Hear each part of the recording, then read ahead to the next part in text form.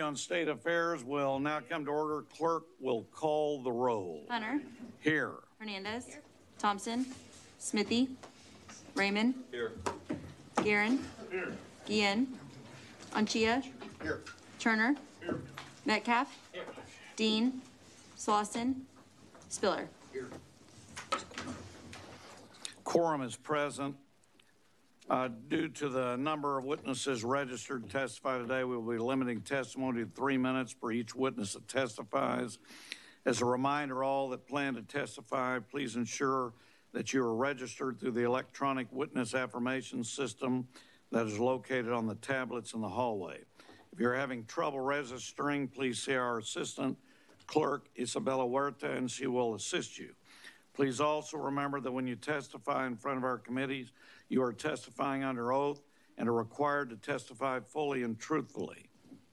And that's the timer. It's red, yellow, and green. And I will control the time. Today's hearing is also being live streamed on the House website, www.house.texas.gov/video-audio. Members of the public wishing to submit comment on today's hearing may do so through the public portal until the hearing is adjourned. Pursuant to House Rule 4, Section 20B, and the standard electronic public comment process established by the Committee on House Administration, all public comments submitted through the portal will be posted on TLIS, TLO, and the House website after the comment period is closed. Directions of how to submit public comments on the portal can be found on today's hearing notice.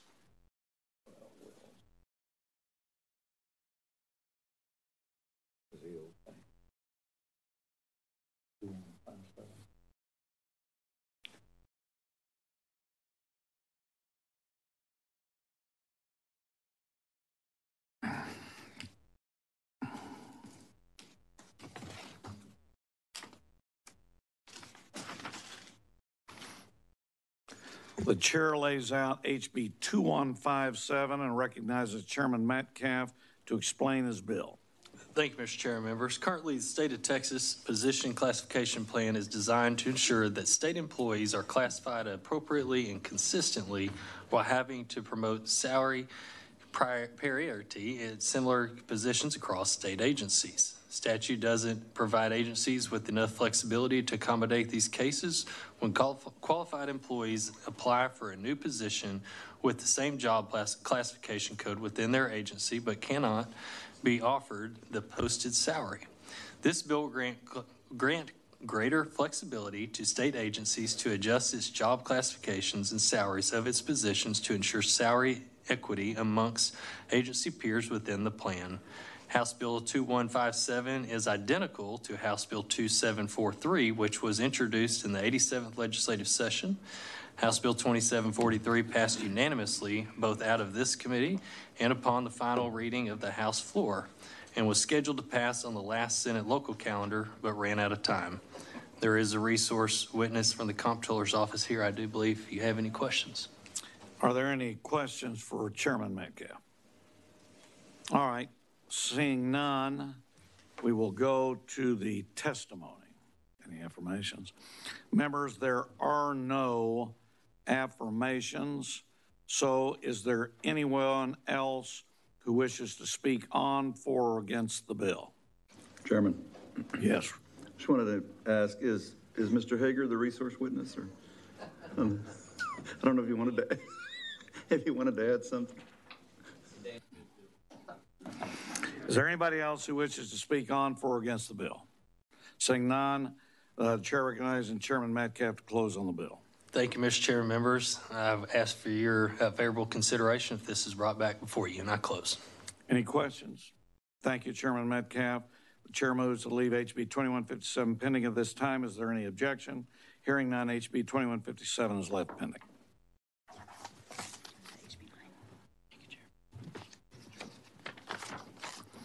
The chair lays out HB 9 and recognizes Chairman Ashby to explain his bill.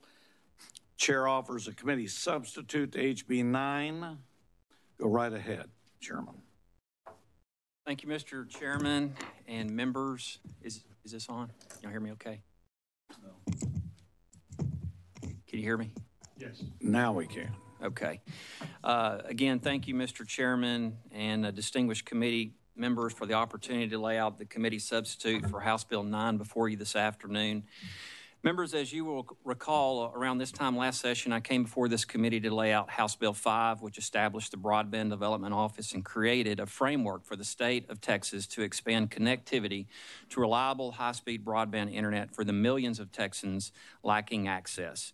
Today, I stand before you seeking to redouble our commitment to closing the digital divide in Texas through a bold and ambitious investment in broadband and telecommunication infrastructure.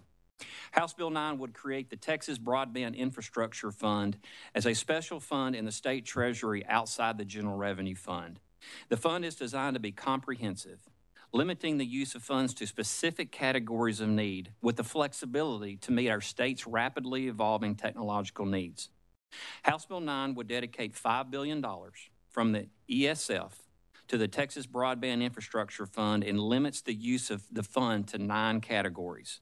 Those being administer grants through the Broadband Development Program, fully fund the Universal Service Fund obligations to eliminate the surcharge, which is currently being passed on to consumers, fund 911 and Next Generation 911 upgrades and services, fully fund the pole replacement program, which we authorized in the 87th legislature, provide matching funds for federal dollars, specifically the BEAD program, which is very important, and the federal government will announce those awards later this year. Support the E-rate program to increase connectivity in our Texas schools, improve public safety and telecommunications, including school safety, create and update, very importantly, update our broadband maps, and provide outreach to communities regarding the expansion, adoption, and affordability of broadband services.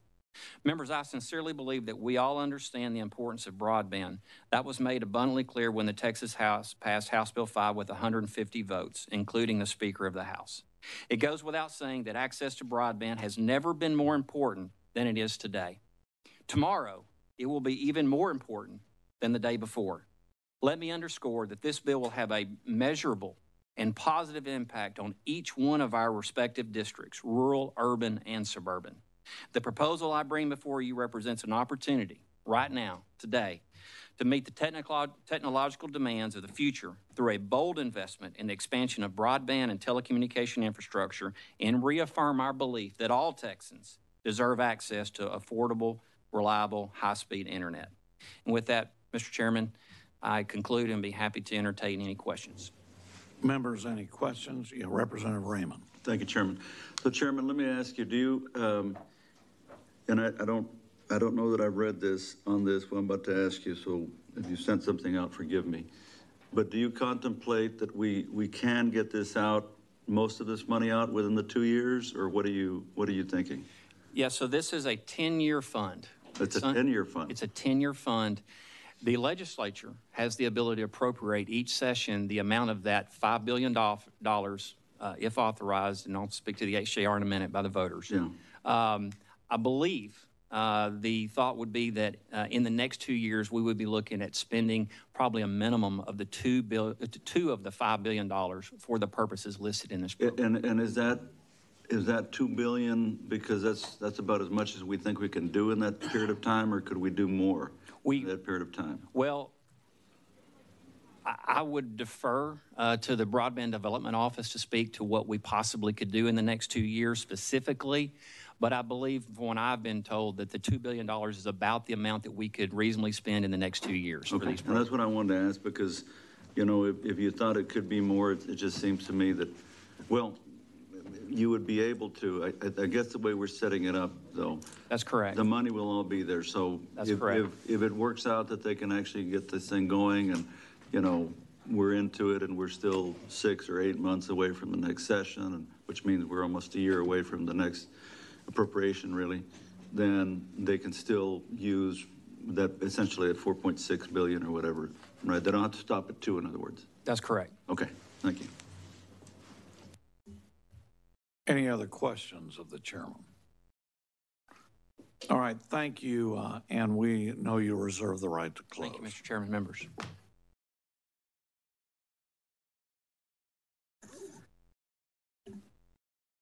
And first witness will be Glenn Hager, our Comptroller of Public Accounts. Come on up, Glenn, our former colleague. Good to see you, Mr. Chairman, members. My name is Glenn Hager, Tax Controller of Public Accounts.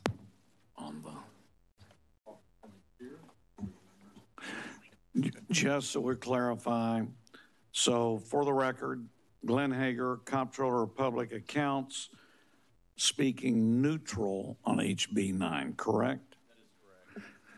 Bring that up a little bit. We may be having a little problem on the mic. We on? There we go. There we go. Yeah, on the bill. Members, I've testified quite a bit on behalf of broadband development since its inception because I believe it's an important mission for us here in Texas, expanding broadband access to all Texans. Ultimately, we have 7 million Texans that lack broadband access at their homes. That is an astonishing number when considering that it represents close to a quarter of our state's population. Reliable internet access is more than streaming entertainment, and during the COVID pandemic, it drove home the point clearer than ever before that access to broadband is about access for Texans to do their jobs, businesses to expand, growth potential, the public, education, higher education, and healthcare through telemedicine, as well as a greater connection to their friends and family. House Bill 9 seeks to do just that by providing additional financial resources to attain access in rural, suburban, and urban areas across our vast state. The Texas Broadband Infrastructure Fund would assist in the administration of the state's broadband development program, fostering community outreach for affordable broadband and telecommunications infrastructure, and promote public safety by assuring states' emergency telecommunications systems are fully funded. This would provide my office with the necessary flexibility to award grant funding for shovel-ready broadband projects. I'm confident that with the passage of House Bill 9, as well as the HJR later, Texas will lead the nation in development, help ensure greater economic opportunities across our vast state, and help Texas take advantage of this once-in-a-generation infusion of federal funds are spent wisely, transparently, and administered quickly enough to meet federal deadlines. Given the ever-increasing demand for access to the internet, both Texas and across the nation, this would distinguish Texas as with a bold and ambitious investment to support a holistic, state-driven approach towards and addressing our state's connectivity needs. Texas will be a leader in the broadband development, in turn, the envy of the nation and much of the world, with a bold approach for developing the highway system for the 21st century. Passage will be a Texas-sized step to close the digital divide in our state. And, of course, I can expect that with the passage, that would relieve Representative Ashby, because I'll no longer be asking for more money all the time. With that, appreciate your consideration and happy to answer any questions. Thank you very much, Comptroller. Members, Hopefully I got through it before the red light. don't worry, I was watching. But we're glad to see he's been Senate and House trained both at the same time. Good to We are glad to have you here, my friend. appreciate it as And- always. And Richard, Representative Raymond first. Just real quick, so I know you've looked at this and been working on it, and so have you guys actually said what, overall, what it would take to get the whole state done? Yeah, I so hope it takes less than 10 years, by the way. Chairman Hunter, the committee has asked for some information. We sent y'all a response back here probably about a few weeks back, because we've still been trying to come up with that number. Yeah. You know, obviously, not to get into all the caveats and different. No, pieces, but you get just my roughly. point. I mean, I don't So expect. the bottom line is there's a lot of numbers out there. My staff, we have vetted over and over. I've sent it back to them, and we think if you kind of triage the whole system, we think probably we can spend close to $1 billion, as the representative said, between $750 and $1.2 billion a year, with a 7 to 10 year outlay of probably being able to try to connect the entire state of Texas. And we think that with that being said, is probably looking at somewhere around $10 billion for sure across the state. Now, again, as time goes forward, labor constraints, Right. supply chain issues, the Right. fact that the entire nation is trying to do this, a lot of unknowns, Right. as you know, Yeah. similar to our revenue estimates of what's going on in the great world that we live in. But the fact is, I think you're looking at every bit of about $10 billion.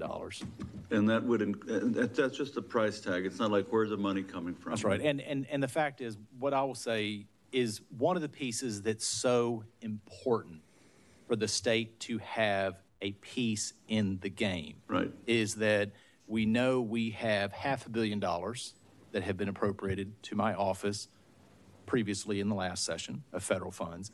And we know that in the infrastructure bill, which is set to be determined later this summer, we will know from the feds that up to possibly maybe $4 billion of the $42 billion, probably a little bit less than that. But as you probably know, there has to be a 25% match for whatever that allotment is. And so therefore, I think the state, and I've advocated over and over, should play a role in that match. But then also the problem is the constraints that we have in the federal program. So having state dollars will give us greater flexibility to be able to meet this attainment in hopefully a decade, whereby is if we're solely dependent on the federal program, while it's great to have that money, Right. and I wish we had every penny of the $42 Right. billion, but the fact is there are more constraints. So state dollars give us a lot more flexibility of what we can do in working with communities and the ISPs across the state to truly get the state connected at a quicker pace. That's why the state money investment is key. And I don't know if y'all have noticed, we got a record cash carryover balance that we've never had before. Broadband's a good investment. Thank you. Yeah. Note for the record, Representative Slauson is here. Representative Turner. Thank you, Mr. Chairman. Controller, good to see you. Likewise. So my question actually is somewhat related to what you were just talking about. You mentioned some constraints in the Right. federal program. Can you speak to kind of what those constraints are and what the flexibility you see we will have? With Yeah, so one of the things, and obviously later on, Representative will have the cleanup legislation, part 2 to the broadband bill, which will help us with our current map, as well as some other issues, which are extremely important. But at least from a funding piece, which I think is your question, being that it's on this bill, and the fact is we have to go by the federal map. That's one. We have certain constraints in the federal legislation according to the interpretations by the feds in the rulemaking process that there is a fiber first policy, a fiber only, but we've had this discussion with them that if you can't do fiber, then you can go to backups. And so the point being is, we try to be neutral on technology. Now, of course, whatever y'all do this session will follow state statute, but as you limit on technology types, as you limit in labor supply, which we have in the world as we know in every sector right now, supply chain issues, all of these different pieces and some of the requirements the feds are making us do, it is extra hurdles that we have to jump through. And it has to be connectivity to the end user. So for example, that middle mile, which is so important to get to a community of a population of X, Y, or Z, from there, then the rest of the private sector could connect out because it's cheaper. But we have to show proof that we are going to that individual.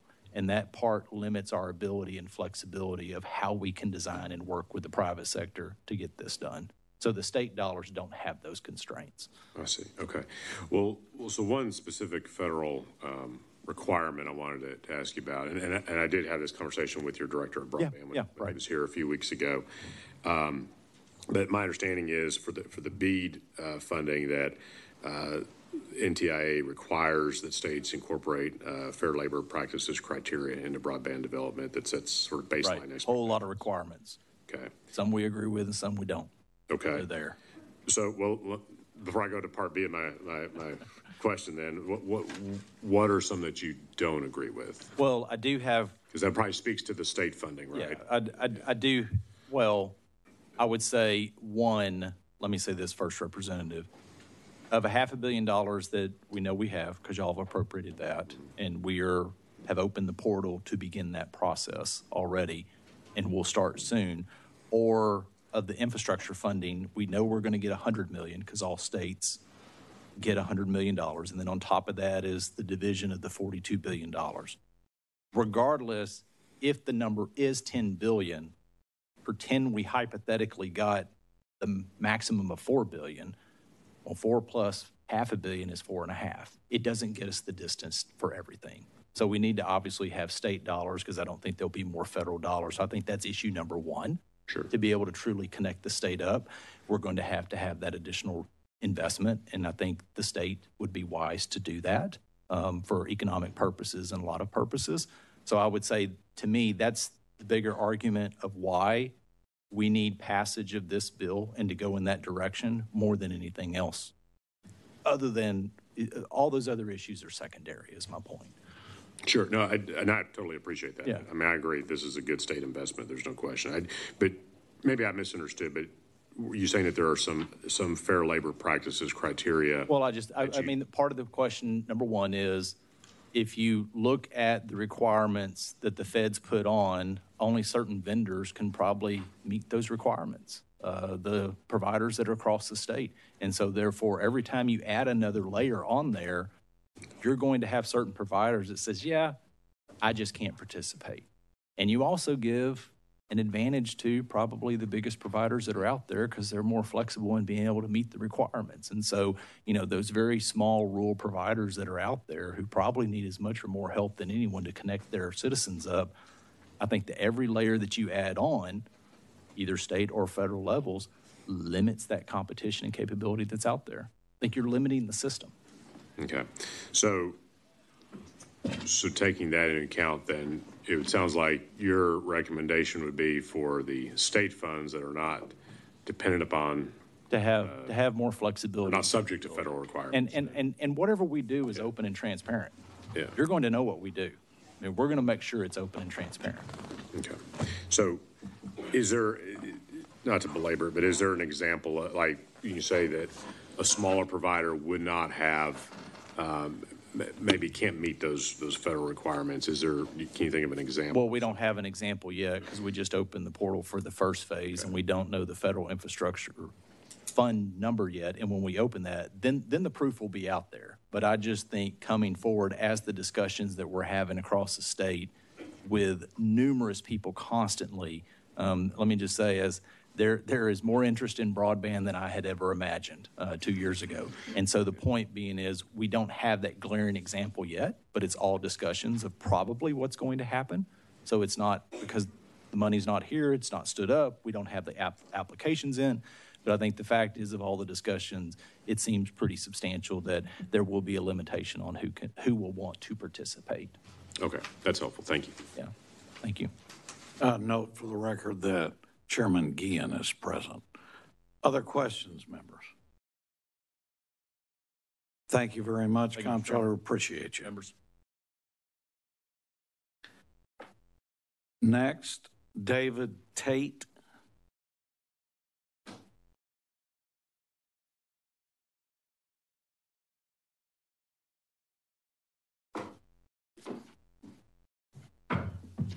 And David, we show David Tate with AT&T for HB9. Is that correct? That's exactly right.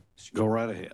Yes, thank you. Good afternoon, Mr. Chairman, members of this committee. My name is David Tate, and I am here on behalf of AT&T in support of House Bill 9. AT&T fully supports this bill for several reasons. First, HB 9 establishes a comprehensive funding mechanism that reduces customer cost and takes a holistic approach in addressing the critical needs of communities throughout Texas. In addition, this bill provides the necessary funding and framework to close the digital divide in Texas. HB 9 demonstrates that this state is committed to ensuring that all Texans have access to broadband that is both robust and reliable. Finally, HB 9 allows targeted funding to support our local schools in obtaining affordable internet services. And that means that schools will no longer have to choose between connectivity and other important structural and safety upgrades. And for these reasons, AT&T fully supports House Bill 9. And we thank Representative Ashby for his leadership and vision in authoring the bill. Mr. Chairman, members, thank you for your time today, and I'm happy to answer questions. Thank you, sir. Members, any questions? Thank you very much. Thank you. Russell Moore.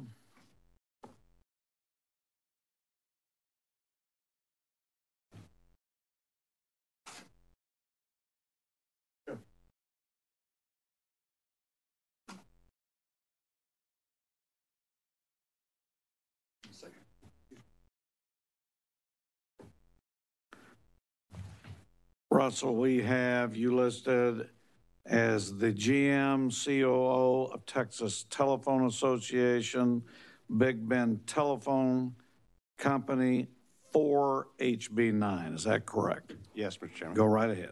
Thank you so much. Good afternoon, Chairman Hunter, distinguished members of the committee. My name is Rusty Moore, and I'm the Chief Operating Officer of Big Bend Telephone Company and a board member of the Texas Telephone Association.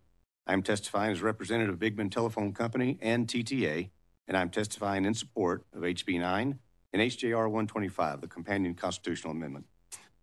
Big Bend Telephone provides voice telephone services and broadband service to one of the... Hold on. Yes, sir. Okay, so you're only here on one bill right now. So you told me you were testifying for HB 9, correct? Correct, Mr. Chairman. My And so to correct, that's the only bill you're talking about. That is correct. Go right ahead. All right. Thank you so much. I'll restate. I am testifying as representative of Big Bend Telephone Company and TTA, and I'm testifying in support of HB 9.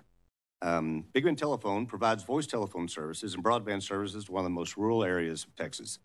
Our service territory is approximately 18,000 square miles, which is larger than 9 U.S. states, and includes 485 miles of the U.S.-Mexico border. TTA, with a diverse membership ranging from publicly traded corporations to small businesses and cooperatives, have been serving the communications industry by driving economic development and innovation since 1905. TTA member companies are connecting rural Texas by providing voice and data service to over 3.5 million Texans. HB 9 takes bold steps in ensuring all Texans have access to reliable and affordable connectivity. It provides the funding necessary to address our state's broadband expansion while also replacing some telephone bill surcharges with state revenue. This will lower wireline and mobile phone bills for all Texans. While broadband funding is important to our company, I'd like to explain the other benefits of Chairman Ashby's funding approach to rural Texas. The Texas Universal Service Fund, in which my company and more than 60 other small and rural telecommunications providers participate, requires mandatory phone service for customers in our service territories. That mandatory service comes with reliable and location-based 911 service in some of the most remote areas of our state. The customers in USF territories are also guaranteed phone service rates that are comparable with rates in urban areas, even though the actual cost of serving those customers is on average 4 times higher than in urban areas. USF funds are used to offset the maintenance and operations of high-cost service areas and to give customers a federally mandated rate that is capped at around $28 per month. Under current law, the Universal Service Program is funded by a surcharge on in-state voice calls. Due to funding shortfalls and a lawsuit over the necessity of USF, that rate has fluctuated from 3.3% to 24% and will drop again to 12% later this year. Representative Ashby's bill will eliminate that surcharge, and Texas ratepayers in all areas will benefit. A stabilized source of funds for USF will give certainty to rural providers and their customers and will allow the build-out of facilities to continue without the fear of interrupted funding as we have seen the last 3 to 5 years. Thank you all for your time. In closing, I'm happy to answer any questions you may have. Questions, members? Thank you very much. Thank you, Mr. Chairman. Walt Baum.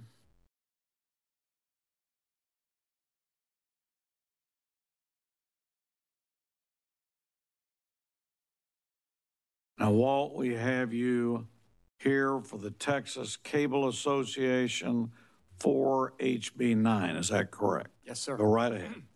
Thank you, Mr. Chairman, members. My name is Walt Baum, and I'm president of the Texas Cable Association, and we are here today testifying for HB 9. Our 5 cable company members, we currently serve over 4.5 million broadband subscribers, have over 18,500 employees in the state. We currently serve over 1,000 communities, and we are hoping to soon be serving much more because of these additional bills like passed last session in this bill. We were proud supporters of HB 5 from last session that created the Broadband Development Office. We thank this committee and all the legislators who worked to make broadband a priority. While Texans will be receiving federal money through the BEAD program, this bill would maximize this once-in-a-generation infusion of federal funds for universal broadband access and affordability. HB 9 will save Texans money on their phone bills by suspending the imposition of 911 and Universal Service Fund fees and taxes that are currently on bills, and by funding these programs through the TBIF. In addition to funding the Universal Service Fund, Next Gen 911, broadband, schools, and public safety, HB 9 also funds the broadband pole replacement fund. This is also a key part of ensuring broadband deployment. This bill passed through this committee last session and passed the House and the Senate. That bill has already had rules written at the comptroller's office. And again, only poles are eligible to be replaced under this fund are those that are needed to bring broadband to unserved areas. So we appreciate and support the work that's gone into this bill, and we strongly support HB 9 and look forward to working with Chairman Ashby and others on its passage. Thank you. Any questions, members? Yes, Mr. Chairman. Yeah, Representative Anchia. Thank you, Mr. Chairman. Hi, Walt. Welcome. Thanks for your testimony today. I'm really excited about this bill as well. We're going to be able to deploy a broad swath of next-gen technology throughout the state in areas that are underserved. I know we do have a program that currently subsidizes last-gen technology, mainly via landlines in many of these areas. Does our ability to suddenly deploy broadband allow us to leapfrog an entire technology for areas that are underserved and bring them sort of into the, from the 1950s landline environment to voice over IP or other opportunities? And how would you advise the legislature in balancing those things? Because we have this fund that's putting in landlines in areas that will soon be covered by broadband. Right. I mean, we definitely support the way this bill just goes ahead and pays for the universal service, but we also support that this bill will get broadband, out to all areas. And do think it's a good discussion to have, is that once an area has broadband, what type of universal service fund support is still needed. There may be still some areas that do need for the 911 and for sure, and some things. This bill does not do anything to make any of those decisions. Of course. But it does fully fund USF as well as get broadband out. And over time, that's going to be a policy decision that the legislature is going to have to take about what it wants to do with the potential, not wind down, but maybe reduction of USF in light of increased broadband expenditure and access for other areas. Do you know if any stakeholder meetings are happening to offer the industry's take on what a wind down or reduction might look like? We have been meeting, as different segments of the industry on the different USF bills, and I mean so there are discussions like that going on. Okay, thanks. Yep. Other questions, members? Thank you very much. Thank you. Scott Calderwood.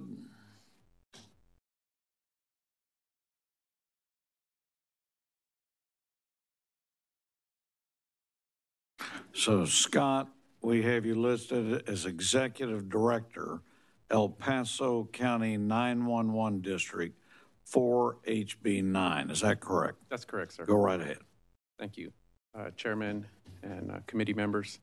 My name is Scott Calderwood. I'm the Executive Director of the El Paso County 911 District, and I am testifying in support of House Bill 9.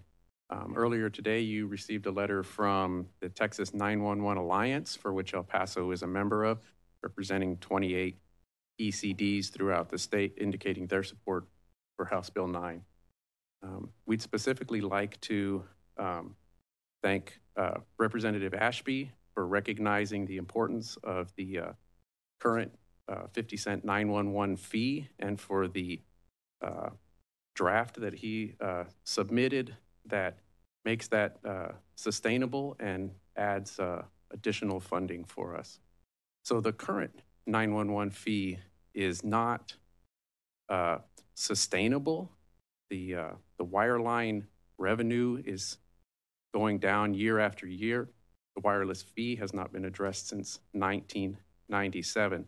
And the cost to provide 911 service to Texans has increased, not just in capital, but in operations. So House Bill 9 would go a very long way toward delivering the additional needed funds to ensure that the next generation of 911 services are deployed throughout Texas, and also help continue to make sure that 911 services that people have come to expect are sustainable. So we are fully supportive of House Bill 9. Thank you. Be happy to answer any questions. Note for the record that Representative Smithy is present. Members, any questions? Thank you, sir. Julia Harvey. And Julia, we have you listed as for the Texas Electric Cooperatives for HB 9, correct? Correct. Go right ahead. Great, thank you. Good afternoon, Mr. Chairman, members. I'm Julia Harvey on behalf of Texas Electric Cooperatives. We represent not-for-profit electric providers that serve almost 5 million Texans in 245 counties of the state. I'm testifying in support of House Bill 9. Thank you, Chairman Ashby, for this bill. It's an investment in connectivity that will provide enormous benefits to citizens in areas that have limited access to broadband. As electric cooperatives, we're very familiar with the need to provide services in remote and low-density areas and the challenges of investing in infrastructure in those areas, whether it's for electricity or broadband. And so this commitment by the state would directly address that challenge. It'll improve the economic and healthcare and educational prospects of Texans by facilitating access to those opportunities. Now, with this amount of state funding, we believe the criteria for allocation of the funding becomes even more important. And I'll have some comments on that a little bit later. But with that, thank you, and I'm happy to answer questions. Questions, members? And note for the record, Chairman Thompson is present. Thank you very much. Thank you. Trey Mendez.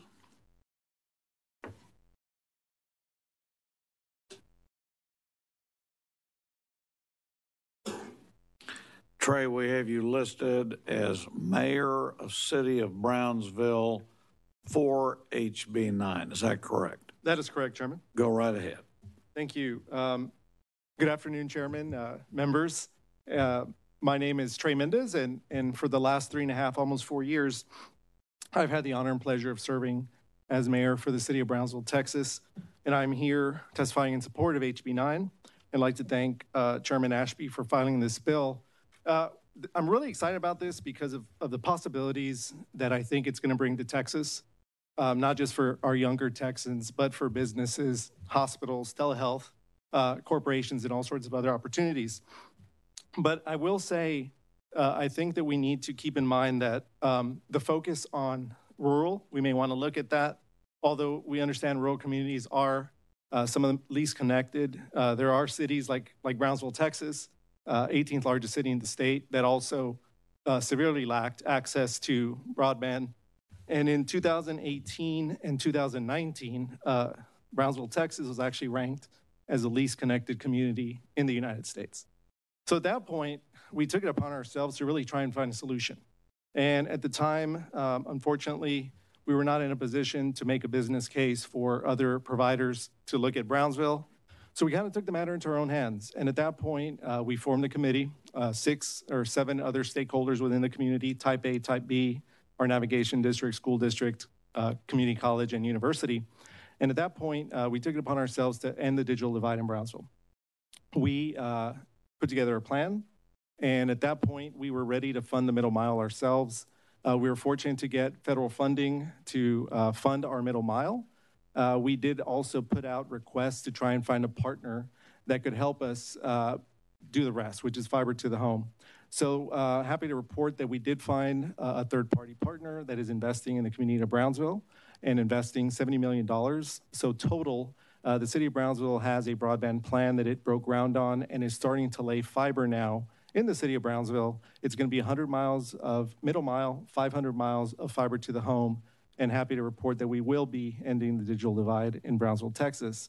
But we had to get creative. And I know that incumbents are in the best position probably to work quickly and lay a lot of the infrastructure. I'm fully in support of that. I think that's a great idea. They're set up for it.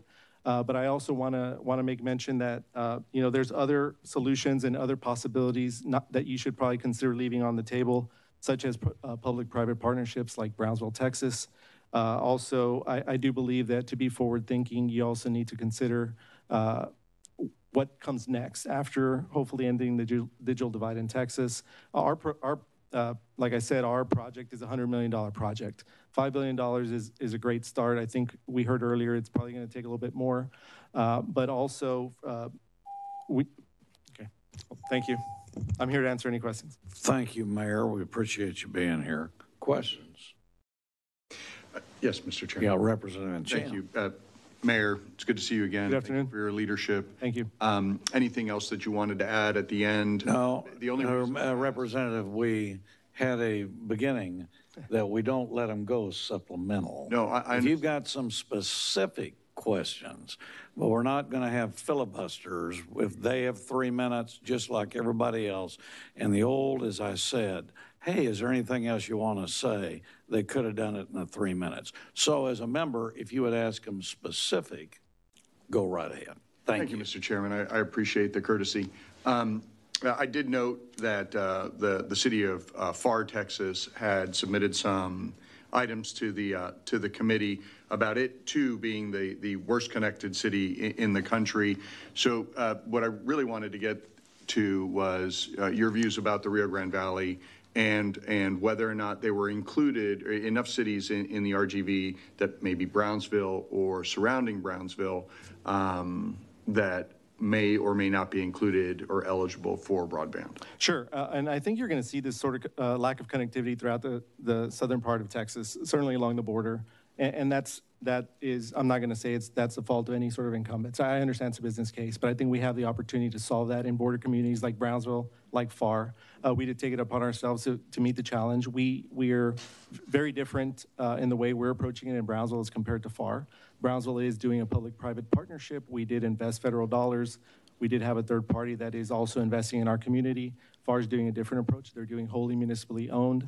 I think that, in my opinion, I think it should be something that should be considered last resort because I think it does raise some issues as far as how procurement and other things. However, I understand their position. I understand why they did it, and I support them ending the digital divide in their community. But there's all sorts of solutions. Like I stated, Brownsville's doing it one way, FAR is doing it another. I think we'll see other solutions across the state. But for communities like Brownsville, poor communities in Texas, including rural, will need to have state funding and some sort of broadband plan in place. Maps become really important. I think a 25.3 is low when you're looking at connectivity standards, but I think the federal government may be looking at that. But yeah, there's all sorts of solutions and all sorts of stories along the border. And this is something that will continue to provide solutions for communities like Brownsville and FAR that were some of the least connected in Texas. Thank you, Mr. Mayor, and thank you, Mr. Chairman, for that opportunity. Thank you both. Thank you. Other questions, members? Thank you, sir. Thank you, Chairman. Thank you. Joseph McGrath.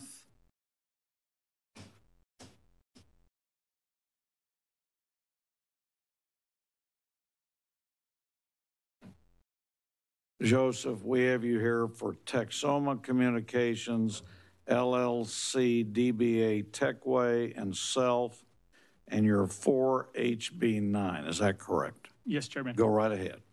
Thank you, Mr. Chairman and members. My name is JJ McGrath, and I am providing support for HB9. I own and operate TechWave, an internet service provider based in Grayson County in North Texas for over 10 years now. We provide internet service via fixed wireless with transitioning to fiber. I am also the state of Texas representative for the Wireless Internet Service Provider Association, as well as being its chairman of government affairs. I have 3 data points that I would like to quickly address on broadband. One, I recommend that the state takes a technology neutral position. There is a right tool for the right job. We deploy both fixed wireless and fiber, but sometimes the economics indoor environment dictates what tool to use. If policy tries to dictate what tool to use, the cost could spiral out of control and waste taxpayer money. There are places where fiber is the best tool and where fixed wireless is the best tool. You don't need a sledgehammer to kill that ant. Number two, please don't handcuff the small provider hands. Small businesses will be the ones delivering internet into the very rural areas of Texas. But if you put a lot of restrictions in and around the policy, the funds, the processes, et cetera, then small providers may not be able to participate. Samples of these types of restrictions could be letters of credit when a performance bond is adequate, matching funds aren't required but highly recommended, and high labor and or environmental requirements. Number three, access to capital. Small providers don't have access to capital nor the impressive balance sheets of the larger providers, but we all need the help we can get at favorable terms. A fixed wireless project is easier to finance, but a fiber project is orders of magnitude more expensive. Given a choice, most providers want to deploy fiber, but it's just not financially feasible. If the state makes it an easier process to access capital via a loan or a grant, then more providers will participate. With the way the capital and private markets are acting right now, money is drying up, thus making it more difficult to expand our networks. I thank you for your time and appreciate the hard work this committee does, as well as Representative Ashby, Comptroller Hager, and BDO Director Greg Conte for making broadband better in our great state. Happy to answer questions the committee may have. Any questions, members? Thank you, sir. Thank you, sir. Monica Andre.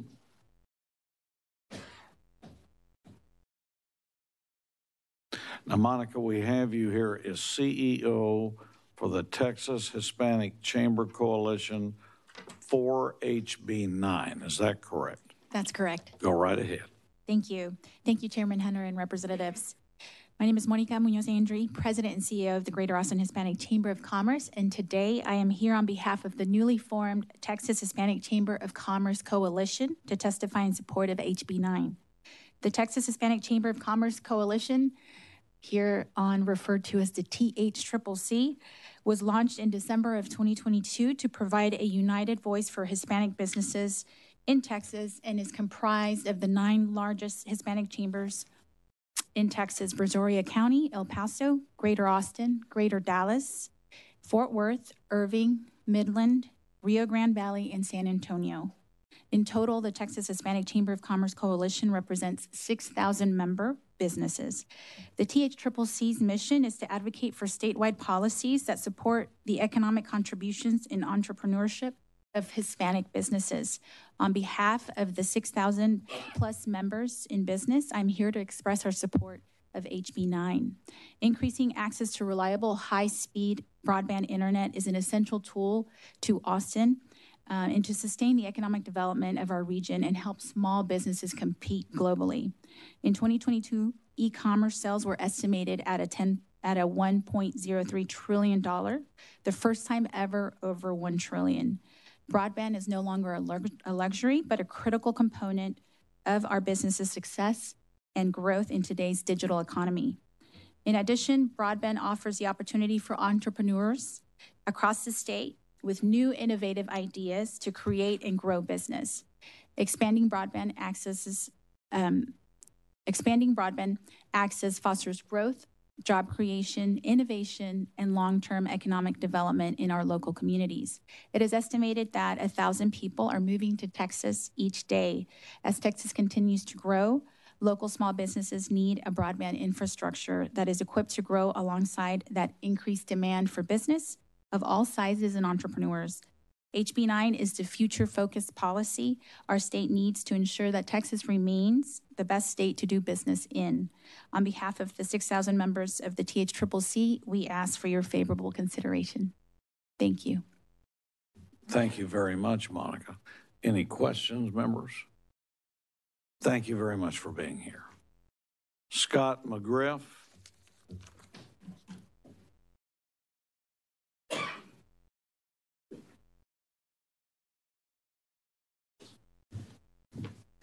Scott, we have you as CEO for Community Internet Providers, LLC, for HB 9. Is that correct? Yes, sir, Chairman. Go right ahead. Thank you. Good afternoon, Chairman Hunter and distinguished members. My name is Scott McGriff. I'm one of the owners of Community Internet Providers. We currently serve 20 counties in the Northeast Texas area. We utilize fiber optic as well as fixed wireless technology in helping Texans live a better life in the digital age. I'm representing the community internet provider's 60-plus employees, and I'm excited to support House Bill 9. I also want to thank Representative Ashby for filing this bill, and also thank Controller Hager for his comments in understanding small business and smaller internet providers. The owners and employees of community internet provider live, work, and worship in the towns that we serve. In our communities, we earn their business every day. Born out of necessity, Community Internet Providers was founded in 2012 with one thing in mind: to fulfill the internet needs the way we want to be treated. Community Internet Providers' mindset is to provide serviceability to those unserved, underserved, or just unhappy with their current service. Our highest priority is to deliver consistent, reliable customer service from the install process to delivering truly unlimited, dependable, high-speed internet in the businesses and the homes that we serve. Thank you for the opportunity to speak this afternoon. If you have any questions. Any questions, members? Thank you. Thank you. And just so everybody's listening, overflow room now available in JHR 120. Overflow room now available in JHR 120. Mitra Avini.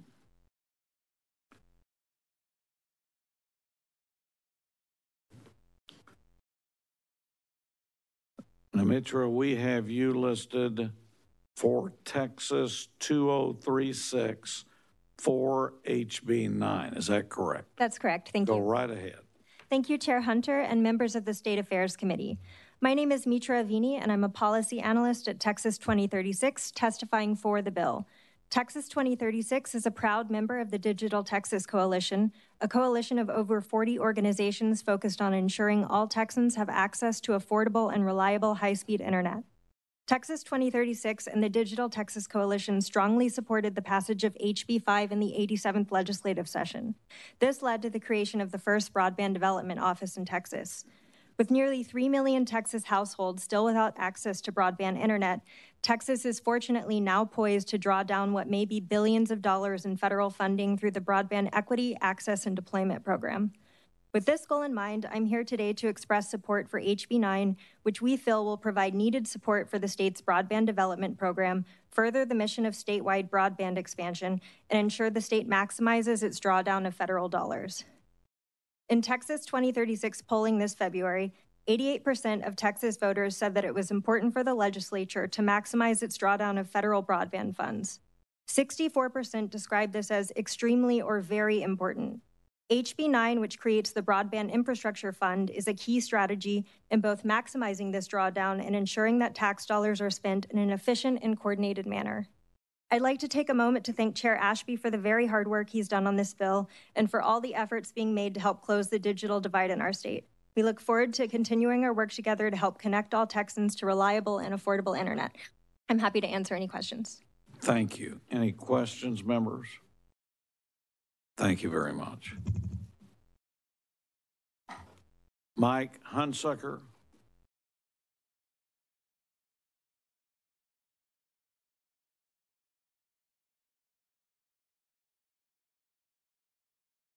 Now, Mike, we have you listed with Windstream testifying for HB 9. Is that correct? That's correct. Go right ahead. Members of the committee, Mr. Chairman, my name is Mike Hunsucker. I work with Windstream. We're testifying in support of the bill. I wanted to share a little bit about Windstream's operations in Texas. We cover over 37,000 square miles of the area of Texas in our service territory. That's between 13 and 14% of the state's geography. We operate in 238 communities, primarily in rural areas of the state, and our average household density per square mile is 13.2. We're extremely rural, and that's just part of our business operations to make sure we're providing quality service to these customers. We applaud Representative Ashby's leadership on this bill. I think as we all know, coming through the pandemic, that broadband is no longer a luxury, it's a necessity. When we talk about telehealth, educating our children, and other aspects of what broadband means to these rural areas. This bill provides opportunities for broadband expansion, which we support, and it also provides a new funding mechanism to fund the Texas Universal Service Fund that is critical to rural Texans. The adoption of the new funding mechanism is a meaningful path forward, and while there may be other options out there, it'll be contemplated this session. We believe this is a meaningful way and an appropriate way to go forward. The only, I hate to say item that I would bring up for discussion is the pole replacement program that's included in the bill. As we move forward and we make applications for any of the BEAD monies or any of the other projects that are going to be administered by the BDO, it may not be necessary to have a standalone pole replacement program. If you're having to replace poles as part of your applications, then you simply include that as a cost in your application, and it should be funded through the normal application. I think the bill contemplates $75 million probably going into this fund, and it is possible that that money could be shifted to additional applications in the process. So we look forward to working with Representative Ashby on this item, and with that, I'd be happy to answer any questions. Questions, members? Thank you, sir. Thank you. Harrison Heiner.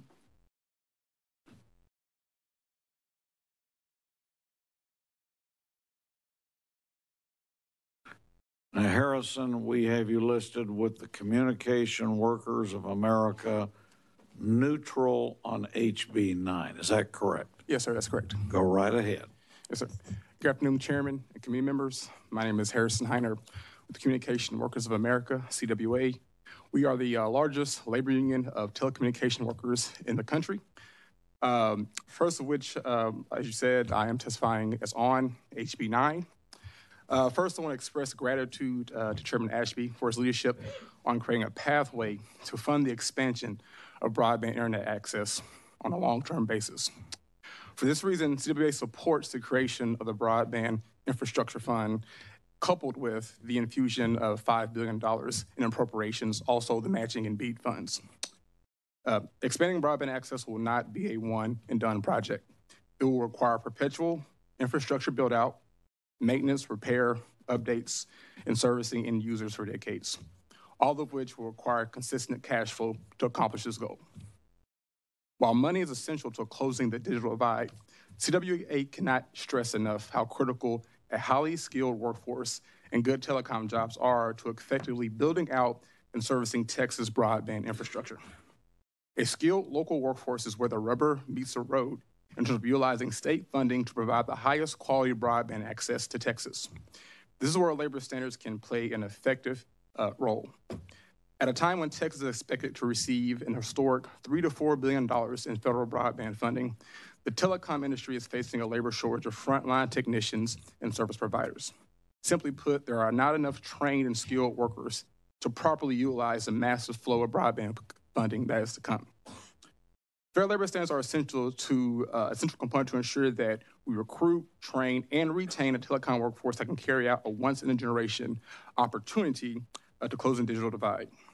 The federal BEAD program, NOFO, they lay out optional labor standards that states can incorporate to remedy labor shortage and create good jobs in our local communities.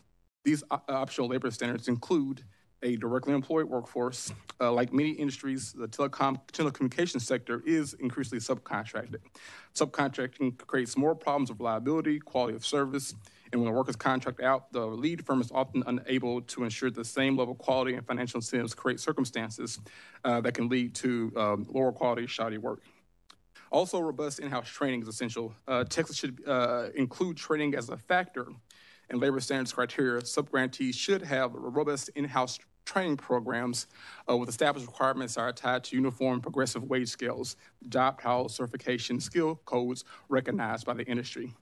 and also proper quality and wage standards. The bipartisan infrastructure law makes clear that the intent of that legislation was to create high-quality jobs with family-sustaining wages and benefits. We cannot expect to fix the workforce shortage issue and retain a quality workforce unless we prioritize quality, good jobs. Thank you. Thank you very much, sir. Any questions, man? Yeah, Representative Turner. Yes, sir. Thank you, Mr. Chairman. Thank you, Mr. Heiner. So I just want to make sure I understand your testimony first. You support the creation of the fund, but you're testifying on as opposed to for the bill because you have some concerns about the labor standards that may or may not be ultimately part of the program. Yes, sir, that's correct. Is that a fair encapsulation? Yes, sir, yes, sir. And just to elaborate, we see it as twofold. On one end, of course, funding is essential, but the labor standards is where we see it is the effective application of that funding to ensure that we have a skilled workforce to basically provide quality broadband for decades to come. Okay, and is your main concern that without adequate standards in place, that broadband providers will subcontract work out, basically have contract workers do the installation of the system as opposed to permanent full-time employees? Is that what it boils down to? Yes, sir, correct. Okay, and then and the difference being obviously benefits, full-time employees receive certain health benefits, retirement benefits, presumably that type of thing. But you mentioned training also. Can you expand on why would a full-time employee be a better trained installer, say, than a contracted? Yes, sir. Well, part of which is accountability. Oftentimes directly employed workforce, the company invests more in training because number one, the reputation of the company is on the line when that a worker goes out to a community to install fiber. Possible hazards are at place where they'd be damaging property, hitting a gas line, hitting an electrical cord, what have you. So companies tend to invest more in training for their credibility and quality of work. Of course, when they do outsource, oftentimes it's usually to cut costs. And the subcontractor doesn't invest in workforce training to a level that a directly employed employer would do, if that makes sense. So for that reason, even when we understand there may be some instances where work has to be subcontracted out, but the position with that is to raise the training threshold that if the work has to be subcontracted out, the training standards of the directly employed workforce can incentivize subcontractors to match that. So we have some type of equity across training and skills of directly employed and subcontracted workers. Okay. And so you mentioned the optional standards, labor standards that NTIA has recommended for the BEAD program. Are you advocating that the state adopt those standards for the state funding, or are you advocating that the state adopt those for the federal funding, or both? Both. Both, okay.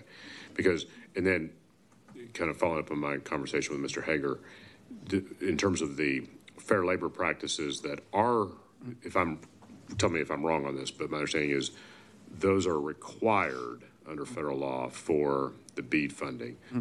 They are not required for any state level funding. Is that right? Yeah, yes, that's correct. They're required for the BEAD, but not for state. Okay. And I presume you would support those standards also being applied to state funding as well as the optional standards? Yes, sir, for continuity across funds and for the quality of broadband build out. What would be the practical impact if we had a separate set of standards for federally funded infrastructure versus state funded infrastructure? Well, I guess one of which, to bring it back to the original purpose of the optional labor standards is to build the workforce, number one. Number two, have the quality of work. So let's say, for example, that the initial deployment of state broadband funds were BEAD funding. And to say, hypothetically, the state did choose to incorporate these optional labor standards. You would have, funds not only expanding broadband and building out infrastructure, but also investing in local workforces and incentivizing companies to provide higher quality training for quality work and services. So let's say once that BEAD funding is basically expended and spent, then the state has to switch over to its state funds. And the same level of labor centers are not applied to the state funds as they were to the federal funds. So over time, we'll see possibly erosion of quality of work, but also erosion of the workforce where we're losing, once again, telecom workers because of not having quality wages and benefits, erosion in skills because not having those standards in place, so companies are not investing in training as they should. So potentially we could see an erosion in the quality of broadband build out and the workforce if the state transitions from federal funds with good labor standards to state funds that don't have labor standards. Okay, and so is CWA, is your position that you'd like to see language requiring those standards in the legislation? Yes, sir, that's correct. Okay, all right, thank you. Oh, and also just add any subsequent legislation. I know there's other broadband legislation that will be heard today as well. Sure, okay, understood, thank you. Other questions? Thank you, sir. John Hawkins.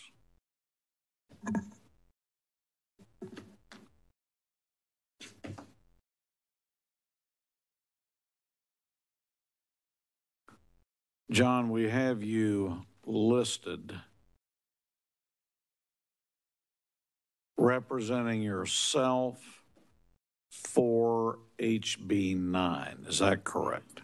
Mr. Chairman, that's correct. I am... Go right ahead.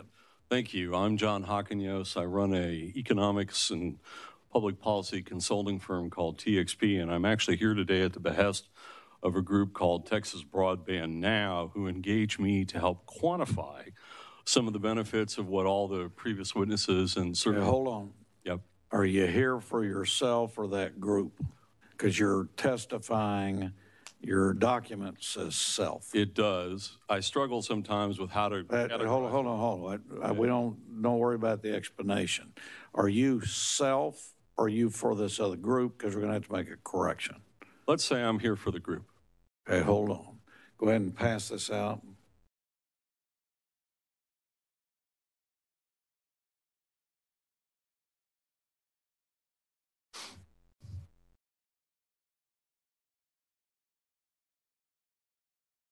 Texas Broadband Now.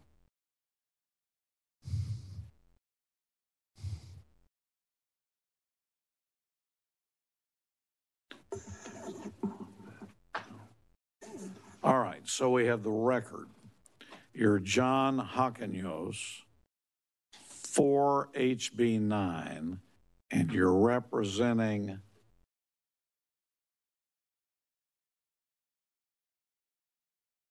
Texas Broadband. Hold on. Texas Broadband Now, correct? Correct. Okay, and you give us permission to correct the record? Certainly. Go right ahead. All right. So again, John Hawkins, economist in Texas, working on public policy and economic development issues, engaged by Texas Broadband Now to help quantify some of the benefits associated for us with HB 9 and the wide-scale implementation of broadband, particularly in rural areas. So I'll hit the high points. One of the things we did was to focus the analysis on the approximately 2/3 of Texas counties, 163, who have a population of below 50,000 people who are not part of a metropolitan statistical area. That's one. Two, we looked at 8 different measures of economic and community well-being, including things like average income, median income, job growth, self-reported measures of health and wellness, different educational attainment levels, and ran correlations between those variables and the penetration of broadband. And what we found across the board was a statistically significant relationship at the highest possible level between more broadband and better outcomes. We then took a look at different household income levels by way of illustrating what might happen if we were able to implement the provisions of HB 9 and achieve universal broadband and looked at income levels based on standard deviations on how much broadband is in the county. So if you're below one standard deviation below the average, you have a certain household income level, average is about $59,000. If you're within one standard deviation, it averages about $69,000 among all these counties. If you're above one standard deviation, it's about $79,000. If you're in a metropolitan area, it's $92,000. It's an extraordinarily clear distinction. And we said, what happens if all the counties move up one level? Well, the translation is a significant increase in economic activity. It would be close to $9 billion in additional economic activity in the state of Texas. It would probably lead to on the order of 75,000 more permanent jobs. And last but not least, probably north of $500 million in additional general revenue to the Texas General Revenue Fund here for the state of Texas. So this puts, I think, some quantification on what everybody has been talking about. And I'll close with this simple idea. It's abundantly clear that broadband is now part of basic infrastructure across the state. We used to talk about water, we used to talk about electricity, we would talk about wastewater, we would talk about transportation. Broadband is now a fundamental component of that, and we absolutely can't function without it. And there is not one element of the modern economy that functions well without broadband. And so as we look at things like the digital divide, as we look at prosperity in the state, across the state, and I want to quickly also say that speaking to what the mayor of Brownsville said, it would also apply. Stop. Thank you very much, sir. Yes. Any questions, members? Thank you. Thank you. Megan Morrow.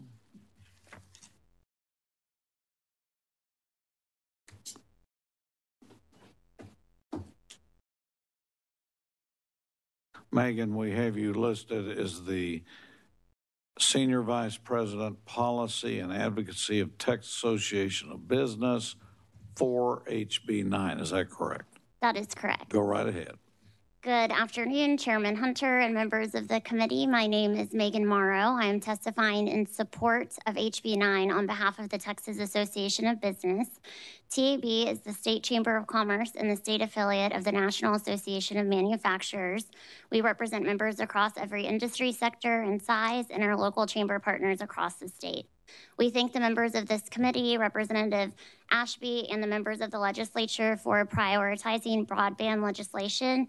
With Texas now home to more than 30 million people and leading the nation in population and job growth, broadband remains a priority work in progress, even with significant influx of federal funds.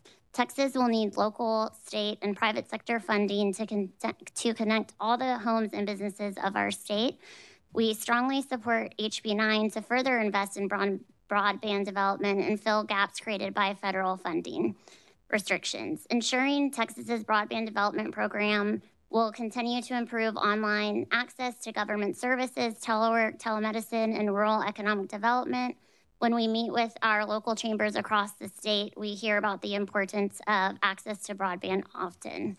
We thank the Comptroller's Office for their phenomenal job on standing up the Broadband Development Office, and we support this legislation to continue to make sure Texas has accessible and affordable broadband access. Thank you for allowing the Texas Association of Business to comment today, and happy to answer any questions. Any questions, members? Thank you. Thank you. Daniel Gibson.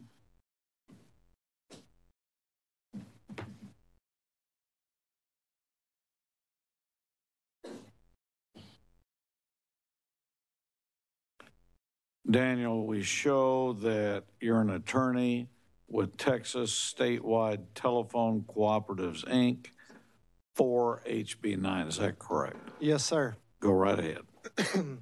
Thank you, Mr. Chairman, members. I'm Daniel Gibson. I'm here today on behalf of TSTCI, a association that represents a lot of the small rural providers in Texas.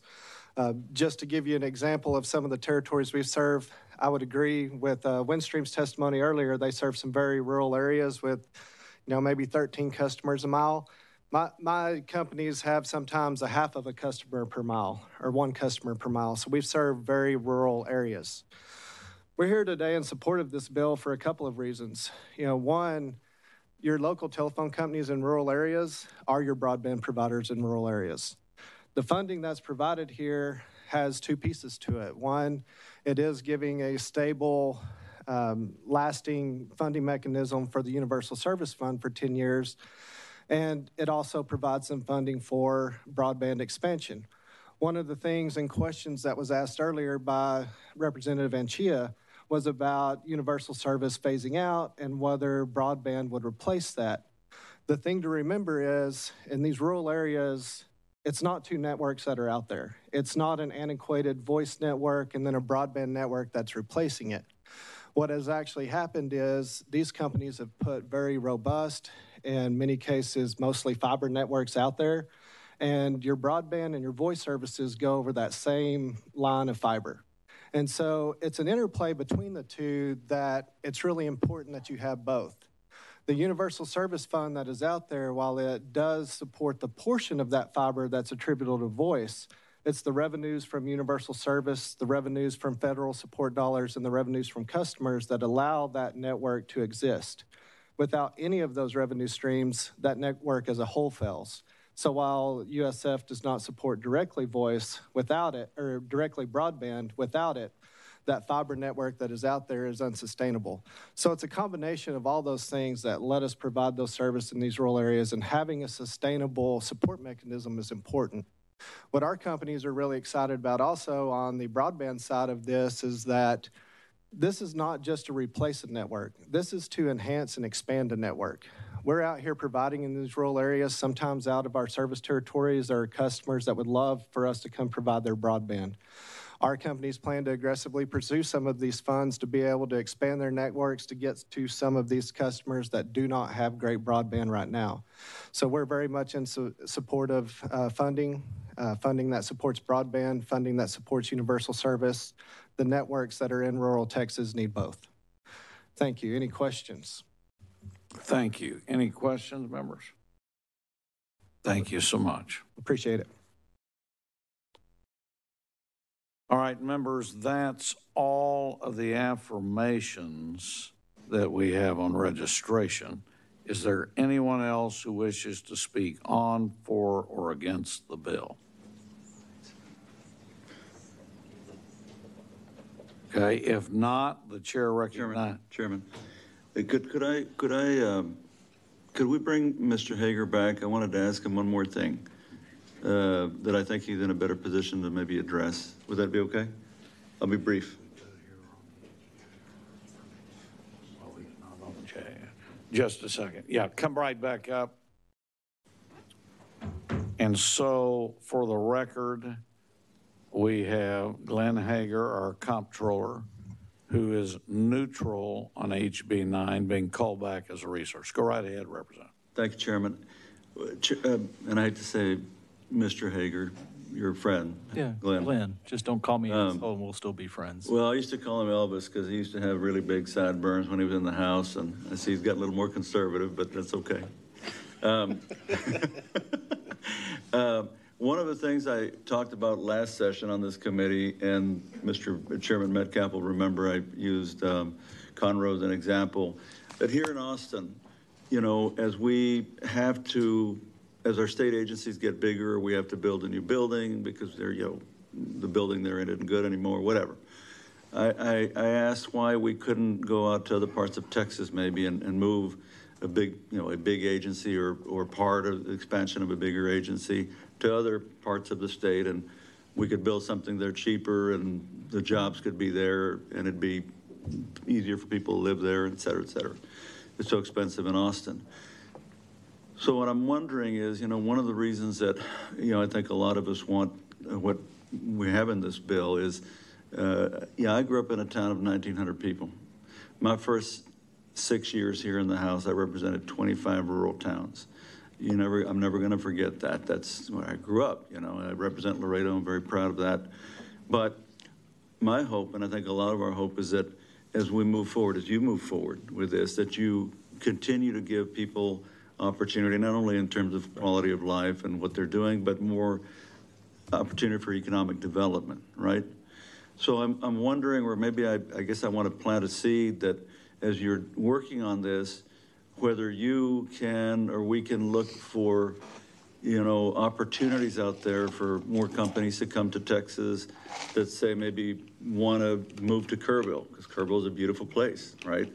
Or outside of Kerrville, or wherever, right? Some place that could bring in could stand a company that's 200, 500 people, employees, or 1,000, or what have you, but where you'd come into play in terms of getting what they needed, you know, for their business. So, and again, it's going to help those more rural parts of the state, I hope. So is that something that you've thought about, or? It has, again, Glenn Hager, Texas Controller, you know, the fact is, as we traveled the state a year ago, Greg and I and the rest of the staff traveled the state on a 12-region tour, listening as we were preparing to start standing up this department within the agency. The fact is, we heard over and over and over across the entire state that people don't have that reliable connectivity. And as we all know, that COVID hit us front and center with it more than ever before, because it impacts all these different facets of our life. And one of the points that I drove home over and over is that, one, this is not just about rural Texas. It's also about suburban, urban areas, because there's lack of coverage all over the state in different areas, but it's vastly larger in rural Texas.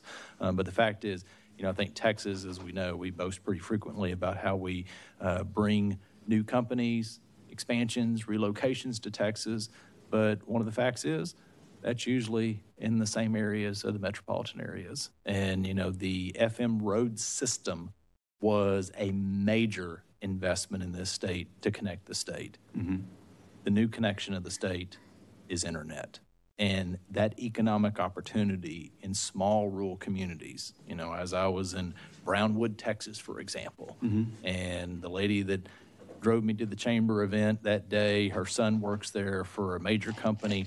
And let me just say, his salary in Brownwood goes a lot further than it does here in Austin, Houston, the Metroplex, or any other community. And so my point being is this: that next major economic opportunity of spreading those chances across the state is going to come with broadband.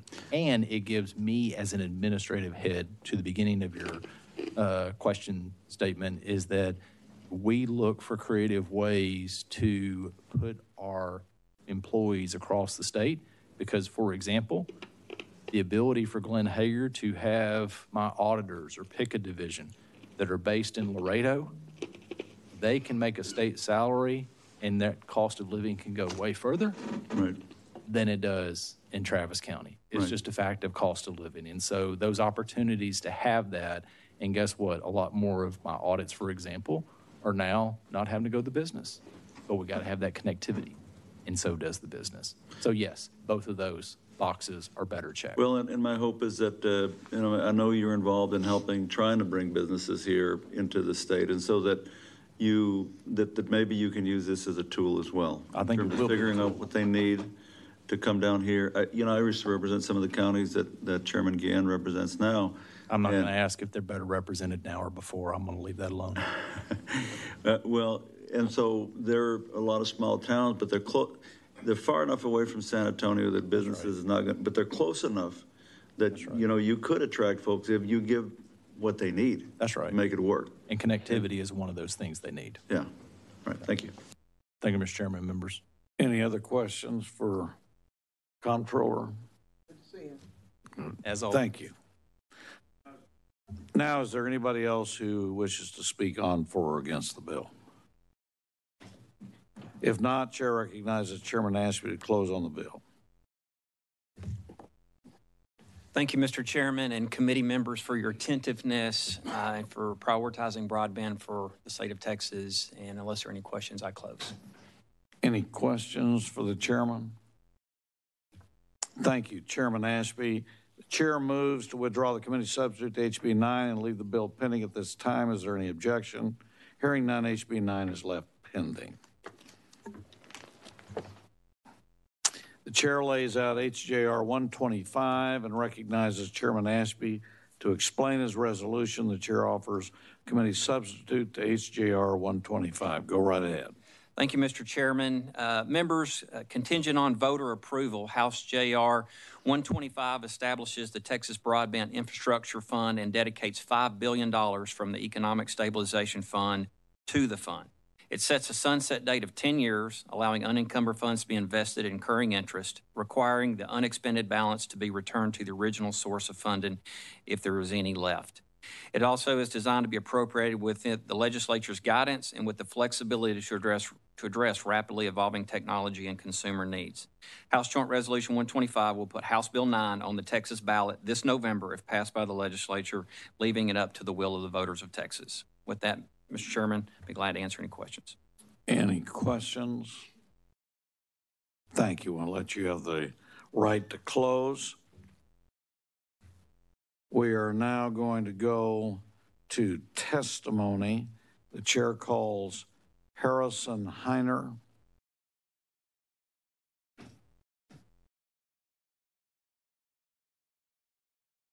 And Harrison, again, we have you listed with the Communication Workers of America, neutral on HJR 125. Is that correct? Yes, sir, that's correct. Go right ahead. Yes, sir. Good afternoon again, Chairman and committee members. Just to re-summarize my previous testimony on HB 9, I think the same principle applies here for HJR 125. Once again, CWA fully supports funding and creation of the Broadband Infrastructure Fund, coincided with the infusion of $5 billion in state fund. But just as I said previously, it's imperative that we have labor standards, particularly those recommended by the federal BEAD program, to ensure that we invest in our workforce, address labor shortages, and provide the highest quality broadband for decades to come. Thank you. Any questions for Harrison? Thank you, sir. Now, members, we don't have any other witness affirmations. Is there anyone else who wishes to speak on, for, or against the resolution? If not, the chair recognizes Chairman Ashby to close on his resolution. Thank you, Mr. Chairman. Members, I close. Any questions? Thank you, Chairman Ashby. The chair moves to withdraw the committee substitute to HJR 125 and leave the resolution pending at this time. Is there any objection? Hearing none, HJR 125 is left pending.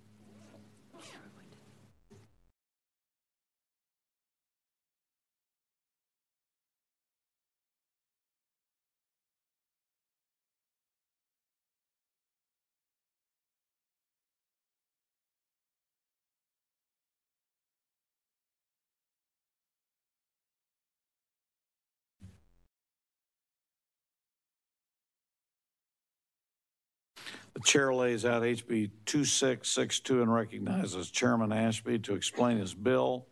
Chair offers a committee substitute to HB 2662. Go right ahead. Thank you, Mr. Chairman and committee members, for the opportunity to lay out the committee substitute for House Bill 2662, our last broadband bill of the day. Since passage of House Bill 5, as has been discussed today, the United States Congress has made historic investments in broadband funding available to the 50 states.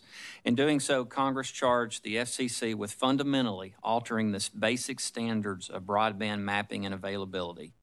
This bill seeks to better align existing state statutes with updated federal guidelines to reflect this evolved landscape and to ensure Texas is in the best position possible to receive federal funding for broadband. More specifically, this bill updates the definition of broadband access to include latency and formalizes 100/20 megabytes per second speed threshold as quote-unquote served. Revises the metrics to be used for the state's broadband map to allow for location-based broadband data, alleviates conflicts in state statute with federal guidelines for the deployment of federal funds, clarifies that only existing federal commitments will disqualify an area from funding, revises the scoring metrics to prioritize applicants who submit their data to the BDO, and revises the meeting schedule for the Board of Advisors.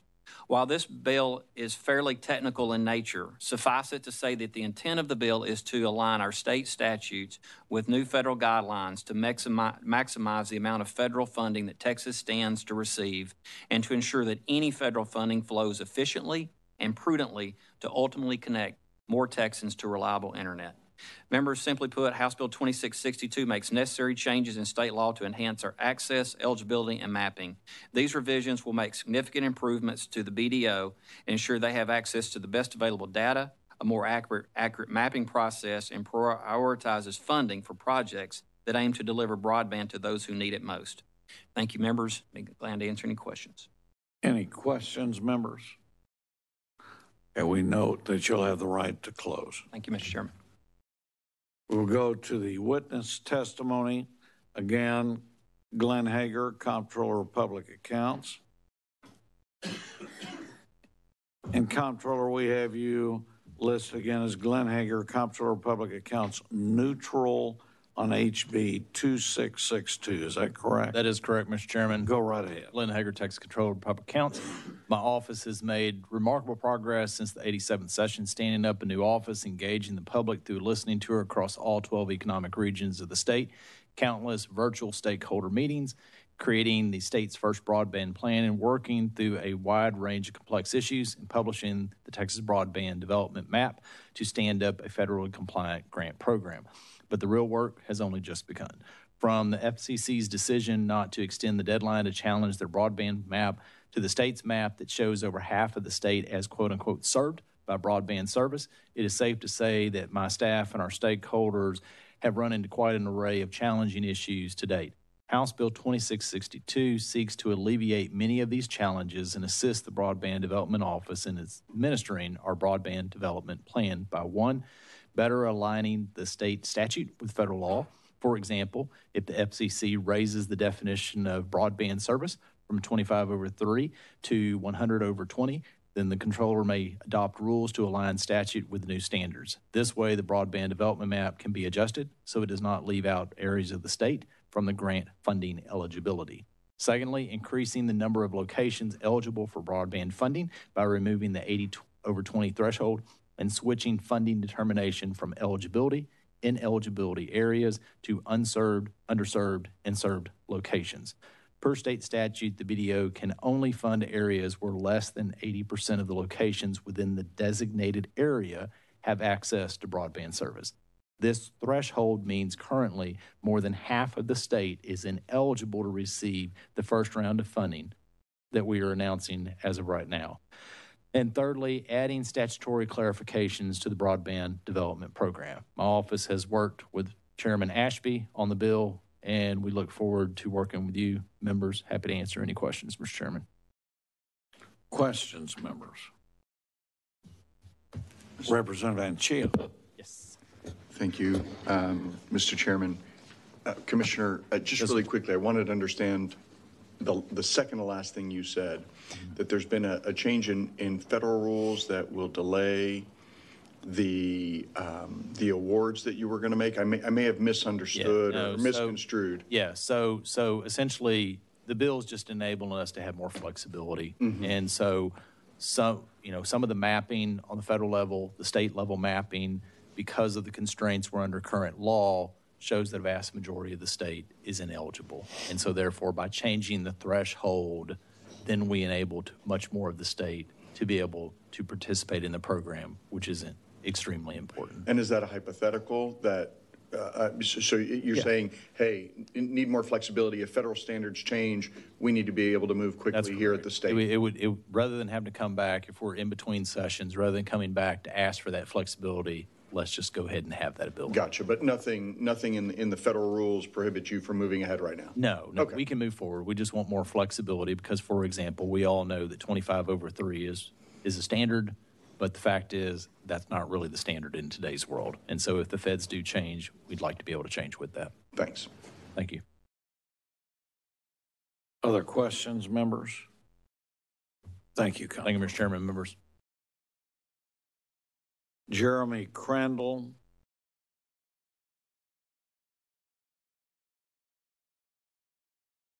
Jeremy, we have you listed as the Assistant Vice President of CTI and your CTIA, and you're for HB 2662. Is that correct? That is correct, Mr. Go right ahead.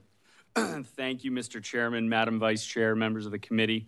I am testifying on behalf of CTIA, the Wireless Industry Trade Association. Today, we are in support of House Bill 2662. The wireless industry strongly supports your efforts to expand broadband coverage to meet what is ever-growing consumer demand that we are seeing right now, and is heavily focused on investing in infrastructure to improve connectivity. I want to share a couple of statistics with you. The wireless industry has invested nearly $35 billion in private resources, private funding in 2021 alone to improve connectivity across the country. And that investment fuels economic growth here in Texas. The wireless industry supports more than 460,000 jobs and generates more than $50 billion towards the state's annual GDP. And so CTIA strongly supports policies that ultimately ensure a technologically neutral approach. I know you've heard that term already, as is outlined in this bill. House Bill 2662 protects and preserves the flexibility for the state to determine what types of broadband policy approaches and investments, and technologies make the most sense for each community in this state, whether that be wireless technology, fiber, or other options that are available. And so ultimately, by taking this approach, this bill will accomplish three things. Number one, it promotes competition that at the end of the day ultimately benefits consumers the most. It enables the state to target the most cost-effective type of deployment for each community. And finally, it ensures that Texas will receive the maximum benefit from any state or federal deployment investment that you all have been talking about already today. So for these reasons, we strongly support House Bill 2662. And finally, just want to thank you all for your ongoing commitment to expanding broadband here in the state of Texas. Thank you. Members, any questions? Thank you, sir. Thank you. Cynthia Garza Reyes.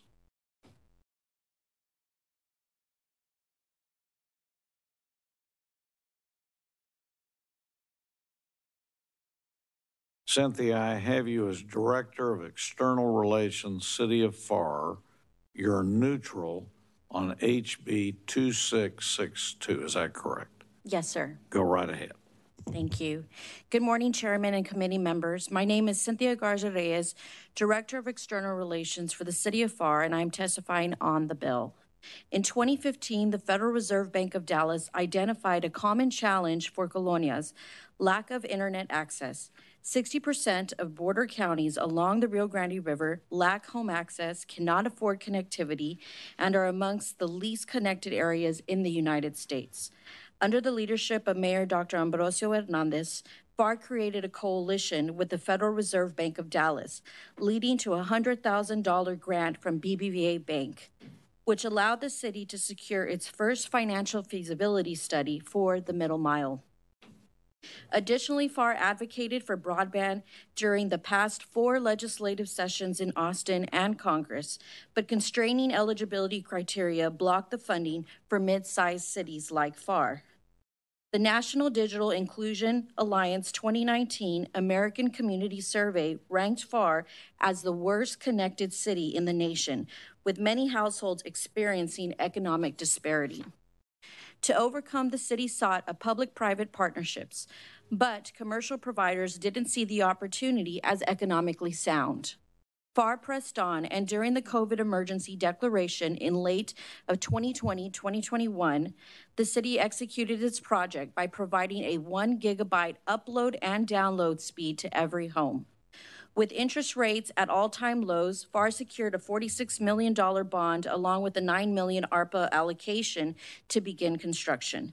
Today, the project is at 80% completion, averaging 75 connections weekly at monthly rates of $25 for 500 megabytes, $50 for 1 megabyte connections. Through the FCC's ACP program, households experiencing economic disparity receive the connection for free or nearly free.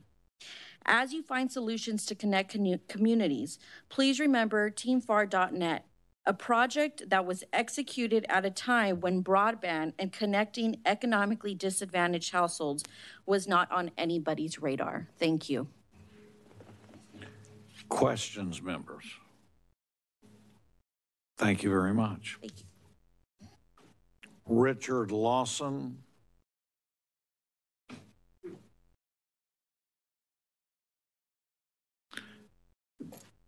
Richard, we have you listed with Verizon for 2662. Is that correct? That is correct, sir. Go right ahead. Chairman Hunter, Vice Chair Hernandez, members of the committee, my name is Richard Lawson. I'm representing Verizon, testifying in support of House Bill 2662. By way of background, Verizon is both a wireless and a fiber provider of broadband service nationwide and in Texas. First, I want to thank Representative Ashby for his efforts over the last 2 sessions on such an important issue, as well as Comptroller Hager and his staff for their tireless efforts to close the digital divide.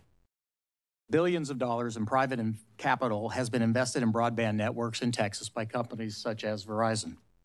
However, given the state's sheer size, dispersed populations, and topographical challenges, there is still a long way to go to connect every Texan. House Bill 2662 helps move Texas closer to realizing that goal by updating the state broadband development statute with several needed clarifications. Last session, Verizon enthusiastically supported the legislation that established the broadband development program, especially since it enshrined the long-standing Texas policy principle of technological neutrality. Texas needs every tool in its toolbox as it pursues closing the digital divide, and all technologies have a part to play in achieving this objective as long as they can meet the state's exacting standards for deployed broadband functionality.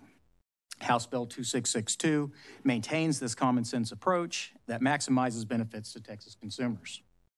Last session, Chapter 490I was crafted to receive both state appropriations as well as federal dollars. By many estimates, as you heard earlier, the current federal dollars may fund only 20 to 35% of the unserved customers in Texas.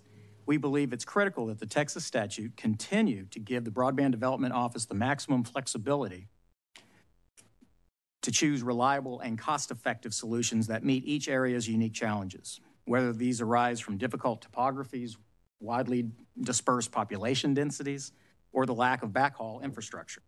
Policymakers should establish standards for broadband functionality, but then allow the BDO to consider all technologies that are able to meet or exceed these standards when crafting deployment solutions for each particular unserved and underserved community.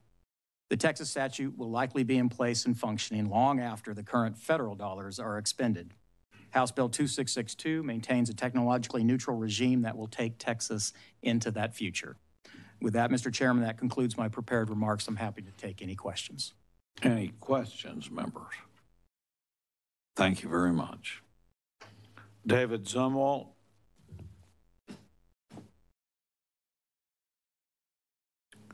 David, we have you listed with WISPA, Broadband Without Boundaries, and Self in favor of HB 2662. Is that correct? That's correct. Go right ahead. Okay. Good afternoon, Chairman Hunter, members of the committee. Appreciate the opportunity to appear today. I was originally coming to observe, but the committee substituted language that required me to step up and offer some thoughts. I think it's Bates 18 on page 2. You've inserted the word reliable when talking about reliable broadband service, and I would encourage you to take a closer look at that and come up with some sort of definition, because reliability can be in the eyes of the beholder. For example, the NTIA has taken a position about reliable broadband service that ends up excluding some technologies because they're concerned about availability. For example, unlicensed fixed wireless spectrum to serve last mile locations is not considered to be reliable by NTIA. However, the FCC, which has extended billions of dollars in other grant programs, had no such limitation. Other federal programs of Treasury, also the U.S. Department of Agriculture, have also had no such restrictions.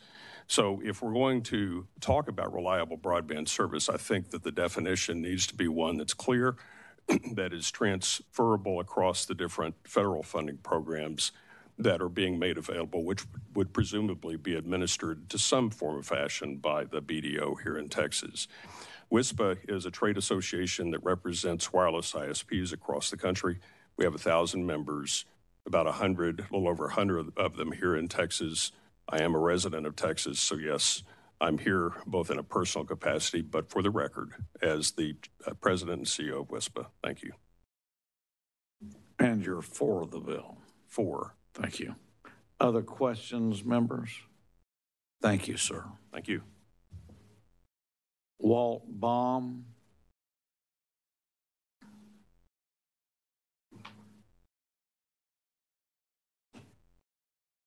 Walt, again, we have you with the Texas Cable Association 42662. Is that correct? Yes, sir. Go right ahead. Thank you. My name is Walt Baum, and I'm president of the Texas Cable Association.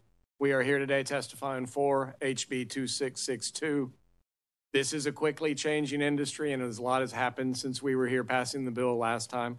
The FCC and a lot of changes have happened on the federal level. We've got better mapping available that shows who has broadband on a very granular level that wasn't available when the bill was written. We know more about the updated speeds from the FCC. We know more about the requirements of federal funding program. Because of these changes, we've been participating with Chairman Ashby and his staff in stakeholder meetings on HB 2662. We support the discussions that have been had so far about giving the comptroller the authority to raise the speeds to meet or beat FCC minimums. We also support the idea of greatly simplifying the bidding process by redefining eligible areas as locations-based now that we have that data from the FCC. All that language is in the latest substitute, and we definitely support the work of Chairman Ashby's office and also the work of the broadband office in setting up this program. We just got a sub earlier today. We do still see some changes that will likely need to be addressed to make sure that nothing in the bill encourages overbuilding and to make sure that the challenge process language stays strong. We have been discussing these potential changes with Chairman Ashby's office and will continue to do so. But we are very pleased to support this update now, and I'm happy to answer any questions. You're for HB 2662? Yes. Good. Questions, members? Thank you. Thank you. Russell Moore.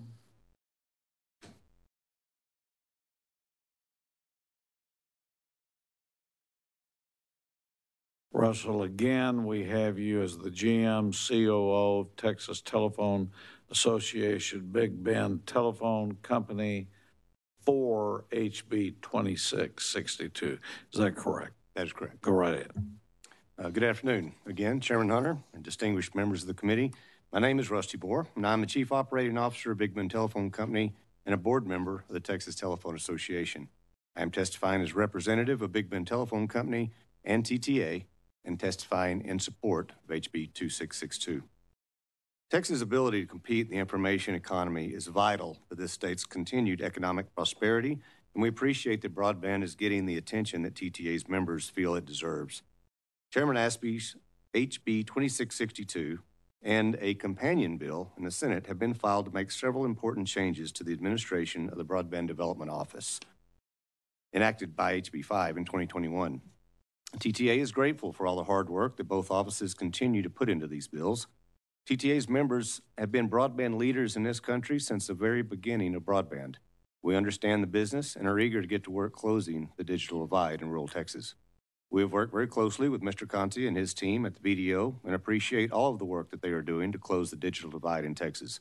The BDO announced Texas's first ever broadband grant program, and our members are working hard to prepare grant applications to close the digital divide in census blocks that are considered unserved under HB 5. However, under the current law, most of the census blocks in the state are not eligible for state broadband funding, even though we all know that many of these areas lack reliable broadband service. HB 2662 attempts to correct that reality by increasing the minimum speeds considered to be broadband, thereby opening up more of the state to be eligible to receive possible broadband funding. We agree with that decision and look forward to our continuing cooperation with Chairman Ashby as we work to ensure that more Texans receive reliable broadband service that not only meets their needs today, but also meets their needs well into the future. With that, I welcome any questions committee members may have. Any questions, members? Thank you very much. Thank you. David Tate.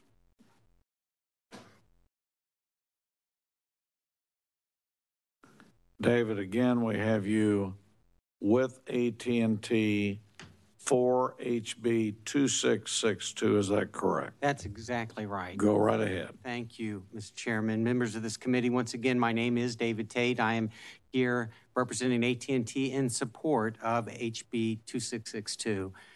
We fully support this bill for a number of reasons. First, HB 2662 provides the necessary flexibility to appropriately administer investment in broadband infrastructure throughout the state. And this includes providing clear instruction and direction on how project areas are going to be defined in order to qualify for state grants. In addition, this bill provides the necessary framework to effectively focus on transparency in the administration of federal grants. And this ensures that the state is using every dollar wisely and maximizing investment where it's needed the most. Finally, AT&T supports HB 2662 because it provides the necessary focus on revising the underlying statute to address not only the current broadband environment, but also the broadband environment of the future in Texas. With the dramatic shifts in data consumption since 2021 and the landmark federal investments that we will be seeing coming available, it's not surprising that our underlying statute would need to be updated. We want to thank the Broadband Development Office for their transparency and for their diligence in working with a myriad of broadband providers and stakeholders throughout the state and throughout this process. And we also want to thank, once again, Representative Ashby and the members of this committee for your consideration of this very important legislation. Mr. Chairman, members, thank you for your time today, and I'm available for questions. Thank you. Any questions, members? Thank you very much.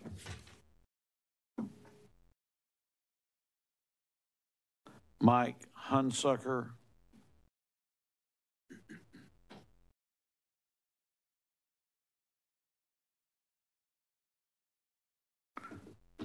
Mike, again, we have you with Windstream for HB 2662. Is that correct? Yes, that's correct. Go right ahead. Again, Chairman Hunter, Vice Chairman Hernandez, members of the committee. I am Mike Hunsucker with Windstream. We're here testifying in support of the bill. As I said earlier today, I think we've crossed that bridge where we view broadband as a luxury. It is a necessity, especially in a lot of the areas we serve, which are in rural parts of the state, but it's also a necessity for everyone in this state, for every Texan in the state. The expansion, specifically fiber to the home, is critical in rural areas, and these are the areas where Windstream has the vast majority of its operations. But we did not wait on some of these grants. We went out and we talked with local communities and trying to create private-public partnerships. We were able to get a grant from NTIA to serve 5,400 locations in Sabine County. That is the majority of the locations that are there. In fact, Sabine County only has a population of 10,000 people. So we're down the road on that project. We also had a public-private partnership with the city of Andrews, Texas, to reach about 1,700 locations. And we actually our vendor dropped fiber there this week. And so we're going to be starting construction later this week or as early as next week. And that's been a great partnership with the city. But I think the one that I personally am most proud of is the partnership that we got with the city of Throckmorton. And I know that's Representative Spiller's district, but that's a partnership where we talk to the community there, and we actually have three partners in with us. We have the county of Throckmorton, we have the city of Throckmorton, and we have the Throckmorton Collegiate ISD. And they're all using ARPA funds as well as the school budget to help support that. We are putting up the vast majority of the money, but we're going to reach about 750 locations in the city of Throckmorton. So that's a big deal to us, and that's getting it where we need to get it into a lot of our extremely rural communities. We appreciate Chairman Ashby's leadership on this bill. We think it does advance broadband into the future. And we also appreciate the, as Mr. Tate said, the transparency and the willingness of the Broadband Development Office to engage with the companies and with the communities and with the public at large to take input on those, on the critical path that they're on. And with that, I'd be happy to answer any questions. Any questions, members? Thank you, sir. Harrison Heiner.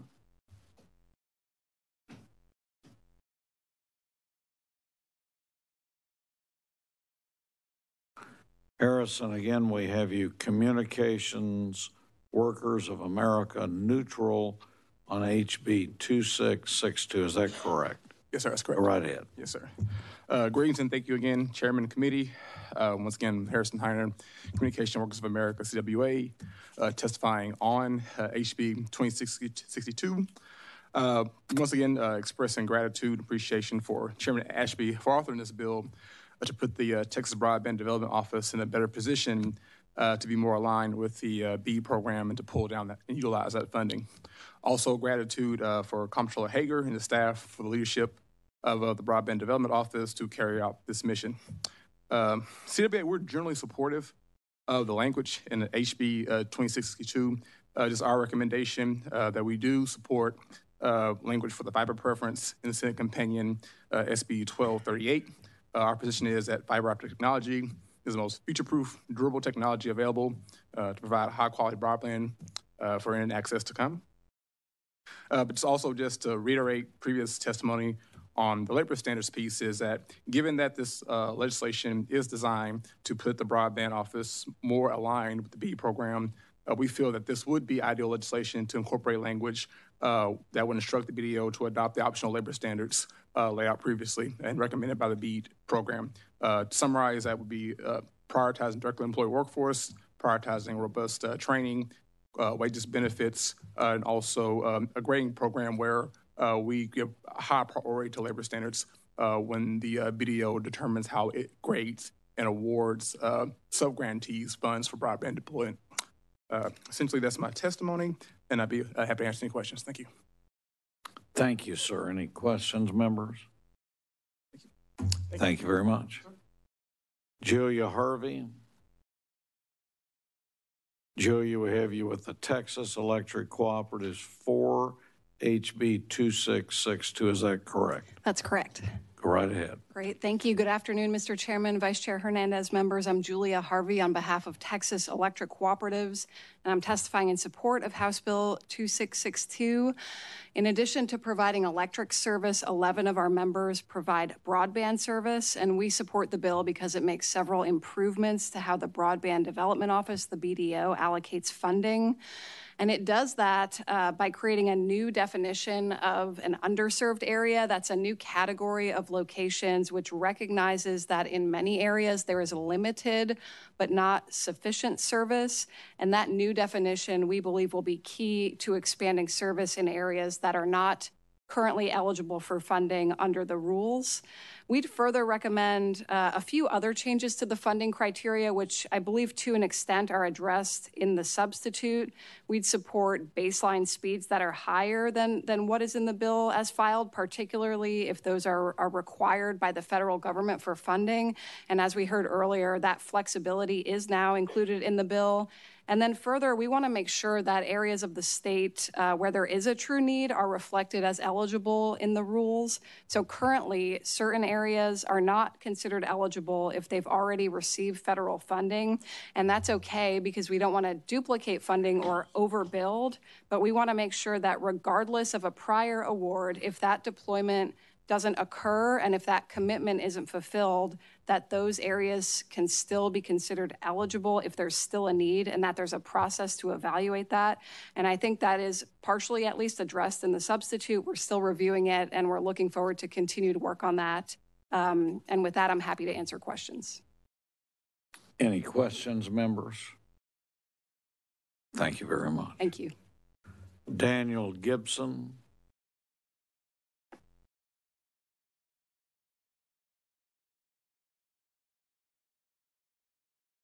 Daniel, again, we have you listed as attorney, Texas Statewide Telephone Cooperative, Inc., 4HB 2662. Is that correct? Yes, sir. Go right ahead. Thank you, Mr. Chairman, members. Again, I'm Daniel Gibson. I'm here with Texas Statewide Telephone Cooperative, Inc., TSTCI. We're here in favor of the bill. Again, all of my members, in addition to being telephone providers, are the broadband providers in their areas.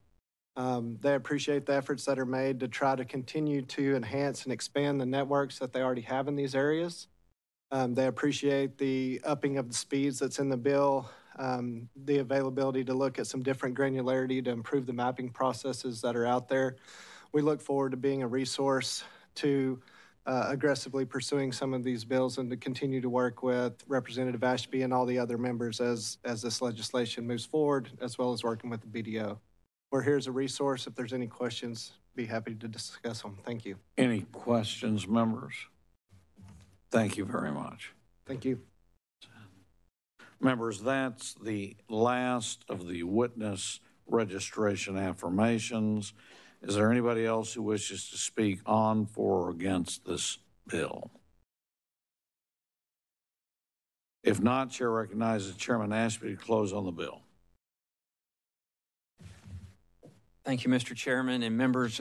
Before I close, let me just say that I think it's important to note that we have had over 100 stakeholders involved in looking at and working on House Bill 2662. And so I just want to publicly thank all the stakeholders, some of which you've seen today, many of which I'm sure are watching online, for their input and participation in this process. I think it's made it a really good bill. Of course, we are continuing to take comments and suggestions on how we might continue to look at improving it, but we're very proud of it. And I also want to thank the Controller Hager and Greg Conti and all the employees of our Texas Broadband Development Office for all they're doing day in and day out to bring broadband to every corner of the state of Texas. And with that, Mr. Chairman, members, thank you for your attention today, and I close. Any questions for Chairman Ashby? I just have Representative Smithy. one question, and that, who's carrying this bill in the Senate? Do you know? House Bill 2662? Yeah, a companion, yeah. The companion would be Senator Nichols. Okay, and is he also carrying the other components of the broadband, or is someone else, if you know? You're talking, we're only talking about 2662, right? Oh, okay, yeah, I don't want to get off on right, that. That's so fine, okay. As it pertains to this bill, just whisper to Representative. Yeah, I'll follow up with you on the floor tomorrow, Chairman Smithy. Thank you. No, I was just wondering where this bill is in the Senate as far as, I mean, I like the bill and hope it can pass. I mean, do you have any idea where it is over there? This bill has been passed out of committee and is on the local calendar. Okay. Thank you, Mr. Chairman. Other questions for Chairman Ashby? If not, thank you very much. Chairman Ashby, the chair moves to withdraw the committee substitute to HB 2662 and leave the bill pending at this time. Is there any objection? Hearing none, HB 2662 is left pending. The chair lays out HB 2518 and recognizes Representative Bell to explain his bill. The chair offers a committee substitute to HB 2518.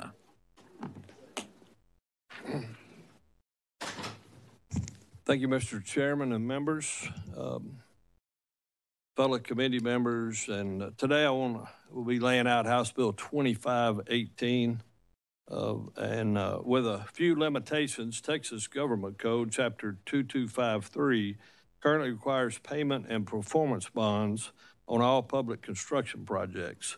The general contractor purchases a performance bond as security for performing the work under the contract, and the general contractor also purchases a payment bond as security for payment of the subcontractor and supplier's invoices. Both of these serve to protect the owners, and in this case, the interest of a governmental entity. In a growing trend, private entities are now leasing public property and constructing improvements. Publicly owned land cannot be subject to a mechanics or materialman's liens in the event there's non-payment by the contractor. An unfortunate unintended consequence of this practice is there is no adequate protection of the right to payment for the subcontractors and suppliers whose labor and materials are used for the newly built improvements. Subcontractor and supplier claimants can file mechanics liens against the real cannot file liens against the real property because it's owned by a governmental entity and is thus immune from the attachment of liens. There have been calls for the legislature to remedy this unintended gap in protection for subcontractors and suppliers while providing a benefit to the government entities and by extension to the citizens of whose interests they do represent. HB 2518 seeks to answer this gap in protection by mandating specific terms that must be included in a lease by a government entity with a private entity. These lease terms require payment of performance bonds in the event there's a construction on the real property and require notice to the government entity before the commencement of construction. This bill amends Chapter 2252 of the Government Code by adding a new section, 2252.909, to require specific lease terms in any lease by a government entity to a private developer or entity. Upon receipt of the notice of commencement, the government entity will have 10 days to review the notice and may notify the leasee that the construction shall not proceed due to the failure to provide the required payment performance bonds. A leasee or a contractor who materially misrepresents the information in a notice to the government entity of commencement may be subject to criminal prosecution for a Class A misdemeanor. Finally, HB 2518 provides that a government entity is not liable as a surety if a person leasing the property from the public entity fails to submit this notice of commencement. Thank you, Mr. Chairman and members, for your consideration. As filed, 2518 was House Bill 1477 from the 86th regular session that passed this committee unanimously. The substitute creates the lease requirements I've discussed and the required notices addressing shareholders, stakeholders' concerns. So I'm glad to answer any questions, Mr. Chairman, and thank you for the consideration to lay this out to your committee today. Any questions, members of the author? Yes, Representative Raymond. First of the chairman, did we lay out substitute? Yes? Yes. Okay. Just want to say, KB, this is a great bill. Would you have room for a joint author on this? Or? I'll check on that list and see. It's a great honored. Bill. It's a great bill. It was a great bill 2 years ago, still a great bill. And I suspect that by this time, 2 years from now, it'll be a great law. Okay. Well, I appreciate your vote of confidence. Yes, sir. Representative. Yes, sir. Other questions, members? Okay, we'll let you have the right to close. Thank you. Thank you for your right. We'll go to open testimony. We have Sewell Spike Cutler. Sewell, it says you're here as an attorney for Cutler Smith, PC, and self for HB 2518. Is that correct? That is correct. Go right ahead. I appreciate it. Thank you all for your time today. I represent, as I said in my registration, I'm a lawyer. I'm a construction lawyer, board certified. All I do is represent people in the construction industry. And this is a bill which, as Representative Bell said, it closes a gap that, frankly speaking, a lot of us never saw coming till fairly recently. Security for payment. Private property, as Representative Bell said, you got mechanics liens. Public property, public projects, we got payment bonds. Private projects on public land are the great unknown. The protections in this bill, House Bill 2518, are good for everybody without fail. It's good for the state agencies that own the property because the notice requirement will help protect state agencies from getting unwanted or unknown construction projects that they don't want on their property. It'll help protect them from having construction projects let to ill-qualified contractors, ones that are not bondable, they're not qualified, not capable of doing the work well. And it'll protect the state agency because of the performance bond aspect, protect the state agency from having half-completed project on their property. That's good for the agencies. It's good for the construction industry because it'll protect trade contractors who supply the labor and materials. Of course, you know, trade contractors, they go out there, they pay their labor every week, they pay their insurance, all their costs. This is the only security for payment that they will have, and it'll protect them. And there are typically members of the communities where these agencies own the property. So it'll protect them from not being paid and therefore protect the jobs of those hardworking people. It'll protect projects from financial default. And the public at large will benefit, Mr. Chairman and members of the committee, because they will receive better quality and properly completed projects. We need only look at the debacle. For one good example would be the debacle at the McKinney National Airport 3 years ago when the private project on land leased by the city of McKinney failed and failed spectacularly. There were over $3 million in unpaid subcontractors on that. And ironically enough, the benefits of bonds can be seen because the successor contractor on that project hired by the city of McKinney, they also failed. But because the city of McKinney required a bond for that successor contractor, everybody got paid and the project got built. So I would strongly urge that 2518 receive favorable treatment. I think is good for everybody. And I'm privileged to speak in its behalf, and I'm happy to answer any questions you all may have. Thank you very much, sir. Any questions, members? Representative Spiller.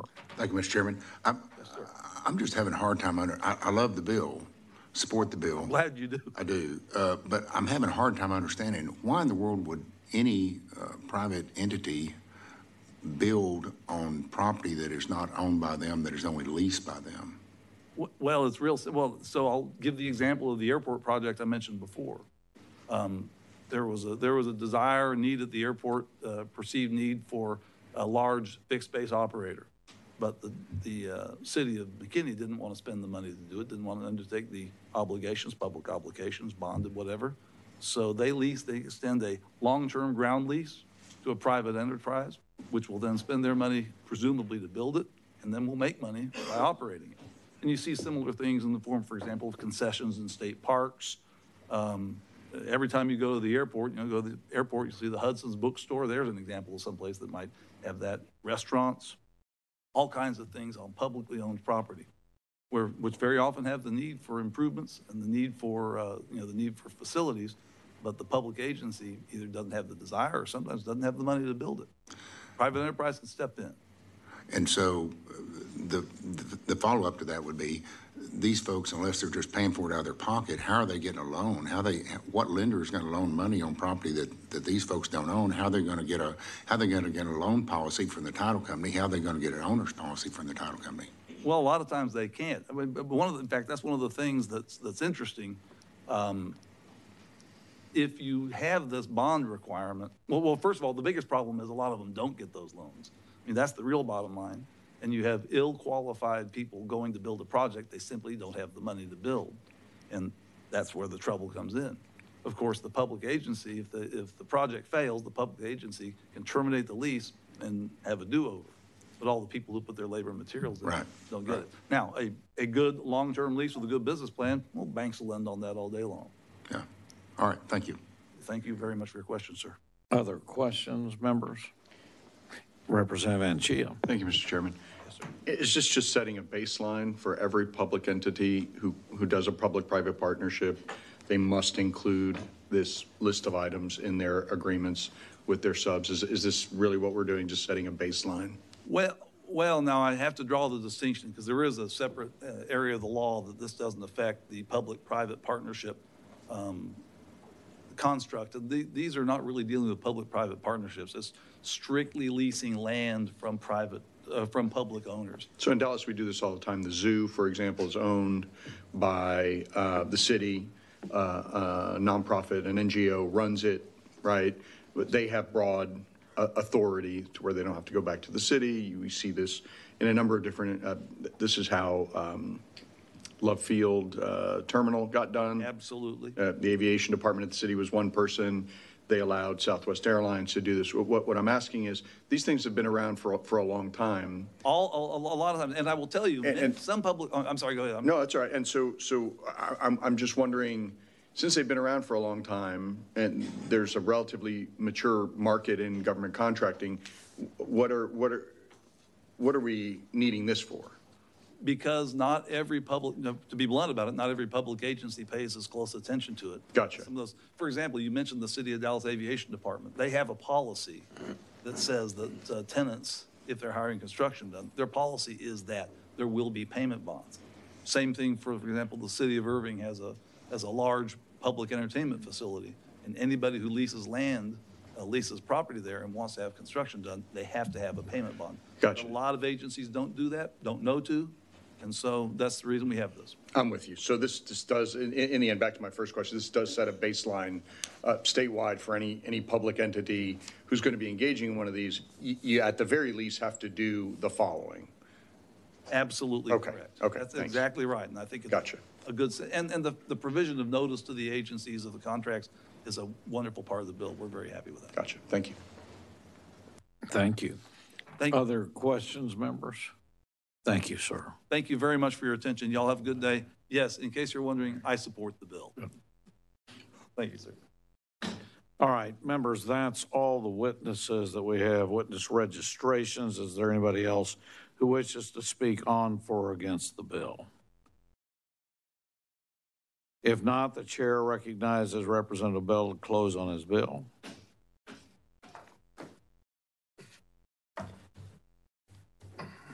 Thank you again, Mr. Chairman, and members of the committee for your attention, and I would appreciate your favorable consideration, and I close. Thank you. Any questions?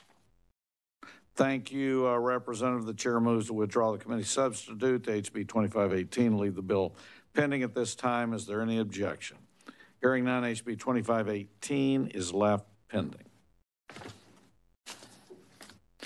The chair lays out HB 1570 and recognizes Representative Holland to explain his bill.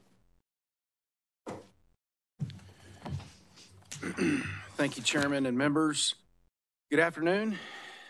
Today I lay out House Bill 1570, which updates the Sunset Advisory Commission's review schedule. This is the Sunset Schedule Bill, which is filed each session to make necessary adjustments to the agencies for sunset review. This bill makes a few key changes to Sunset Schedule to adjust the agencies under review in the upcoming biennium. There are several complex agencies coming up for review over the next 4 years, including TDCJ and TDI next cycle, as well as very staff-intensive reviews of the HHSC, DSHS, and DFPS the cycle after. The changes in this bill ensure the legislature can focus sufficient time and attention to these important reviews. The schedule moves will also ensure Sunset's small but mighty staff can provide the in-depth reviews the legislature expects for each agency, not just the complex ones. The bill creates an occupational licensing focused cycle in the 2032 and 2033 biennium so that the legislature can consider all 19 licensing agencies in one session and apply any best practices and procedures it identifies. The bill makes a few other changes to the Sunset Schedule and to the Sunset Act itself. It removes the defunct Bandera County Authority. It moves up the review of the Texas Civil Commitment Office from 27 to 25 to be reviewed at the same time as the TDCJ. It adds some clarifying language to the Sunset Act. As a result of these changes, the Sunset Commission will review 19 entities next biennium, in addition to TDCJ and TDI and their affiliated agencies. The list includes the Texas Ethics Commission, Department of Housing and Community Affairs, the Commission on the Arts, and several river authorities. With that, I'm happy to take any questions. We do have a resource witness from Sunset, to be very clear. Does anyone have any questions for Representative Holland? Okay, thank you, sir, and I know you'll want to close. We will go to testimony. Brent Luck.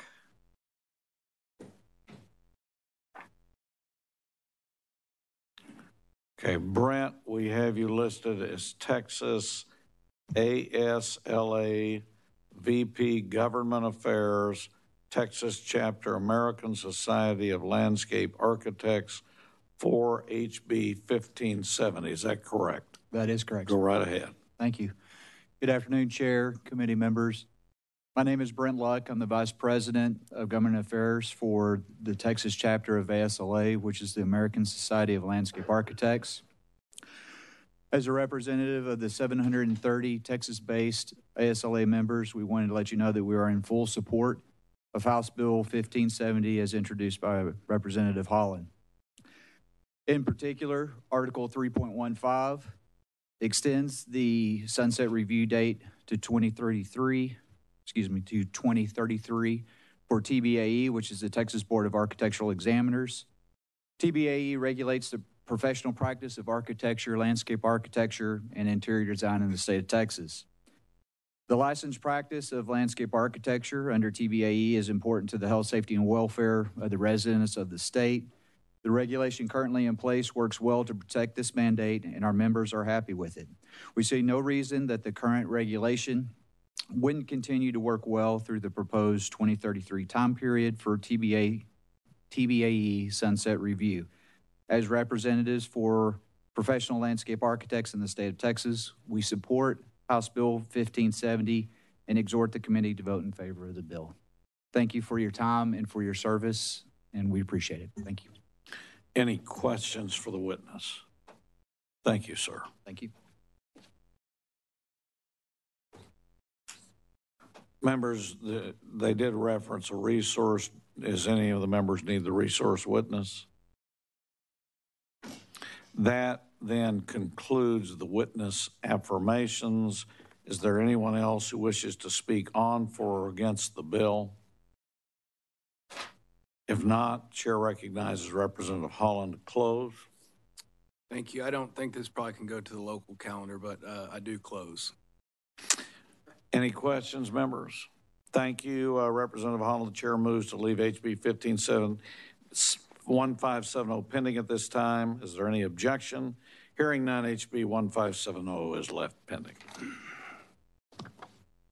The chair lays out HB 1620 and recognizes Representative Holland to explain the bill. Thank you again, Chairman. House Bill 1620 updates the sunset dates for agencies being currently reviewed by the Sunset Advisory Commission. This bill changes the sunset provision dates for agencies reviewed during the current biennium, extending their date 2 years to 2025, sometimes referred to as the safety net or contingency. This bill is solely meant to provide a backup vehicle in the event that sunset bills do not pass. Several agencies under sunset this session involve significant federal regulation, including the Public Utility Commission and Commission on Environmental Quality. We want to avoid any suggestion that either agency might be abolished, which raises the concern that the federal government could attempt to take over regulatory authority in this state. There is no intention of moving the bill unless it becomes absolutely necessary to prevent unintentionally abolishing an agency. If the bill did ultimately pass, I would note that it contains a provision that says any sunset bill that passes this session takes precedent in determining that agency's next sunset date. With that, I'm happy to take any questions, reserve my right to close. Any questions? Thank you, Representative. We'll give you your right to close. There are no witness registration affirmations, members. Is there anyone else who wishes to speak on, for, or against the bill? Not, Chair recognizes Representative Holland to close on the bill. Thank you, Chairman. I appreciate all the members of the State Affairs Committee. I've served on it before, and I know how much work it is. Appreciate everything you guys are doing, and I close. Any questions? Thank you, Representative. The chair moves to leave HB 1620 pending at this time. Is there any objection?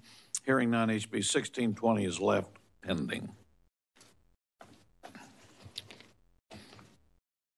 Chair lays out HB 2469 and recognizes Speaker Guerin to explain his bill. Mr. Chairman, do you mind if I do? Sure. Go right ahead, sir. Thank you, sir.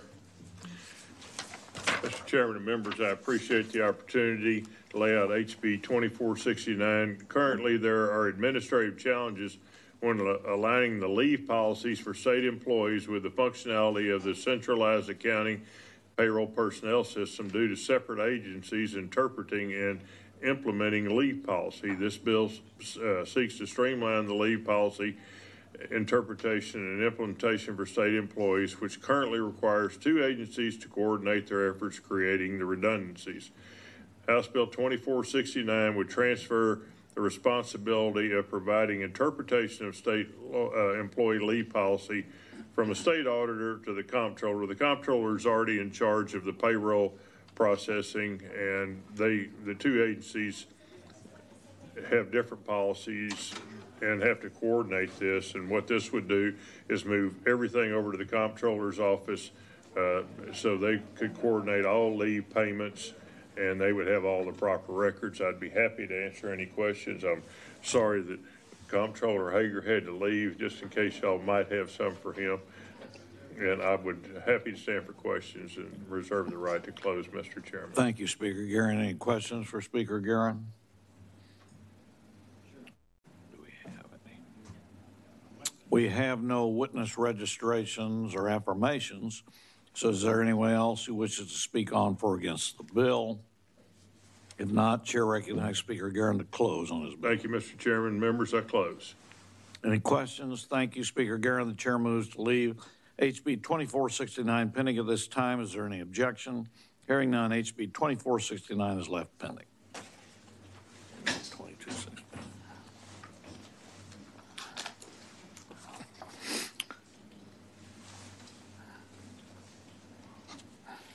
Chair lays out HB 2265 and recognizes Chairman Leach to explain his bill.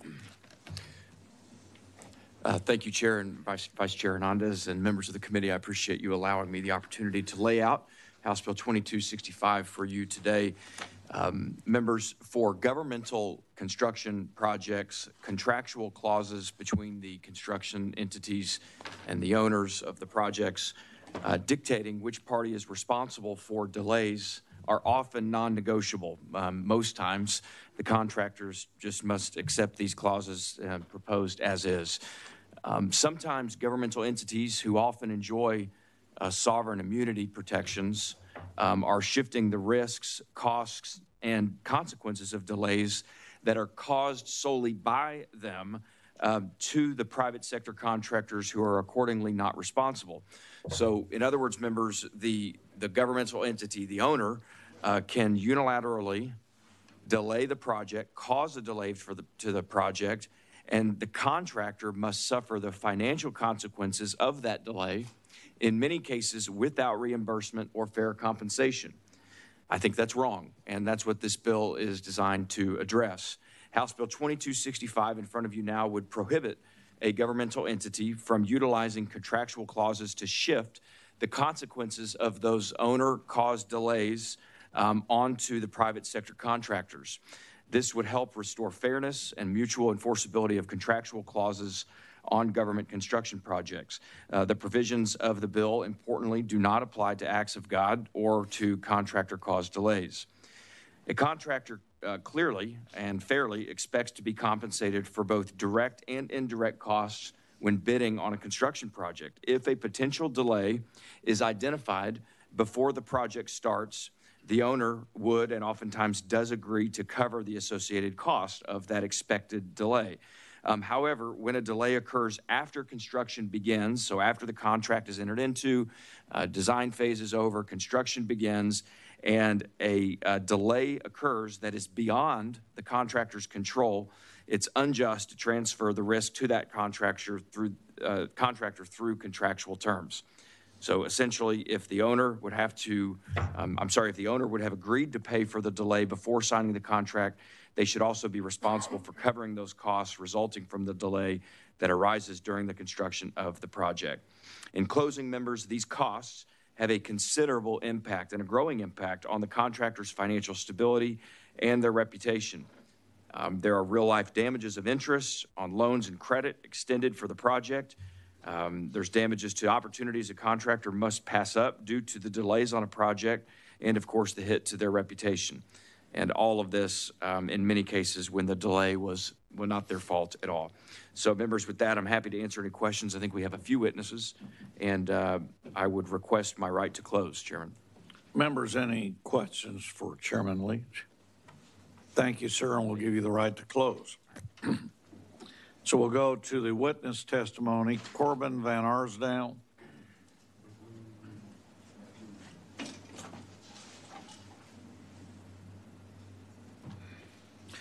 Corbin, we have you listed as President and General Counsel, AGC Texas Building Branch 4HB 2265. Is that correct? Yes, sir. Go right ahead. Thank you. Thanks, Representative Leach, for filing this bill and for Mr. Chairman for setting it. That was a good layout. Basically, the essence of this bill is that you put the party that's in the best position to insure the risk, the party that's in the best position to control and manage the risk, and the best parties in the best position to bear the risk with the risk. And in public contracts, you often can't negotiate this term. It's a don't bid it, either sign it or don't bid it. And when that's the situation, we'll have a lot of contractors. Some of them are here today and will testify.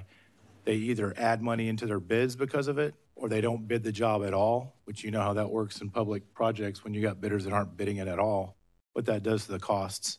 And so having it the way it is now drives up the costs to the government. Any questions of the witness? Thank you very much. Thank you.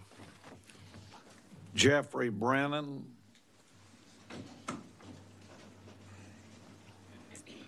Jeff, we have you listed as Senior Vice President for the Chief Legal Officer, Construction Company, and for self. So let me get it clarified. Mr. And Chairman, just a second. And you're for HB 2265. So first, you're for HB 2265, correct? yes, Mr. Chairman. And you're here for yourself. Yes, Mr. And you're Senior Vice President of what? Of Balfour Beatty Construction. Why don't you spell it? BALFOUR with a space, BEATTY. So you're here for yourself and a Senior Vice President for the group you just spelled. Yes. And you give us permission for the clerk to correct and clarify the information. I am the Senior Vice President and Chief Legal Officer. I am here for myself, though, Mr. Chairman. Okay, let's listen to me carefully. Okay. So you have registered for 2265, HB 2265, correct? Yes. And you registered for yourself? Yes. Correct? Yes. And you've registered as Senior Vice President of the group you just spelled. I didn't register for that. It asked me what my title was. Bottom line, are you here just by yourself? I'm here by myself. Okay, so let's get this fixed. So you're Jeffrey Brannon, you're here by yourself, you're for HB 2265, and you're giving the clerk the permission to correct that and say that on your affirmation. You can just hold on a second. What does he mean? He doesn't need to correct it. He's registered. Okay. So what she's saying, we don't have to correct, we just have to clarify because of the way the print came up, that you're here for yourself. Gotcha. Correct. Anything else? That's it. Go forward. Thank you. And I'm sorry for that. Sorry for any confusion I caused. As we said, I'm Jeff Brannon. I'm here for House Bill 2265. I've been practicing construction law in Texas for almost 30 years. For all but the last 12 years, I was representing primarily contractors all over the state. Now, the last 12 years, I have been the Senior Vice President and Chief Legal Officer of Balfour Beatty Construction. Y'all may know Balfour Beatty. We build your schools. We build your hospitals. We build roads. We build highways. We build all sorts of things, including most recently, we were the construction manager agent out here for this mall project. So we've done a lot in this state. And in that capacity, you have to understand, I've seen contracts of many different stripes. But in my view, there's nothing that quite matches the draconian nature of a no damages for delay clause, which that's what this bill is really striking at the heart of, is a no damages for delay clause that sits in construction contracts. There's very few other places that you would see a contract clause like this, where the clause itself gives the person that's writing the clause, the owner in all too often of the case, the right to delay the project and have no consequences for their own actions. I get why someone who maybe has some wild authority, a large advantage in contracting, would be tempted to write the harshest contract that they could. But I was always taught that just because you can do something doesn't mean you should. And more importantly, what you are considering is, should state and local government entities even be allowed to consider being that draconian? And if not, why not? I'm going to tell you why from Balfour Beatty's perspective. When we propose on a contract, we review the contract for provisions like a broad no damages for delay clause. It helps us determine whether or not we're even going to show up. Because a clause like that, yeah, we have the right just not to even show up. But the question you've got to ask yourselves, how many good contractors, if you're a good contractor, because all we do is manage risk, how many are you willing to sacrifice for that kind of clause? And at what price? Because if we do show up when that clause is there, the price goes up. It goes up in a couple of different ways, and you got to think about that. And then the next thing that you got to think about is, if there is a fight, it goes on. We aren't talking about a hypothetical clause that's buried in a contract that's never used. There's the Texas State University case that involved one contractor. And then there was another case involving Zachary before that. Both of those cases, the contractor was delayed in part by the owner's conduct, and that delay then created an issue. This isn't theoretical, and it cost the state and it cost the contractor millions of dollars in legal fees. Lastly, an unfair clause like this will not make your project shorter. If anything, they will be proposed to have longer schedules because nobody will want the risk. Thank you. Do we have any questions, members? Representative Anchia. Thank you. You know, in the past, I've done a little government contracting a million years ago, but there was always a constitutional provision against an indemnity clause, right? And I'm sure you're very familiar with those prohibitions. How does this differ? And how do you avoid any constitutional prohibition here? If the government entity is in fact going to be, I guess, almost expressly waiving any immunity here. And you were talking about the constitutional prohibition prohibiting the governmental entity from indemnity. That's right. But this isn't indemnity. This is their... No, I get that. Yeah. I get that. But doesn't it have a similar effect? I can see why you would say that. And in some respects, I would flip it back and say that this legislature recently, not that long ago, discussed about the fairness of some indemnity and whether or not contractors could even be required to indemnify somebody for their own negligence. And in that respect, I think this is identical.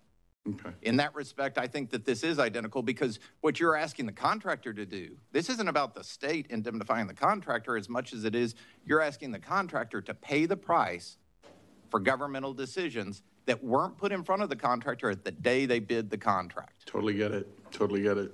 But in effect, you're saying, hey, government entity, if you're responsible for the delay, you are going to be on the hook. Yes. Okay. If you've made a choice, and they make choices all the time. They change the contract all the time. Of course. Make choices to pay. Of course. And as a lawyer, you believe that this is consistent, and this reason for my question, this is consistent with the Texas Constitution. I'd rather be in my shoes than the state shoes arguing against that, on that. Yes, I do believe it's consistent. Okay. Thank you, Representative. Other questions? Thank you, sir.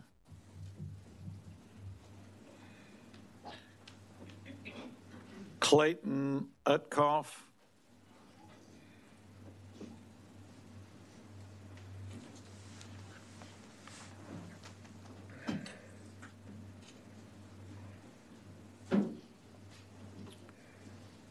Now, Clayton, we show that you're here for AGC, TBB, and self for HB 2265. Is that correct? It is indeed. Go right ahead. As you said, I'm Clayton Utkoff. I'm an attorney with Andrews Myers. I'm a construction lawyer. I deal with construction disputes on a daily basis, and I do transactional work as well, transactional construction work. In other words, I put together construction contracts. Contracts are all about risk allocation. That's any contract.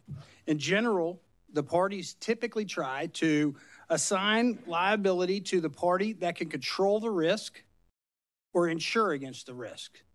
In other words, the party that is responsible for decisions that cause or create a situation is typically the party that is bears the burden of that risk. That's not always the case. In certain instances, assigning risk to a party that does not control the risk is somewhat commonplace.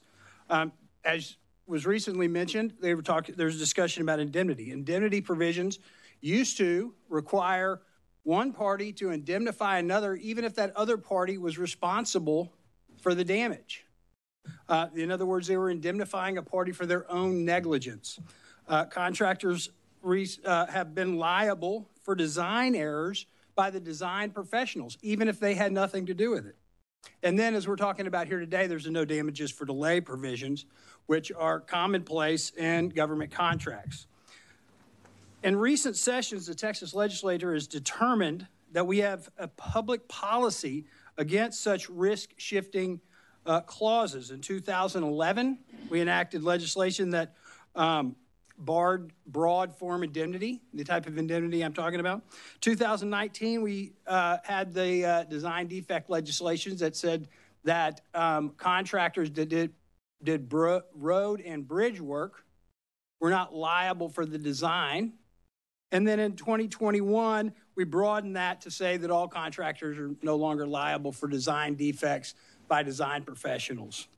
I'm here hoping that in 2023, we will get, and I would suggest that we get legislation that bars governmental entities from using no damages for delay provisions, like broad form indemnity and design liability for contractors. No damages for delay clauses shift the risk to the party who is can't control it, and it causes real damages to construction companies on a regular basis, and it is a result of a unfair negotiations status of those contractors, and I believe it should be no longer used. Thank you, sir. Questions? Thank you very much.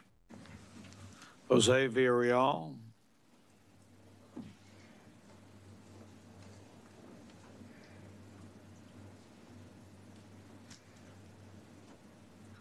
Jose, I have you listed representing Vaughn Construction for HB 2265. Is that correct? Yes, sir. Go right ahead. My name's Jose Villarreal. I'm with Vaughn Construction. We are a Texas-based contractor focusing on mostly public work across the state for civic municipalities, civic groups, higher ed, healthcare.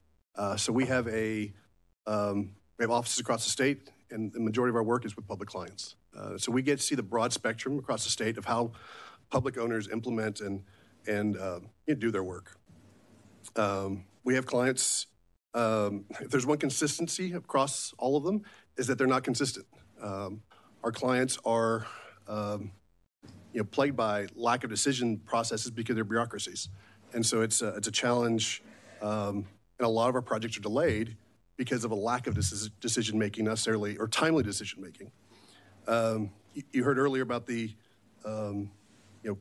freeing contractors from design decisions. There's an analogy in construction that successful projects are based on three legs of a stool. You have the designers, the contractors, and the owners. And we're all have to work equally, but you're responsible for your part. And I think this bill goes a long way to help do what's right and making these projects successful.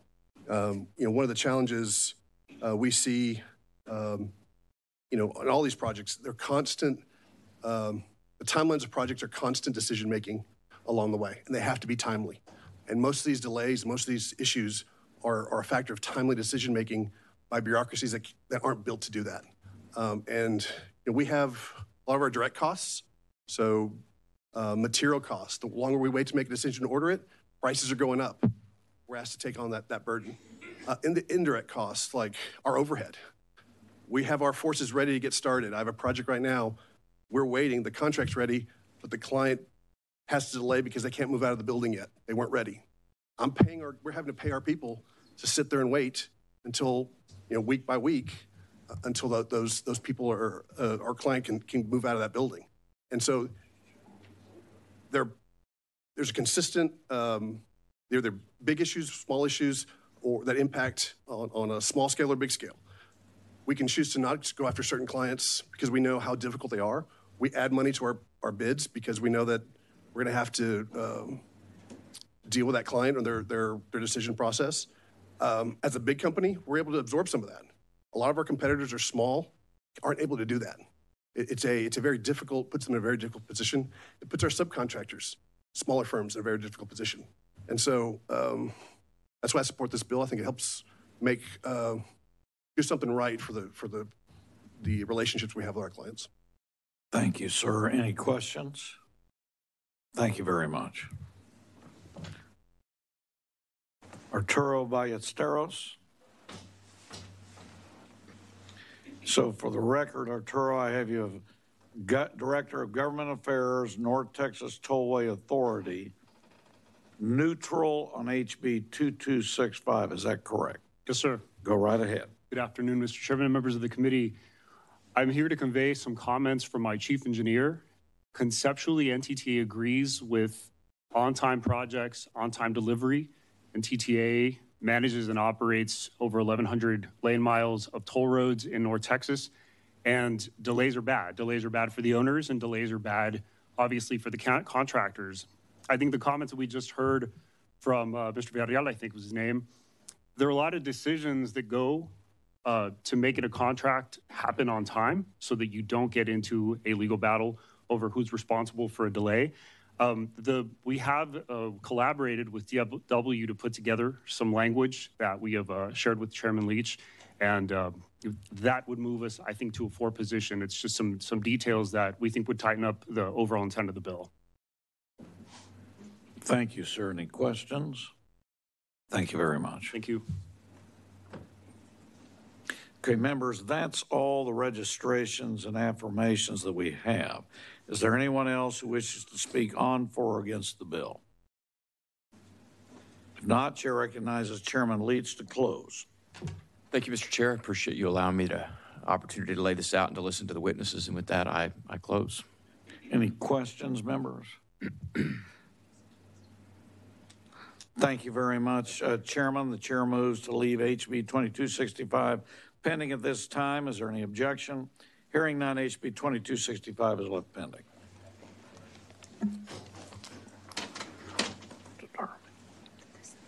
Yeah. The chair lays out HB 4559 and recognizes Chairman Darby to explain his bill. Thank you, Mr. Chairman, members of the committee. You ought to be familiar with this bill.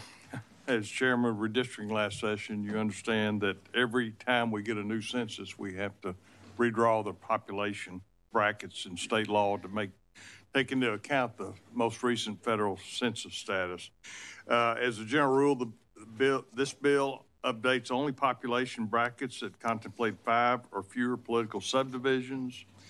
It is necessary to follow each federal census with a bill like this to examine each population bracket and update the bracket if necessary, because as population data changes with each federal census, the political subdivision for which the population bracket was designed may no longer be in the bracket. In previous regular sessions immediately following the census year, the legislature passed a bill similar to HB 4559 to update population brackets. Because of the delay in the release of the census data in 2021, the 87th legislature, under the leadership of Chairman Hunter, passed HB 2025, which said that the 2020 census figures would be in effect for Texas law until September 1, 2023. The Census Safety Net bill allowed time for the Texas Legislative Council to prepare House Bill 4559 for the 88th legislature. This bill is drafted to take effect on September 1, 2023, so it'll be a seamless transition. I will also note that we received several inquiries about the brackets and are working through those. If you or any entity you represent has questions or concerns, please reach out to my office. The bill is 157 pages long, and clearly it touches almost every code in the state. So with that, I'll stand ready for any questions if you have some. Members, any questions for Chairman Darby? All right, we'll give you the right to close. Members, we don't have any witness affirmations or registrations. So is there anyone else who wishes to speak on, for, or against the bill? If not, Chair recognizes Chairman Darby to close on the bill. Thank you, Mr. Chairman. Absent any questions, I close. Any questions? Thank you, Chairman. The chair moves to leave HB 4559 pending at this time. Is there any objection? Hearing none, HB 4559 is left pending.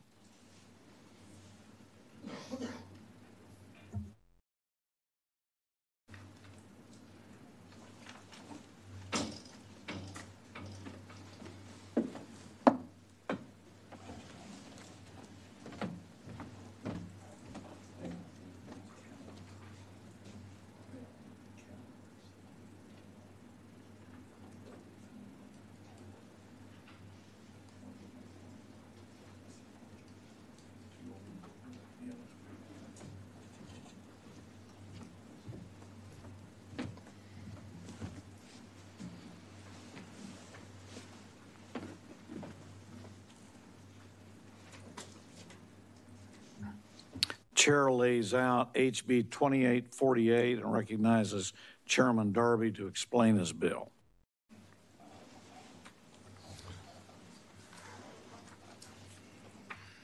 Thank you, Mr. Chairman, members. It's my honor to lay out House Bill 2848. 2848 seeks to optimize and improve the current process for planning transmission projects and obtaining a certificate of convenience and necessity of CCN at the Public Utility Commission for new transmission lines in Texas. As you know, the benefits of new and upgraded transmission lines are undeniable. Transmission lines are vital for reliability purposes. Lines deliver electricity to where it is most needed, whether that means delivering power to towns and cities across the state or moving power from one region to another. The goal of House Bill 2848 is to improve our overall transmission system to better equip the grid for reliability purposes, ease costly congestion, and deliver power to areas that need it the most. House Bill 2848 will fix the ERCOT transmission planning process and approval process that has plagued our grid and caused unnecessary inefficiencies. While we need to focus most of our attention on the need to build certain types of generation in the state, simply adding additional generation assets in Texas does nothing to help Texans if we do not also build the corresponding and necessary transmission line infrastructure needed to facilitate the movement of those electrons across our state. New transmission, some potentially on an expedited basis, focuses on meeting the needs of all regions of our state that demand power now.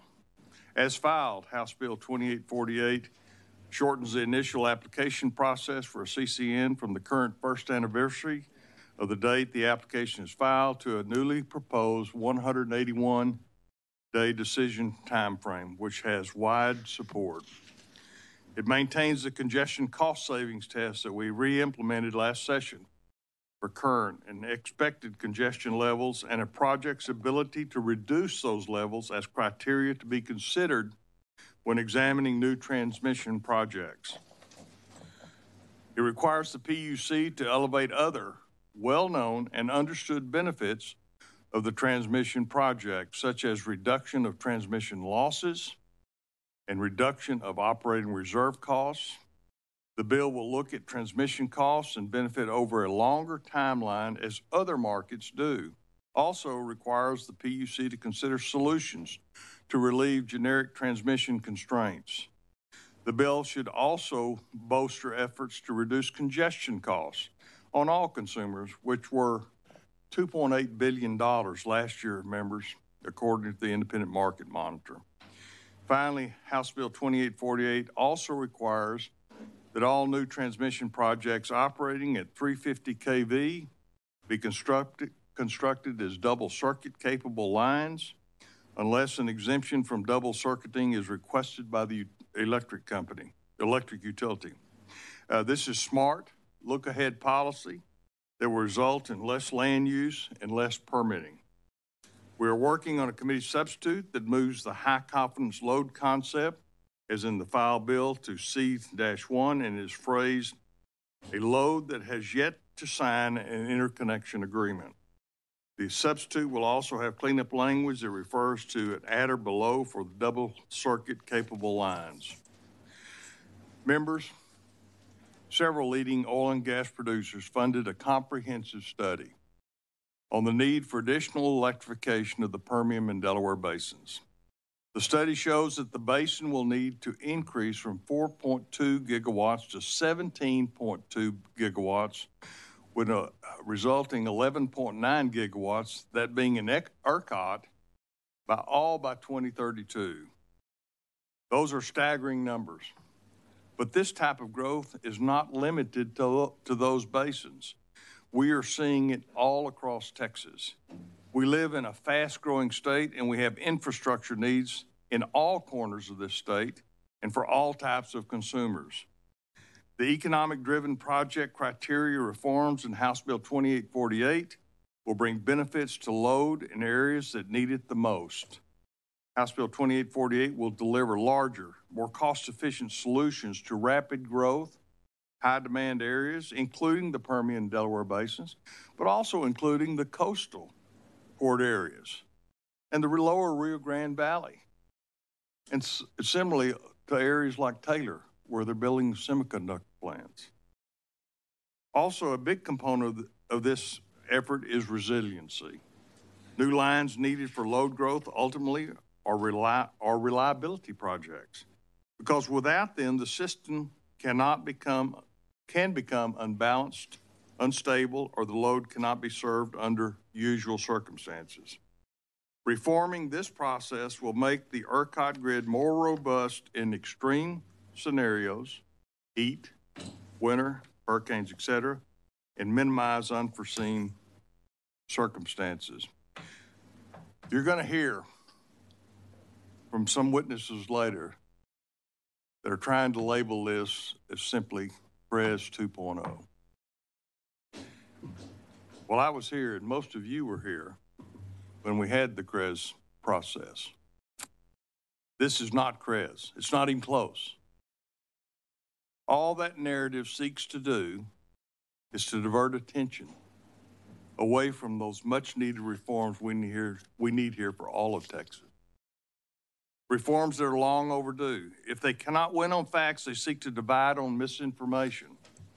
This bill is supported by the 6 major oil and gas companies: ConocoPhillips, Chevron, Devon, Diamondback, ExxonMobil, and Pioneer, who funded the market study, along with AEP Texas, CenterPoint, Oncor, and the Texas New Mexico Power, among the others. Thank you, members. I'll be happy to try to answer any questions you might have. I know there are a number of resource witnesses, and I'll stand ready for any questions if you have them. If not, I'd like to ask to reserve my opportunity to close. Members, do you have any questions? Representative Gann. Thank you, Mr. Chairman. This legislation contains language that seeks to limit the outage moratorium. What's the purpose of that? Well, under current PUC rules, there has to be a 4-month period. Let me get my notes here, but I think it's through July through September, I believe. Excuse me. Here we go.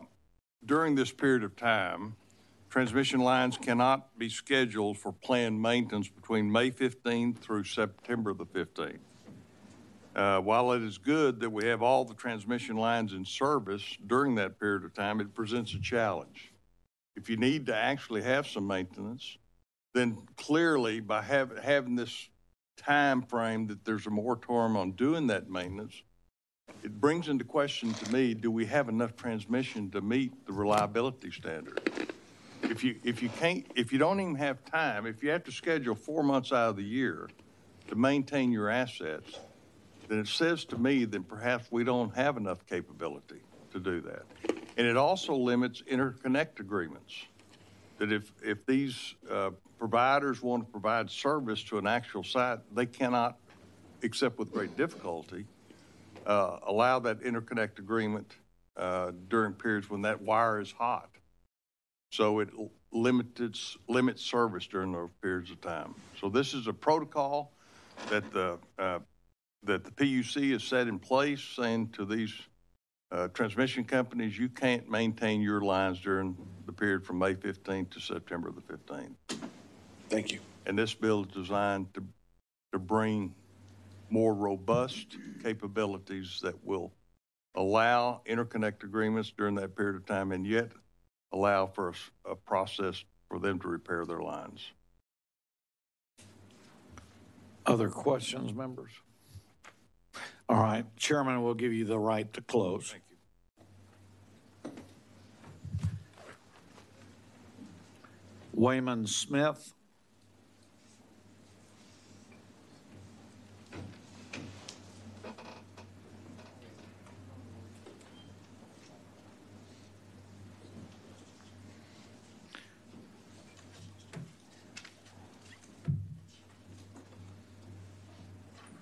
Wayman, we have you listed as Director of Transmission Planning, AEP Texas, 4 HB 2848. Is that correct? Yes, sir. Go right ahead.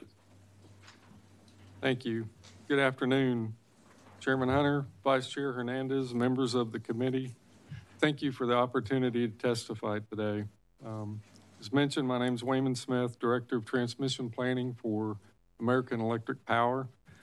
You may recall I testified before this committee last year to discuss some of the challenges and complexities of trying to plan the transmission system in Texas. As a part of that testimony, several recommendations were provided as examples of how to increase operational efficiencies, strengthen the reliability and resiliency of our transmission system, and provide economic development opportunities for regions of the state that are experiencing unprecedented growth in electric demand. House Bill 2848 by Representative Darby codifies these recommendations and includes some additional concepts that the transmission planning process is needed for some time. The bill will expedite the CCM timeline at the PUC from 12 months to 6 months, allow for additional criteria to be considered in determining the viability of a project, such as whether the project leads to a reduction in congestion, deferral of reliability upgrades, decreases transmission system losses, and operating reserve costs, as well as a reduction in generic transmission constraints. Additional transmission benefits like these are recognized and considered by other RTOs in other parts of the country. Additionally, House Bill 2848 allows for consideration of a project's ability to reduce the outage moratorium that we were just talking about. As Commissioner Darby explained, that May 15th to September timeframe, we have restrictions on our ability to get outages. And coupled with, and I'll talk about that in a minute, significant numbers of loads that want to be connected in a short period of time, it basically is taking those months, that time period out from our ability to perform that work. It also impairs our ability to make repairs and interconnect new projects unless we can do that work while energized, which obviously has safety as well as cost implications. AEP and other transmission owners in the state consistently receive inquiries from businesses, industry, and economic development offices seeking electric supply on a 1 to 2 year time frame. And unfortunately, the current process, even to rebuild a transmission line, takes 2 to 3 years. That's your end. Uh-oh. So you're for the bill? I am, sir. Okay, and we got your sheet right here. Thank you. Members, you have any questions? We do have your information that's been passed out. Okay, thank you, sir. Thank you very much. Jason Modlin.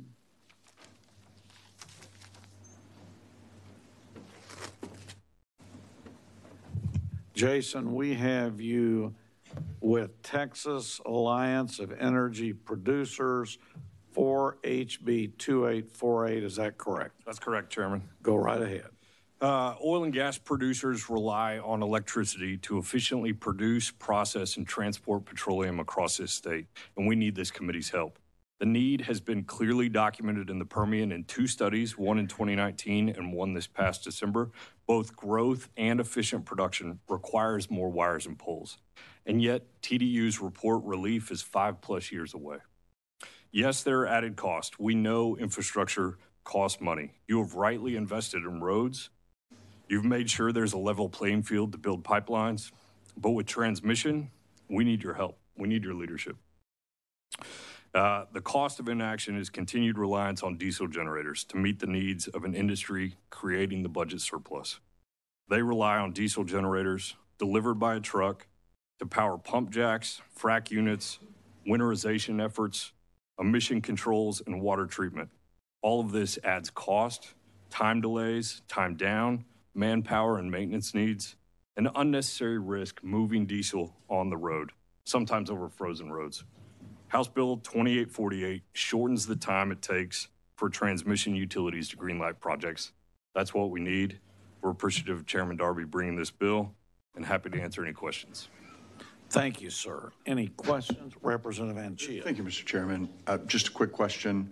You know, I've heard that the state's prior investment in transmission is somewhat maligned, but you know, if you could just bear with me on probably some marginal inaccuracy of this data. I think the state invested $8 billion roughly. Yes, sir. $8 billion, but the economic benefit to the state was about $40 billion, $38 billion. I mean, I'm an investor. You know, that's a deal that I take all day long. Mm-hmm. You know, and so I suspect with the current costs to the state and to consumers of congestion, that an investment now would yield pretty significant benefits down the line. Do you share that view? Yes, sir. And do you have any data on what an investment might? And if you don't, that's okay. No, but I would. I know you've studied this issue. To the S&P study that Chairman Darby referenced to look to both the needs now, but also the growth in the Permian Basin. They need the power. Yeah. Thank you. Other questions, members? Thank you very much. Thank you, Chairman. Tony Bennett.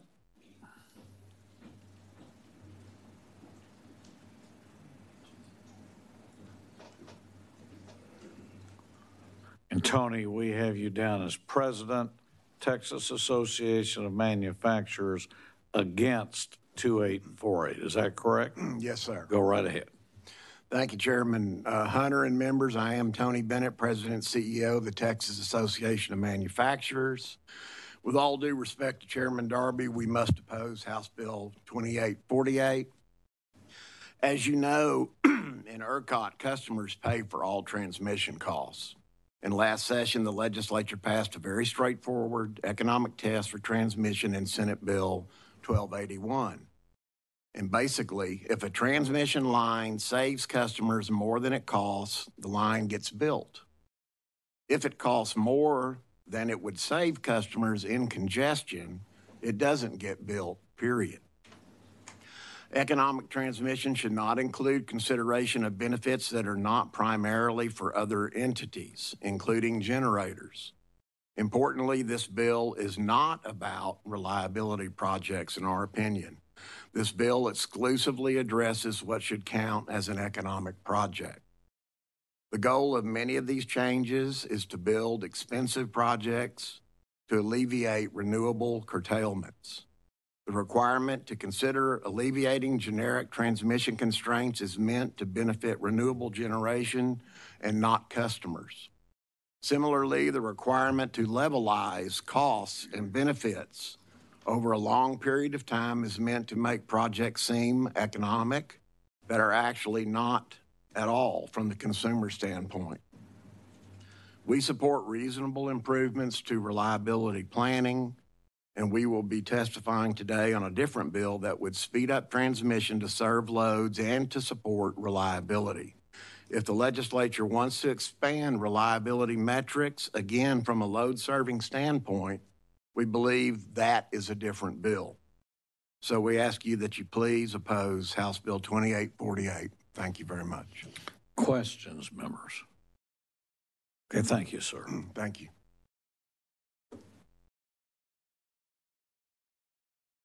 Caleb Tash.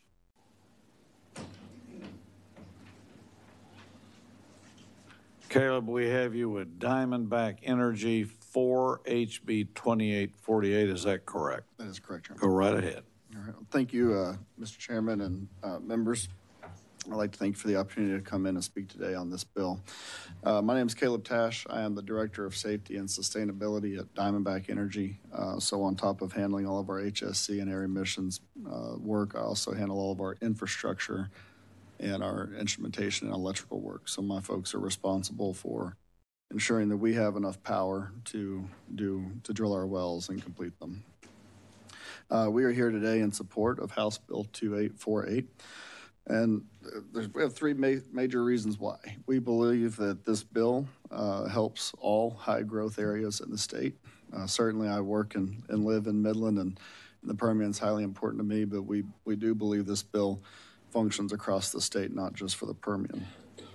We also believe that this bill ensures that the TDUs do not have stranded capital, gives them the opportunity to plan ahead, gives them the opportunity to talk to customers so that those projects that are still 6-7 years out can be included in their planning process, whereas today, without a signed contract, those numbers are excluded from the planning process. The last thing that we really look for is trying to drive efficiencies in this process. As I just mentioned, as many of you know, these projects from start to end, some of these projects are 7+ years. Today, you've heard a couple of times already about this S&P Global study. We were part of that group that participated in that study. If you have not had an opportunity to review that study, I strongly encourage you to. The numbers are pretty staggering. What that study showed is that as of today, the Permian Basin specifically is already underserved. There is over 1 gigawatt of power that we could put onto the transmission lines today if the power was there. And there's another 4 gigawatts of power that we could put onto that transmission system within probably the next 12 to 18 months. We call those today projects because we would have to get our own infrastructure in place.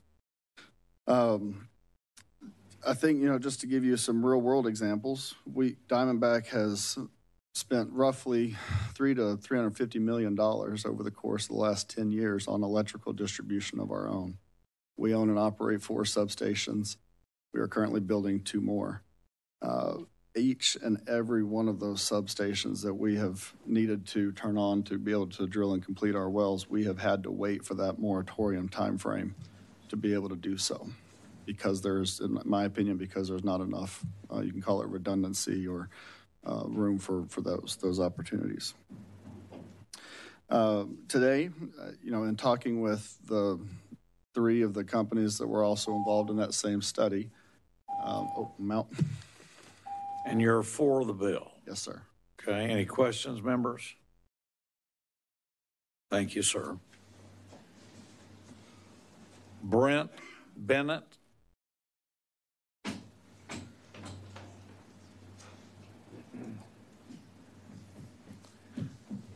Now, Brent, we have you listed as the policy director of the Texas Public Policy Foundation against HB 2848. Is that correct? Yes, sir, Mr. Chairman. Go right ahead. Thank you, Mr. Chairman, members. Brent Bennett with the Policy Director for Life Power at the Texas Public Policy Foundation, testifying against the bill.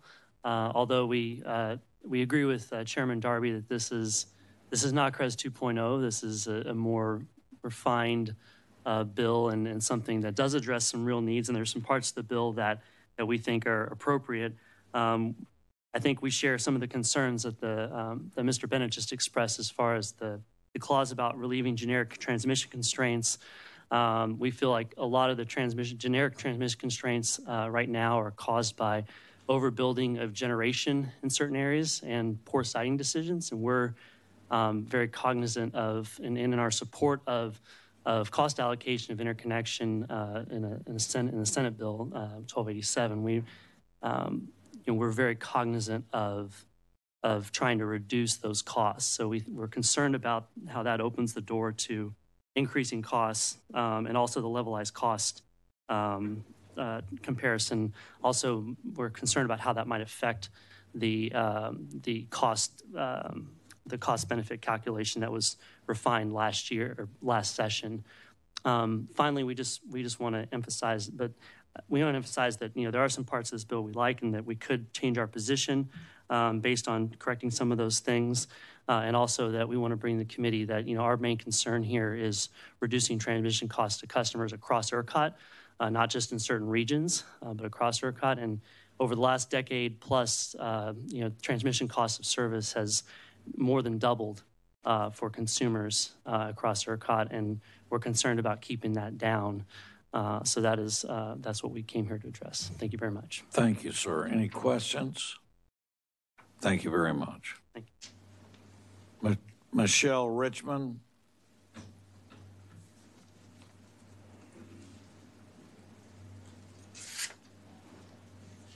Michelle, we have you down as Executive Director of the Texas Competitive Power Advocates, neutral on HB 2848. Is that correct? Yes, that's correct. Go right ahead. Thank you. Michelle Richmond on behalf of the Texas Competitive Power Advocates, and we are testifying on the bill. We've been working with Chairman Darby to address the concerns that we have and are going to continue to do so. I think the concern we have is that economic transmission planning should balance both the cost and the benefits of the proposed project, as well as the impact to reliability. And whether that's positive or negative, that should be a factor in the decision to move that forward. As drafted, the proposed test heavily favors the forecasted benefits without appropriately considering what the costs are going to be to consumers, as well as the impact to dispatchable generation. We've been talking a lot about reliability in this committee. I understand we're going to do that some more later on. So we just want to make sure that it is a reasonable test. The other concern we have is making sure that the cost estimates are accurate. And so we believe that there should be a cost cap that provides some allowance for potential problems with overages, but doesn't give a blank check. So if you approve a line that is projected to cost $100 million and you think that that is a reasonable cost to consumers for the benefits, that may not be the case if the line comes in after it's built at $400 million. So there needs to be an incentive to ensure that the estimates are accurate, or at least as accurate as they can be, to prevent those overruns and overspending. And so those are the concerns. We're going to continue to work with Chairman Darby to address those, and we appreciate y'all's consideration today. Any questions, members? Thank you very much. Thank you. Jaron Taylor.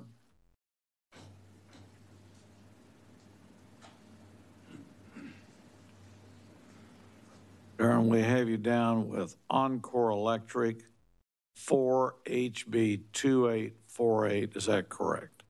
That is correct. Go right ahead. Thank you, sir, members of the committee.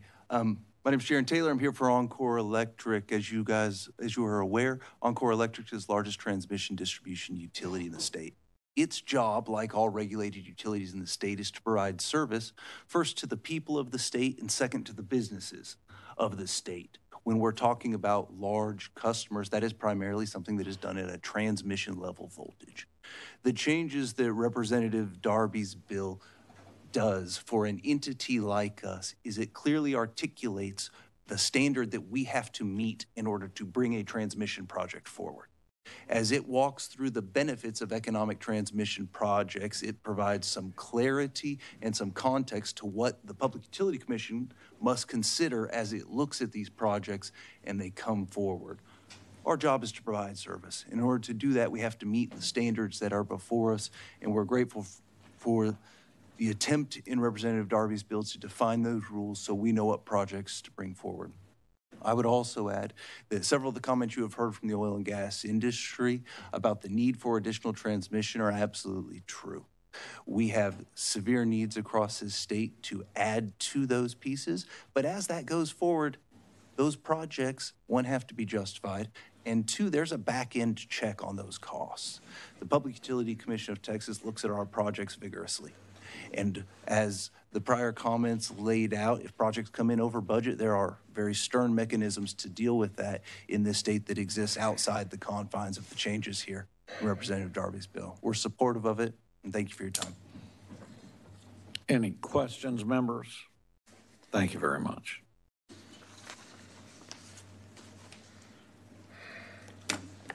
Larry Linenschmidt.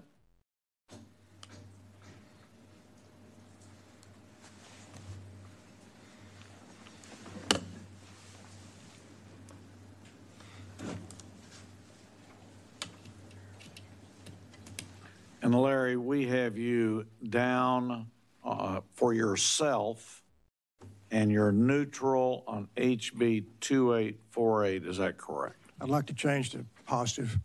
Okay.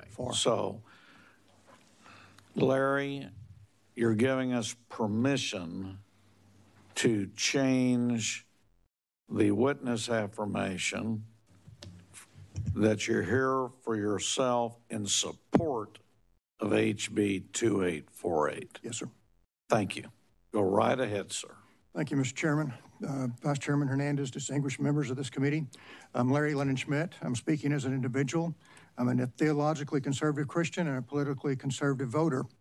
I'm here primarily to follow up on a conversation yesterday with Chairman Hunter with the nonpartisan Citizens Climate Lobby, which supports market-based practical solutions to our grid reliability issues. One of those primary concerns, of course, is transmission lines, which is why I'm in favor of Chairman Darby's bill. Our group and the citizens of Texas share concerns about reliable electricity and generation and delivery, affordable energy, continuing the Texas economic miracle, and lowering emissions. I'm here to offer our organization's volunteers who have many years' experience in varied fields, including the oil and gas industry, chemical engineering, and other endeavors related to the questions you are facing, to be of assistance to you. I understand a part of the work of this committee will be to advance your understanding of the grid by drawing on diverse opinions. Today, I would like to suggest some resources and witnesses to call for testimony. And if possible, I'd like to send these in digital format to the clerk of the committee so that they could be forwarded to you. They're in writing here, but some address the climate change issues that we're facing from the Texas State climatologist, including also another paper from many Texas scientists who teach from Texas Tech and many other schools. A paper titled The Impact of Renewables in ERCOT by Joshua Rhodes of University of Texas, and a report from the Renewable Energy as Backbone for Emerging Energy Technology in Texas by the Advanced Power Alliance, and a paper by Michael Weber, PhD from the University of Texas, which would address ways other than building power plants to increase grid reliability. The importance of clean energy is stressed in a letter from General Motors to the commissioners of the PUCT, another letter from other entities that need renewable energy and will go where the renewable energy is to meet their goals. Doug Lewin wrote a paper called What ERCOT Knows and Isn't Telling Us about the winter storm in December. At that time, Pablo Vargas wrote a letter to Secretary of Energy Granholm request for an emergency order under Section 202 of the Federal Power Act, which ties into what happened during that time. And then there are others. And so I'd like to send these to the clerk to be advanced to the committee. And I'd like to recommend that you call on Michael Weber and Joshua Rose of the University of Texas, Doug Lewin, an energy consultant, and Daniel Cohen, PhD, and an environmental scientist and engineer at Rice University. If we can be of help to you at the Citizens Climate Lobby, please call on us. My contact information is on the sheet. Thank you. Thank you, Larry. And yes, get any information you'd like to get to the committee to our clerk. She will get it to the committee. Yes, sir. Members, any questions? Thank you, sir. Thank you. John Gordon. John, we have you down registered for yourself in favor of HB 2848. Is that correct? That is correct. Go right ahead, John. My name is John Gordon. I'm a registered professional electrical engineer. I support the language of this bill, which would then go to the PUC and give them direction. I have designed transmission lines. I'm probably the only remaining person in the state that's actually testified and stopped the 345 transmission line, Zenith to Salem.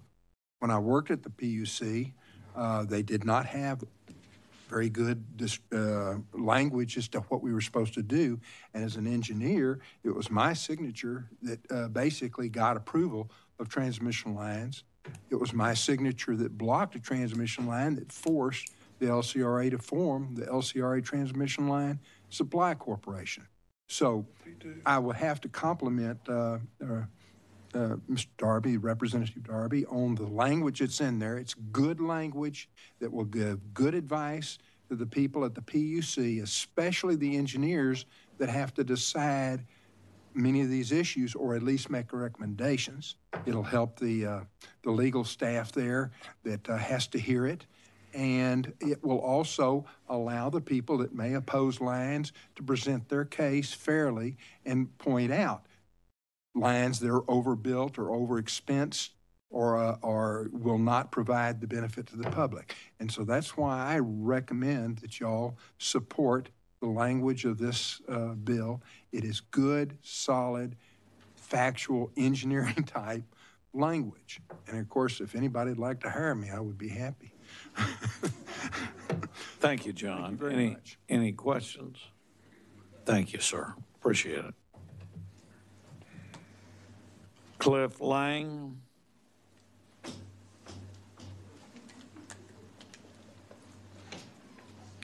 Cliff, we have you registered as General Manager, South Texas Electric Co-op, neutral on HB 2848. Is that correct? That's correct. Go right ahead. Okay, thank you for having me. Again, Cliff Lange, General Manager for South Texas Electric Co-op. We are a generation and transmission cooperative serving 9 distribution members in South Texas, representing approximately 290,000 in-use members across that region. That being said, this bill in particular, there are good aspects of it, and there are aspects of it that would benefit STEC as a transmission owner and developer. But when we look at it from the context of our members' perspective, who must pay for the transmission costs that are associated with the transmission to development, we do have some very strong concerns about some of this. In terms of the good aspects of it, the one thing that Chairman Darby laid out is that it does create a deadline or a timeline as it pertains to getting the CCNs approved. And so that's a very good outcome. But anything that lowers the threshold to justify the construction of transmission projects is going to serve to cause transmission to increase very dramatically, and as a result of that, the cost to consumers to go up very dramatically. When we recently looked back at the last 10 years, we've seen about an 8.5% average annual growth rate in terms of the cost of transmission in the state. It's in essence doubled over the course of the last 10 years, actually more than doubled in that regard. So that being said, our specific concerns are that evaluating the costs and benefits over the life of the transmission project, as you've heard already today, is really too long of a process. As a result, what you end up seeing is you see that it makes it very easy for some of these investments to be justified, but it becomes very subjective once you get out beyond 3 to 5 years. ERCOT has to make assumptions in terms of where those new generators will be located, where new loads will be located, and as a result of that, it makes it a very subjective process that could prove out a transmission project that may not actually be beneficial to end-use consumers over the life of that project. The evaluation of high growth areas, well, I understand why that's being discussed as part of this particular bill. The concern is really already taken care of. We do have provisions in the process at ERCOT to really look at those. If you look at the Odessa area, that is one area that's actually given a little bit more latitude in terms of determining whether or not that area actually needs additional transmission. In terms of making lines double circuit capable, again, a very good aspect of the bill. I don't know that it's particularly necessary because ERCOT does go ahead and request whenever they approve a project to be moved on to the Public Utility Commission that those be designed so that they are double circuit capable. So a mixed bag of things in this bill, but we are on it and would look forward to having additional discussion on it. Thank you, sir. Any questions? Chairman. Yeah, Representative Raymond. I think I need to pose this to you regarding this witness, but a parliamentary inquiry. Can I state my inquiry? Sure. Would it be appropriate for me to ask this witness about a letter that I sent him recently, and I know that Chairman Guillen, I think, is sending one as well, regarding some transmission lines that are going to be going through Duval County, or should I ask the witness offline and not during this? I think it's best to go offline so that the subject matter would be clear. So I would ask that you do it off. So to be clear, I'll ask the witness later if he can let me know if he's gotten the letter that I sent him and that Chairman Guillen is sending him about the transmission lines going through Duval County on 359 so that they don't go down that route. I'll ask him about that later. Is that right? That's correct, and I want you to go by his office and Chairman Guillen's office to discuss. Absolutely. Will do. Thank you. Thank you. Any other questions? Thank you, sir. Michael Lozano.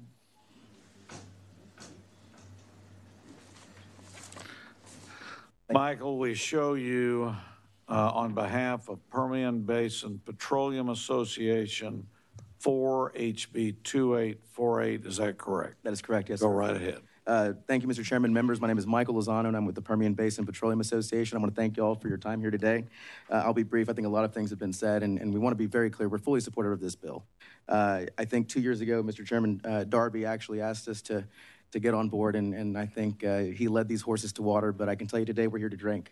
We fully support this bill, and we want to be clear that the cost of inaction here is high. It is one that is real, and it is one that is born for operators. And I think if we talk about the story of the Permian Basin, we're talking about one that began with a small, humble legacy field producing 500,000 barrels a day in 2013, now producing 5.5 million barrels a day in 2023, and on track to produce 6 million barrels by the end of the year. This is a huge opportunity for us to talk about our needs, and we appreciate the venue for that, and of course, Chairman Darby for bringing that bill. I think it's pretty clear that this agency needs direction in determining how best to build out these transmission lines, and I think this bill affords us the best, most comprehensive method for doing that. It's pretty clear that the current system doesn't work. I think Mr. Tash noted that by saying with 1 gigawatt of power unmet, or transmission unmet in the Permian Basin today, it's pretty clear the current system isn't working. And if insanity is doing the same thing over and over again and expecting different results, I ask that we not be insane. I think it's important for us to be very clear about this bill being a comprehensive benefit to the activities in the Permian Basin. And we know that this is going to be something that we want to see happen. And this is something that members, both large and small, see benefits from. In addition to the added benefits of having gridded activity versus diesel generators running activities in the field, I want to recognize that this is not just an emissions benefit, which is significant and one that we want to achieve. It's also pretty clear that we want to see something about a clear conversation about ensuring that this is an added benefit for reliability as well. We spent a lot of time last session talking about ensuring we have reliability out in the natural gas electric supply chain. Instead of having an operator with 180 diesel generators out in the field, we can grid these activities and have a more reliable operation and footprint that benefits the natural gas and electricity supply chain in the state. Our members have invested hundreds of millions of dollars in distribution and in these substations, and that's great. But I think we would also benefit, frankly, from having these transmission lines, and so we fully support this bill. I want to thank you for the opportunity to testify before today, and happy to answer any questions. Any questions, members? Thank you. Thank you.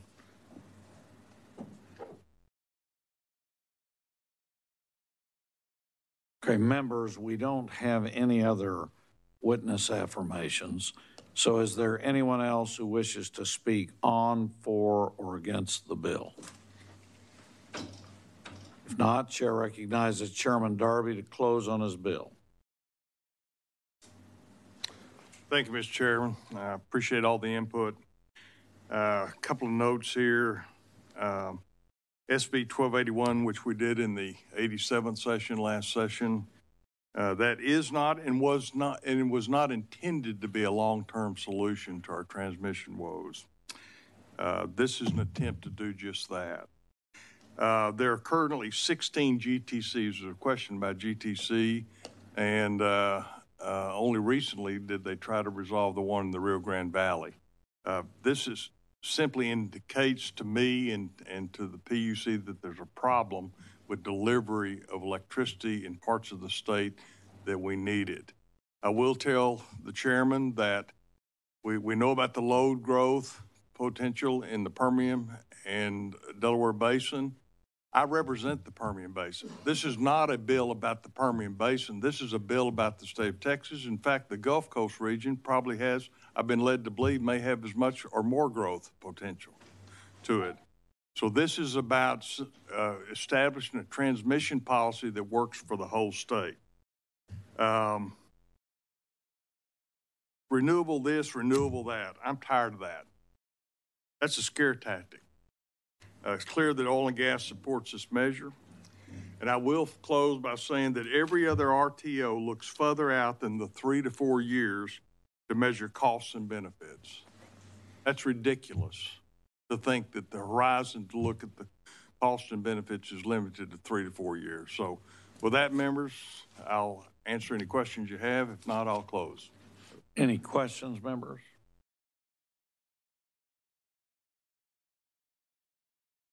Speaker Guerin, is your light on? Did you have a question? Okay. If it is, I'm sorry. Okay, no problem. Any questions, members? Thank you, Chairman Darby. The chair moves to leave HB 2848 pending at this time.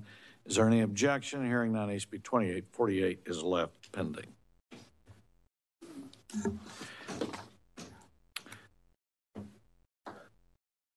The chair lays out HB 3447 and recognizes Chairman Bonin to explain his bill. Thank you, Mr. Chairman and members. I appreciate the opportunity to present House Bill 3447. This is an extremely important policy area. This legislation relates to national security, space exploration, and our space economy. Texas, as you know, has been a leader in space exploration and development since its inception. However, there is an intense global competition that is taking place now, both from a civilian and from a military perspective, in addition to tremendous opportunity and growth that we're seeing in the private sector. This legislation will create a Texas Space Commission that will bring experts and thought leaders from military space, civilian space, commercial space operations, and higher education together to forge partnerships and create a strategic plan for the state. Additionally, it establishes an aerospace research and space economy consortium, which will similarly act as a forum for higher education and industry experts.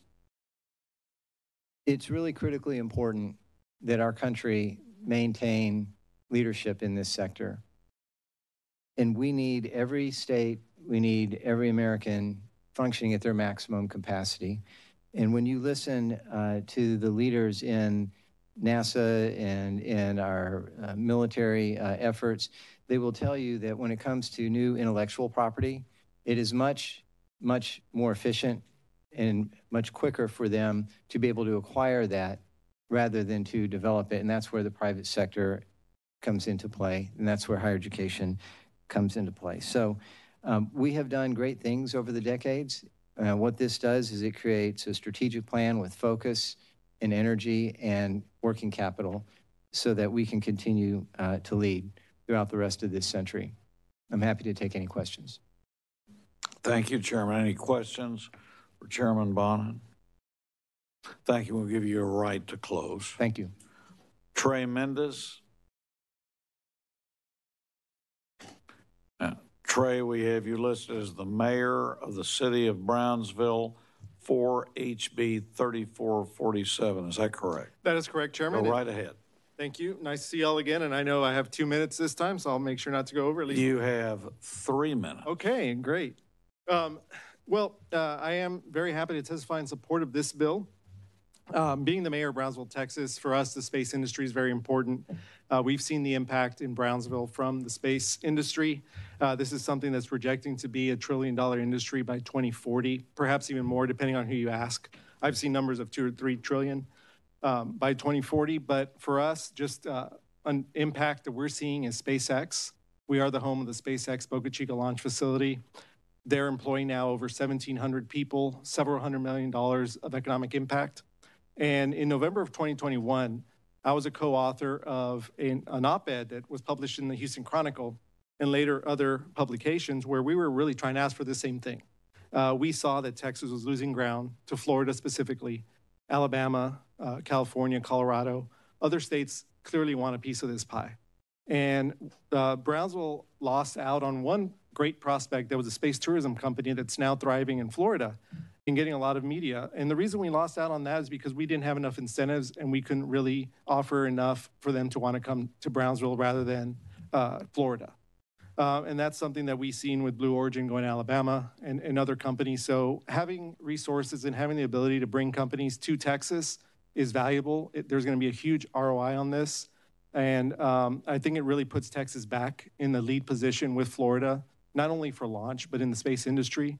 We've been historical leaders for 50 years plus, and I think we've been leaving some of those opportunities on the table. And I think Chairman Bonin's bill gives us the opportunity to regain our position, continue to thrive in the space industry, not just for launch, but other types of industries in space, satellites, manufacturing, other types of things.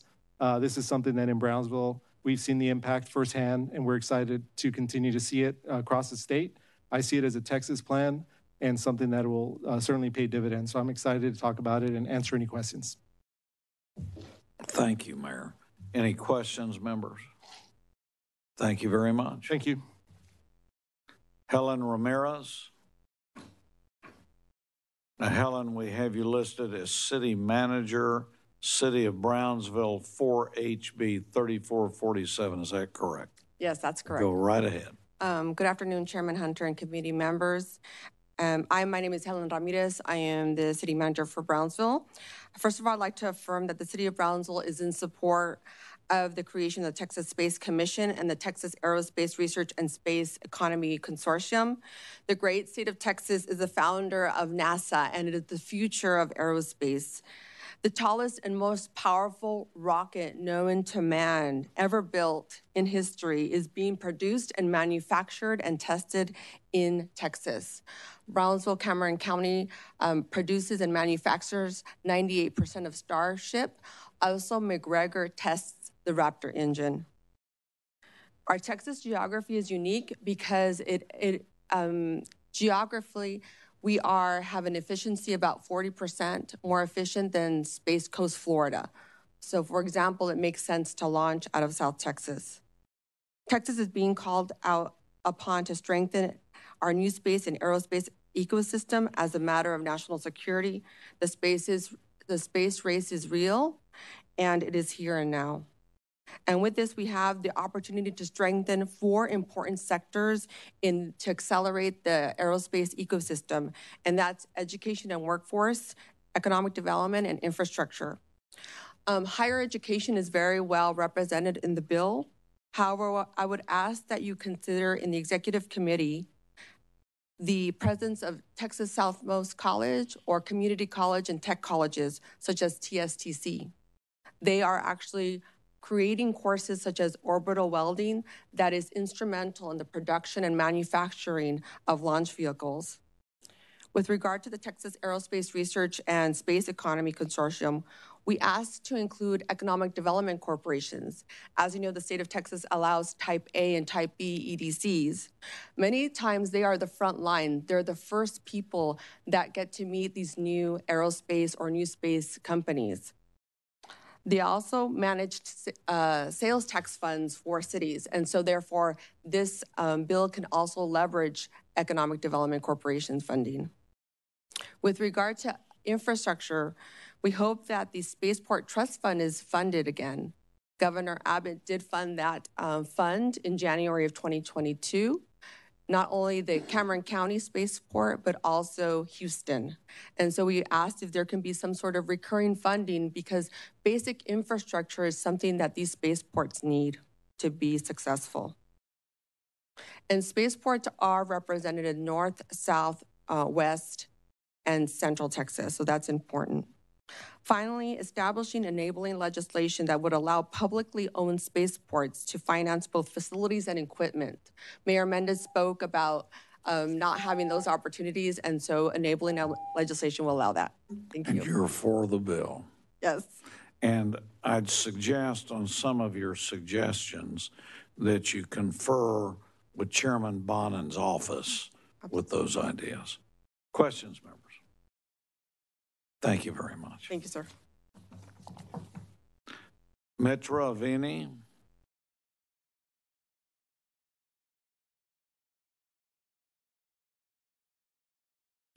Mitra, we have you down with Texas 2036 4 HB 3447. Is that correct? That's correct. Thank you. Go right ahead. Thank you, Chair Hunter, Vice Chair Hernandez, and members of the State Affairs Committee. My name is Mitra Avini, and I'm a policy analyst at Texas 2036, testifying for the bill. I'd like to take a moment to thank Chair Bonin for drafting this historic piece of legislation. It creates both the Texas Space Commission and the Aerospace Research and Space Economy Consortium after Texas lawmakers included $350 million in their base budgets for this purpose. Texas has a long history of leading national efforts for space exploration, being home to a growing number of private sector operations as well as NASA facilities, which last year alone put more than $9 billion into the Texas economy. With the commercial space industry estimated to grow to more than $1 trillion by 2040, the establishment of the Texas Space Commission is a critical step in providing the resources, government cooperation, and workforce necessary to make Texas the center of the rapidly growing space industry. In Texas 2036 polling this February, 75% of Texas voters said that it was important for Texas to continue its leadership in space exploration. Based on our understanding of HB 3447, this bill would not only help us achieve that goal by expanding aerospace-related development within the state, but it would also facilitate space educational opportunities and research, ultimately positioning Texas as a global aerospace hub. Once again, I'd like to thank you for this historic step to keep Texas competitive in the latest race for space, and would be happy to answer any questions. Mitra, thank you very much. Any questions? Thank you so much. That's all members, our witness affirmation registrations. Is there anyone else who wishes to speak on, for, or against the bill? If not, Chair recognizes Chairman Bonin to close on his bill. Thank you, Mr. Chairman and members. I appreciate your time and ask for your favorable consideration. And with that, I close. Any questions, members? Thank you, Chair. And the Chair moves to leave the HB 3447 pending at this time. Is there any objection? Hearing none, that bill 3447 is left pending.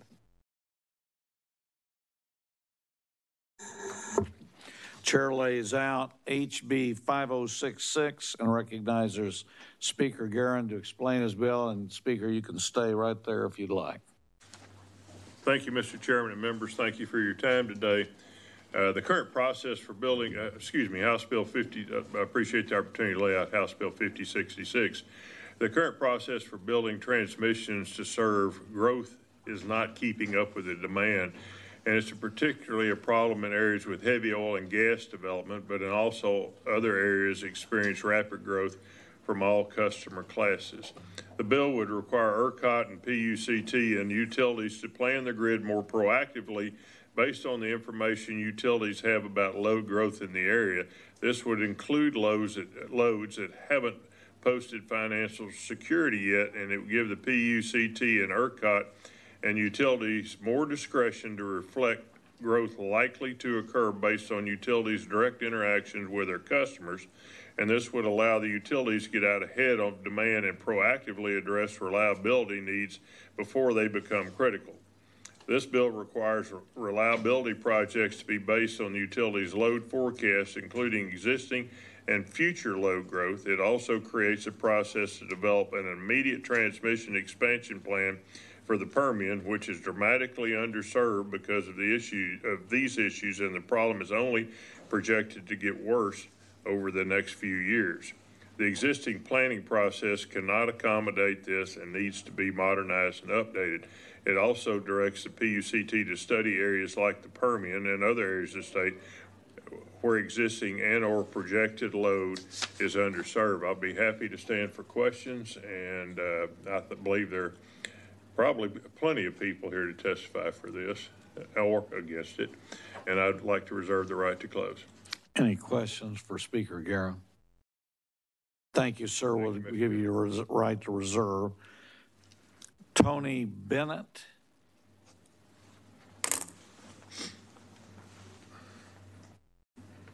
Tony Bennett.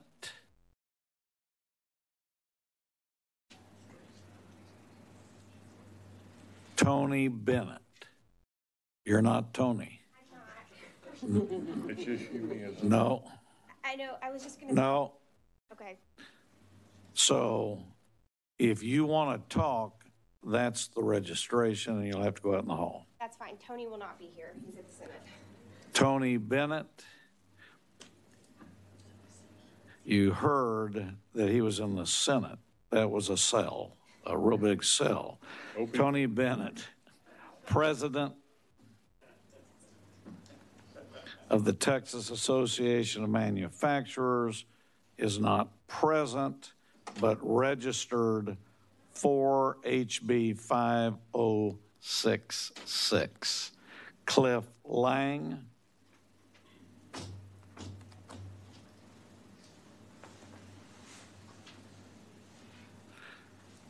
Cliff, we have you as General Manager, South Texas Electric Co-op, neutral on HB 5066. Is that correct? That's correct. Go right ahead.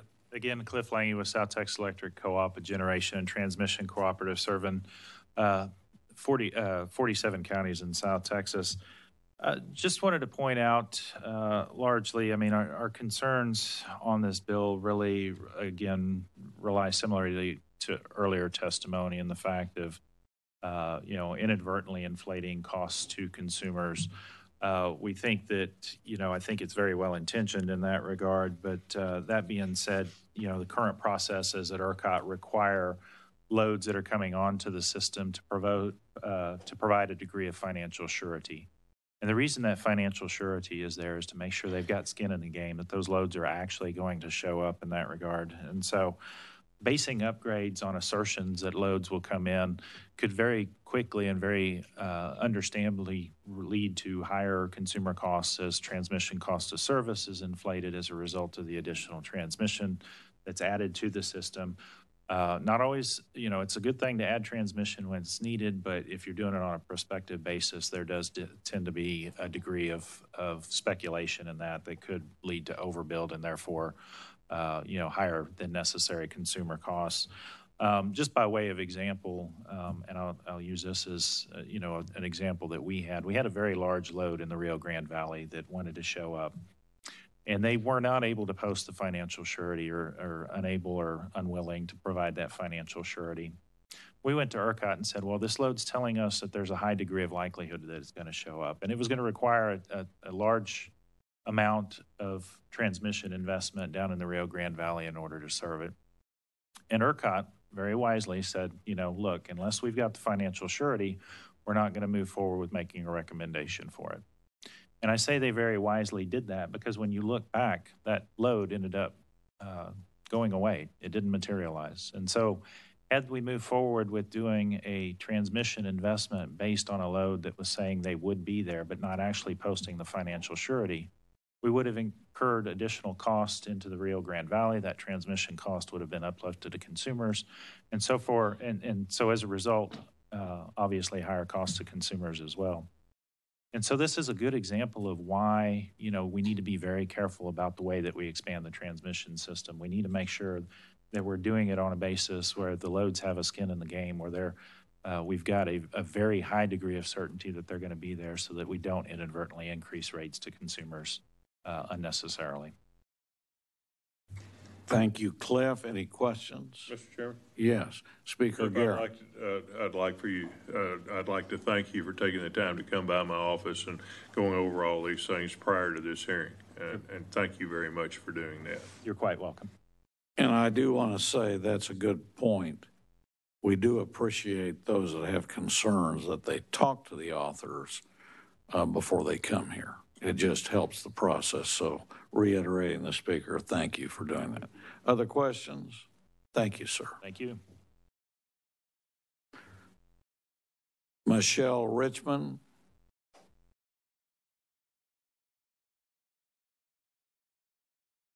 And Michelle, we have you registered Executive Director, Texas Competitive Power Advocates, Neutral HB 5066. Is that correct? Yes, that's correct. Go right ahead. Thank you. Michelle Richmond on behalf of the Texas Competitive Power Advocates. Testifying on the bill, we had some of the same concerns that Cliff Lange had just expressed. We're comfortable with the concept of, allowing the commission to develop a plan, serving loads if it's an underserved region. We are just concerned about the speculative loads and making sure that we're justifying this with the financial security. Assigned interconnection and posting of financial security is kind of a way to make sure you're not building transmission to nowhere, and that's really important. So we definitely want to work with you on that and hope that we can do that and address those concerns. Thank you. Any questions, members? Thank you very much. Jaron Taylor.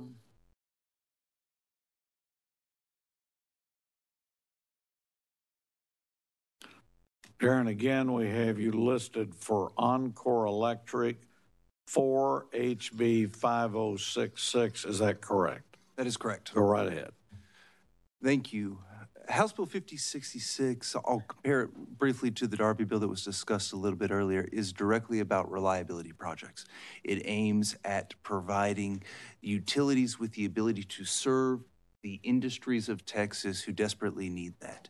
It targets additional tools that must be considered both by the Public Utility Commission of Texas and ERCOT in approving a transmission project when it is needed for a specific reliability purpose. And it goes through and it articulates those reliability purposes to provide transmission service in an area of the state where there is no service available today, to provide the ability for the utility to interconnect entities quicker, where it may be, as you heard some of the oil and gas entities earlier say, there may be a 5 to 7 year wait today for transmission to be extended.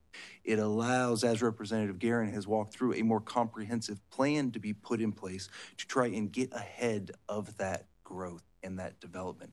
The electric utility has the unique ability to have conversations with all of these various entities and knows of their plans commonly far before they are able to enter a point of signing an interconnection agreement. And the life of a transmission project, getting from idea to steel in the ground, is a very long regulatory process. The business entities don't have that same process. And so what we are trying to do as we look at different reliability projects is to marry those two timelines. So the infrastructure can be there when the customer needs it. And Representative Guerin's bill goes a long way towards helping make that a reality. Thank you. Thank you, Jaron. Any questions, members? Thank you, sir. Katie Coleman.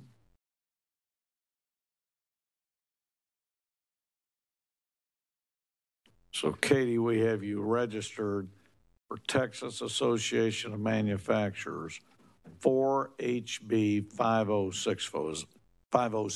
Is that correct? 5066, yes, sir. 5066, is that correct? Yes, sir. Go right ahead. Thank you.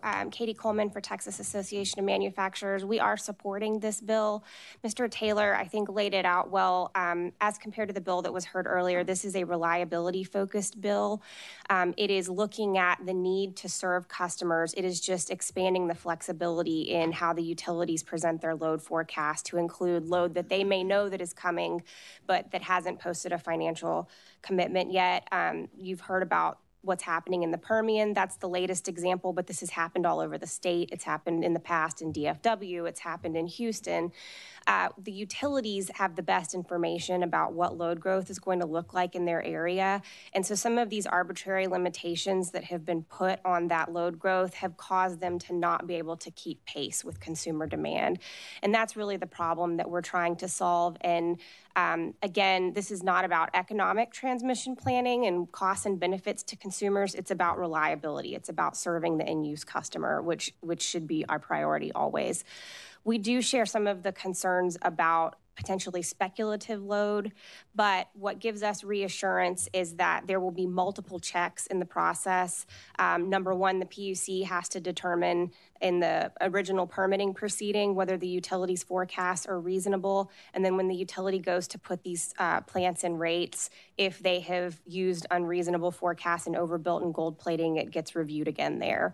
So we do believe that there are checks to make sure that this is a reasonable forecast. And with that, I'll close, but we do support the bill.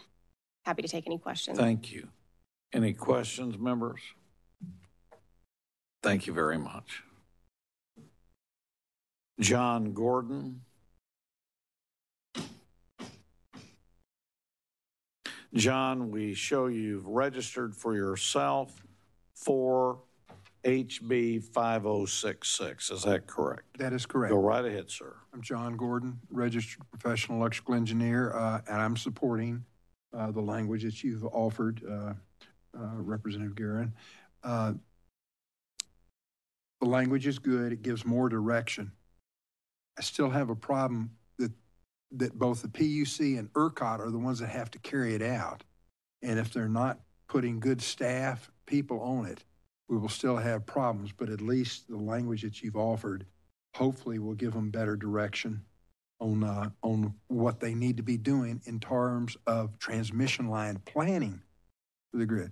And y'all not be aware of this, but when they were building the Zorn to Salado line, which is just east of where we're at, the 345, during that process, they were asked specifically by me, what is your plans for the west side of the I-35 corridor? How are you getting power from? A few years later, they came up with CRESS, and I'm not sure that they did it right. But the problem is the planning in those two organizations has been very weak.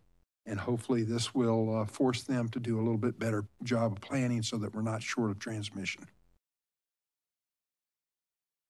Thank you. Any questions, members? Thank you so much. Thank you. Members, that's the last of our witness registrations. Is there anybody else who wishes to speak on for or against the bill? If not, Chair recognizes Speaker Guerin to close on the bill. Thank you, Mr. Chairman and members. The main problem here is that ERCOT does not count large loads in their planning process until they provided financial security, which is usually relatively close to when the customer wants and needs the power. This bill would allow the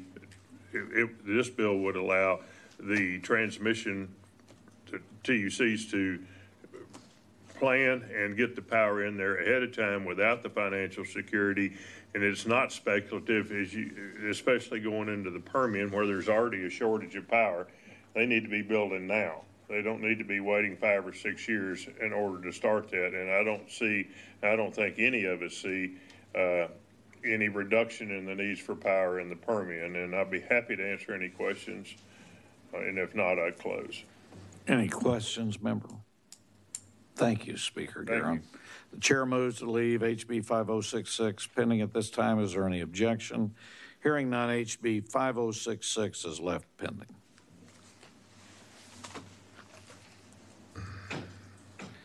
The chair lays out HB 4821 and recognizes Representative Slauson to explain her bill. The chair offers a committee substitute to HB 4821. Go right ahead, Representative. Thank you, Chairman and members. HB 4821 updates the Voluntary Mitigation Plan, or VMP, requirements to protect against market power violations while providing fair protection for the companies that enter into those VMPs. The penalty for the violation of a VMP is raised in this bill from $25,000 to an amount not to exceed $1 million, which mirrors the penalties that we passed in the 87th session under SB 3 for weatherization. This updated penalty better reflects the severity of VMP violations' effects on consumers and provides additional deterrence. The bill requires that VMPs be updated at least once every 2 years and review all existing VMPs within 90 days of any substantial market changes to ensure those plans reflect current market conditions. This bill specifies the threshold of who's allowed to intervene in a proceeding initiated by the PUC to ensure that the intervener threshold is the same as it is for other administrative proceedings. It also provides protection to the companies who have entered into VMPs by allowing the Commission to consider adherence to the plan when determining if a violation occurred, and if so, the penalty to be assessed. This bill ensures those changes only apply to violations committed on or after September 1st, 2023. And with specific regard to the committee substitute, over the original version, it allows the PUC to approve a VMP if it determines the plan is in the public interest, requires the PUC in its review to determine whether the VMP remains in the public interest, and if they determine that the plan is no longer in the public interest, then the PUC and the person must agree to modify the plan, or the PUC must terminate it. Clarifies that the VMP must be reviewed at least once every 2 years and not later than the 90th day after a wholesale market design change. And Mr. Chairman, I believe there are witnesses here on this bill, and I would request the right to close it. Any questions for Representative Slauson? And we'll give you the right to close. That was a good layout. Cyrus Reed. Oh, no, not to have Cyrus first, though.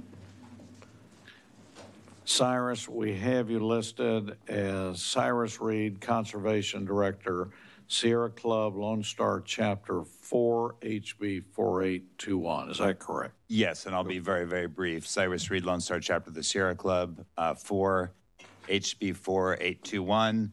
Haven't seen the committee substitute, but based on your description, we also support the committee substitute. This is really about modernizing our enforcement regime and making sure that customers are protected, while also protecting, you know, the companies, so that, and the way the bill is structured, it would only apply after September 21. But some of these VMPs are very old. We obviously haven't increased the penalty amounts other than for weatherization, what you did last session. So I think these are needed updates to our enforcement regime, and it'll be protective of customers. So we support the bill. Thank you very much, Cyrus. Any questions? Thank you, sir. John Gordon. John, we have you registered for yourself, neutral on HB 4821. Is that correct? That is correct. Go right ahead. John Gordon. Just a quick question. It appears that it's $1 million a day. Is that correct? Hold on. You can only comment. You can't question. Okay. But you can sure raise some questions. Thank you. And then make sure you visit with the representative's office. Okay. The current language appears to raise it from $25,000 to $1 million, and each day is considered a new penalty. I'm not sure if I'm correct on that. I would just say, get with the representative's office. Okay. Thank you so much, John.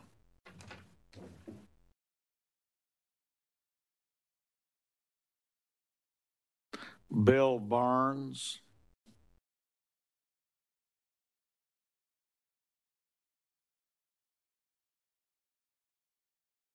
Bill, we have you down as NRG Energy against HB 4821. Is that correct? That is correct, sir. Go right ahead. Bill Barnes representing NRG. We are opposed to House Bill 4821. NRG Energy serves over 2 million retail electric customers. We also operate 10,000 megawatts of thermal dispatchable generation through our generation affiliates. We appreciate the committee substitute. We reviewed it. We support the increase in the penalties up to $1 million. However, we would prefer that that apply only to weatherization violations and wholesale market power abuse violations in PURA Section 39157. We will be working with the Representative's office to submit edits to that effect. In the committee substitute where we add public interest, which we support in the review period every 2 years, and after a market design change, we also support that. We would suggest the inclusion of substantial wholesale market design change with that language, however. And then the last part, which is the reason why we oppose the bill, it is the strike of absolute defense. Absolute defense is the reason why voluntary mitigation plans were added into PURA. The energy market in ERCOT relies on scarcity pricing. And for the last 20 years, a major component of scarcity pricing is the reliance on the submission of high offers by generators. For that reason, in PURA and in the PUCT rules, there is not a clear definition of what wholesale market power abuse is. It is a gray area. The voluntary mitigation plan is intended to provide that clear direction as to what is allowed, what's acceptable, and what is not. It's negotiated with the IMM, and it's negotiated with the PUCT. Think of it as a posted speed limit. If we're going 55 miles per hour or less, we have agreed with the IMM and the PUCT that that does not constitute a wholesale market power abuse. When you strike absolute defense, that means we could get pulled over for going 30 miles per hour or 20 or 40. We don't really know. It takes away that certainty. And again, the VMP allows for a very small percentage of the total capacity to be offered in at the cap to contribute to scarcity pricing, which is part of how this model works. I appreciate any questions you may have. Thank you, sir. And again, I'm going to urge you to drop by the representative's office and share your concerns. Any questions, members? Thank you. Katie Coleman.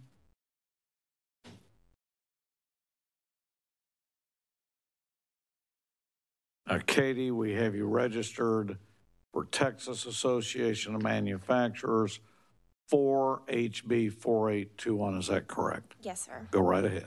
Thank you. We very much support this bill, and thank you, Representative Slauson, for bringing it forward. You've heard some testimony about how long ago these voluntary mitigation plans were executed. Many of them are roughly 10 years old. Obviously, there have been a lot of market design changes since these were entered into. The crux of a voluntary mitigation plan is that it gives parameters to a generator, and if they bid within those parameters, they're immune from an enforcement action for market power.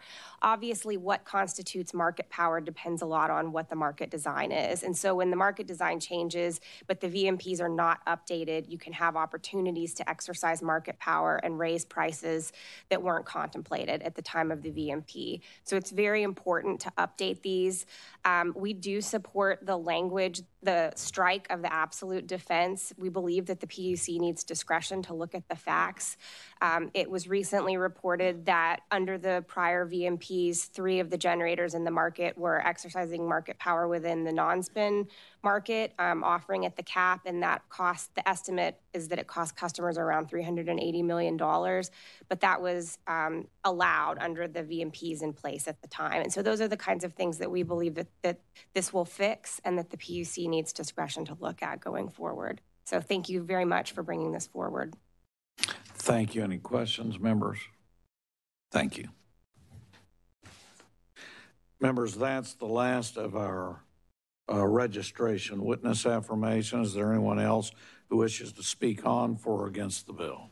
Mr. Chairman, could we have the IMM come up as a resource witness? Are they here? Absolutely. Thank you, Mr. Chairman. So, members, we're bringing up a resource witness. State your name, please. Carrie Bivens with Potomac Economics.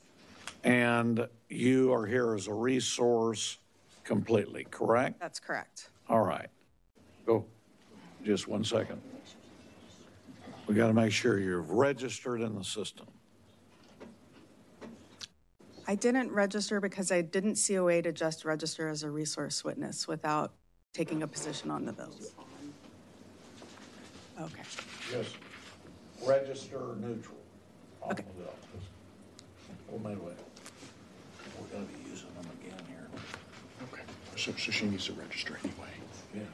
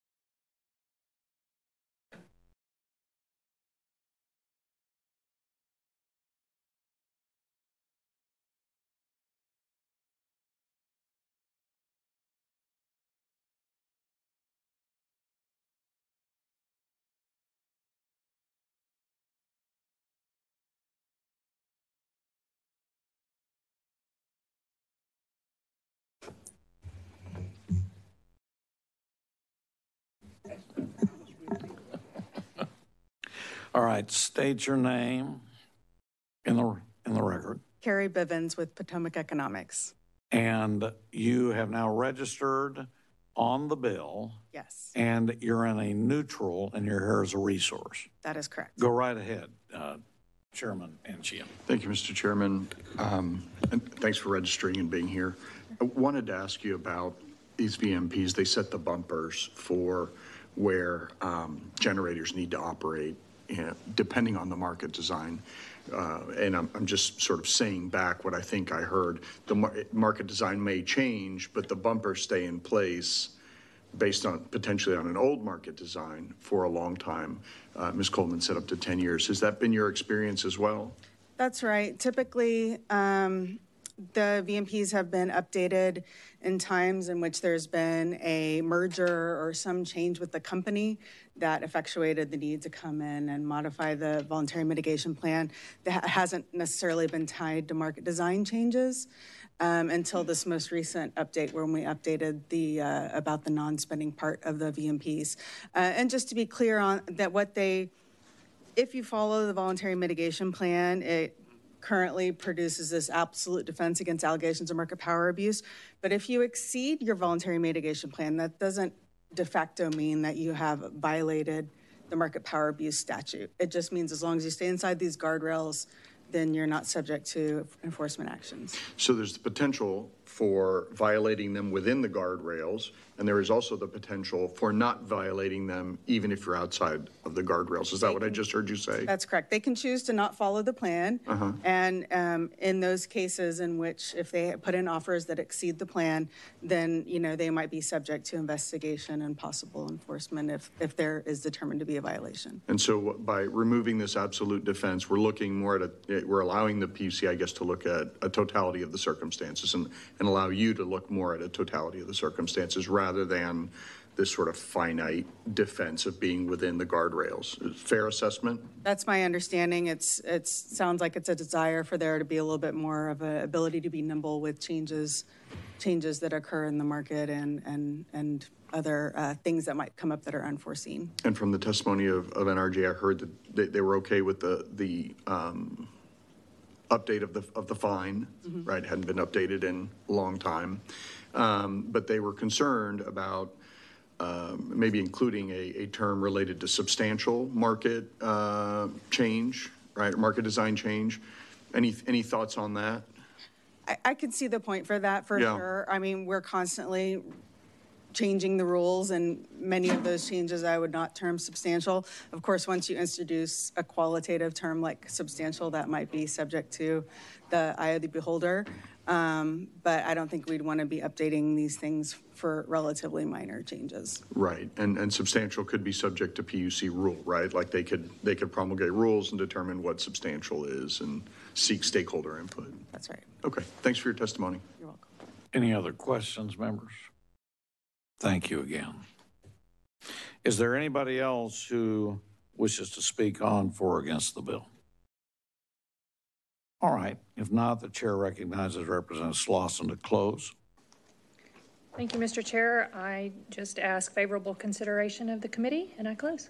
Any questions?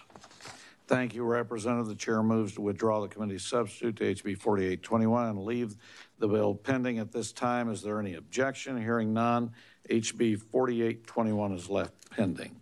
Chair lays out HB 4862 and recognizes Representative Slauson to explain her bill. Thank you, Mr. Chairman. HB 4862 seeks to bring much-needed transparency to detect and prevent market manipulation by requiring reports from the Market Monitor and the Public Utilities Commission on potential violations. The Market Monitor is responsible for monitoring the wholesale ERCOT market to detect and prevent potential market manipulation. And under the current law, there's no statutory requirement that these activities be published or public in any way. This bill will require the IMM to report their findings in writing to the PUC and the PUC staff.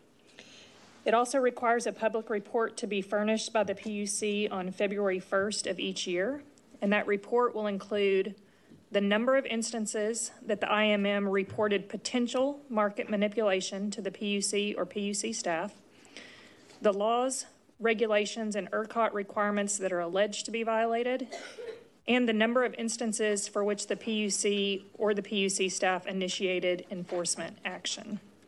And with that, I believe we have witnesses, and I request the opportunity to close.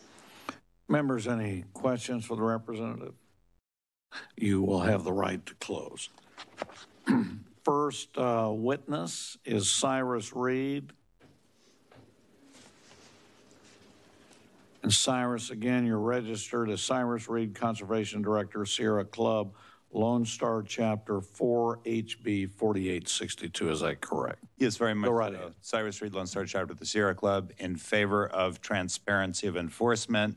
Some of you were here. I don't think Representative Slauson was a number of years ago. when we talked about the Railroad Commission and the fact that they didn't publish, they didn't have an annual report or quarterly reports on violations, who was violating. The public had no idea. So this is a similar idea. Let's make sure the IMM reports to the PUC and the PUC puts it publicly so we, the people, can see the problems, if there are problems in the market, and you guys can see that as well. And so I think it's good public policy. I was going to mention another comment, but I don't think it fits in with this bill, which is I also think the IMM needs to look at gas supply issues. I think that's a different issue, but I think in general we need more transparency and enforcement, and that needs to be public. And so we support the bill. Any questions, members? Thank you very much. Thank you. Michelle Richmond.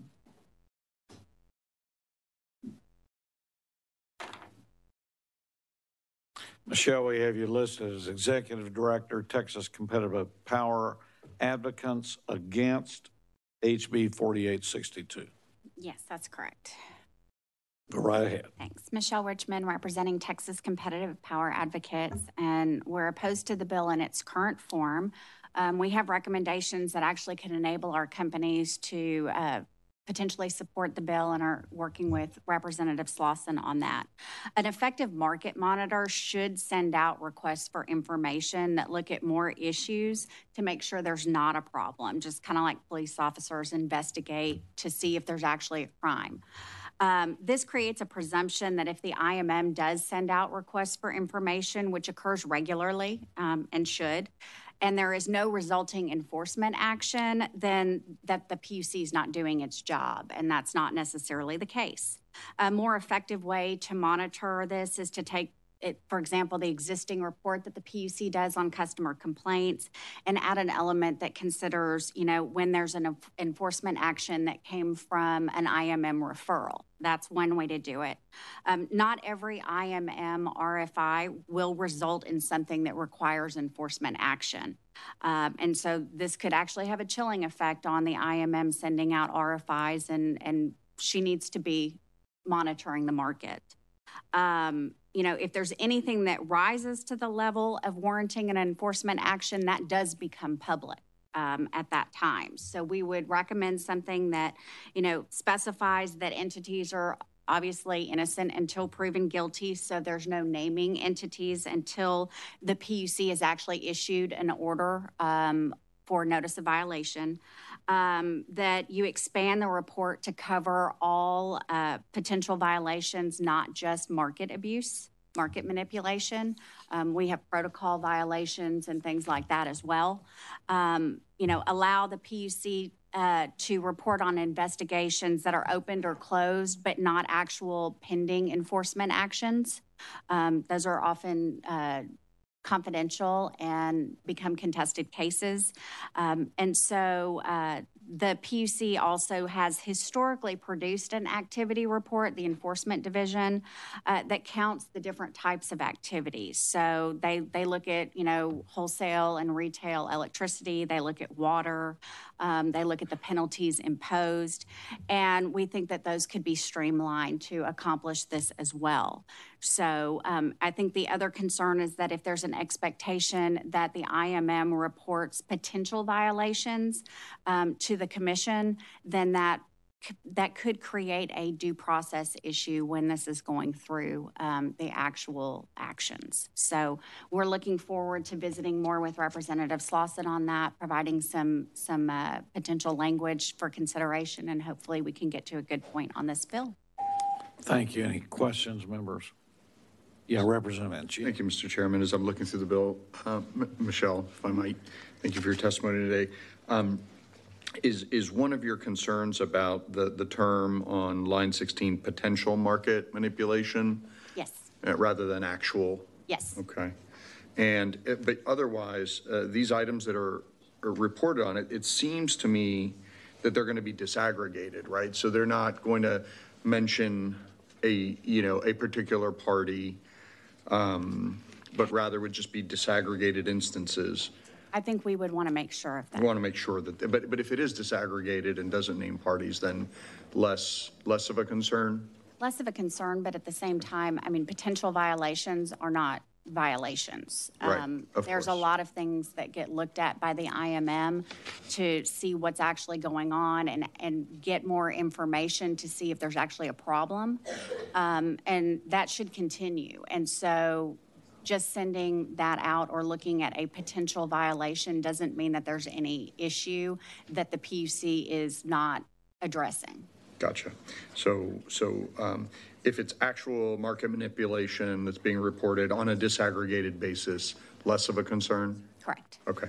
And then the other thing I noticed in this bill is a reporting to both the commission and commission staff. Is that the due process concern that you listed because you've got staff and then the commission is ultimately the finder of fact? Yes, the commission is going to be the one rendering a decision. Yeah. You know, typically parties will work with the staff. Staff is going to be bringing that. Okay. Thank you. Yeah, thank you. Any other questions, members? Thank you, Michelle. Thank you. Kenneth Flippin.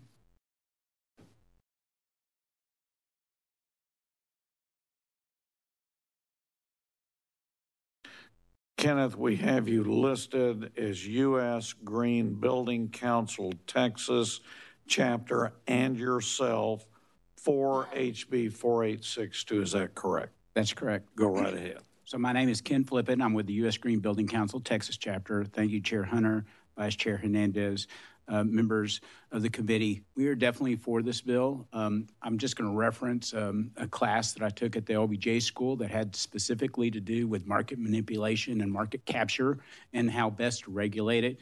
I think this is a very good piece of legislation that does that. Market manipulation is kind of a sophisticated market control mechanism that often happens in markets. We saw this with Enron, which is specifically the case that we studied in this LBJ class. There are three things that we learned that are very important.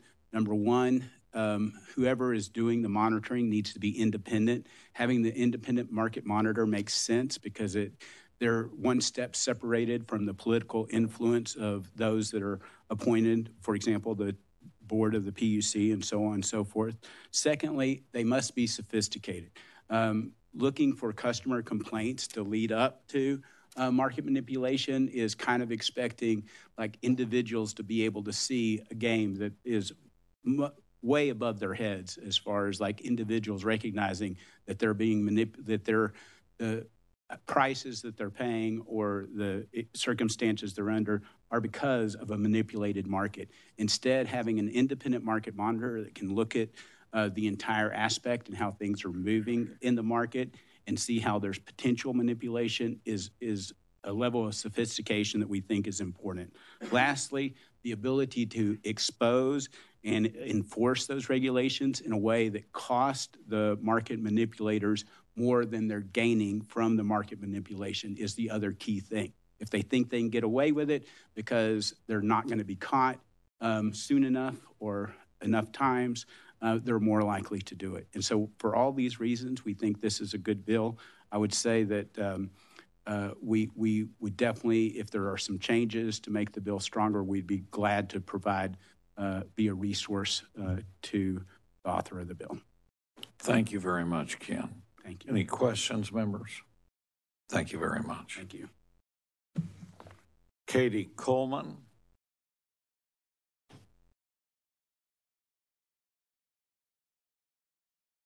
Katie, we have you down for the Texas Association of Manufacturers 4862. Is that correct? Yes, sir. Go right ahead. Thank you. We are supporting this bill. This is another really good bill, and thank you, Representative Slauson, for bringing it forward. I think the purpose of this bill is to make sure that if the independent market monitor is identifying potential market abuse, that it's acted on, and that's what the bill achieves as filed. I think some of the suggestions are meant to limit what would be revealed to the public to once there's been an enforcement action taken and there's been a final determination that there was market power abuse. that's not really what the concern is. That is generally available today. You can tell when that's happened. I think the concern is if the market monitor is identifying abuse and the agency is not acting on it for whatever reason, consumers deserve to know that. So I think some of the proposed changes would undermine that purpose. I will just say as a consumer, we have representatives that sit on all of the ERCOT stakeholder committees. And when we're talking about market design changes, often we raise concerns about whether those changes could create ways to manipulate the market. And we're often told, don't worry about that, the market monitor will take care of it. And so making sure that that's actually happening, and if she's reporting things that they're being acted on is a really critical thing for us. So again, thank you for the bill, and I'm happy to answer any questions. Thank you. Any questions, members? Thank you very much. John Gordon.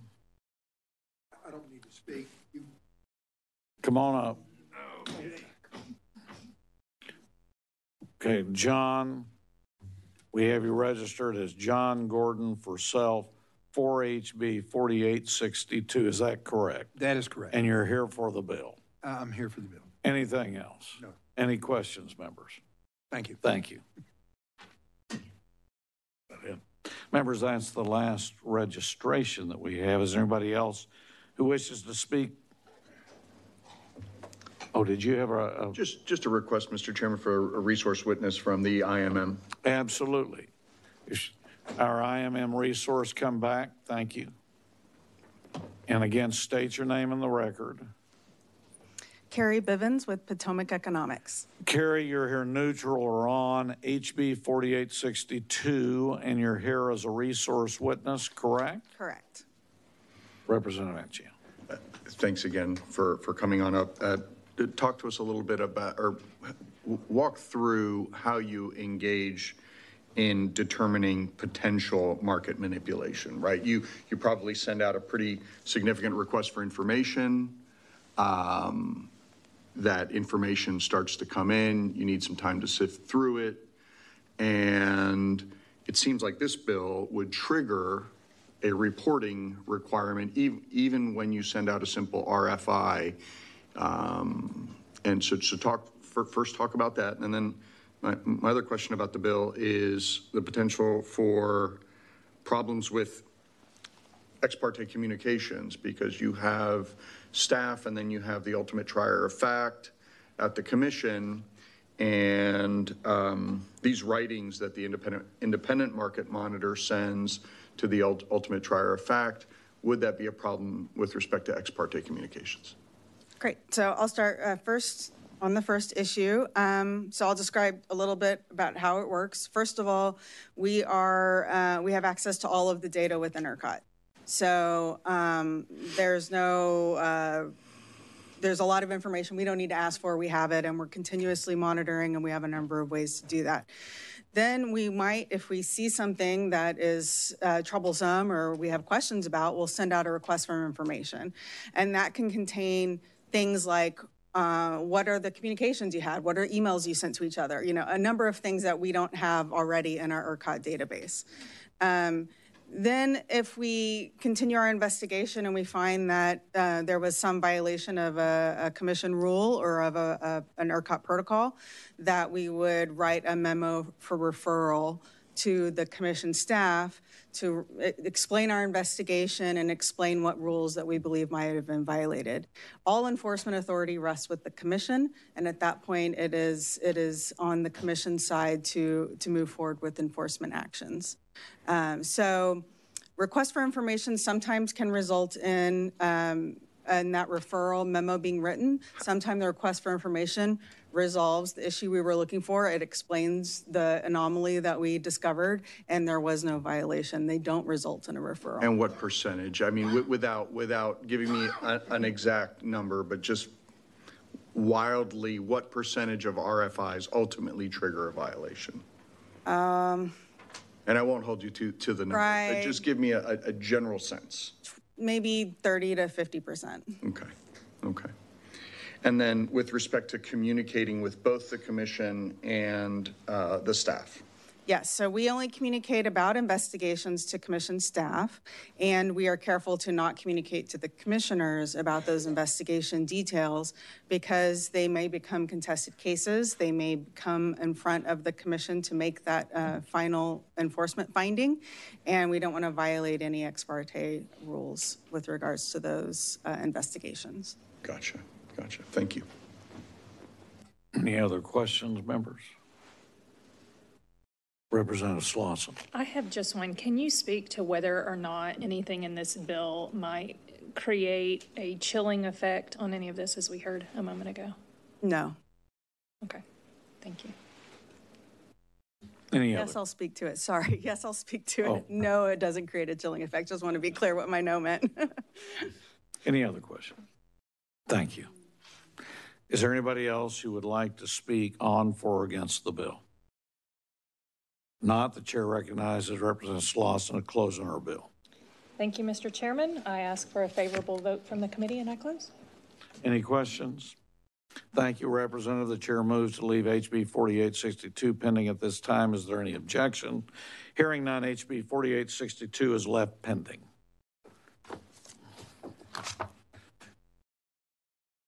The chair lays out HB 3054 and recognizes Speaker Guerin to explain his bill. Thank you, Mr. Chairman. As part of SB 7, 1999, the Texas legislature created a bright line standard for assessing market power in the wholesale production of electricity to help prevent the undue manipulation of wholesale markets by participants with perceived market power. The provision limited power generation companies from owning and controlling more than 20% of the installed generation capacity in a power region. The legislature thought the cap would help ensure that new competitive retailers would have access to multiple companies from which to buy power at wholesale. The 20% cap level was chosen as a reasonable limit to try to ensure there would be at least 5 wholesale competitors providing power services to the wholesale market. The provision has not been amended or updated since the enactment in 1999. Since the enactment, it has become apparent that the 20% cap is not a bright line and indeed could be an inhibitor to further investment in Texas generation by generation companies. The reference is a PUCT docket 47801. Furthermore, actions taken by the PUCT, IMM, and ERCOT to protect the market against market power manipulation have been effective in protecting the market from market power abuse. These actions include the filing of voluntary mitigation plans and annual review of possible market abuses by the IMM. Since 2005, the IMM has noted no cases of market power abuse. Given Texas's need for more dispatchable generation in the market and lack of a bright line provided by the 20% cap originally enacted, HB 3054 provides additional headroom for generators wishing to invest in ERCOT market by increasing the market installed generation capacity by 5% to a cap of 25%. It's my belief this policy best balances the needs of Texas for new generation investment while attempting to remain in line with the intention of the original SB 7 provision. I'd be happy to answer any questions or try to answer any questions, and I'd like to reserve the right to close. Any questions for Speaker Guerin? Thank you, Speaker, and we'll let you have the right to close. Thank you, Mr. Chairman. John Gordon. Now, John, we have you registered for yourself against HB 3054. Is that correct? That is correct. Go right ahead. My name is John Gordon. First off, that whole paragraph doesn't talk about the fact that City of Austin is 100% under one utility. City of San Antonio, 100% under one utility. The South Texas Electric Co-op, the LCR, those are all 100%. So it's kind of deceiving, the whole section in there. The second point was, at the time of the split up, the Texas utility system had a huge percentage Houston Light and Power had a huge percentage, and they got split up and broken down with their generation. Now, I have kind of a quandary here because I am working with a group that's got a plant site and the air permit and could start building the power plant today if we could get the financing. This is another subject. Or we could sell it to one of the big guys. So if it stays below 20%, we'd probably want to keep the plant. If it went above 20%, then we probably would like to sell it to one of the big guys and let them build it. So there's a quandary right there. But I don't believe that raising it above 20% is in the interest of competition in the Texas marketplace. Now, they also said there hasn't been any monkey business. Well, there has. As an example, our plant, which we have the air permit and have a land site, and we're about 1.25 miles away from Samsung, which is $17 billion they need to power. We can't get our names listed on the ERCOT because the big guys took our name off. Now, that's one way you manipulate the situation. So I think if you would look at the marketplace, there are other independent people out there that would like to build. There is something besides the 20% that's limiting us. And I'm sure in this legislature we'll hear that in the next few weeks and everything. So I recommend that the 20% not be changed to 25%. And I'd actually really like to see some better wording in that whole section describing more completely the marketplace with all of the other guys that have 100% control of their particular areas. Thank you, John. Any questions? Mr. Chairman? Yeah, Speaker Guerin. Yes, sir. Do you mind explaining to me what happened to you on your site on the Samsung? How did the other guys affect that, please? Our site is 1.25 miles away. Right. But ERCOT will not list our site on their list of power plant sites that are available to be built. And therefore, as an example, Samsung probably doesn't even know that there's 210 megawatt plant that's got a license to be built. Did ERCOT give you a reason they wouldn't list? Yeah, they said this committee of the big boys took our name off. What do you mean the committee of big boys? Well, they used to have, I think it's been changed. What do you mean by committee of big boys today? The power plant committee, which we're not a member of, the power plant committee, which consists of some of the big producers that have a large amount of generation, decided to take our name off. We were on there for about 5 years. And all of a sudden they said, we're going to take your name off. I'd love to have ERCOT here in front of y'all answering why our names are not on there, even though we've got the air permit to build the dadgum plant.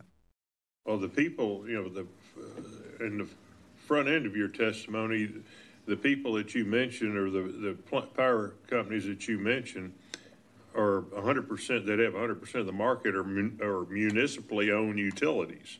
Well, those guys at the City of Austin, the City of Austin Electric Department has all of the power plants to supply 100% those customers, whether it's coal plant, nuclear plant, or wind or solar. Same thing for City Public Service. Yeah, but those are municipally owned utilities. Those are municipal, and the co-ops, they're 100% captive customers that are supplied by one entity.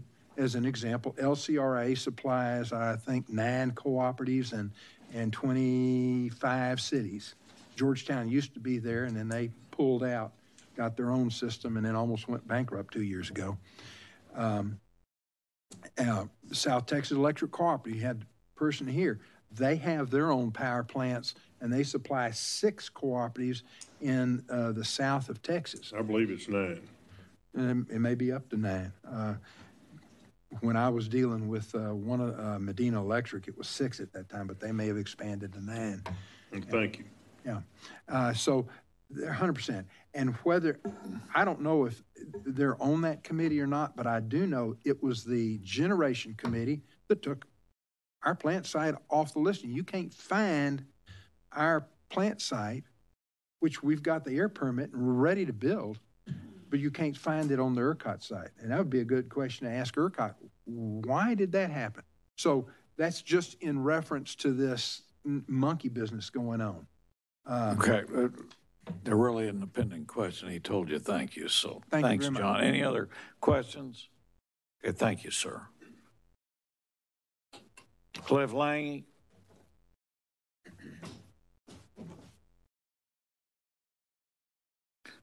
Cliff, we got you listed as General Manager, South Texas Electric Co-op, neutral on HB 3054. Is that correct? That's correct. Go ahead. Again, Cliff Lange, General Manager of South Texas Electric Co-op. I'll keep my comments relatively brief. I think our biggest concern on this is really, you know, and I think it's really been stated, you know, increasing the concentration of market power. If you look at the three largest generators, they could potentially, under today's rule, have up to 60% of the market power. If you increase it to 25, the simple math gets you up to 75% of the market power. So you usually get from just under 2/3 to 3/4 of the market power in that regard. And so that does tend to stifle competition to a certain extent. And so I know that the IMM does do a good job in terms of looking at opportunities for market manipulation and so forth. They do a good job there. Our concern is more so, you know, should we really be relying upon that sort of secondary method to help with managing market manipulation, or should we have something structural in place like we currently have? And that 20% limitation kind of offers that structural limitation. And so that being said, that's kind of the angle we're coming at when we're looking at this. You know, we've got administrative processes after the fact that can look at it, or we've got structural processes, and we think the structural process in terms of controlling it is probably the better way to go. Any other questions? Thank you, sir. That's all the registered witnesses we have. Is there anybody else who wishes to speak on for or against the bill? If not, the chair recognizes Speaker Guerin to close on his bill. Thank you, Mr. Chairman. If there are no questions, I'd close. If there are any, I'd be happy to try to answer them. Any questions? Thank you, Speaker Guerin. The chair moves to leave HB 3054 pending at this time. Is there any objection? Hearing none, HB 3054 is left pending. Thank you, Mr. Chairman.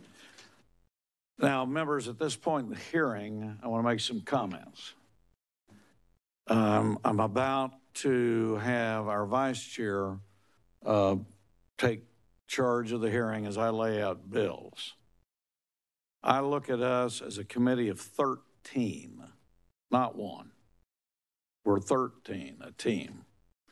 I'm about to lay out the policy issues, and I have authored them so we can get the testimony in here.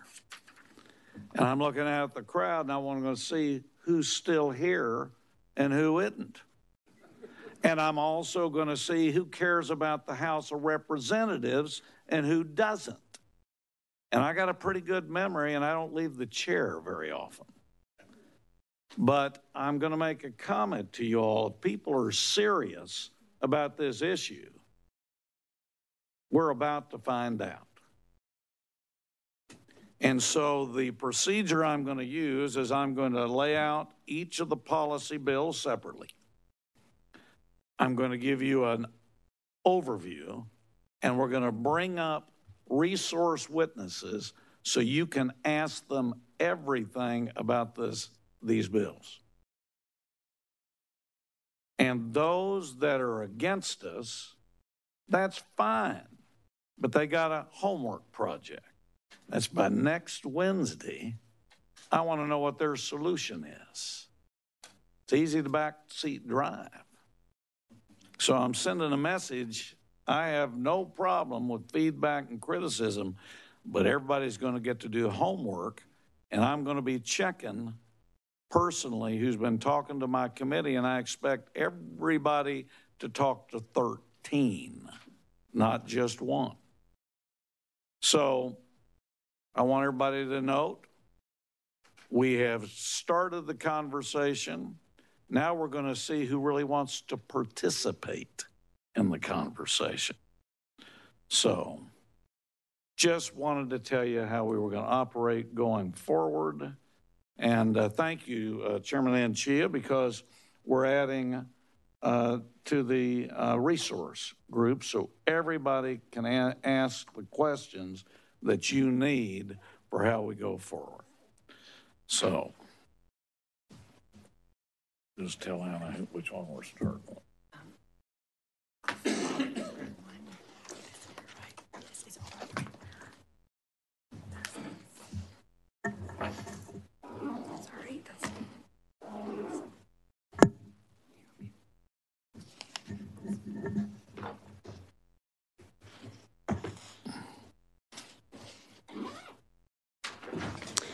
The chair lays out House Bill 4831 and recognizes Chairman Hunter to explain the bill.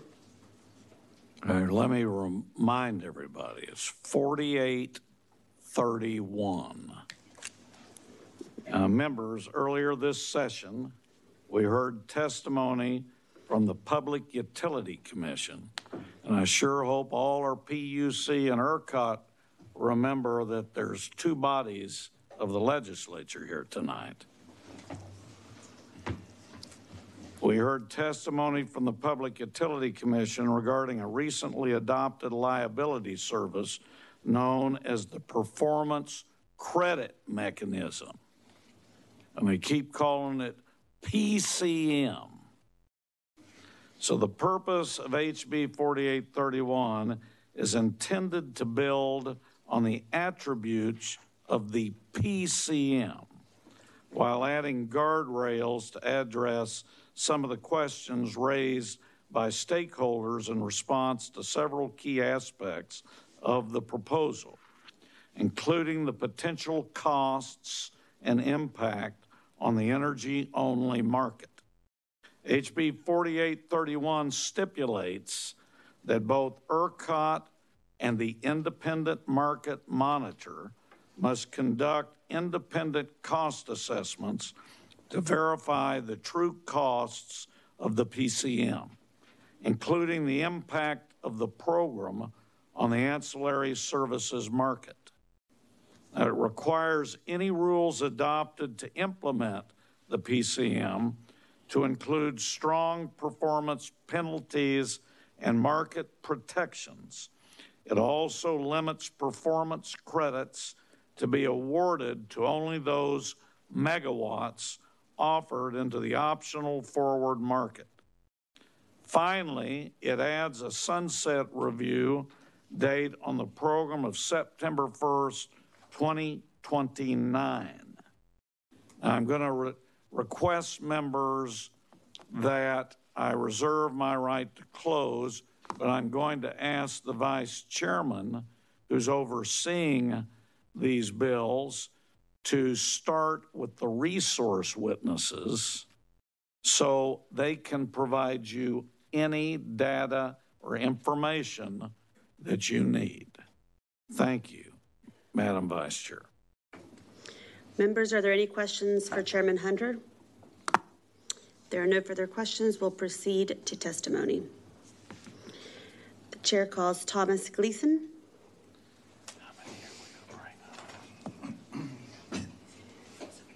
Thomas Gleason, Executive Director of the Public Utility Commission. We have you registered neutral on House Bill 4831. Is that correct? That is correct, Madam Vice Chair. Bring up both. And bring up. Okay. Chair also calls Keenan Ogelman.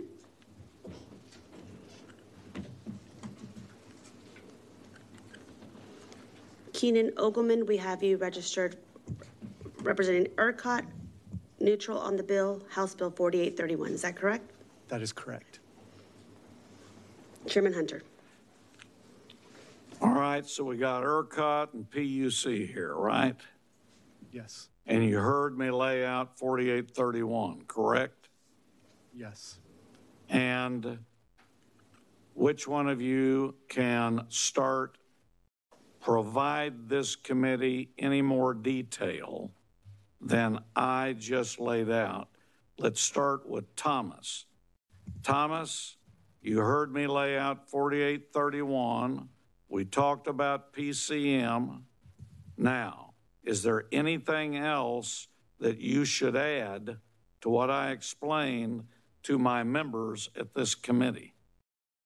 Chairman Hunter, what I would add is, as you've heard the PUC talk about the different ideas that have been evaluated, reliability and cost have been at the forefront of those. So I believe as executive director that this bill meets many of the ideas that we have been talking about at the PUC, including what you referred to as the guardrails. Many of these issues, the 7 that you laid out, are ones that we have been discussing and have proposed as issues that need to be addressed. And so, as always, we appreciate the input and direction from the legislature.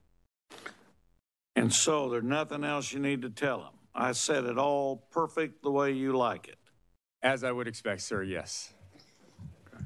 Let's see if anybody else wants to. Anyone else? Representative Raymond. So maybe you answered this. I was going to ask you, okay, when we had your bosses here, they were pretty specific about what they were proposing. And so can you specifically tell us, either one of you, how you see this differently, or the specific differences between what the chairman has laid out and what your bosses have proposed, or is it pretty much what they? So the way I would characterize it is there's no differences, particularly on the guardrails. So if you look, on the second. Please state your name again. Sorry, Thomas Gleason, Executive Director of the Public Utility Commission of Texas, testifying neutrally on the bill as a resource witness. If you look at what the chairman referred to as the guardrails, these are a lot of the same issues that we are looking to get answers to. And so, whether that is direction from the legislature or those answers are provided through a stakeholder-driven process, they are questions that we are going to need answers to. Phil, please state your name before you respond. Kanana Gelman. Well, hold on. So where, I guess, do you have the bill? Yes, sir. On page 1, the assessment must include, line 15, the assessment must include an evaluation, 1, 2, and 3. You see that, right? Yes, sir. Is that pretty much something that you all, I'm sorry that I don't remember. Had you all sort of spoken to that or talked about that, or your bosses? Yes. So once the details of the finalized plan would be worked out, once we get input from the legislature, cost is something that we are going to have to address, and cost estimates. Okay. Well, cost is 1. What about 2? Compilation of detailed information regarding cost. Well, that's cost. Correct. Yes. So that would be the netting effect between any reliability service and potential reductions in energy and ancillary services. So again, what I asked was, when your bosses were here, had they said these, specifically said these things before? Had you said costs have to be considered, or what? I don't know. I'm trying to see what is new here. Yes, I don't know that it was specifically referred to that the IMM and ERCOT would provide that analysis, but yes, cost impacts is an issue that we're going to have to address. Is that the only thing in this bill that well, so in other words, what we're addressing right now, what I just asked you about, your position, the agency had already said, ERCOT and PUC had already said, we're going to look at those things. I'm trying to figure out what is new here. So I think, is there anything, maybe my question should be, again, are you seeing something new in this document that adds to, in any sort of significant or different way, what had been laid out before us by the head of ERCOT and PUC? What I would say to that is, particularly on the guardrails, we had some open questions, right? There are some details that still need to be worked out. What was presented was a framework of a recommendation. And which parts of this are filling in those details? So if you look at page 2 and you look at lines 1 through 21, I would say those, like I said, what the chairman referred to as guardrails, these are open questions, policy questions that in this bill, Chairman Hunter is providing us answers to. So for instance, should the market be centrally cleared? That was one of the questions that was posed. This is saying it has to be. Okay. And then down the full litany of guardrails 1 through 7. Okay, so all these are new. Yeah, so these are what I would consider answering questions that we felt. So it's like you would ask, should we look at these things? And now the chairman of his bill has said, yes, you're going to have to look at these things. Not only should we look at them, but what the answers are, I would say. Excuse me? Not only should we look at them, because these are, like I said, these are policy questions that the PUC and ERCOT believe needed to be looked at. How I would characterize these are the answers to some of those questions. Oh, well, the answer is yes. You need to look at 1, 2, 3, 4, 5, 6, and 7. You need to implement any type of reliability service this way. So it needs to be centrally cleared. Do there need to be penalties for non-performance? Yes. So your position is you sort of wondered if these were things that you thought the legislature would ask you to do, and now the answer in this proposal is yes. That's correct. Absent direction from the legislature, I think we probably would have worked this through a stakeholder process, but this is providing us the answer to those policy questions. Okay, thanks. Representative Turner. Thank you, Madam Chair. For Mr. Gleason, when Chairman Lake was here earlier in the session speaking about the commission's PCM plan, as I understood it, fundamentally it's a plan to increase dispatchable generation within ERCOT. Is that accurate? That is correct. Okay. And I think that sometimes it gets shorthanded to incentivize or to encourage new generation, which I think colloquially sounds like brand new construction of generation. But my question is that accurate? Are we talking about new construction or just additional? So the goal of what was adopted is to both retain existing generation and to incent additional new generation. Okay. And the reason I ask that is because I think there's an important distinction. I think that I think there's agreement we need additional capacity, however it's achieved. But if we're talking about new generation, we're obviously talking about presumably latest technology, more efficient plants, more efficient generation, cleaner generation that has better emissions controls, where some of the existing, particularly older generation that may be decades old, is not particularly efficient, nor is it particularly good from an emissions standpoint. And I ask specifically as it relates to the Dallas-Fort Worth region, where we have been for a long time, continue to be in non-attainment for ozone. And there's a lot of reasons for that. But emissions from electric generation facilities is one reason. And so as we, on the one hand, the retirement of some of the dirtier coal plants over the last decade has been a positive development from an air quality perspective.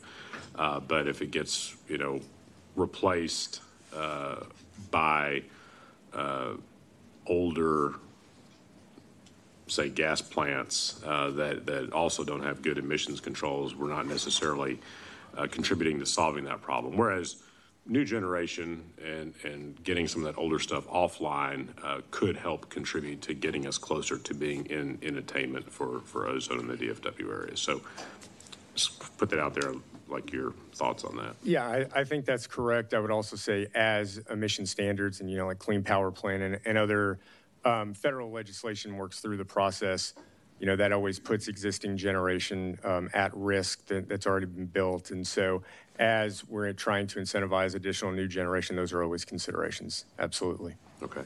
So while we're discussing Chairman Hunter's bill and per his request for ideas on ways we can add to or change or improve these bills, are there things the legislature could consider putting in this bill or some other legislation to tighten that up to really hone in on new generation and specifically efficient and cleaner burning generation? So I think we would want the flexibility, and I'll let obviously Kanan answer for ERCOT and what they see. We want to accomplish both. We don't want to put a program in place that does not keep existing generation online long enough to get us to where we ultimately want to be. I think in the long run, yes, you want existing, less efficient generation replaced with newer, more efficient, cleaner generation. But we don't want to put ourselves in a position where we're having excess number of existing unit retirements that cause a resource adequacy problem before we get to that long-term goal. Absolutely, and I wouldn't want that either. I guess I wonder if there's ways to put, a definitive timeline on that, or, some language to really incentivize the rapid deployment of more efficient and cleaner generation.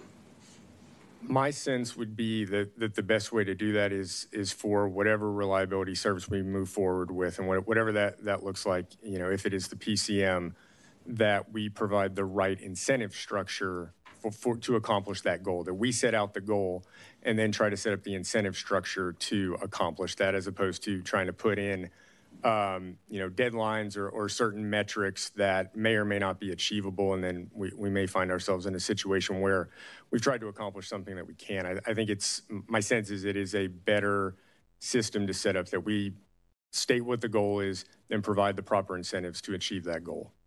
Okay. Well, I think if we were to do that, we certainly want the commission's and ERCOT's expertise to help inform what is realistic and what is not. But I also just personally wouldn't want to leave it to chance if we can avoid that. But I'd love ERCOT's perspective as well. Mr. Hoboman. Phil. Sure. Please. Kanana Galman with ERCOT on the bill as a resource witness.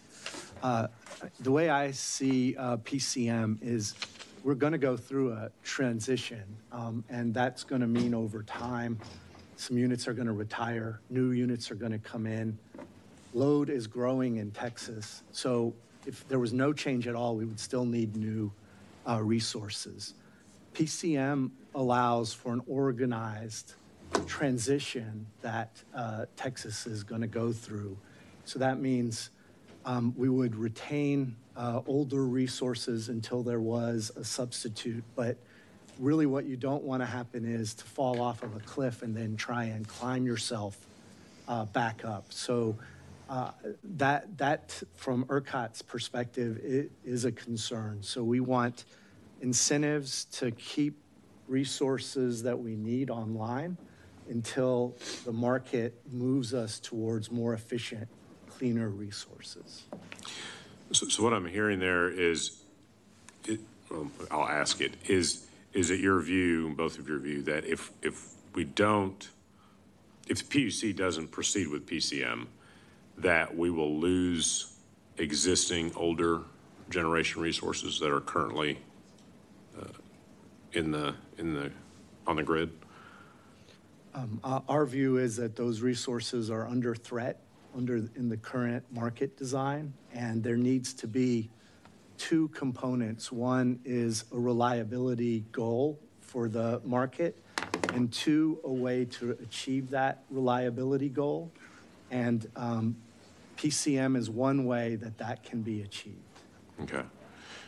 So why are they under threat? If they're already built, they're already there, why are they under threat currently?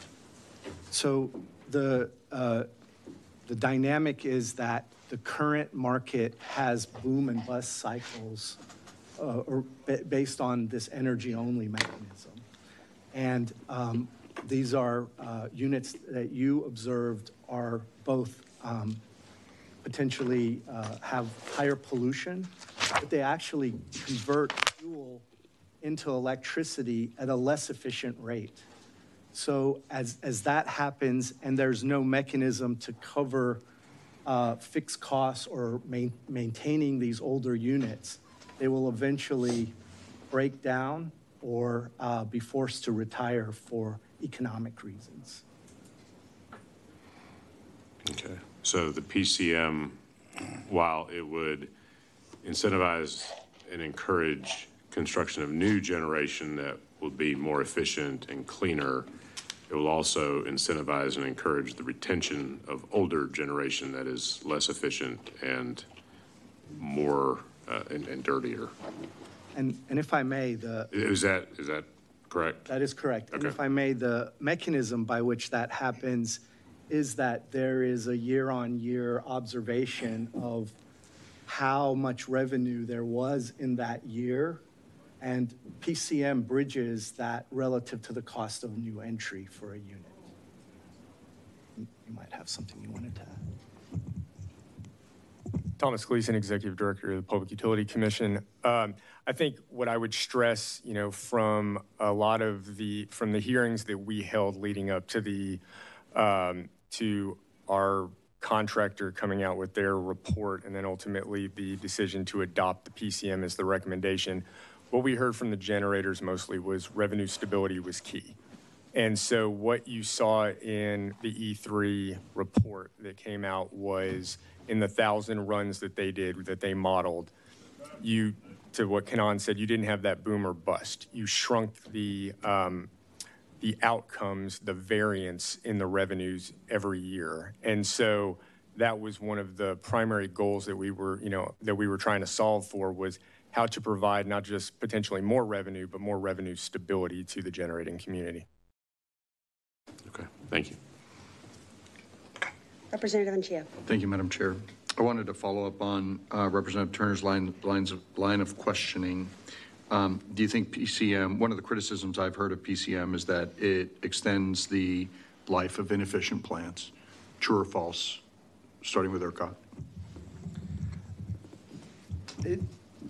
There is a potential that needed older units are retained in the market under PCM.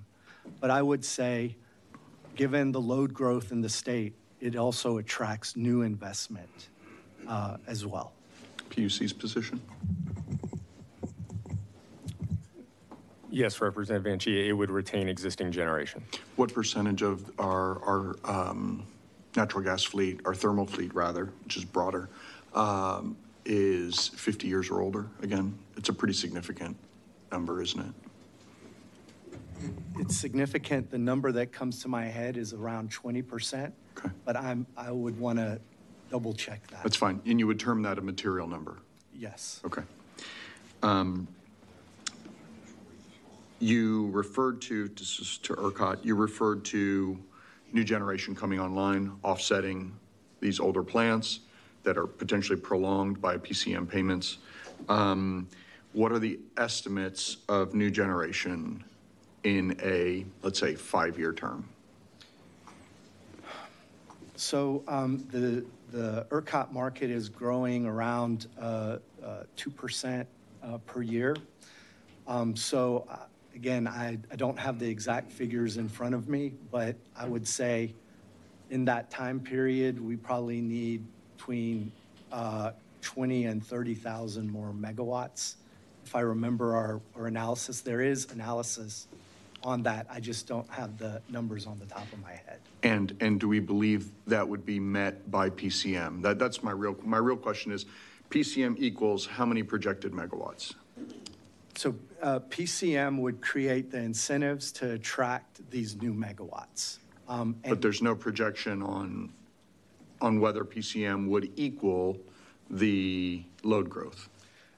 No, the way it works is, though, if load is growing faster than 1 year's PCM, then the PCM amount would grow to compensate, and that way move towards a convergence in that area. And the reason I'm asking these questions, because I asked these questions of the folks that are proposing DRRS, expanding DRRS, and I got no answer on projected megawatts. So I'm asking you the same question because, if we're essentially buying the PCM as an insurance policy, what can we expect? And it doesn't have to be an exact number, it can be a range, right? In 5 years, we're going to have X thousand megawatts as a result of PCM. So that's very difficult. But what, again, I would emphasize is that the market mechanisms are there to, if you're short, to attract more. And if you're long, the incentive drops to levelize. But there is, I think this has been asked in every hearing, there's no absolute guarantee with any of the market mechanisms. Okay. But it is your estimation that absent PCM, we could not get there with existing ORDC payments, which have been implemented, we could, and a more robust DRRS approach. Yes, that our position is that ORDC alone or DRRS doesn't cover the full market need. It is only partial payments or are weather dependent and don't send steady revenue information. And both of those are likely to create more boom bust cycles than you would see under PCM. PUC? Representative Chia, what I would say is the first step in this, and why I think it is difficult to come up with a total number of megawatts needed, is we have to come up with a reliability standard. And that's what the PUC is currently in the process of doing. In the E3 report, the reliability standard they used was a 1 in 10. And what that showed, using the PCM by 2026, we would need an additional roughly 6,000 megawatts brought online. And so that's what we're currently endeavoring to do for the commissioners to get input and then ultimately adopt a reliability standard for the ERCOT market. Got it. Let me ask, do you believe the ORDC is working right now in sending the right signals for investment? I believe that, once again, prefaced by, based on what we heard, that the ORDC is providing the revenue right now, that we're not seeing the retirements, that we plan to see, that we expect to see in 2026. And so, but the analysis showed in that modeling that by 2026, we would have a problem. And so that's why it is not enough. Now let's, if I can go to the language of the bill really quick, and Mr. Chairman, thank you for indulging me on these questions. You're looking at the structure of the bill itself says that both ERCOT as our ISO and the independent market monitor are going to conduct this assessment. So there's a cost, and whether we need to reevaluate the cost of new entry, which we've hit 3 out of the last 4 years, correct? Okay. So if there needs to be a reevaluation to attract more market entry, and then impact on consumer costs. And does this only apply to, this evaluation only apply to ERCOT, or is it statewide? I know ERCOT is conducting the study and the independent market monitor is conducting the study, but is this a Texas-wide analysis? So no, this would be an ERCOT analysis. Only ERCOT? Yes. Got it. And so walk me through what this means on lines 18, 19, about a compilation of cost offsets realized through reduction of ancillary services. So the way we analyze that is if you remember the E3 report, what it showed was a net, on average, a net increase in system-wide costs of about $460 million. And that was because it showed a reduction in energy and ancillary services costs because of the PCM, because you had less volatility, there was less scarcity in the market. And so to me, what this is asking ERCOT and the IMM to do is check that math and see what the actual offsets would be and what the netting out effect would be of implementing this reliability service. Because that $460 million, which was detailed in the E3 report, has come under some criticism. At least we've heard testimony that says, well, it's really not $460 million. It's a number far in excess. So the chairman's charge to you is to say, hey, is that number real? What is the right number? So yes, you would get analysis other than that, other than what was contained in the E3 report. Gotcha. Anything on page 2, subsections 1 through 7, so lines 1 through 21, that you feel handcuffs you in your ability to execute as a public utility commission or as ERCOT in a rollout of a PCM? Do you feel limited in any way? No. Okay. That's all I've got. Thank you, Mr. Chairman. Chairman Hunter. So the committee knows we've got ERCOT and PUC and the monitor here, and you're going to be available as we go through these bills to be resources, correct? Yes, sir. We will be here until the end of the hearing. Yes. Now, the one name I never hear is the word consumer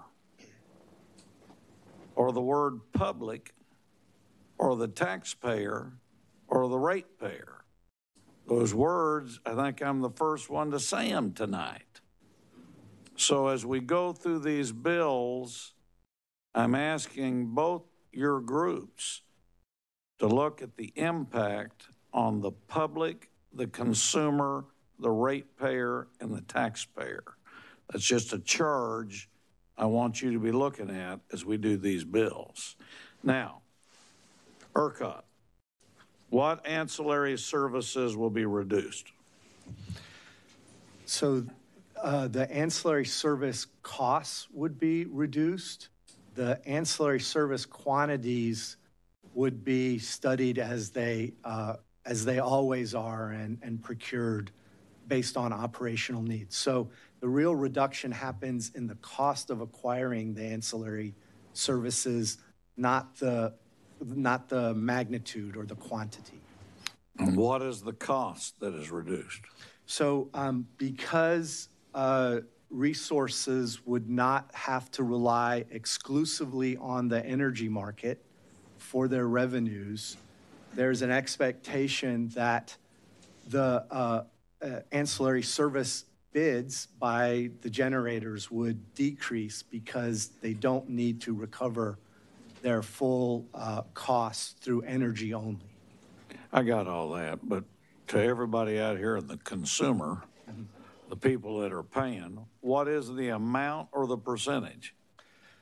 So there will be a, I guess the first thing I should say is we have not quantified. There you go. That's where I was trying to get you. So the bottom line is we don't know.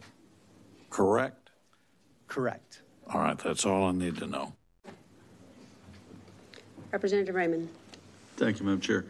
I wanted to circle back as I'm listening. I figure we can ask you a lot of stuff right now that really is going to cover some of the other things that come up a little later, but it's legit to ask about it now. First of all, just with reference to the old, inefficient, plants, et cetera, is it fair to say that the reason, I want to be fair to what you're presenting, what the chairman's presenting, et cetera, the reason that they'll continue in the end is because we need them to. We need the old ones to continue until we have the new ones built. Is that right? PUC. Let me do PUC. That's correct, Representative Raymond. We need all those resources. Yeah, just in fairness, I didn't want it to seem as though you guys are proposing and promoting and advocating a plan, or this bill is, that is really happy about, hey, let's do everything we can to keep the old ones online, the dirty ones and all that, the ones that are 40, 50 years old. But we need them until we have new plants built. I mean, almost as a stopgap, right? That's correct. Our view is in order to achieve reliability, we need those plants online until we have a long-term solution. And the new ones are going to be great because they have to be at new federal standards and so forth. So they're going to be as clean as they can, and natural gas is still probably the best way to get there. But I want to ask, when you all were working on this and last year on this PCM, did you all ever stop to think or contemplate, hey, when we get to January and the legislature meets, there's a possibility that they might offer us up $10 billion to help us figure this thing out because we're going to have a big surplus. Did you all ever think about that or discuss that as a possible part of your solution? The answer is no, right? No, I was not a part of any conversation about getting an influx of revenue. So getting back to what the chairman was saying, the taxpayers, if you've listened to me anyway, and others, I'm not the only one, a lot of members by now, we've talked about this, members that aren't on the committee as well, is that the way I look at it, we have to do something, or something's going to cost a bunch of money, We have to build new plants. That's what it comes down to, and it's going to cost a lot of money. And those plants are going to be paid for by ratepayers, by taxpayers, by the people that turn on these lights. They're going to have to pay for all that. So knowing that, you know, what I've thrown out there is, you know, I used to say 5 to 10. I'm just going to say 10 billion. That we have this big surplus, much of which we can't use for recurring expenses, and we won't, and that's okay. I get that. But those are tax dollars. And so is there some way we could figure out, and I know others up here that'll testify later will say, is there some way we could figure out trying to figure out a solution on how we build more plants, which is what it comes down to, more megawatts, to use 10 billion tax dollars that taxpayers have already paid, kind of an upfront payment, instead of, well, we just leave it over there at the controller's office or wherever, and we'll charge them another $10 billion to pay for that, because they're going to pay for it. So as I was sitting here, I thought, I bet you guys never talked about that in, you know, September, August, September, you know, October, November. You probably never thought, you know what, maybe the legislature give us $10 billion to help figure this thing out. So you didn't have a chance to, right? Yeah, we did not have any conversations at the commission about using any budget surplus from the state to address any of these issues. And I'm sorry you didn't get a chance to do that, but you've at least had a chance to start thinking about it when you know, some of the controller came up with his numbers, I guess, in December, November, December. And I'm going to ask you all to compare for us what's being contemplated here and what the Senate has been looking at, because I know they have talked about trying to figure out how we can use in the neighborhood of $10 billion tax dollars that taxpayers have paid already to help upfront that cost instead of making them pay it again. And I am certainly not interested in building something that state employees can go run, plants that are run by the state or by state employees. That's not my interest at all. So let me be very clear about that. But my interest is simple. We have all this money. We really can't use it on a bunch of things that we'd like to. Some of us would like to. So is there a way we can use it to help solve this problem? It may not be perfect for the PCM, and so maybe I can't move you off of that, but I'm guessing you guys have gone and sat in the Senate. You can give us some idea what they're talking about and how it compares to this. So yes, we have, you know, there have been bills filed about low interest loans and other issue, you know, other ideas for spending some of that budget surplus. I think from our perspective, the conversations that we've had, and ERCOT may be better positioned to answer this part, is what we don't want to do is cause any issues in the market. And so we, you know, as I said earlier, we want to set up a long run program where the generators get sufficient revenues that are, you know, that they can count on in the long run to make an investment that's going to be, you know, depreciated over decades. Okay, so let me, and maybe it's just impossible, but I started talking to the chairman a few days ago about this, so I'm gonna bring it up. You know, when you have the free market, when you have these folks sitting out here come to you and they say, we want to build new plants. This is what we want to do. All right, and they sit down and I don't know how it works. You can go over it if you want to in a minute. They got to get permission from you on what they're going to charge, right? They got to get permission on how they're going to recoup the money that they go get from banks or however they get that money, right?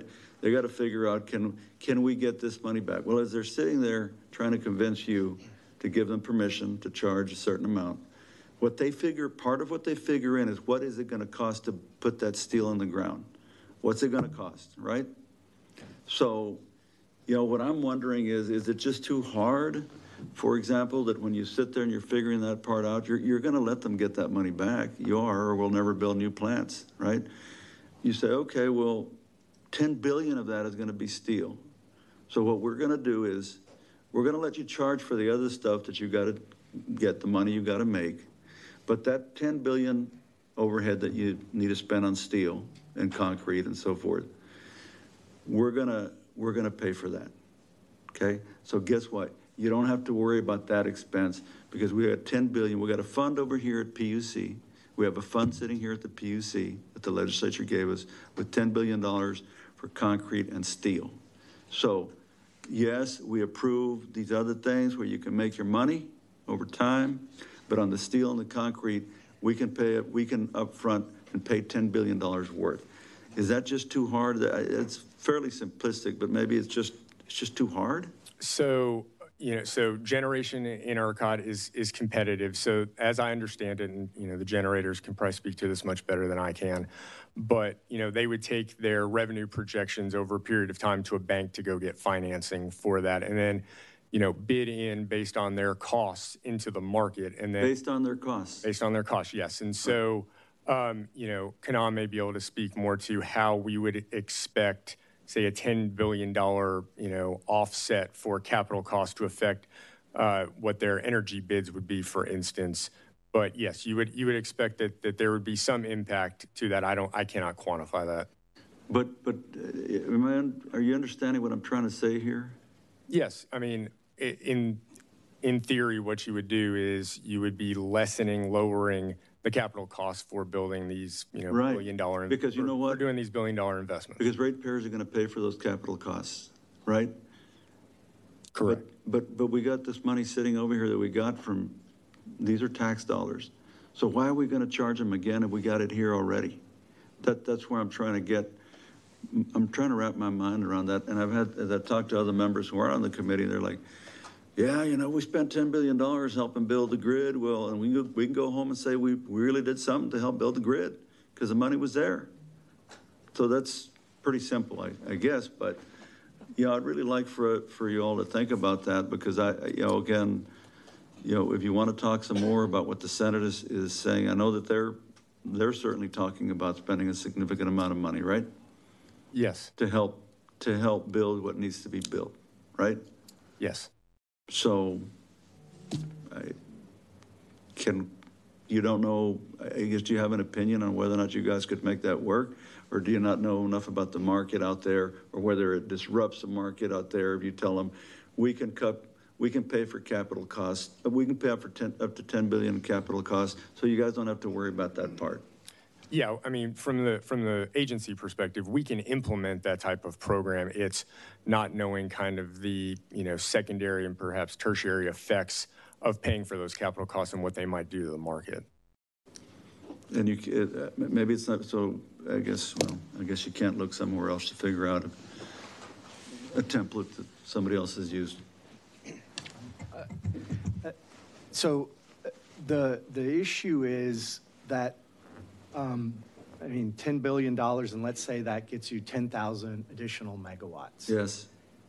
The problem we face isn't a 10,000 megawatt problem. It's an 80,000 megawatt problem going towards 100,000 megawatts. And if you're only paying a subset of resources to lower their costs, that gives them a competitive advantage over all the other resources that you need. So it's not a full solution for all the resources on the system.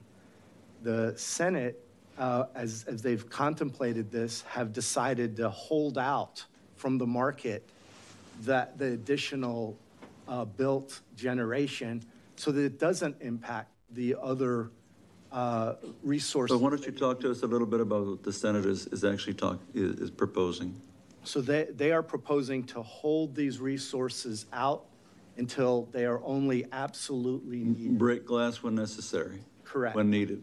The issue there is that it puts the legislature on a position where now in 2 years there may be an additional need. And whether you are willing to fund that or not is we're not going to fund a damn thing if we don't have the money. You know that. But we will have additional needs for generation in the future. So and that's why they'll be built, because the need will be there and they'll get their money. The free market, these guys, they're going to get their money. So then the question becomes, what am I going to do about the other 80,000? Or so I've taken care of this 10. but what do I do about the other capacity needs of the system? And I guess I'm hoping that you all have enough experience or are knowledgeable enough to answer whether or not you think, with the amount of people in business and industry and everything else in the state and the growth that continues, you'll find takers. It's like, oh, if we put 10 billion into building, 10 megawatts, nobody's going to want to do the other 70, or 90, however many megawatts. Nobody's going to want to do the other ones because, the state's not putting up money for the cement and steel on these other plants. So nobody's going to want to do them. Really? They're not going to want to do it? They're not going to want to make money? The fundamental market design question remains, but everything you said is accurate. People will want to make money. If there is money, they will come to ERCOT and to Texas and build. But it still leaves the open-ended question that the commission's trying to deal with in terms of both sustaining and attracting new investment for all of the needs of the system and not just the break glass when needed component. So then would it make more sense for us to take this money and pay for our securitization bill from 2 years ago?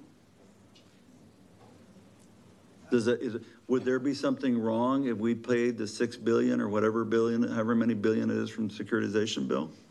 Let me honor Chairman Hunter's statement earlier. There are ways you could use those dollars to either defray costs to consumers and ratepayers. That is one. You might be able to. How much is it? Do you know? Is it $6 billion?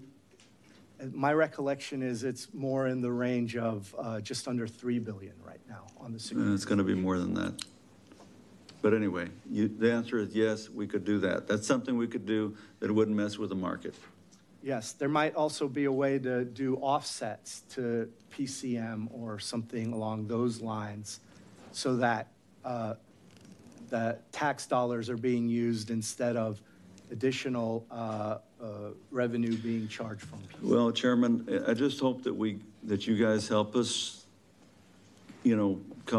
continue to come up with options, because I can't imagine that nobody will offer amendments on the floor, Chairman, that no one will offer amendments on the floor saying we should use some of this surplus, especially if the Senate is contemplating it already, that nobody offers I can't imagine that we wouldn't, because it just doesn't make sense to me. Maybe it does to everybody else, but it doesn't make sense to me that we're going to essentially double charge consumers.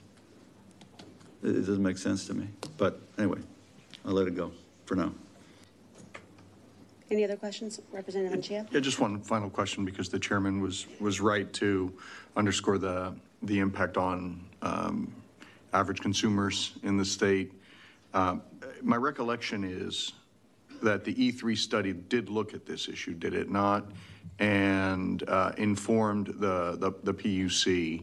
And then I think what the chairman's trying to achieve here is an assessment of the cost ultimately to your average Texas consumer. Am I thinking about this right? Yes, so their analysis showed a 2% increase. Right, gotcha. And then the chairman's bill here is wanting to verify independently whether or not that holds true. That's right, that's how we read it. Thank you.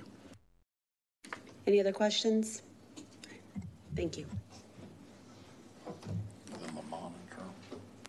She wants to go a monitor. What's her name?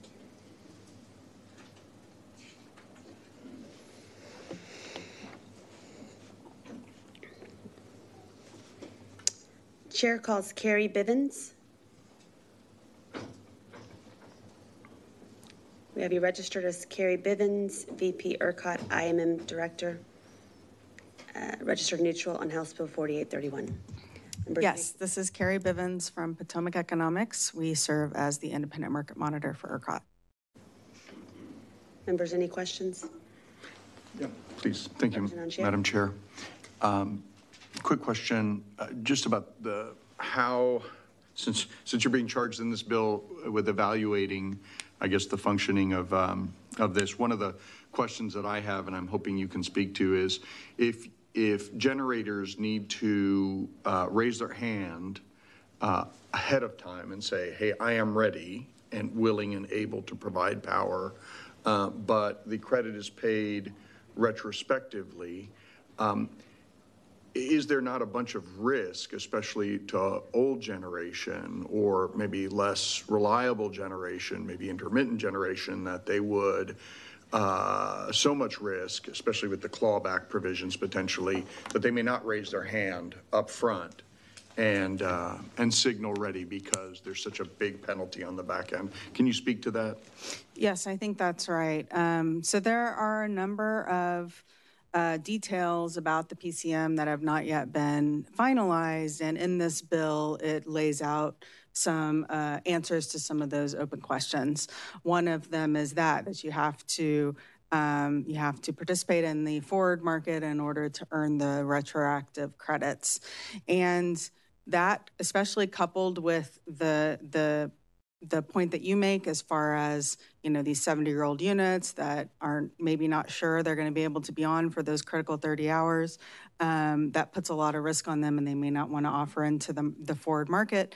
But on top of that, another one of the items in the bill talks about only dispatchable generation can earn credits. I'm not clear whether or not that includes storage, but regardless, if you take a whole swath of the supply that we have in the system and say you can't participate in the forward market, there is going to be, but your reliability standard is based on all resources being in the market. So there is a convergence issue between having the forward market being limited participation and your reliability standard being based on all participation. So that's one of the design elements that I would point out that, you know, if I was queen for a day, that's not what I would recommend the implementation of. And so, you know, one question we have is, you know, we absolutely can perform the modeling to facilitate the requirement in this bill. My question would be, do we model it based on how we think the PCM should be designed? Or do we model it do we wait until all of these design elements are decided, whether it's here or in the stakeholder process, and then provide you with that cost estimate? So my question would be, I would seek clarification on when you would expect this cost estimate from the IMM and what should it be based on? And then we're happy to perform that. Got it. Additional question. Do you think the PCM could provide a disincentive for older generation because of penalties on the back end, older generation, potentially intermittent generation? I know when my first car was a 1962 Karmann Ghia, and it wouldn't always turn on when it was humid outside. And if there was a penalty for me trying to take that car, I would not, I'd use my mom's Honda Accord, right? Her 1983 Honda Accord instead, because that was maybe more reliable. Would there be a disincentive to bring on older generation, intermittent generation with this penalty on the back end, because it would not be predictable in the forward market? Yes, I think there would. And if you think about the fact that this is a market that compresses, you know, these payment into these critical 30 hours a year, let's say, you know, we don't know exactly how many hours it's going to be, but, you know, in the E3 report, it was 30 hours a year. And at the same time, by doing so, you're drastically reducing the energy revenue, because a bunch of people are going to be online trying to chase these credits, is the theory behind that in the E3 report. But at the same time, if you're saying this old generation, because you're going to penalize them for not being there, is going to choose not to participate in the forward market, they're actually going to get fewer revenues, right? You're depressing the energy market, and it could have some unintended consequences, I think, is what I'm pointing out. So that's one of the things that I'm deeply concerned about, as far as what some of the details end up being, is that some of those incentives might actually end up going not the direction that you're actually intending to go towards as far as retaining generation and building new generation. And this is not in the chairman's proposal, but it has come up in conversation today. If we create sort of this regulated market outside of the competitive energy only market and invest public dollars and guarantee a rate of return in that market, do you think that would adversely impact private capital at risk in the energy only market? I mean, that's my big concern. If I have to compete against the government, then it is going to cause me not to invest because I have to put private capital at risk for an uncertain return, whereas there's this entire shadow system over here or a parallel system over here that gets a guaranteed rate of return to amortize their upfront investment. Do you share that concern? I do. I agree absolutely. I think the minute that the state guarantees a rate of return for any generator, then it's probably the last competitive generator that's ever going to be built. Thank you. Chairman Hunter. So let's break this down right to the point. Okay, you're with Potomac. Yes. And you're an expert consultant, correct? Yes. And who hired you? The Public Utility Commission. Okay, did ERCOT have anything to do with it? No. Does ERCOT talk to the PUC? Does ERCOT talk to the PUC? Yes. Then they may have had some discussion, probably, right? True. I'm not. And E3, are they an expert group? Yes. And who hired them? The PUC. The PUC. And they probably talked to ERCOT too, don't you think? I wouldn't know. You wouldn't know, but I bet you'd believe so, correct? I'm sure they got there you go. Data from them for their report. So here's my question to you. Are you for or against the PCM? Against. So an expert witness hired by the PUC, paid by the PUC, who talks to ERCOT is against it. Yes, we're independent from those entities and we come to our own conclusions. And then E3, an expert witness paid by the PUC, no doubt ERCOT have involvement, likes the PCM. My understanding is they did not recommend it, but that they don't dislike it. I don't know. I don't. Okay, well, now let's just get it. I want everybody in the world listening. You know, there's no gray here. It wasn't their You don't like it. I don't like it. And you think they're sitting on the fence.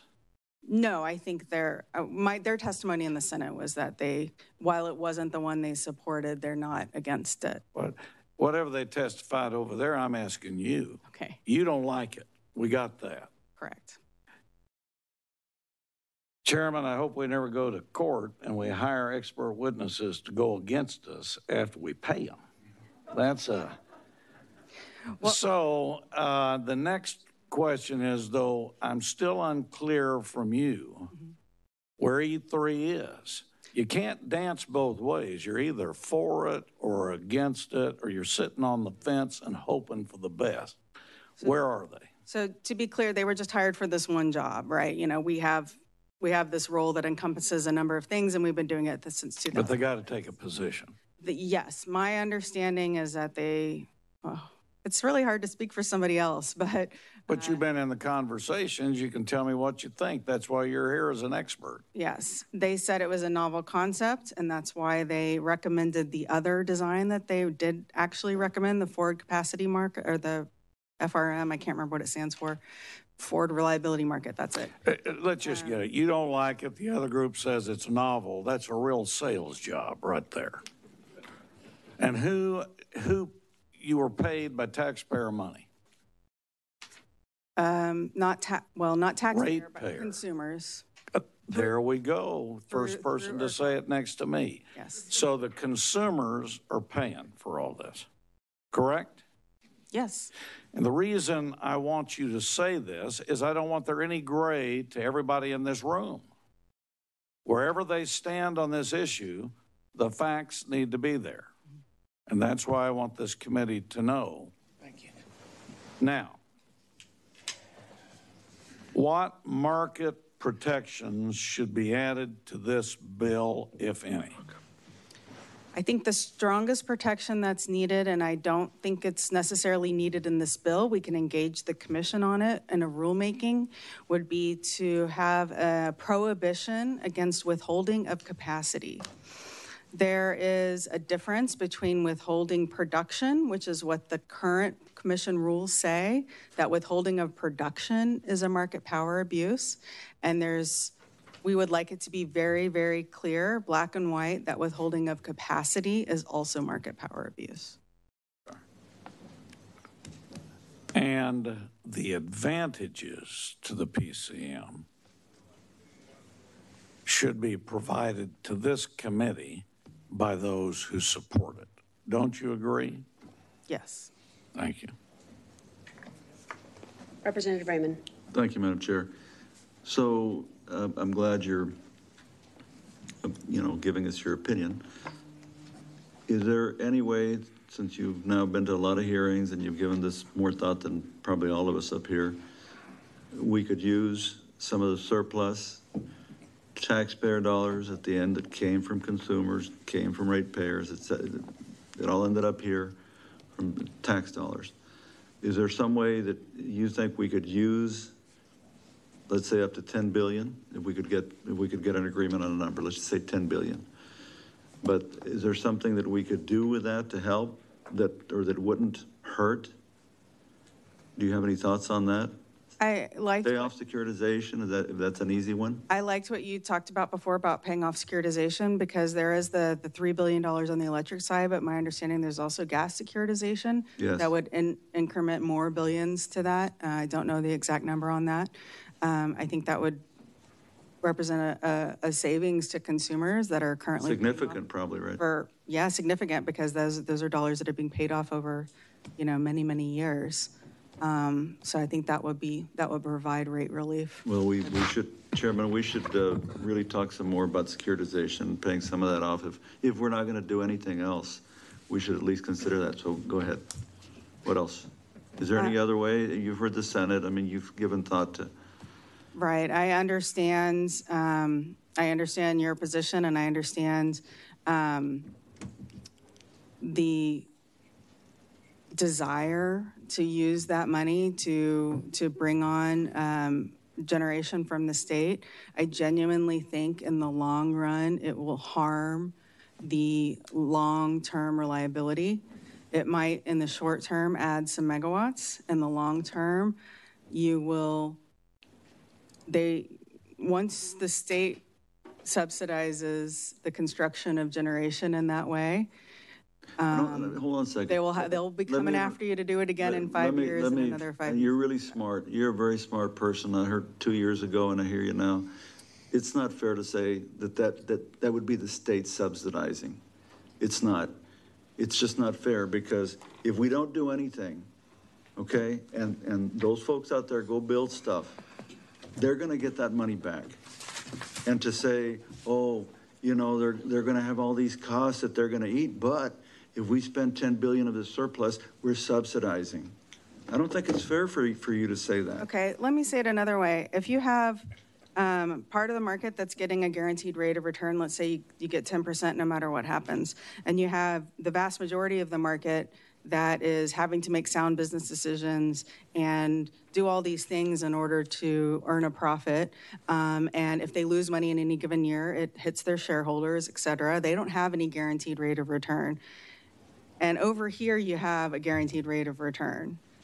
Not only is that a competitive advantage, but now that you have shown that the state of Texas is willing to do a competitive rate of return, if I was an investor, I would sit on the sidelines and say, just wait until they want to hire us to do something on the rate of return side, because absolutely everybody, all of us would love to have a guaranteed 10% rate of return.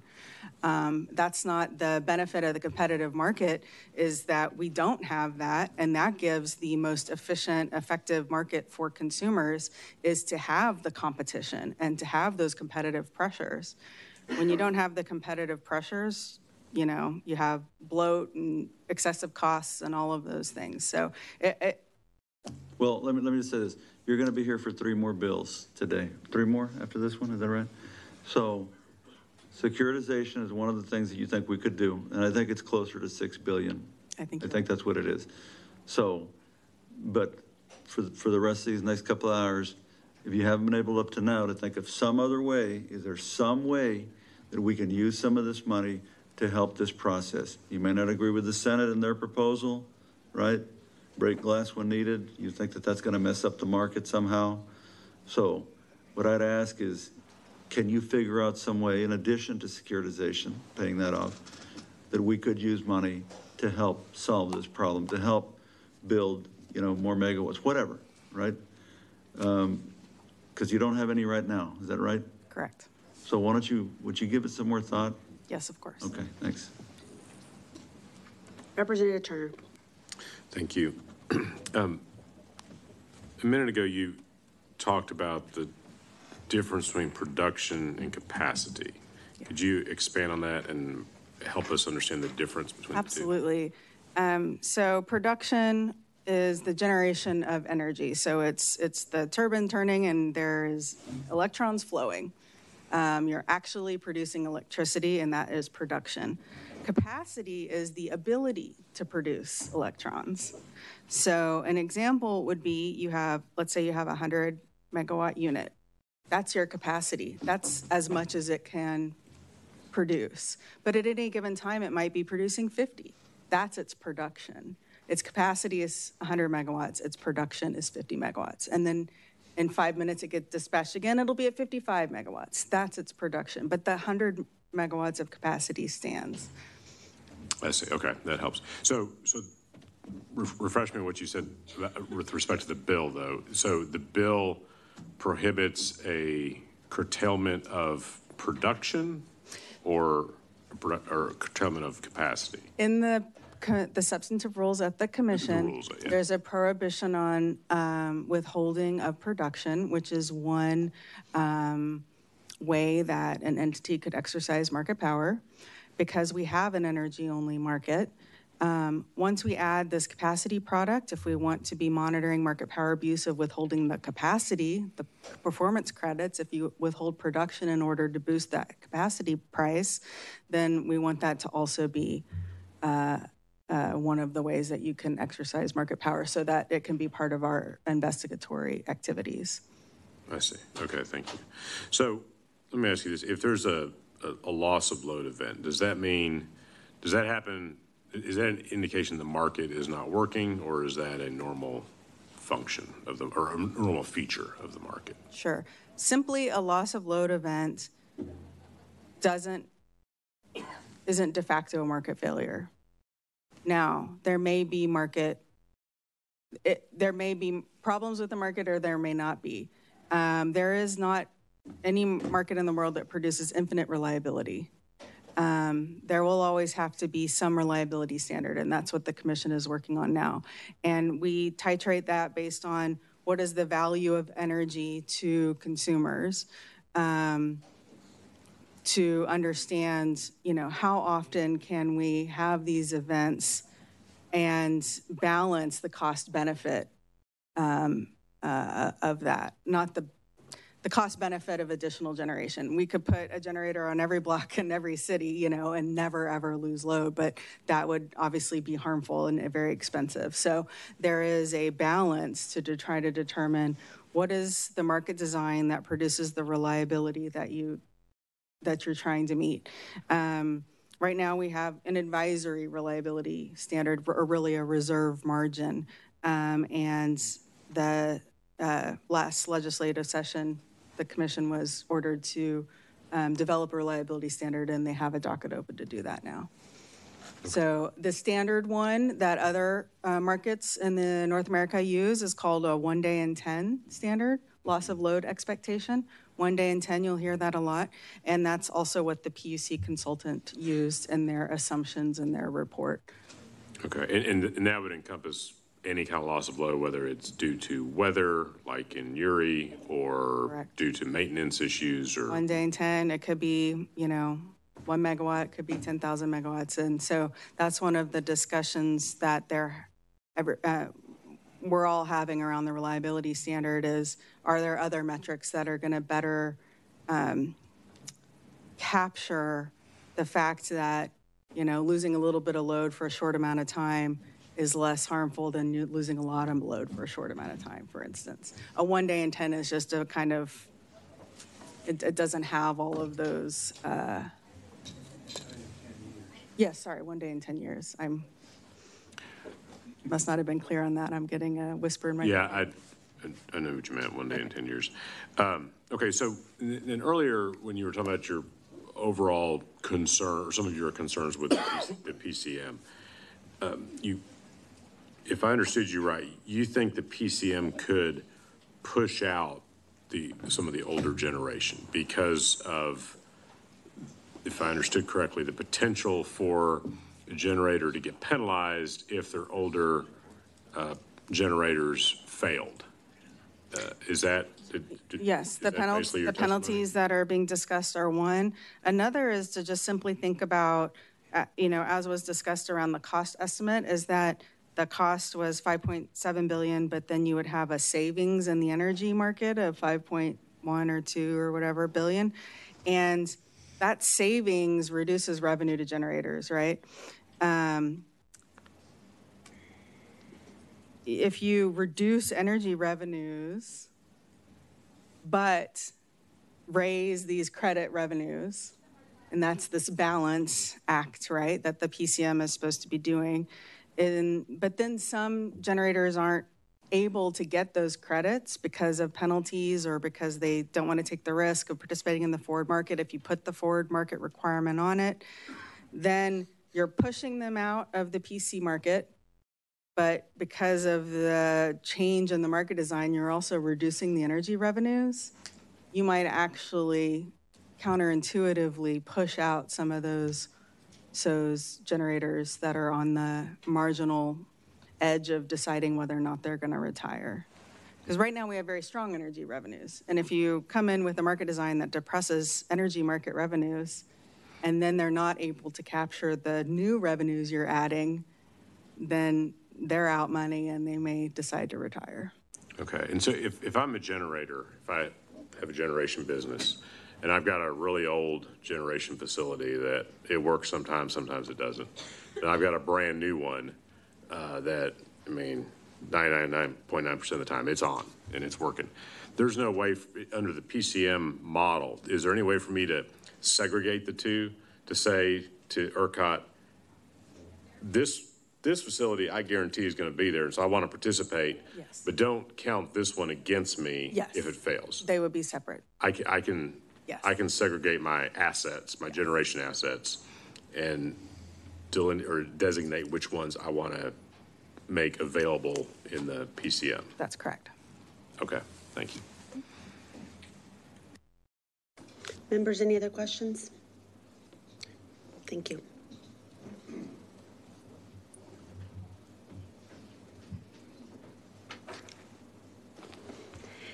Chair calls Josiah Neely. Josiah Neely. Josiah Neely. Right. So we have him registered against House Bill 4831 and did not testify.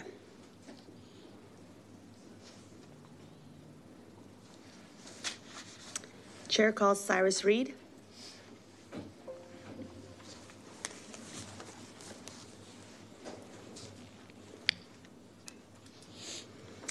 We have you registered as Cyrus Reed with the Sierra Club Lone Star chapter, testifying neutral on House Bill 4831. Is that correct? That is correct.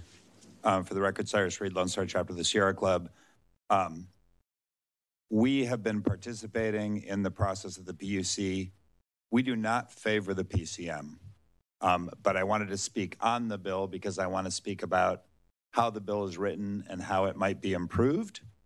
And so, Chairman Hunter, what I'll say is I appreciate the fact that in writing the bill, the first thing you did is say, let's study what the actual costs will be. So we like that section of the bill. I think it's, I don't have it in front of me, but I think it's Section A. What's unclear to us is what happens then? Let's say the IMM, we do this, another independent study, and we find out, you know what? It's going to be more expensive than we thought, and it's going to impact whatever, ancillary services, other things. So what happens then? So our suggestion would be that you've got A and B, that we have a Section B that says, after we do this study, and let's put some timelines on it. C, okay. After we do this study, put some timelines on it. If we find, you know what, EEE, whatever they're called, wasn't correct. This actually isn't going to be as beneficial as we thought. There's a chance for them to say, we're not going to go forward. Similarly, if there are other changes in the market in the meantime, like they're getting ready in June to do this new ancillary service, the ERCOT, sorry, I'm forgetting, it's late, I'm forgetting the acronym. And we're doing some other changes in the market. If it turns out those changes cause us to not really need the PCM, then we don't go forward. In terms of the guardrails themselves, I would also suggest that we put in some language that we still want real-time co-optimization to happen, perhaps even before any PCM happens. And then I'll say something that Carrie Bivens said is, let's make this technology neutral. If we're going to do a PCM, let's have it apply to everyone. And when I say everyone, I mean supply side, I mean demand side and supply side. So if you can do, if you're a resource that can meet the criteria, so demand response, and you can meet the criteria, and you're going to bid into it, you're going to say we're going to bid into it. You should, that will lower the cost for consumers, for ratepayers, and it will make it more technology agnostic. I will send the comments that I have written in the right format for the bill itself, but those are the improvements we'd like to say. But we don't favor the PCM, but if we're going to go forward this bill, we think there are ways to make the bill better. Thank you, members. Any questions? Thank you. Chair calls Daniel Booth.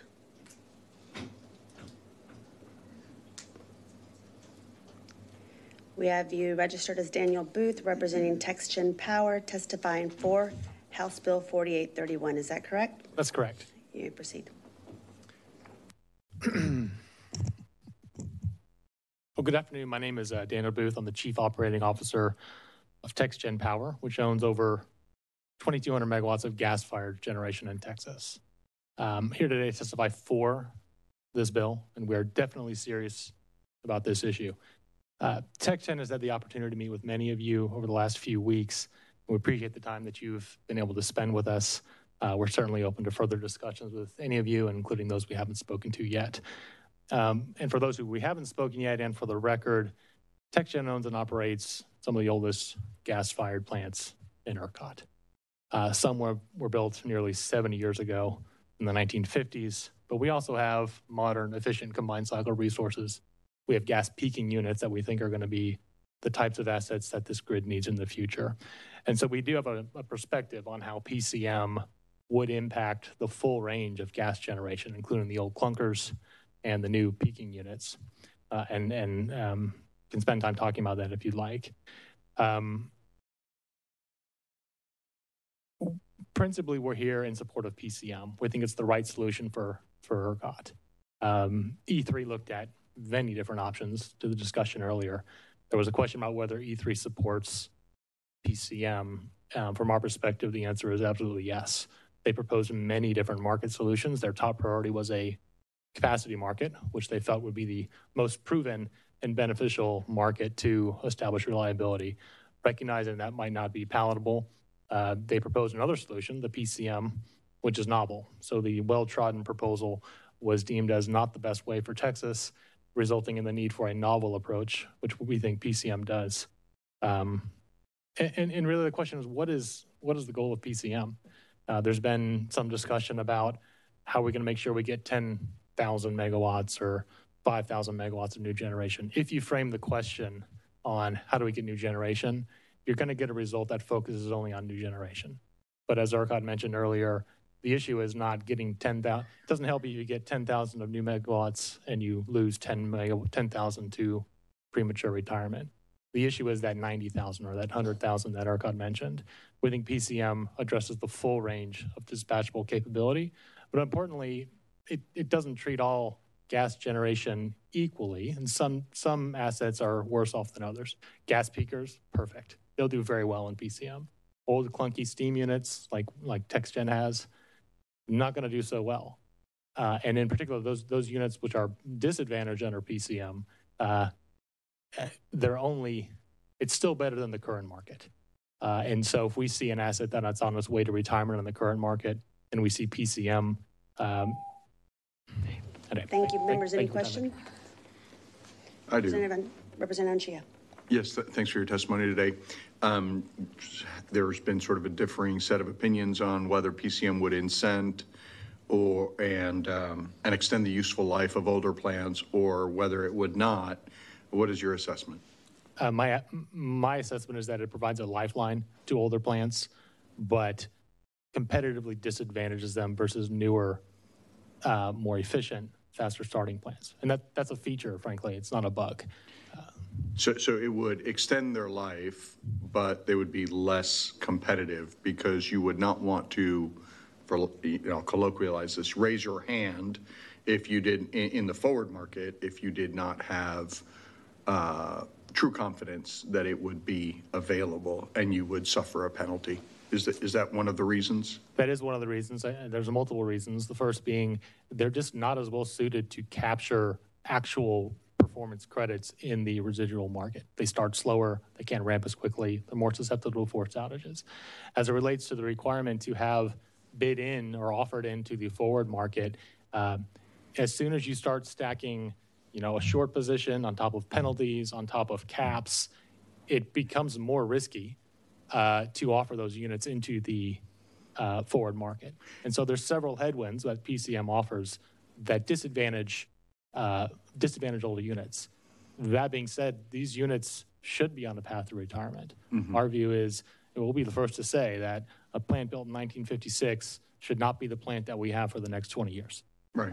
And so we think PCM definitely puts those plants on a path to retirement, but provides a glide path, a lifeline for them to not retire so early that it causes a reliability issue. When you were talking about the stacking just now of the different factors, you talked about being short. Is that because your feedstock comes from a spot market usually for those types of for that type of generation? Or can you, or you're not hedged? Can you? What I was referring to is my understanding of the PCM mechanism is that if you have forward sold, offered into the forward market a Correct. Performance credit, and then you do not show up in the balancing market, then you have to buy back that position. So that's one penalty. You're buying back the real-time price. It could be very high at the time. Right. Second penalty is an additional penalty for not being administrative penalty. Administrative penalty. And the third penalty may be, I can't offer all of the units that I otherwise would. I don't have a specific provision in the bill, but there's a provision that caps how much you can offer, how much you can collect in the residual market based on how much you've offered in the forward market. So all of those are just stacking on stack of make it harder for older assets. And you're also an asset of last resort oftentimes, correct? That's correct. Yeah. These are the units that are often run. So they're going to go through RRS and then ECRS and then NSRS and then DRRS, and then they may come to you. I don't think so. I think these units, at least under current operations, would be committed well in advance, given their start time. If ERCOT sees that there's going to be an issue and you have a unit that takes 24 hours to start, they will commit that unit in advance before ECRS. How long in advance, usually? 18, 24 hours. Okay, thank you.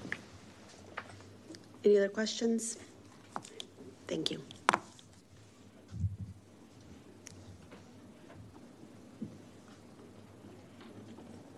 Chair calls Brent Bennett.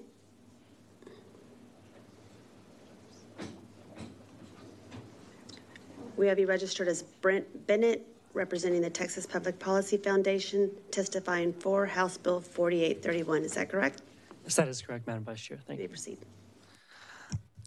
Brent Bennett with the Texas Public Policy Foundation again. I just wanted to be clear that TPPF doesn't have a firm position on the PCM itself, but we support this bill and the chairman's direction with this bill in terms of trying to put some more legislative guidance around the PUC's actions and guardrails. We are in support of that goal. Two things that we would think should be added to the bill. First of all is to make sure that cost allocation is a part of the guardrails. So that is a feature that's put forward in House Bill 4832. And we think that that needs to be in here as well, just to make sure there's harmony there. The Senate is putting cost allocation into their guardrails bill, so we recommend that be done here. And second of all, the qualification requirements for resources here is a little bit open-ended. We think that there should be maybe some more clear guidance around duration. For example, the Firm Fuel program has a 72-hour duration to it. That duration and sizing might need to be some other guardrails that are added to it. And finally, we just we're at the provisions are set. The bill has a provision set to expire in 2029, and I guess our question is we would want to be sure that that's in there just as a way to sunset them to make sure that they're revised. We would hope that as long as the program is around, that there are guardrails in place, that the program isn't instituted and the guardrails just disappear. So we hope that the intent of that expiration is to just force a review of the provisions, not to actually let them expire. Thank you. Members, any questions? Thank you. Thank you. Chair calls Mike Alvarado.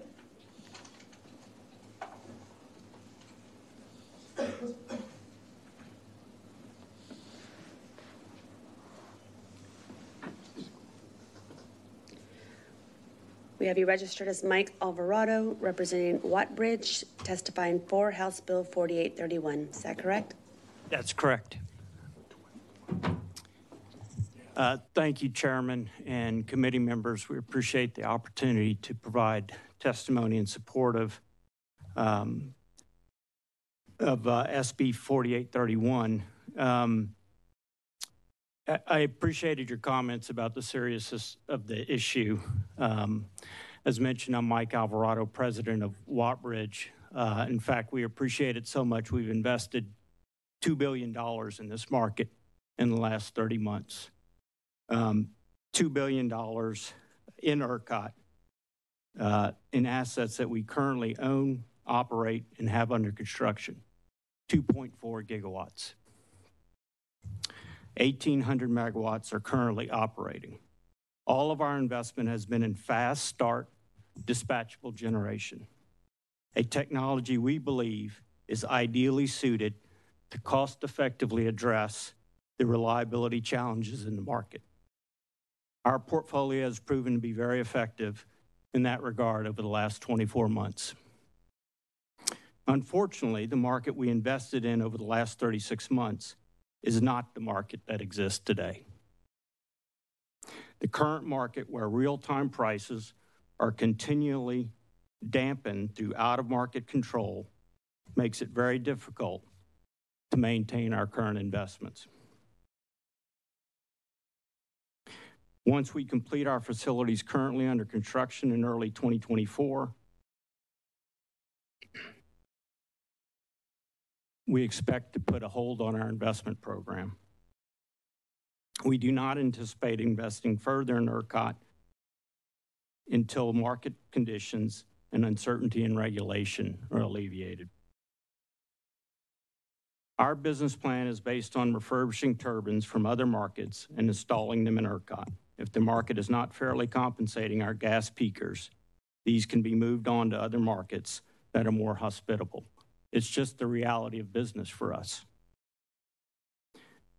The legislation proposed by the House can help dispel the current regulatory uncertainty by supporting PCM, or House Bill 4831, which will help retain our existing 2,400 megawatts.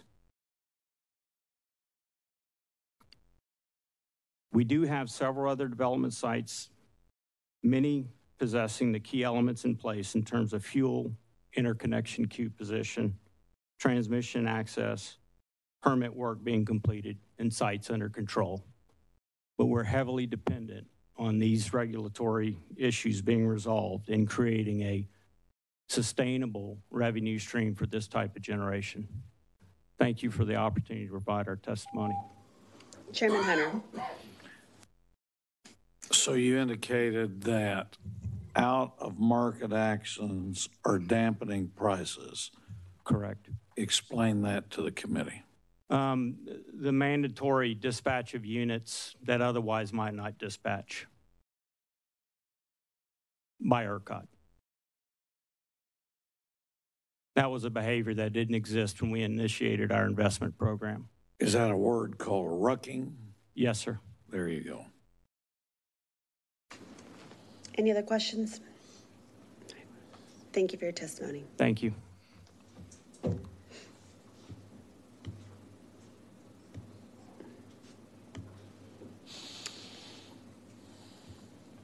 Chair calls Mark Bell.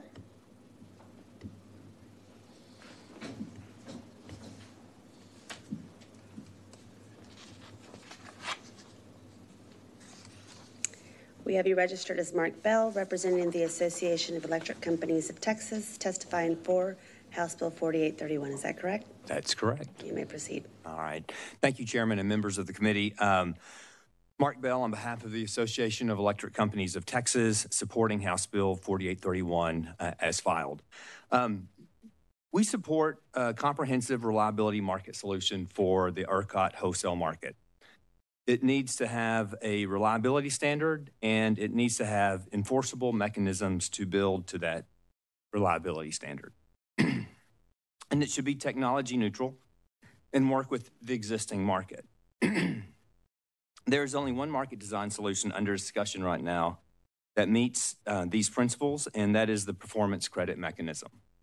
Adding guardrails to the PCM is reasonable, which is why we agree with the provisions of House Bill 4831, requiring a new cost-benefit analysis of PCM, the performance credits being centrally cleared, and the development of a penalty structure for generators that do not meet their committed obligation.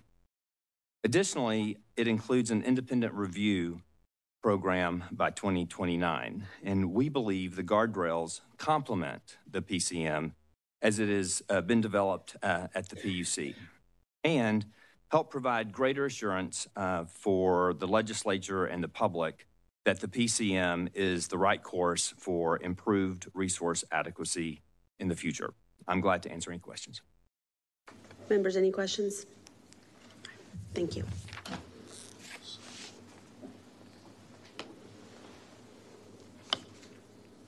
Chair calls Catherine Webb-King.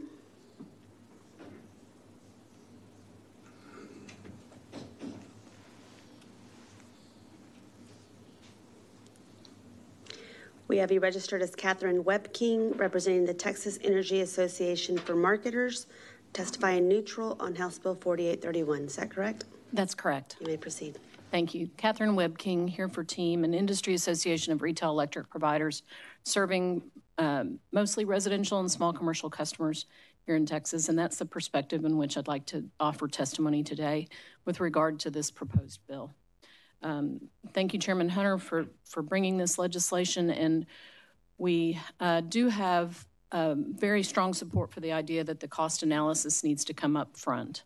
That cost analysis of the retail customer impacts has not been done. E3 testified it wasn't part of their scope. The commission has not had that benefit of any analysis for the actual retail customer impacts and the pricing impacts. We can look, there are theoretical wholesale market equilibrium average impacts in the E3 report, but that doesn't translate directly to what a retail customer, especially a residential customer's cost impact might be. And we posit it as quite a bit higher than the 2 to 3% that is in that E3 report. That is due to a variety of different factors that we would love to get into the details with you on, but I don't think you probably want to hear those today. But we do think it is critical that that analysis be done. ERCOT may not be the appropriate place or without some additional expertise to do that either, because they stop in the wholesale market. They stop at the qualified scheduling entity. when it comes to costs in the market.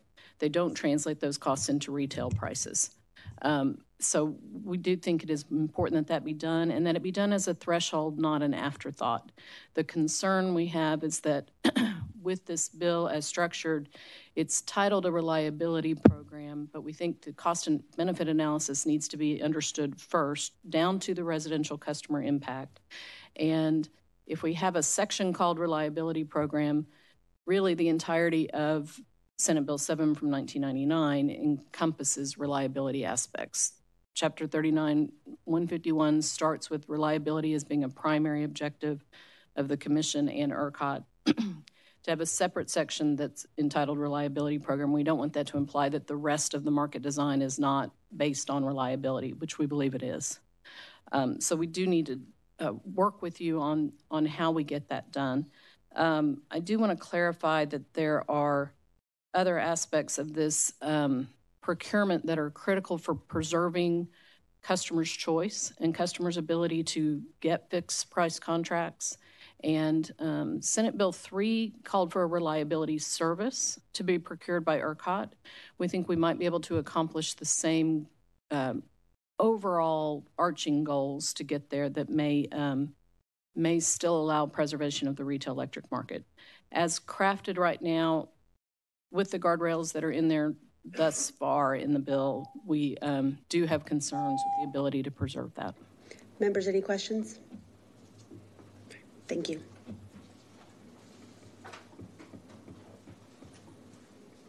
Chair calls Michelle Richmond.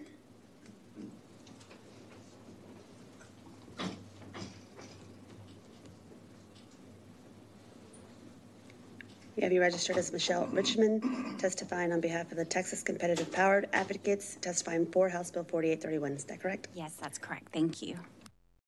Michelle Richmond, representing the Texas Competitive Power Advocates, and we support House Bill 4831. Overall, the key concepts of the bill are good. We think reasonable guardrails are appropriate.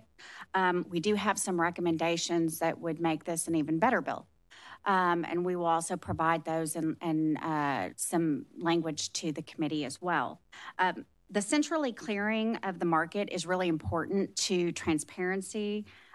We also would recommend that any bilateral transactions, if those are allowed, which kind of speaks to the competitive retail market, be required to be reported to ERCOT as well, so that there's visibility with those transactions, and then they're also very visible to the IMM to monitor for potential market abuse. So that's one recommendation that we would have. Because this is limited to dispatchable generation, the provision regarding credits being limited to those in the forward market is overly prescriptive. We would recommend that the commission be directed to develop guidelines that prevent qualifying generators from offering a de minimis amount, which kind of speaks to the whole concern that we had discussed previously about offering 1 or 2 megawatts and getting credits for, say 300 or 400. That could be dealt with through commission rules. We think it's important to provide some of that flexibility to craft that balance, because you need to look at forward hedging, actual critical hour performance, and meet the desired reliability standard, but you also want to minimize the cost to the load serving entities, which ultimately is a cost to consumers. And so providing that flexibility would help to manage that, while also allowing generators to mitigate their exposure to penalties appropriately. We do support the penalties. If you offer in and you're cleared in this market and you fail to perform, you should pay a penalty for that failure. We think the flexibility and policy implementation is probably critical because of the way the market sometimes changes, and quite candidly, how the needs of the Texas grid have changed. We really haven't updated much over the last 20 years, and it needs to be done. One of the most critical recommendations is regarding the review of the program. We think reviewing the program is great. There is a concern about the implication of sunsetting the program. These are 30-year assets under significant capital investment, and injecting that unnecessary certainty in the market will actually kill capital investment. So we want to make sure that it doesn't do that. And then, making sure that load serving resources that are dispatchable as well as energy storage is included in the definition of dispatchable is consistent with the definition in Senate Bill 3. Members, any questions? Thank you. Thank you. Chair calls Julia Harvey. We show you registered as Julia Harvey, representing the Texas Electric Cooperatives, testifying neutral on House Bill 4831. Correct? Yes, thank you, Madam Chair. Members, I'm Julia Harvey on behalf of Texas Electric Cooperatives. That's the statewide association representing the 75 co-ops operating throughout Texas. Here testifying on House Bill 4831. Overall, we believe these are reasonable controls and conditions to ensure the performance credit mechanism or any similar program fulfills its stated intention of improving reliability. We've been on the record as skeptical of the PCM in terms of its cost and effectiveness, and so we support an updated independent cost assessment and development of metrics to evaluate the impact. We do have some specific feedback on the required characteristics of the program, and to be clear, we are not generally supportive of the PCM, but if we go down this path, there are certain elements that we would support. So we very much believe the program should be seasonal in nature, not annual, and we'd like to make that explicit. An annual program risks all the critical hours being concentrated in 1 or 2 summer months, and it could be a deterrent to resource participation because of the risk around being unavailable for a variety of reasons during that critical period. And then further, the program, we believe, should be designed around net peak load, not lowest operating reserves or tightest hours in the bill, because instances of lowest operating reserves occur due to unpredictable factors like other generator outages or the behavior of other market participants. And net peak kind of better addresses that growing challenge around dependence on variable resources. And then finally, we further think that generators that perform during those critical periods should receive credits, regardless of whether they participated in the forward market. And we'd like to make that clear. The mandatory forward market is problematic for the reasons Ms. Bivens described. We understand, according to the modeling, the energy price is reduced under this program. Revenue is shifted into this credits market. And so because of that, if there's too much risk in participating around this mandatory forward market, you may discourage new capacity. And so we're looking forward to continued work on this. We'll provide our feedback to all of your offices, and I'm happy to answer questions. Members, any questions? Thank you. Thank you. Chair calls Sam Siegel.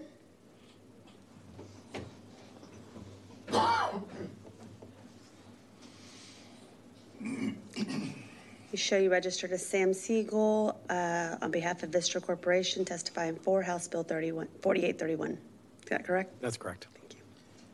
Chairman Hunter, Vice Chair Hernandez, members, thank you for allowing this opportunity for Vistra to testify in support to House Bill 4831. My name is Sam Siegel, and I'm Vice President Wholesale Strategy at Vistra Corp. Vistra serves approximately 4 million residential, commercial, and industrial retail customers with electricity and natural gas. Vistra is also the largest competitive power generator in Texas and the United States, with a capacity of approximately 37,000 megawatts powered by a diverse portfolio that includes natural gas, nuclear, batteries, and other facilities, with just over 18,000 megawatts of that generation in Texas. Vistra has been a strong supporter of the ERCOT competitive market since the start of competition. We believe that a well-functioning competitive market is the best way to provide reliable and affordable power to all Texans. We believe strongly that Texas is facing a dispatchable capacity problem. Texas is fortunate to be a state with a growing economy that comes with increasing electricity demand, and it is fortunate to have an abundance of resources, including land, wind, sun, and natural gas, to name a few. However, the state is at risk of having insufficient dispatchable generation when the wind isn't blowing and the sun isn't shining. This can be solved by compensating dispatchable generation for the reliability it provides when it provides it. Vistra is on record supporting the PUCT's proposal for the Performance Credit Mechanism, or PCM. We believe that this performance market would compensate generation for the reliability it provides and incentivize the new dispatchable generation that Texas needs. HB 4831, with some tweaks, would establish reasonable guardrails to ensure that the PCM is effective ensures robust competition, and supports the twin objectives of reliability and affordability. The primary tweaks we would offer are the following. First, tightening the language around market mitigation and the use of a centralized clearing mechanism. Second, changing generators to resources throughout the bill to ensure that we are incentivizing demand response. And third, revise the language in subsection B3 to ensure that the Public Utility Commission has reasonable flexibility to determine rules around how PCs are earned as part of the larger package of implementing regulations. We would be happy to provide language on those three issues as well as a few other minor suggestions. At Vistra, we view any investment decision from the perspective of whether it best serves our customers, our investors, grid reliability, and the Texas market as a whole, and HB 4831 meets that test. I'm happy to answer any questions from the committee. Members, any questions? Representative Anchia. Thank you, Madam Chair. Mr. Siegel, just really quickly, you all have a portfolio that includes both thermal and renewable resources, right? That's do you think that the PCM, because it requires generators to raise their hand, would be less likely to rely on their intermittent resources rather than their thermal resources? Does it disadvantage those resources? I don't believe it disadvantages renewable resources. I think. Can you walk me through that? Sure. So I think one way to kind of think about it is renewable resources are subsidized through various federal tax subsidies. Just kind of to give an example of that, power prices have been around $20 a megawatt hour this year. Year to date, a solar plant is making approximately $50 a megawatt hour. A gas plant is making $20 a megawatt hour. And when you factor in the cost of fuel, a gas plant's probably making something like $4 a megawatt hour. And I think, in general, having renewable resources that offer in at, zero or negative costs is a benefit to consumers. It's a benefit to affordability. What the state is, I think, missing, and the signal that is missing that would drive more dispatchable generation is when the state needs those dispatchable resources, when it needs that performance, it needs an extra incentive. And we think that the performance credits are compensating for reliability attributes. It's not disadvantaging the renewables. They have, other advantages in the market. And I think fundamentally what the state's really looking for is that reliability. Any other questions? Thank you. Chair calls Katie Coleman.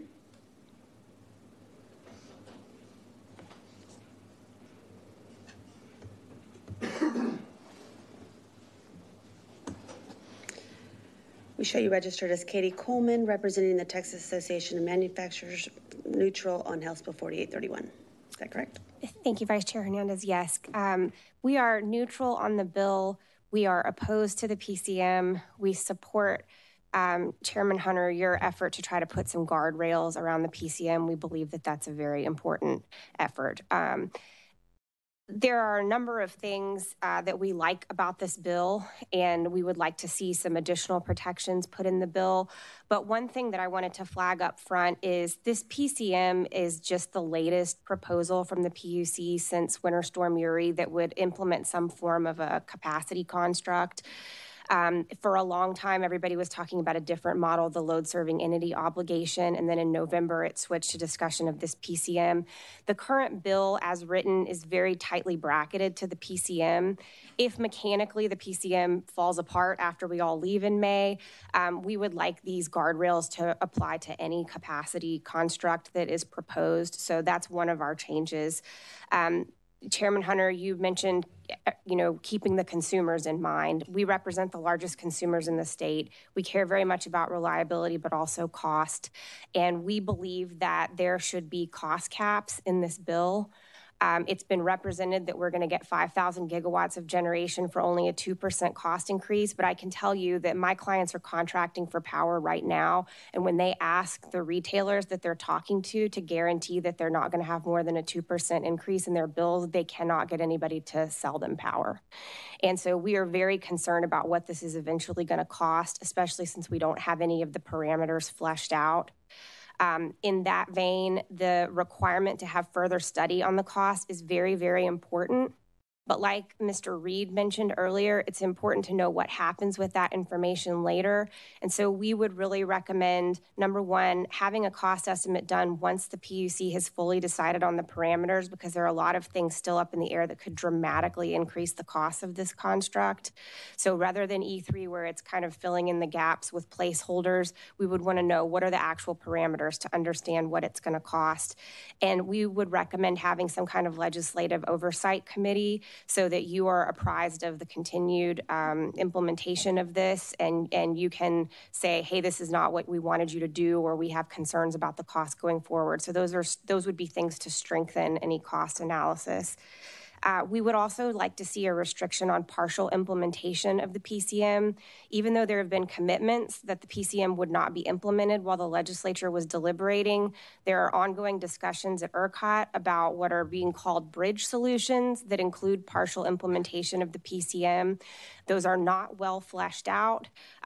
Some of them are as simple as putting in a price floor or picking a number to add to consumers' bills, and we have very serious concerns about that. So either this is a product that hangs together and it gets implemented, Members, or any it's questions? not. Thank you. Thank you.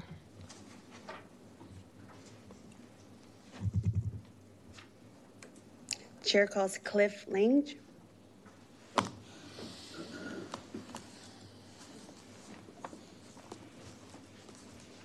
We have you registered as Cliff Lang, representing South Texas Electric Co-op, and you are testifying neutral on House Bill 4831. Is that correct? That's correct. You may proceed. Okay. Again, thanks for the opportunity to speak this evening. STEC is also one of the entities that's skeptical of the PCM, and we did lodge that set of concerns with the Public Utility Commission when they opened the project on that. But if ultimately this is the direction that we end up going, we think it's very wise and appreciate where the chairman's headed with this bill. But we do have some revisions that we would like to share as well. And as a matter of fact, have most of those crafted and ready to go. So our specific concerns really relate to a handful of things. So we want to make sure that the assessment that's undertaken not only looks at ancillary services, but also looks at the cost benefits of the program on the energy side as well. And so I think that was probably just a general oversight, and you've heard some of that discussion here already this evening. There's a section in there that discusses market manipulation concerns. And more specifically, it talks about affiliated generation and retail companies. And so we really think that needs to be expanded so that it addresses any and all market participants. We want to make sure and remember that this whole reliability service was really designed under the construct of SB3, which was really intended to try to ensure that we got dispatchable generation, additional dispatchable generation in the market. And so we want to make sure that that participation in the PCM is limited to just dispatchable generation. And so we would exclude load resources, which is contrary to some of what you've heard here. And we'd also exclude energy storage resources. And that's really because the intent of SB3, again, was to meet periods of sustained cold weather, hot weather, and low renewable output. You've heard a little bit also as well that want to make sure that we're looking at capacity. And so in this particular case, we want to make sure that the credits are able to be allocated to units based on their capacity contribution, not just their energy contribution. Otherwise, older units in particular may suffer under this construct. And then lastly, on any sort of forward market mechanism, you heard Ms. Harvey speak to this a little bit ago. A voluntary forward market is really the direction we need to go with this. There's no reason we need to have a mandatory forward obligation or mandatory participation in a forward market in order to generate PCs. We've got very successful forward markets currently within the ERCOT construct. We've got a day-ahead market that's very successful. We've got a congestion revenue rights market that's very successful. So there's just really no reason to layer in that additional risk in terms of trying to construct a market that has that mandatory forward component. So look forward to working with you, and we will provide language in that regard. Thank you. Members, any questions? Thank you. Thanks.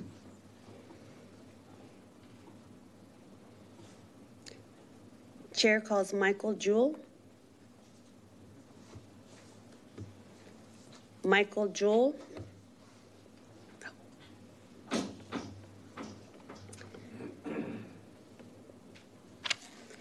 We show you registered as Michael Jewell, representing Octopus Energy, testifying neutral on House Bill 4831. Is that correct? Yes, ma'am. You may proceed. Thank you. Now my computer doesn't want to behave.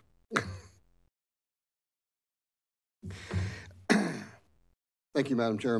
Members, my name is Michael Jewell. I'm here testifying on House Bill 4831 on behalf of Octopus Energy. We oppose the PCM as proposed, but we appreciate the effort to put guardrails on this proposal if it moves forward. Octopus Energy is a retail electric provider that focuses on serving residential customers. Octopus Energy and its predecessor, Evolve Energy, have been in the ERCOT market since 2019, and globally we serve over 3 million customers in US, UK, Germany, France, Italy, Japan, New Zealand, and Spain. Octopus supports the intent of the bill to provide guardrails around the Commission-proposed PCM, focusing attention on when the grid is in stress, particularly at times of high demand and low supply, is the correct focus. There needs to be objective, transparent analysis of the PCM proposal, which remains largely amorphous. Requiring generators that can earn credits to offer into forward markets all of the generation for which they want to earn credits is critical as well. But despite the suggested guardrails, there remains a couple of significant problems inherent in the PCM proposal as proposed. First, for a rep that is not affiliated with generation, especially generation that can earn credits, the impact of retrospective settlement and cost assignment is a fundamental threat. Based on a backcast of actual ERCOT performance during 2022, there were hours when ERCOT faced the lowest operating reserves. It was random. For example, there were 5 hours of very tight conditions in mid-May last year that no one expected due to forced outages. If the hours where credits are created are when no one can expect them, those who serve customers cannot mitigate the cost by hedging. You fundamentally cannot hedge this level of uncertainty unless you are paying a corporate affiliate.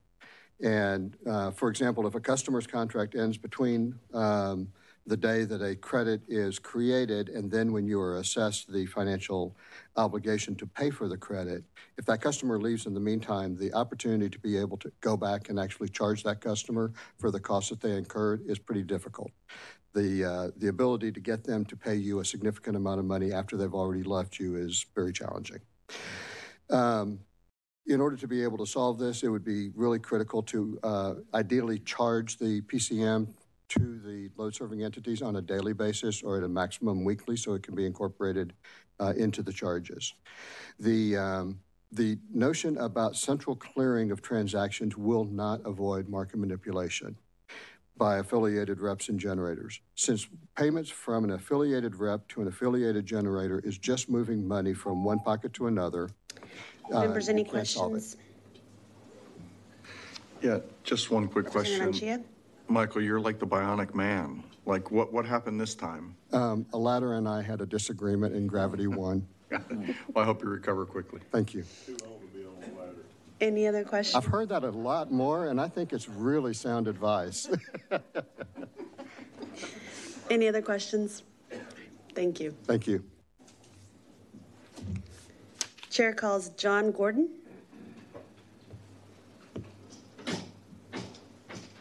We show you registered as John Gordon, representing yourself, testifying for House Bill 4831. Is that correct? And what was my position? For his language. John Gordon, and I thought that was great language. The PCA should be jettisoned, junked. We will not build our 200 megawatt power plant. We won't be able to get the funding under a PCM. Our plant's exactly the same as Steck's plant that they got in 1977, the ones up in Denton. But we don't have captive customers, and we can't get the funding under the PCM or any other energy market to finance the debt.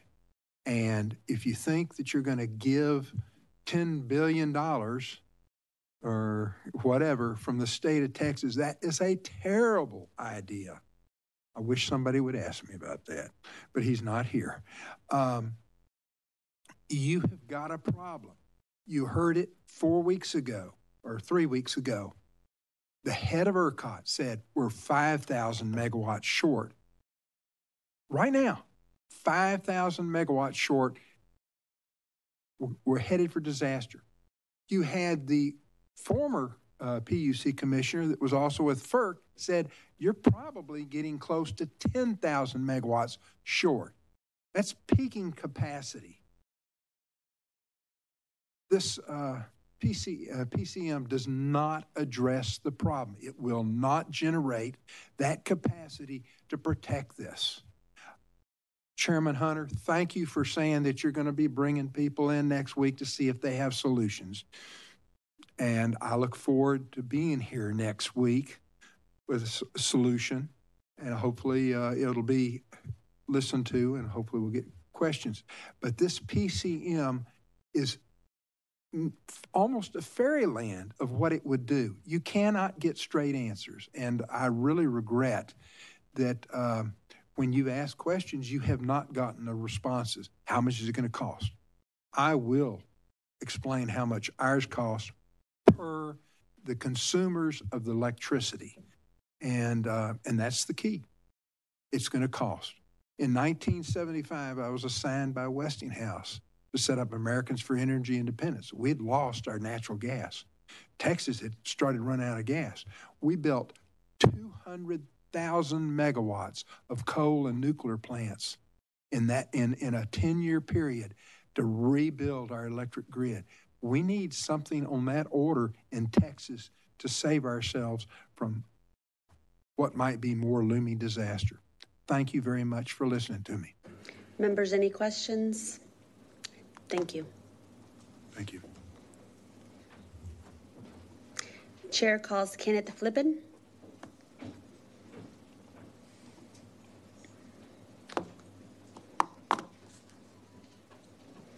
We show you registered as Kenneth Flippen, representing U.S. Green Building Council, Texas chapter, and yourself, testifying for House Bill 4831. Is that correct? That's correct. You may Thank you, Chair. Yes, I'm Ken Flippen with U.S. Green Building Council, Texas chapter, and we are for this bill. Let me begin by saying that we are here representing and looking out for the interest of citizens, of ratepayers, however we want to describe them. The larger objective of all of this should be to keep the lights on, to not have another power outage, but also maintain the market system that we have that's given us relatively affordable energy in Texas. And so the things I would say about this is that the PCM, it is, we have concerns because of its novelness, because it's unproven. We also see that there is an opportunity, or at least an opening, that's created for market manipulation if we put in a PCM program. It also creates an opening for market distortion in the long run. For all these reasons, we think the guardrails that are put into this bill are very important. If anything, we would suggest putting in some more guardrails, like putting in a hard cap on how much could be spent on the PCM. Also, co-optimization should be completed before we do that. It only makes sense. And lastly, the PCM, if they're going to implement it, it should be agnostic as far as source.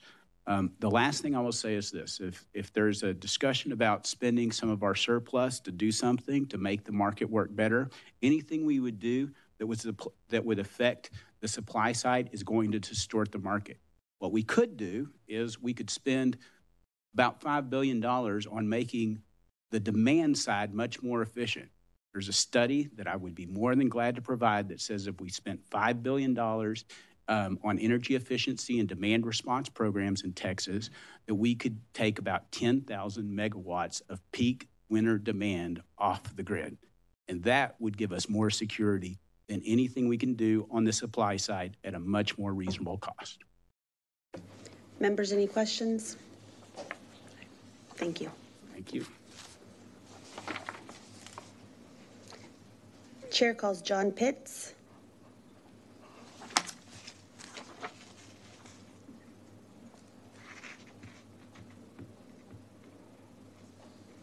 We show you registered as John Pitts Jr., representing Texas Energy Buyers Alliance, testifying neutral on House Bill 4831. Is that correct? Yes, ma'am. You may proceed. Thank you, Madam Chair and members. My name is John Pitts, here on behalf of the Texas Energy Buyers Alliance, testifying on 4831. The Texas Energy Buyers Alliance, or TEBA, represents more than 360 companies, including some of the state's largest employers and electricity users. Our members employ hundreds of thousands of Texans in retail, consumer brands, and manufacturing, and support innovative energy projects across the state. As energy customers, reliability is priority number one. We also know firsthand that Texas already created one of the nation's top energy markets. It's what helped bring us here, and we wish to continue to invest here.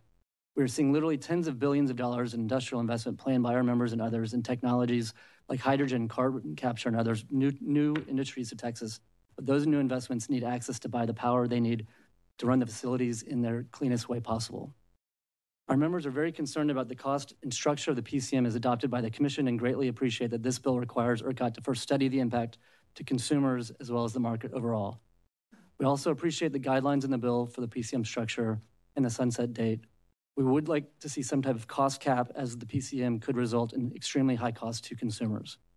That being said, we believe that the PCM is unlikely to result in a new build. It will at best result in older generators receiving credits, which will keep them online. But also, as I believe has been mentioned, likely result in older generators running for long periods of time trying to guess the relevant hours, which will ultimately wear them down and potentially cause early retirements, all without stimulating new build, so ultimately counterproductive and expensive. With that, I'll answer any questions. Members, any questions? Thank you. Thank you. Okay. Right. Is there anyone else who wishes to speak on, for, or against the bill? If not, one more person? Okay. We need you to come. We don't have it in our system. If you'll please come see the clerk. Al Zito. Yeah, registered. And first it wasn't testified, then I registered to testify and said delete and add, so it was there. ZIT. Hold on.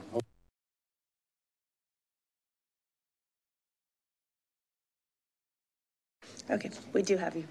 Chair calls Al Zito. We have you registered as Al Zito, representing yourself, and you are testifying for House Bill 4831. Is that correct? Yes. You may proceed. Thank you, Chair, Assistant Chairman, Chairman, and everybody else. Thanks for being here. Fine mess we've got ourselves into with this whole thing. It's really phenomenal. Power and water. We'll talk about water at some other point, and I'm going to leave you my number. Anybody who wants to talk about this. February 27th, 2021, the day I wrote a report on what happened during that event. I was right on during that report. I don't know if any of you saw it. I'd be happy to share it. I also wrote what needed to be done. This PCM situation, I like it, but it's not going to do what we need to do, which is we need more generation in the system. That is critical. It is important that we offset this what I called supplemental power, but I think it's the intermittent power or whatever we were saying, which is the solar and the wind. I loved hearing the other gentleman say when the wind don't blow and the sun ain't out, we have a problem. Well, that's a 28% problem of power generation capacity in Texas. 28% of our power comes from that solar and wind at the cost of $66 billion. $66 billion, which was subsidized through tax abatements, through subsidies, so on and so forth, to the tune of around $22 billion. So the most unreliable power we have in Texas is solar and wind, not the 50-year-old gas plants. Keeping those things online, that is critical for right now. Until we get more generation power, we need every megawatt, we need every watt we can generate. So hearing that's part of things, that's pretty important. Simply said, some of this stuff could be used as supplemental power. That's fantastic. The PCM program, if we're not generating new power generation within Texas, we are in trouble. We are in big trouble. So I fully support what we're doing with setting guardrails up. I think we need to further analyze PCM or any alternatives to PCM. I am happy to help anybody. I'm retired, and I love stuff like this. I'm an engineer, and I'm not working for ERCOT or the PUC. I volunteer my time to do this stuff. I am what Chairman Hunter said. I am the consumer. I'm the first one to speaker. That's an actual consumer of this that pays the bill, and a taxpayer in the great state of Texas. So that's about it. I don't know if anyone has any questions. Members, any questions? Nope. Thank you very much. I appreciate your time.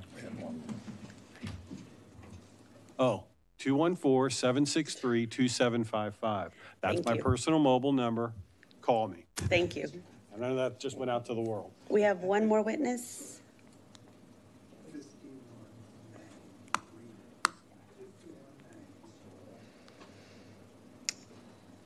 Chair calls Todd Staples. We have you registered as Todd Staples, representing the Texas Oil and Gas Association, testifying neutral on House Bill 4831. Is that correct? That's correct. You may proceed. Thank you, Madam Chair. Mr. Chairman, Representatives, Todd Staples, President of the Texas Oil and Gas Association, here to testify on the House bill. I want to be clear, we very much appreciate the work on guardrails. We want to continue to work with you to enhance those. I won't repeat the testimony that's been done. The PCM, we think, is going to be costly, and therefore the guardrails will be very important. Thank you very much. Be happy to answer any questions. Any questions? Thank you. Thank you. All right. Now, is there anyone else who wishes to speak on, for, or against the bill? If not, the chair recognizes Chairman Hunter to close on his bill. I'm going to make some comments for my members and for everybody sitting out here. I have not taken a position yet on this, but I think the more we push on the issue, you'll get answers and you get clarity. The clarity, maybe they don't know. The PCM that you've heard about, the good thing is somebody put out a plan. Nobody else did. Your generation groups are kind of following along that because they've got kind of a plan for the future. These are just kind of my elementary view of it. Your business and industry have concerns because they get impacted, and they have a concern on the economy as well. So some of the questions that we push on, I want you to hear, because there aren't answers, and we do need to get them. And I do push on the consumer issue. Richard knows that, and he's been with me on it as well as Anna. But the bottom line is we're going to go forward as a committee, and I want you to hear these issues. And I want you to know about what has not been answered and where they need to improve. And I kind of look at the group out here as you see they're this side or this side. I'm hoping that some of your questions and what we raised today may move them to some discussion on the, as we said, guardrails of what they can agree. Then we can look at what is remaining. The other thing is the homework assignment. For the generators or those that affiliate with the generators. When you say the PCM is planned will bring new megawatts into the market, one, what does as planned mean? What are the specific details about how the PCM will be constructed that makes this attractive for your company to build in the ERCOT market? And will you start putting actual steel in the ground before the PCM is completely implemented? And if you didn't take them down, Jenny will give those to you. The others in the room, what other guardrails or provisions would you like to see included to address any concerns you have with the PCM? And what provisions are non-starters for your industry and company? And to all of you, If you have a solution, a concept, bring it. And bring it to the clerk so we can bring it to the committee. We have other bills tonight, and I just want to encourage you to just make your point on the bill. I'm not asking you to solve everything tonight, but you got a committee of 13, and we are going to work as a committee to try to work on a concept. And I want you to take it serious, and I want them to be educated on the issues like I've been. So don't take some of the punching that we do with a negative. Some of that punching is to get the information out so we know where we can improve. So, Madam Chair, thank you for letting me present this, and we will see if my requests are complied with by Wednesday of next week and tonight. Thank you, Chairman Hunter. The chair moves to leave House Bill 4831 pending at this time. Is there any objection? Hearing none, House Bill 4831 is left pending.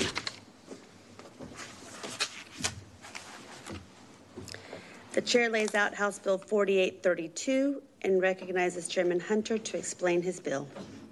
Again, members, this is another bill that I'm proposing that's policy. And again, for everybody that's out in the audience, if they can just make their points to you, they've got a week to get information to us. But 4832 creates a new market mechanism in ERCOT to incentivize the specific type of dispatchable generation needed to address the operational challenges resulting from unreliable generation assets through the creation of the what we call DRRS, the Dispatchable Reliability Reserve Service. The bill will help improve reliability by targeting money at needed dispatchable assets that can help address the intraday operational challenges currently facing the Texas electric grid. It also creates a firming reliability program to increase accountability among market participants in ERCOT by requiring the least reliable, dispatchable, and intermittent resources to procure resources to offset the risks. The program also includes a calculation for load-serving entities to address highly volatile load at peak hours in order to encourage energy efficiency and demand response programs. And Madam Chair, I would like the right to close, but I would suggest go to the regular testimony, and then if the members need, they have the resource folks here. Thank you, Chairman Hunter. We will reserve your right to close. Members, are there any questions of Chairman Hunter? All right, we'll proceed to testimony. Chair calls Cliff Lang.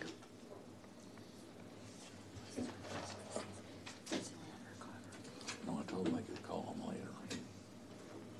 We show you registered as Cliff Lang, representing South Texas Electric Co-op, and you're testifying neutral on House Bill 4832. Is that correct? That's correct. You may proceed. Although I think we're really close to being at a point where we could support this. So that being said, we've been a strong supporter of cost allocation, even going back to the last legislative session where this was discussed. We think cost allocation ultimately provides the right incentives for each class or each category of the market to behave in the manner in which we want them to behave. We want to incent particular behaviors, and I think this ultimately gets there. But we do think that those mechanisms that are within the bill do need some work. We've got some thoughts and ideas we want to share, so we will definitely share those as well. As it pertains to DRRS, we look at that as an operational tool, not a substitute for meaningful reform that's necessary to get dispatchable generation into the market. So to borrow from what's been stated before, this looks to be more of a niche opportunity to try to fix some of the operational issues and some of the mechanisms that ERCOT's using to be a little bit more conservative in their operations. And so with that, I'll close. Members, any questions? Thank you. Thank you. Chair calls Mike Alvarado.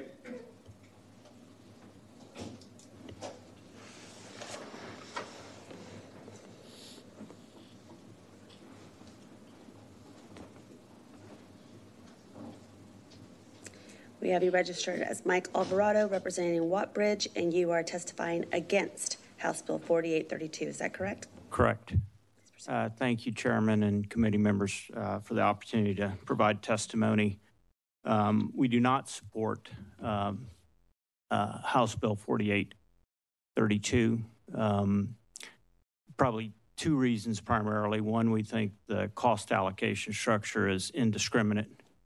What I mean by that is the idea of an average forced outage rate being used as the metric, we don't think properly penalizes performance during the most critical periods. Said another way, in a 24-hour day, let's just say it's 2 hours that matter, really what we're looking for is a performance penalty relative to how you perform those 2 hours. And so we don't think that type of cost allocation is constructive. Secondly, the idea of a 2-hour startup capability is not very attractive to our portfolio. We have a portfolio of, as I've said in prior testimony, of 2.5 gigawatts of fast start capacity. It's a 10-minute start capability. And so this product that has a 2-hour start requirement would not be very attractive to us. It would essentially be a waste of our resource in terms of what the market requires. Thank you. Members, any questions? Thank you. Chair calls Caitlin Smith.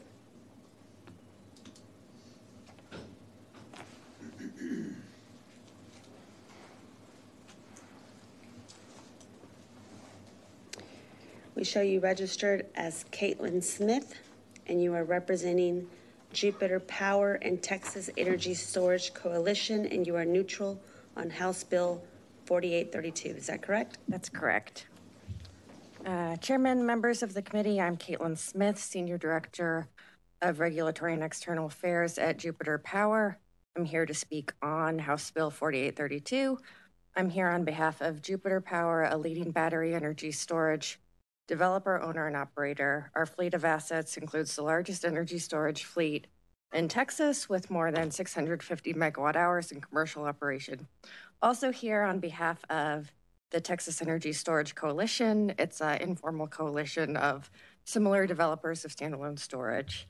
The takeaway we want to leave you with today is that standalone battery storage is your fastest and most flexible dispatchable resource and should be part of any market design or reliability changes to the market. This requires avoiding exclusionary requirements that increase cost to consumers, I had that in there, and prevent batteries from providing their full capability to support a reliable market. Standalone battery energy storage, what this means is we are connected at distribution or transmission level, and we charge directly from the grid, not just one resource, so we're not dependent on sun shining and wind blowing. Since Winter Storm Uri, standalone battery storage in ERCOT has grown from about 200 megawatts to nearly 3,700 megawatts today. That's enough energy to meet peak load of several cities in Texas. Standalone energy storage is dispatchable. It has an on-off switch, and that on-off switch discharges immediately, less than seconds. And so there's no ramp-up time. You're called and then you're there. We support the creation of an ancillary service like dispatchable reliability reserve service. What we prefer to avoid is duration requirements, and we'd prefer to ensure performance via other mechanisms. Duration requirements reduce incentives for investment by this really fast responding battery energy storage resources, and it also reduces competition by narrowing eligible suppliers, and that increases costs to consumers. We understand a 4-hour duration requirement for this. It suits the problem it's intended to solve, but ask the committee to limit the use of unnecessary duration requirements and any other restrictions on batteries on its ability to provide reliability services as you consider market design. We look forward to working with the committee to ensure that battery energy storage contributes to delivering reliability and affordability on behalf of Texans. Happy to answer any questions. Any questions? Thank you. Thanks. Chair calls Bill Barnes.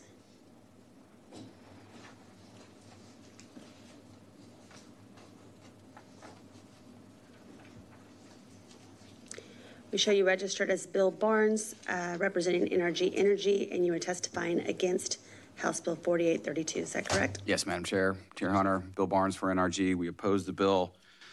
We oppose the cost allocation mechanisms. There's two components to that we oppose. The first is how costs are assigned to loads based on the varying load profile versus flat load shape. I understand the intent is to try to increase demand response, energy efficiency, participation, but measured over the course of the year. Residential consumers and small businesses have air conditioning load that is naturally going to vary throughout the day.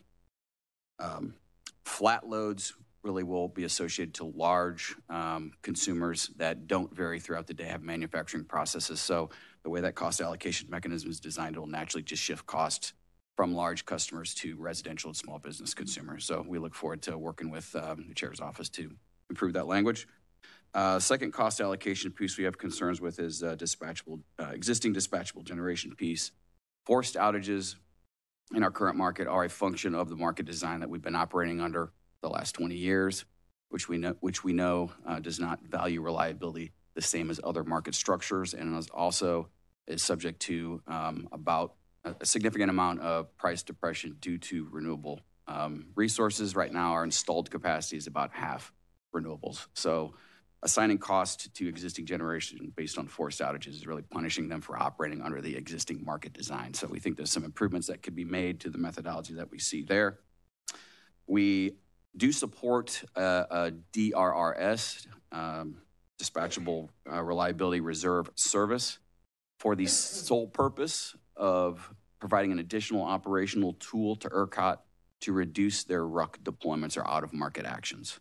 The DRS is a short-term operational flexibility tool. It is not a resource adequacy solution. It does not replace the PCM, which intends to target the long-term investment problem in the market or the long-term uncertainty, which in our market includes load growth, population growth, businesses and industrial facilities growing, data centers, crypto mining load growth, renewable growth. We're going to add 20 to 30 gigawatts of more solar facilities over the next 2 years, 4 gigs of more wind, 10 gigs of battery capacity are in the interconnection queue for the next 2 years, and an aging existing dispatchable fleet where at least 20,000 megawatts are over 40 years old. That's the long-term uncertainty problem that the additional tool that the PCM provides would help address. And Mr. Chair, we also support the reporting requirements in the bill. Happy to entertain questions. Any questions? Thank you. Chair calls Joel Yu.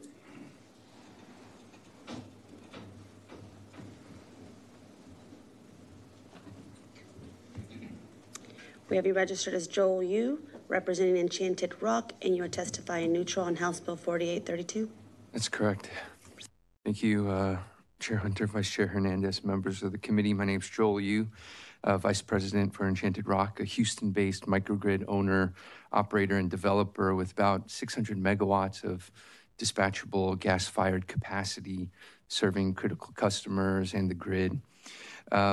Should DRRS move forward, we'd like to raise to your attention one significant barrier to the success of the program, and that is the exclusion of distributed energy resources, or DERs, as proven by Enchanted Rock's strong performance through winter storms Uri and Elliott. Distributed resources are an essential part of the solution when it comes to ensuring more reliable and resilient electric service for Texans. The current ERCOT market rules effectively prohibit DERs from participating in ancillary services unless they have a dedicated feeder to the utility substation. This is infeasible for a vast majority of DERs, including Enchanted Rock's assets that are sited behind customer meters. And without change, any ancillary service strategies will operate suboptimally as they sideline one of the fastest growing classes of dispatchable resources in the ERCOT market. Thank you for your consideration. Any questions? Thank you. Chair calls Michelle Richmond.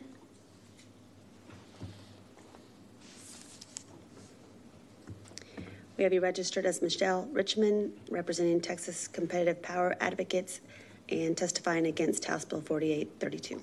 Yes, thanks, Madam Chair. Thank you, Mr. Chairman. Michelle Richmond, on behalf of the Texas Competitive Power Advocates, testifying against the bill. There's a couple of main reasons. You've heard some of them, and I'm not going to repeat them since they've already been said in previous testimony.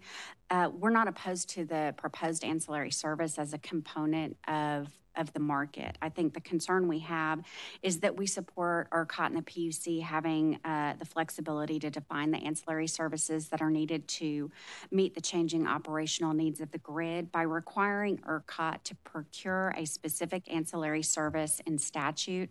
It calls into question whether ERCOT has the authority to develop and procure any other type of ancillary service absent specific statutory authority to do so. That would tie the hands of the grid operator in their ability to make adjustments and respond timely to the changing resource mix into the grid. And so that is a significant concern for us. We're happy to continue to work with y'all on this, and we will make suggestions. That's the main concern. Any questions? Thank you. Thank you. Chair calls Catherine Webking.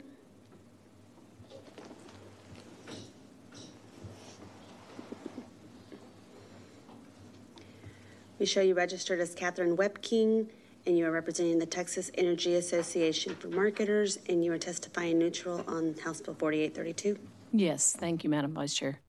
Catherine Webking here for team on House Bill 4832. We support very much the dispatchable reliability reserve service and look forward to working on the language to get that implemented quickly. There are some concerns with regard to the allocation methodologies that we would like to work with the author and the committee on. With respect to the load serving entities, it has a entity by entity allocation, which is a challenge, especially when you have a look back period, which this does, as does the PCM. In our competitive retail electric market, customers have the freedom to switch and to move into the area and out of the area, and the amount of the customers you have an individual retail electric provider has is not static from year to year. It's not static from day to day, much less year to year. So at the time that we start looking at allocating things in cross periods, large distance of periods, on an entity by entity basis, it becomes problematic for working in the fixed price contracts. So we'd like to work with you on that. And we share the concerns that Mr. Barnes identified with regard to residential and small commercial customers.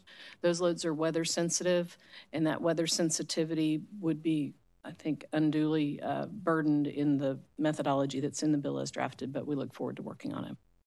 Thank you. Any questions? Thank you. Chair calls Brent Bennett. We show you registered as Brent Bennett, and you are representing the Texas Public Policy Foundation, and you're testifying for House Bill 4832.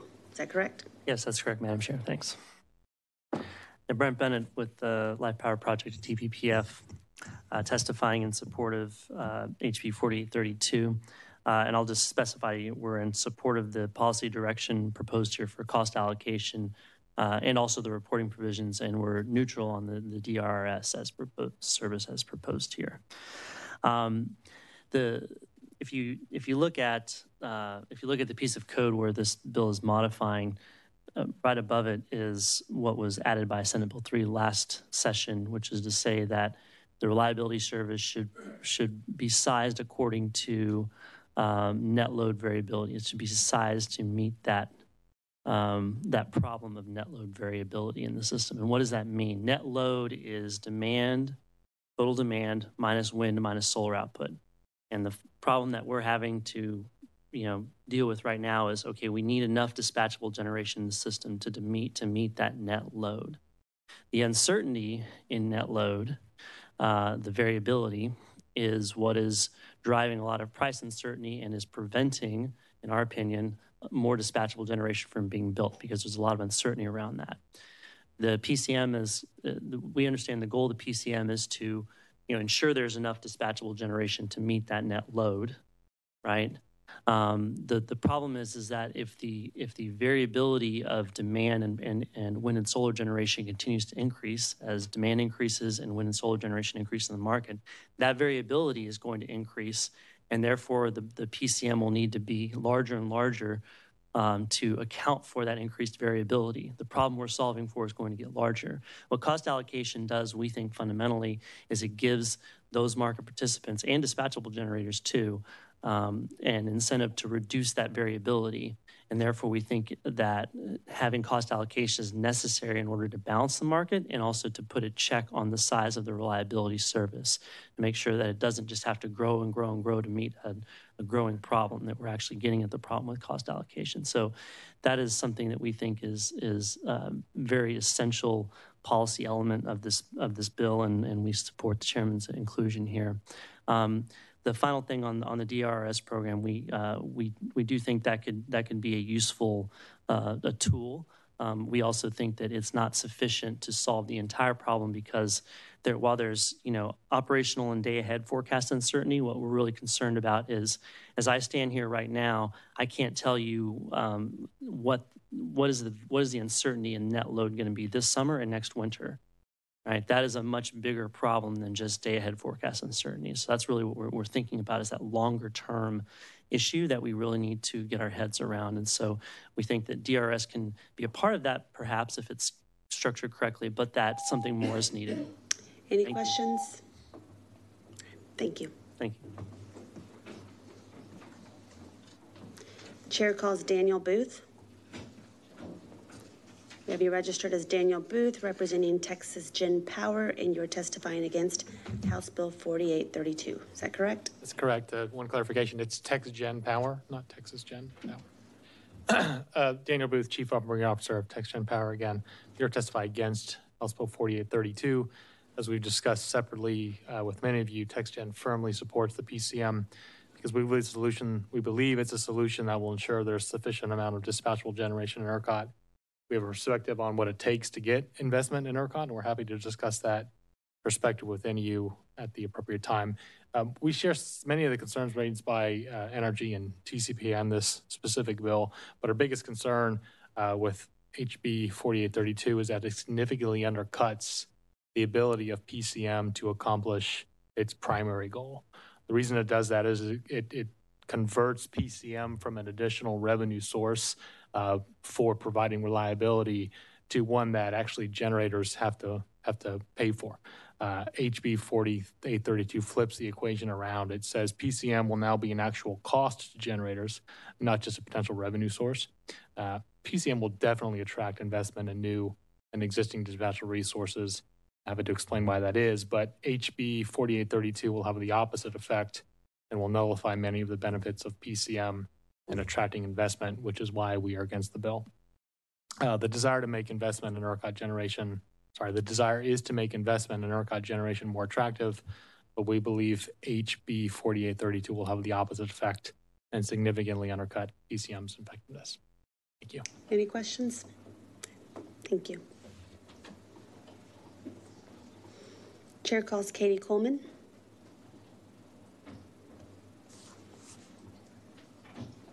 We have you registered as Katie Coleman, representing the Texas Association of Manufacturers, and you are testifying for House Bill 4832. Yes, thank you, Vice Chair Hernandez. We support this bill, particularly the new ancillary service that's been addressed in the workshops at the PUC that were held following Winter Storm Uri and following last session.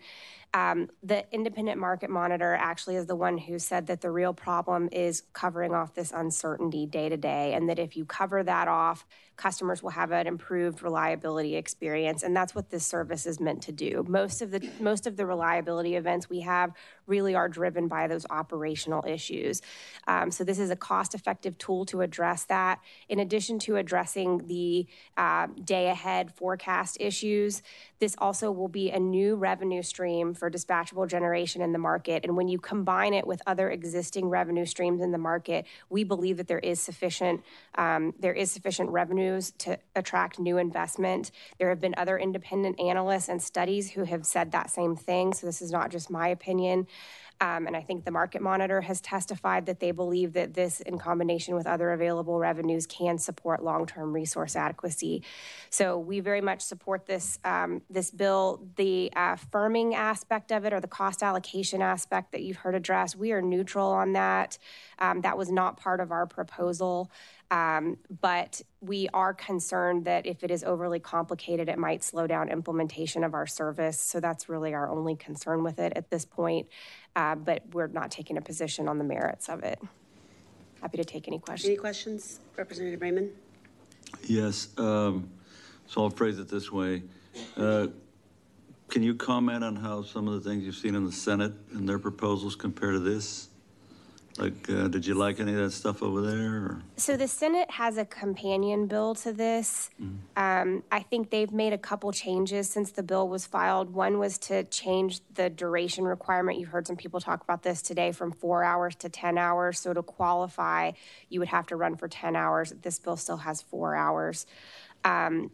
We are agnostic on that. I think the problem that's been identified as a 4-hour problem, but my understanding is that that might include a lot of storage, and I think there's a desire to have this targeted more toward generation that is not storage, hence the 10-hour requirement.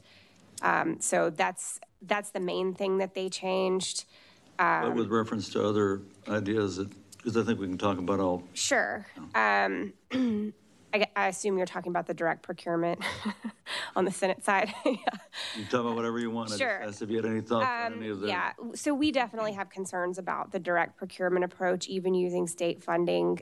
We share a lot of the concerns that, particularly if you allow competitive generators to participate in that once there's an avenue to earn a rate of return and transition more toward a regulated model, that it will chill future investment. Our position is that if the state wants a safety net where you can guarantee that you're going to get new megawatts built, yes, that the better approach for that is to have a determination. If the PUC looks out and says the market is not meeting this need, we have to build something now, that they could order the regulated utilities, the wires companies, to build it. The reason for that is they are already rate regulated. They're already fully accountable to the PUC. There's already structures in place for that. And it would not have the issue of competitive entities waiting for this RFP. So have you written that? Is that something you all have testified before? Yes, we have. You have written testimony on that? I don't. I can write something. Just a little bit more then. So you're the PUC.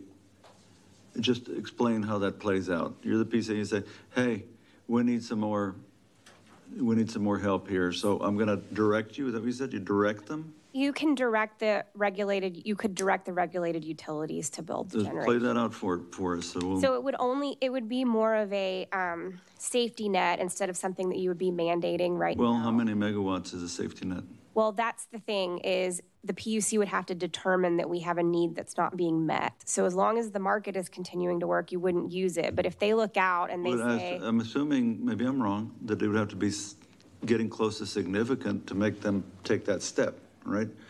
So that there's a significant need that's not to be met, or that they're heading in the direction where it's big enough that, hey, we need you to do something.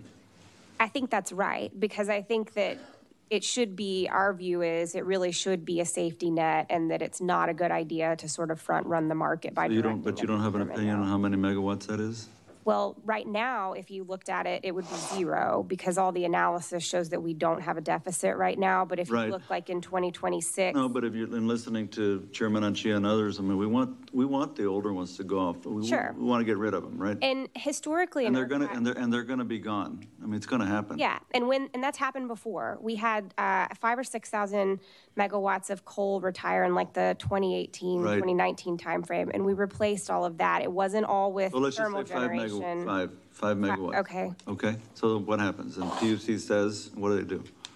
It would be very similar to the plan that the Senate is considering for, the direct procurement, where you would say where it needs to go and what the need is, but then it would be regulated utilities who are who have full. But is it going to be like, do you follow the NFL?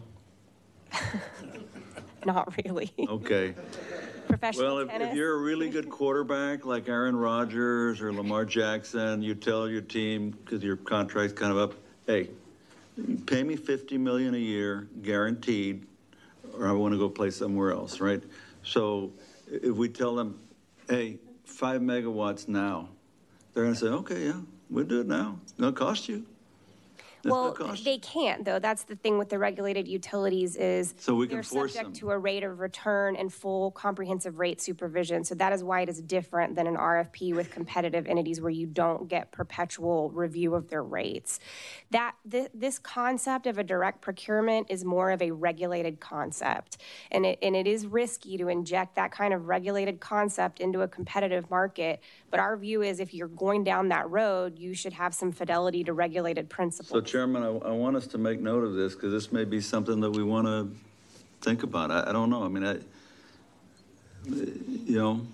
If there is a desire for everyone to leave here and say we guaranteed that new generation is going to get built, there's new steel in the ground, all of these market changes. No, that's not what you're saying. I'm talking about your idea. Yeah. Your idea is not what I've been throwing or what I've talked about earlier tonight about guaranteeing that it's going to get built.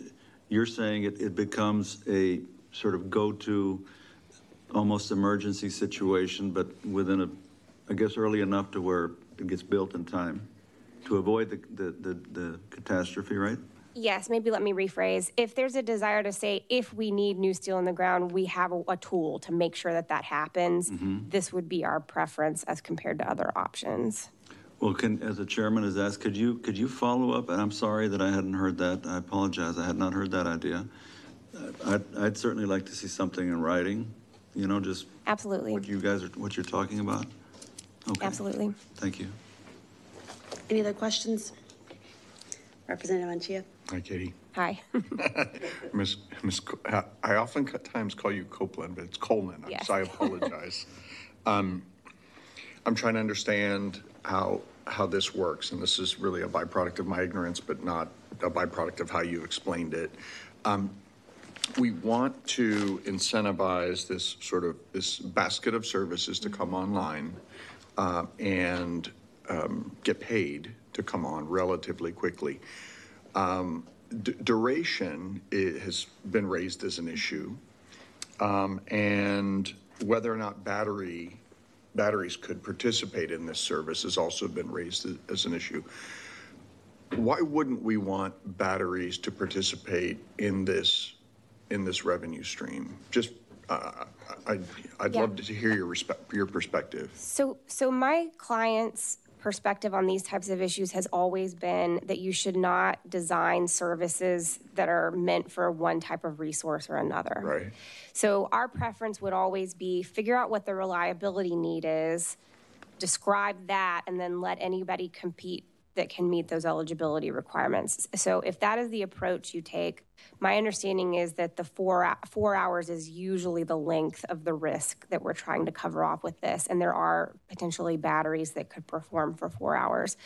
If the counter argument, I think, is that there are already a lot of ancillary services that batteries can provide, and that is one of their primary revenue streams today. So a lot of the battery investment that we're seeing is derived from ancillary service revenues.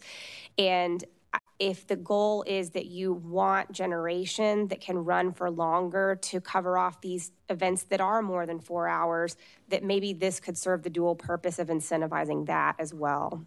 But I'm not supporting that per se, I'm just explaining. I get it, but aren't these things layered in, right? Aren't these services layered in? And are you creating a fourth layer essentially, because your batteries come on, they're relatively instant on, they last, they have varying durations. Some might last up to 4 hours, others a shorter duration, and then you bring different services on after that, right?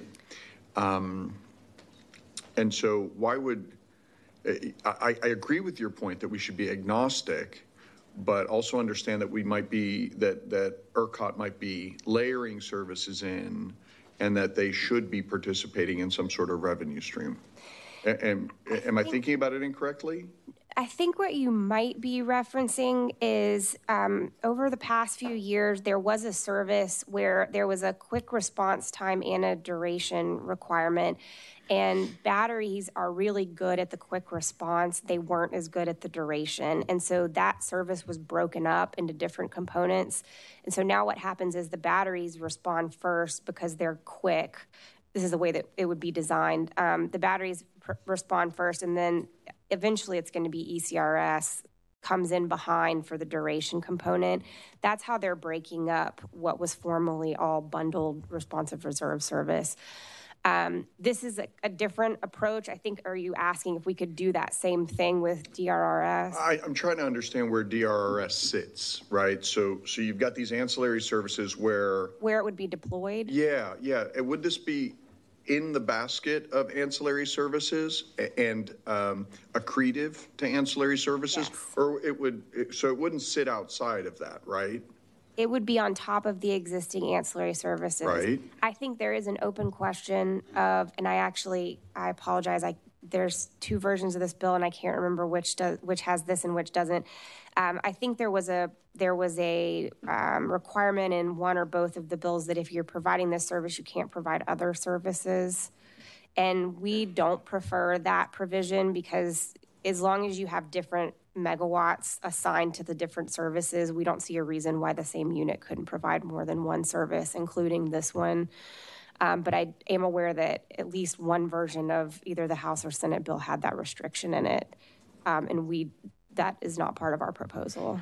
And do you believe that there should be, you believe there should be a duration standard because we're trying to solve for that 4 hours, yeah. Right? Not always, but oftentimes. I believe the data was that 90 or 95% of the events are 4 hours. So we're trying to 95% of the events that you're trying to cover off. That you're trying to cover off, right? Yes. But not 95% of days or 95% of peak or peak. 95% representing peak in a particular day or a particular month or a particular time frame.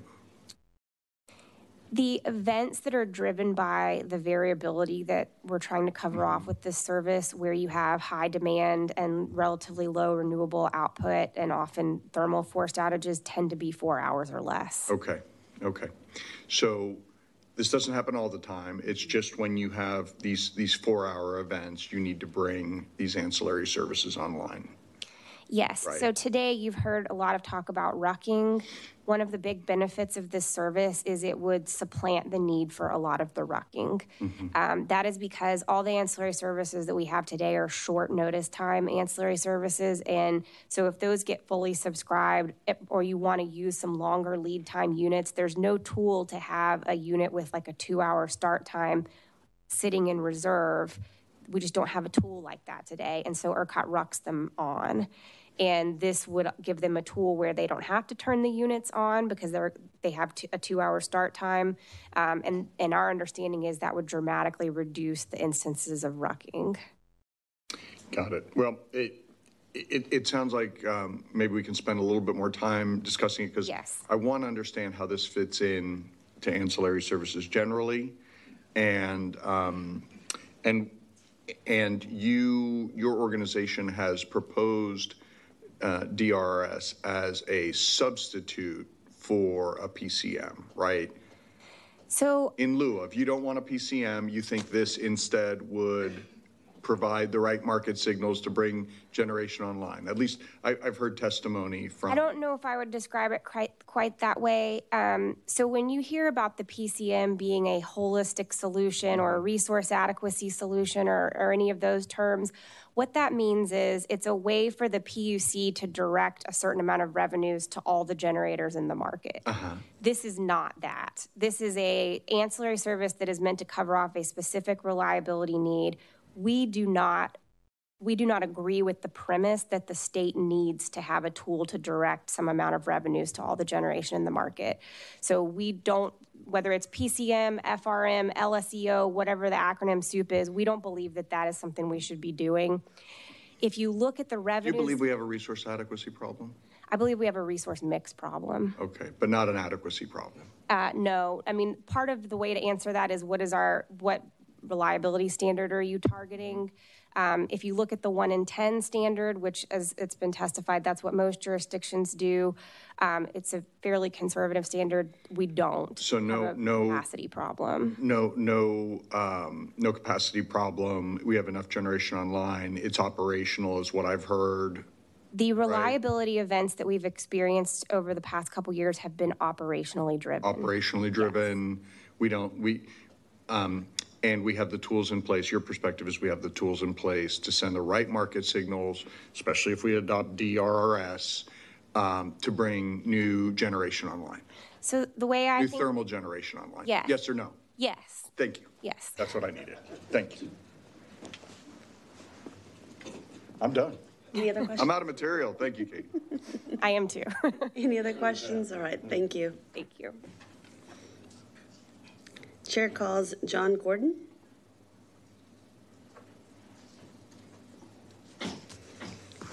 We show you registered as John Gordon, and you are representing yourself, and you're testifying neutral on House Bill 4832. Is that correct? That is correct. John Gordon, registered professional electrical engineer. First off, Chairman, did a real good job of writing it up. A lot of good points in there, especially dealing with the non-dispatchable units. Thank you for putting that in there. The object should be to get rid of all of those ancillary costs. The only way you do that is you have a responsible entity to have control of the peaking units so that when there are emergencies, they call them directly on. If that's ERCOT, then ERCOT would not need the RSS, all of those charges go away. You know, we didn't have those charges before 1999. Each utility area had their own reserve. They were responsible for their area. Their control centers would talk to the other control centers if they wanted to get 1 more megawatt of power from a coal plant. They'd ask for it, and they would reduce 1 megawatt of their maybe more expensive gas plant, and they'd split the savings. And that's the way it went. And that kept costs pretty low.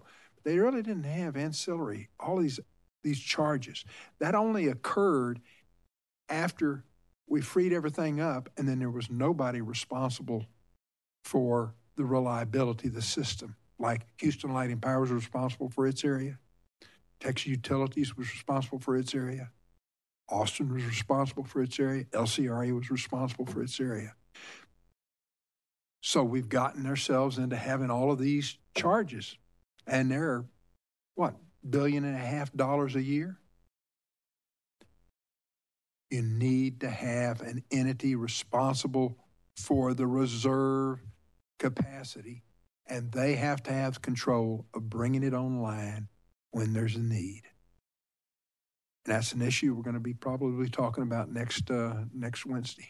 You got any questions for me? Any questions? Thank you. Thank you. Chair calls Julia Harvey. We show you registered as Julia Harvey, representing the Texas Electric Cooperatives, and you're testifying neutral on the bill. Is that correct? Yes, thank you, Madam Chair, members. I'm Julia Harvey on behalf of Texas Electric Cooperatives. I'm testifying on House Bill 4832, which, as we've discussed, creates a new ancillary service and related cost allocation framework for the service. I'm going to keep my comments limited to feedback on cost allocation. So under the premise of the bill, supply and demand both contribute to the need for the system operator to procure services or products to maintain reliability. And so accordingly, supply and demand are both assigned a share of the cost for these products. We do have some suggested changes that we'll share to cost allocation to ensure that loads that are weather sensitive and primarily residential like co-ops are not disproportionately assigned costs. And then further, we'd recommend the DRRS procurement and cost allocation framework be adjusted so they fit together and sync up. There's currently several different time periods involved in HB 4832. It requires load purchase the service on a day-ahead basis. The service is developed on a seasonal basis, and cost allocation is annual. It all needs to be reconciled. So any new cost allocation framework, again, we recommend be done seasonally so that costs are spread over additional months as opposed to concentrated over 100 hours in maybe 1 or 2 months. And again, we'll provide that feedback to your offices and happy to answer questions. Any questions? Thank you. Thank you.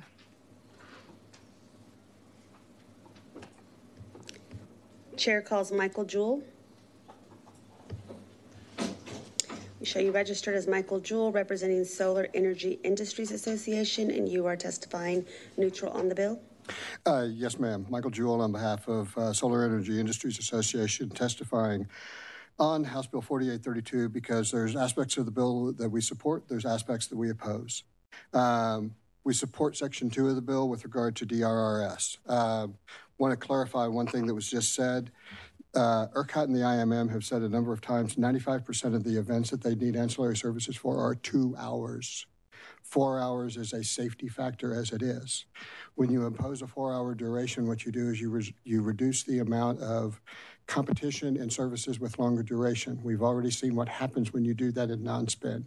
$380 million of additional costs when you've cut out competitors. So that's one of the things that's a problem with regard to duration requirements. Where would the DRRS sit? Basically sits behind non-spend because it's a longer deployment. Cost allocation is a real problem. The way that this is set up is the cost allocation would be $6 billion to renewable generation and load, with residential load primarily getting saddled with it because of the variability that's been talked about before. So why do I say just renewable generation and load? Because it is allocated in proportion to their contribution to net load variability. Net load is load minus wind minus solar. Distributed generation or dispatchable generation has no impact on that equation. Therefore, there would be no allocation to dispatchable generation, even though they are very much responsible for the need for ancillary services in this market. Finally, with regard to this notion that the cost allocation is supporting firming, one of the ironies of it is that the cost allocation would occur regardless of whether a solar facility installed battery storage to firm up its output, because ERCOT does not treat the two resources together. So the cost would be assigned to the solar resource regardless of whether you've installed storage. And then there's no offsetting revenue that's going to the storage to actually offset the cost allocation, so it doesn't work. I'd be happy to answer any questions. Any questions? Thank you. Thank you. Chair calls Cyrus Reed. We show you registered as Cyrus Reed, representing the Sierra Club Lone Star chapter, and you are testifying neutral on the bill. Cyrus Reed, Lone Star chapter of the Sierra Club. If there is a drop box option that we can use, I'm happy to send testimony. If that works better for you, I will separately talk to the clerk. So, okay. Yeah. We're on the bill. Let me say this. I do participate in ERCOT. I'm on a ROS committee. We look at ancillary services all the time. They are allocated to loads because that is the most efficient way to do it. Doing these complicated cost causation, ultimately the customer is going to pay. So if generation gets more expensive or if it's assigned to loads, ultimately loads are going to pay. So it's far more efficient to allocate the way we've always done. I would keep things the same. We are in support of the DRRS. It serves a need in the market that we're seeing. We have operational problems in the market. It'll lead to less rucking, save customers market, and save customers money from the rucking. But also create an opportunity for dispatchable resources and hopefully, distributed resources and storage and perhaps demand response all could participate in this. It gives them an extra bit of money. I will say in my written comments, we like the reporting. We want to add the words dispatchable and non-dispatchable in. We should be looking at the cost for both and the transmission needs of both.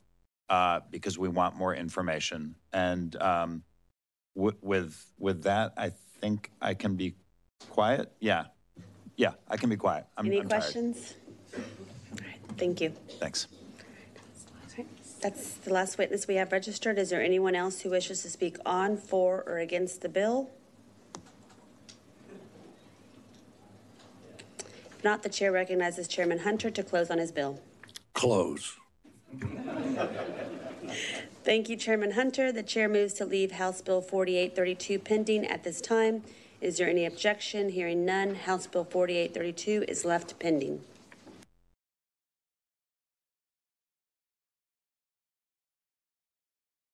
The chair lays out House Bill 4834 and recognizes Chairman Hunter to explain his bill.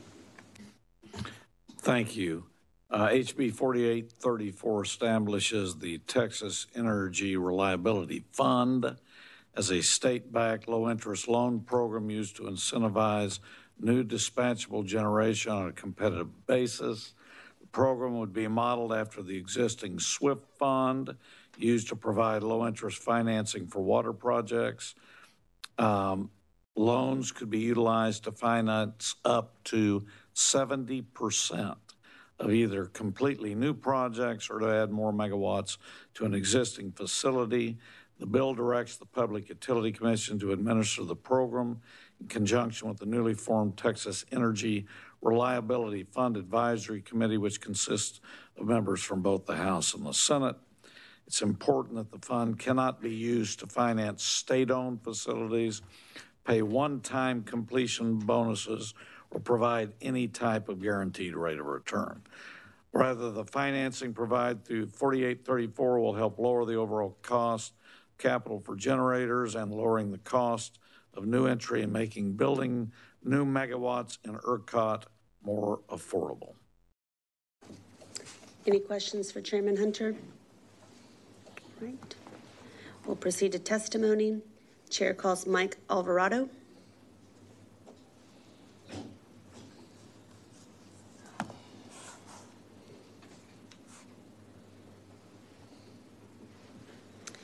We show you registered as Mike Alvarado, representing Watt-Bridge, and you're testifying for the bill? Yes, correct. Thank you, Chairman and committee members.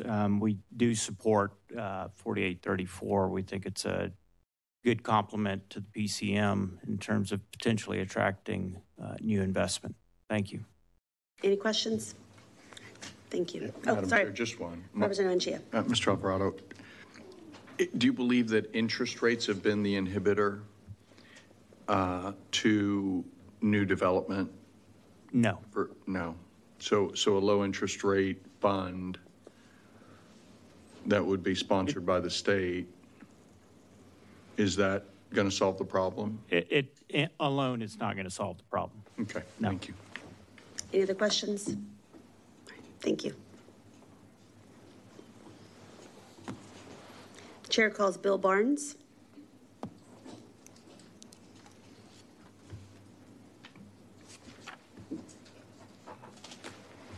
We show you registered as Bill Barnes, representing NRG Energy, and you are neutral on the bill, correct? Yes, ma'am. Thank you, Madam Chair, Chair Hunter. Bill Barnes for NRG. We are testifying today neutral on the bill.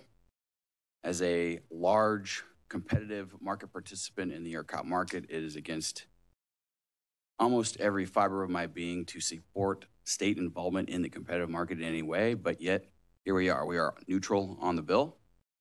And the reasons why we are concerned and want to express those concerns is because, as you've heard from other witnesses, it is a very slippery slope. Once you let the genie out of the bottle, it is difficult to put it back in. We have seen examples from other markets where there were state programs that intervened and got involved, and those markets never really looked the same after that. That said, one is the loan program of this structure in 4834 is not a resource adequacy solution. It would not replace the PCM. It could potentially help jumpstart the construction of new generation or expansions. But again, we would be very, very hesitant and caution if this legislature wants to spend state dollars on new generation, we would greatly prefer the structure in this House Bill 4834 versus Senate Bill 6. This is, we think, is a much more, a structure that's much more easier to recover from in terms of its influence on the competitive market. But there would have to be a very, very clear sunset date, and it'd have to be temporary. But we are still concerned about what its long-term impacts could be on the competitive market. And that concludes my testimony. Happy to take questions. Representative Raymond. You've heard me mention securitization tonight, right? So I think I know if you're going to be consistent, I think I know your answer, but I'm going to ask anyway. 2 years ago, were you all against the legislation where the state jumped in with several $1 billion with a securitization bill? I'd have to go back and look. I think it might have been on that bill. You have mentioned the potential use of state dollars to pay off the securitization bonds. Well, well, you're going to spend money. That's a good idea. That's a good way to do it if you want to directly lower cost to consumers that are being. Yeah, I mean, I think that the estimates were that consumers would pay between $5 and $10 more every month for 10 years. Yeah, because to pay for that. Okay, so but I'm just curious if, at the time if you were opposed to the state jumping in with several $1 billion and helping the industry. I can tell you we were opposed to repricing strongly, and that's what that bill is intended to address. Any other questions? Representative Turner. Thank you. So you said that if we do this, you think it should have a sunset date? I think we would need to proceed very cautiously with any type of state intervention and recognize that we still would need a resource adequacy solution. I think you've heard from a few witnesses, I'm one of them, is any involvement to incentivize construction of new generation where you're providing some type of assistance, whether it be a low interest loan, a procurement, doesn't solve the problem of the overall amount of generation that you need, right? So you have the existing resource problem. Is you want to make sure that you're not inducing accelerated retirements before, in a way where it causes reliability issues and goes backwards. So if you get 5,000 megawatts of new construction under this program, you don't want to lose 10. So that's why you need a comprehensive resource adequacy solution as part of this. This could potentially act as a bridge where you get new development. That new development ensures that we hit the reliability standard and lowers the cost of the PCM. It would have an indirect effect of doing that. But the concerns would be, if we go down this route, is how do we put the genie back in the bottle after the program concludes and make sure we revert back to the competitive market and investors wearing all of the risk in terms of financing and back to how the competitive market would function today. Okay, so if we did do this as a bridge, how long should that bridge be? Is it 2 years, 4 years, 10 years? I think that's something we need to discuss. Think about it. I mentioned 5 years. I think long enough to let a program work, get out there, but also have a clear end date. And then, a construction of new generation projects probably 3 to 4 years. So that would allow it some runway. But we would have to be very disciplined in making sure that it ended and didn't get renewed. That's one of the worries is in 5 years from now, we're all going to be back asking for an extension. So we got to make sure that doesn't happen if we go down this route. Okay, thanks. Representative Anchia. How could it be only 5 years if they have to pay off the loan? So the loans are provided, but the loans stop after 5 years. Okay. You're not issuing new loans. But you'd still, because it's a fund, you'd have to keep it out for longer until that loan is amortized with interest. Loans written within that 5-year period. We've been in a historic low interest rate environment for the last 10 years. And, that it doesn't seem like that alone was the inhibitor to new generation. It was, in your view, market design. And that's why we say it would need to be accompanied with a resource adequacy solution like the PCM. So this does not replace your desire for a PCM. Not at all. This is maybe a nice to have.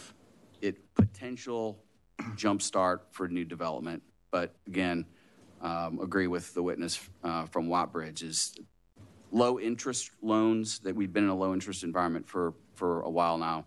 that may help push some additional projects over the line, but it's not the ultimate solution. Thanks. Any other questions? Thank you. Thanks.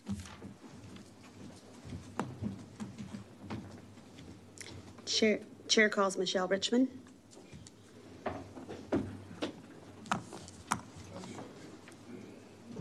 We show you registered as Michelle Richmond, representing the Texas Competitive Power Advocates, and you are neutral on the bill. That's correct. Thank you.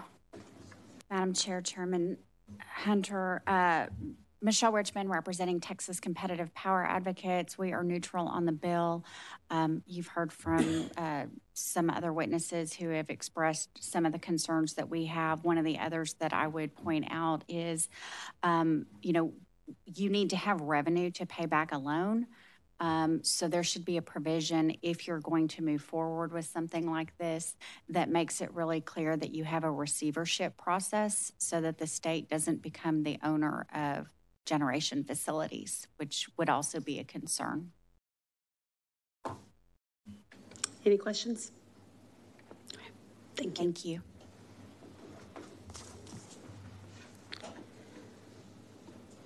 Chair calls Brent Bennett.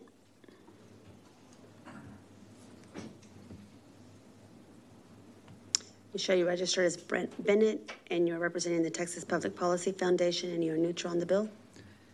Yes, Madam Chair, that's correct. You may proceed. Thank you. Yes, Brent Bennett with the Live Power Project, TPPF. Yes, we are neutral on this bill. We are very concerned about, in general, the proposals for having state money, state action being used to, in some ways, prop up the market. Our feeling, Mrs. Bivens, I think, said it correctly, that we immediately start to run the risk as soon as we start injecting that money into the market, that we erode the existing market, and generators are going to wait and hold out for that carrot, particularly in the case of providing rate-regulated generation or rate-regulated return on generation. Our opinion is that if we're going to go down that road, we need to consider just fully reintegrating the market, because being half in and half out is probably the worst case scenario. The markets in East Texas that are rate-regulated monopolies, they function well. They are not as, we think competitive market is better, but those markets do function. Having something that's trying to do both, to have a guarantee in a market, the markets don't have guarantees. There's always some uncertainty that we have to live with. So that is a problem. Now with this bill in particular, we think that we're neutral on it because we think that it is properly encapsulated within just the idea of providing low interest loans. If it gets outside of that, as Mrs. Richmond said, if it gets into where the state might own generation or be propping up generation, that's where we would be concerned. Within the context of providing loans, if it's strictly bounded, that could be okay. But again, we also share the concerns that, yes, the interest rates are a lot higher now, and they probably will be higher for a while, but ultimately, the low interest rates haven't incentivized generation without sufficient revenue. So it might be a little bit of a help, but we're not sure if it's enough of a help to offset some of the concerns. So that's why we're neutral on the bill. Thank you very much. Any questions, Representative Raymond? What position did you all take on the Senate's proposal? On Senate Bill 6, we did not take a position on that yet. Like at all? Like neutral, nothing? Nothing, no, I did not testify on that bill. You didn't testify on that? No.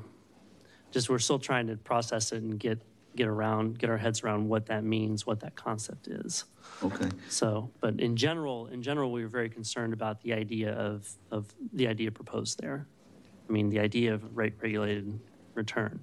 We think the concept is probably going to evolve a lot. So we're, again, still trying to understand fully what's encapsulated there. But providing, regulated rate of return on an investment is again kind of antithetical to the existing. Even if you hold it outside the market, it's still going to incentivize generators to want to wait to get that instead of bidding into the market. That's our concern. So you're a doctor, right? PhD? Yes. What's your PhD in? Material science. What? Material science and engineering. What? Material science. Sorry. I was a battery engineer prior to this job, actually. I used You're to battery man, huh? I used to build batteries a long time ago, yes. All right. Any other questions? Thank you. Thank you. Chair calls Cyrus Reed. You show you registered as Cyrus Reed, representing the Sierra Club Lone Star chapter, and you are testifying against the bill. I'm against this bill, and I have a piece of paper, but since Speaker Guerin embarrassed me, I didn't bring it. The piece of, the piece of paper says this: this is not water, right? This is not like SWIFT, where we're providing a loan or a grant to serve a geographic area that's only going to serve that area. This is a competitive market, and I think it's very dangerous to create loans. And I would not want to be in the position of a governor-appointed PUC commissioner making decisions about which generation source to give a loan to and which not in a competitive market. I think it's dangerous, and I don't think we should do it. If you want to spend $10 billion, spend it on the demand side. Help people weatherize their homes. Do a low-interest loan for people and businesses to make their buildings more energy efficient. But don't do a guaranteed rate of return as they're doing in the Senate for building a bunch of gas plants, and don't do this. I think this is a bad idea. So I like Chairman Hunter. I don't like this bill. So just to be clear. Any questions? Thanks. Thank you. Chair calls John Gordon. You show you registered as John Gordon, and you are representing yourself, and you are testifying against the bill. Is that correct? That is correct. John Gordon, you heard me say what I am. I'm against the bill. Nice language and everything. And I will say this is a great opportunity to spend some of the $10 billion that you've been talking about. You could put $3.5 billion in there, and that would be 70% of 5,000 megawatts. They're going to cost about $5 billion to build that 5,000 megawatts, and 70% would be $3.5 billion. The problem is, and this is for peaking plants that we know they need, and yes, we are short of capacity, and we almost hit it this summer, and one of these winters we'll have another real cold spell, and we'll hit it again. We have to have the capacity, but the pricing structure will not allow us that have the units ready to be built to fund the plants. If we got from you and at lower cost and the remaining amount, it costs $200 million for our plant. We have to bring in at least $24 million a year to try to pay down that debt. Peaking plant's only going to run about 500 hours a year. 200 megawatts, that's going to cost $120 per megawatt just to accumulate the money to pay that debt for that year. And by the way, the cost of running that plant, we are the most efficient peaking type plant, still is $50 per megawatt hour. So that's $170 per megawatt hour. You know, everybody's talking about we're in the $20, $30, $40 megawatt. For the peaking plants, the cost is much higher because we have to stand there ready to run the full time, be called, start up in 5 minutes, run for 15, run for 30, run for 4 hours, and then shut down, and then not do it for 2 weeks. And then the next time you have it. Or we have to run for a day and a half because it's extremely cold and the sun is not doing anything. It's iced over, the wind's not blowing, and you got to have those units. So I'm telling you, it's the pricing of ERCOT that's most important to the peaking units that will save this grid. And mark my word, as an engineer, you're going to have this problem come up, and it's going to come out worse than the last time. Any questions? Sure wish y'all would ask me some questions. I got the answers. Thank you. Chair calls Katie Coleman. We have you registered as Katie Coleman, representing the Texas Association of Manufacturers, and you are testifying for the bill? Yes, thank you. We are in support of the bill. We have heard in the interim from a lot of generation developers and even existing generation owners in talking about these issues that part of the problem is banks are not as interested in providing financing for thermal generation, in part due to potential environmental risk. They are looking at wanting to get their return faster, and that means that it's a higher interest rate, essentially.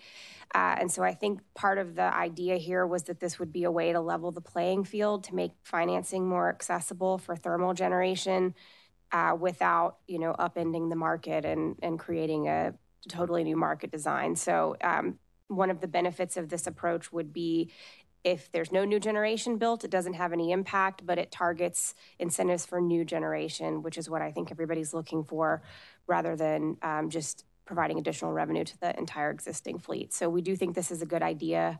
I do acknowledge that there are potentially some issues with having the state participating in funding, and you need to be careful about that, and you need appropriate protections. But the idea here was to try to provide more accessible financing for new investment. Any questions? Thank you. Chair calls Cliff Lang.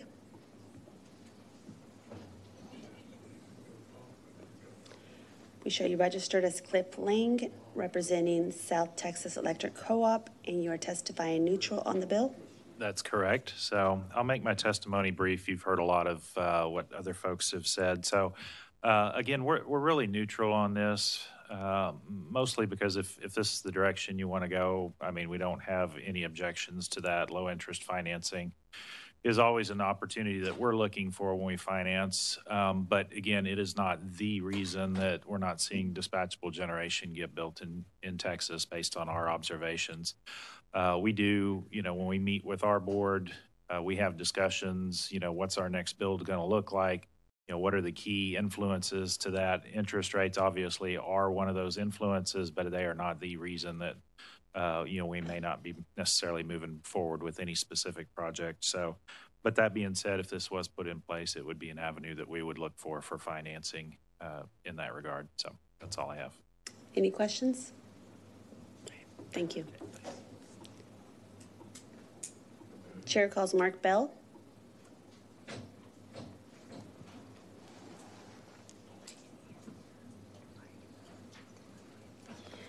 We show you registered as Mark Bell, representing the Association of Electric Companies of Texas, and you are testifying neutral on the bill? That's correct.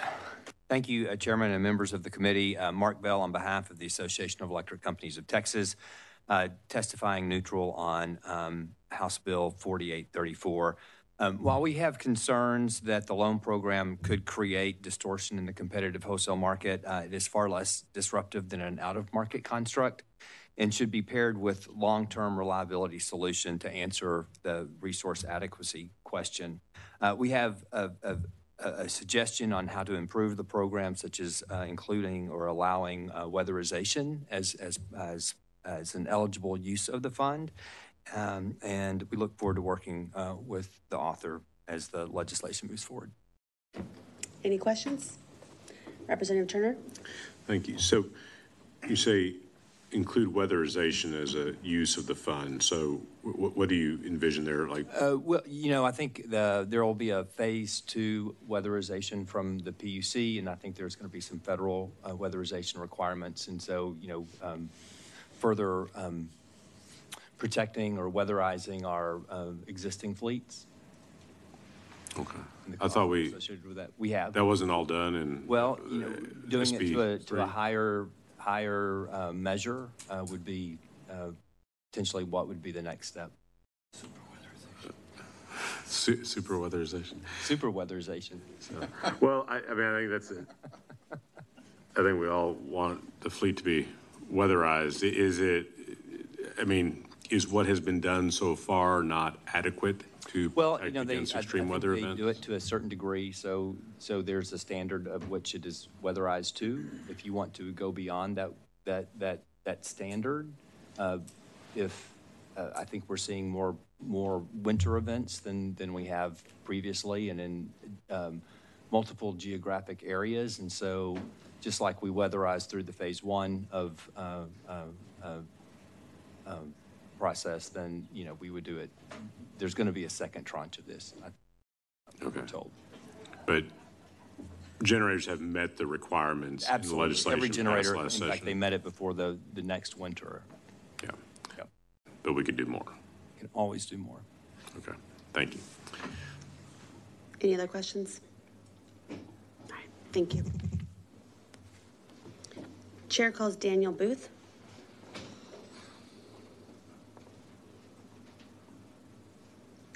We show you registered as Daniel Booth, and you're representing TexGen Power, and you're testifying neutral on the bill. Yes, that's correct. Just wanted to echo some comments said previously. This is a nice to have, to use Representative Encia's term, but it's not going to, in and of itself, drive investment. I think the biggest concern we have with this bill is that it's really designed to address the symptoms, not the cause. The symptoms are we don't have sufficient amounts of dispatchable generation. The cause is the market doesn't support that investment. So if all you're doing is focusing on trying to get more generation, be it through state procurement or low interest loans or other types of mechanisms, without addressing the fundamental cause of the existing lack of dispatchable generation, then you haven't really addressed the policy correctly. Thank you. Any questions? All right, thank you. All right, that is our last witness. Is there anyone else who wishes to speak on, for, or against the bill? Madam Chair. So IMM, they're not coming up? We don't have any more witnesses. Well, can we call her up? IMM? Or you don't want to? Chair calls Carrie Bivens. Does she need rest? One moment while we pull you up.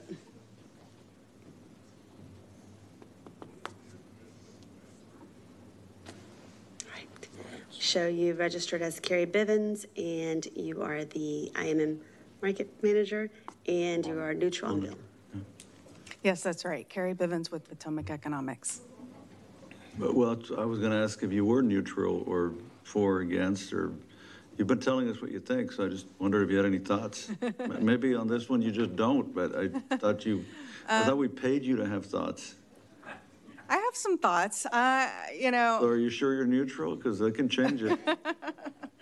I know you haven't. I know you're not neutral. So just tell us, and we'll get it right. Whatever it is. Of all the things that I said I was neutral on, this is probably the most neutral I'm neutral on.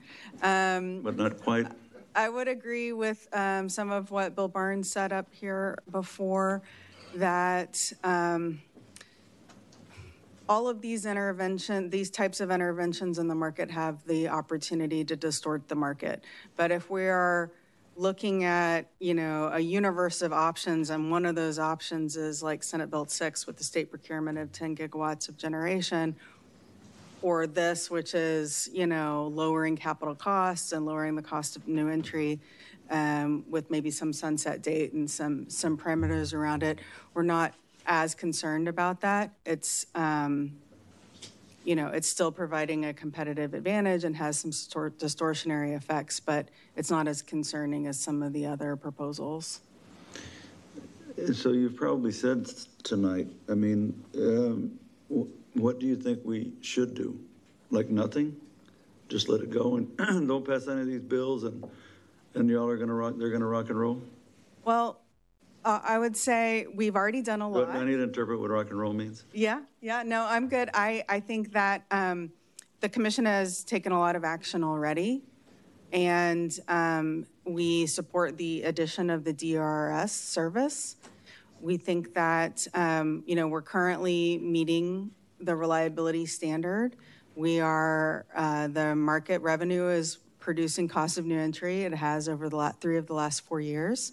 We are not seeing a revenue adequacy issue, a resource adequacy issue.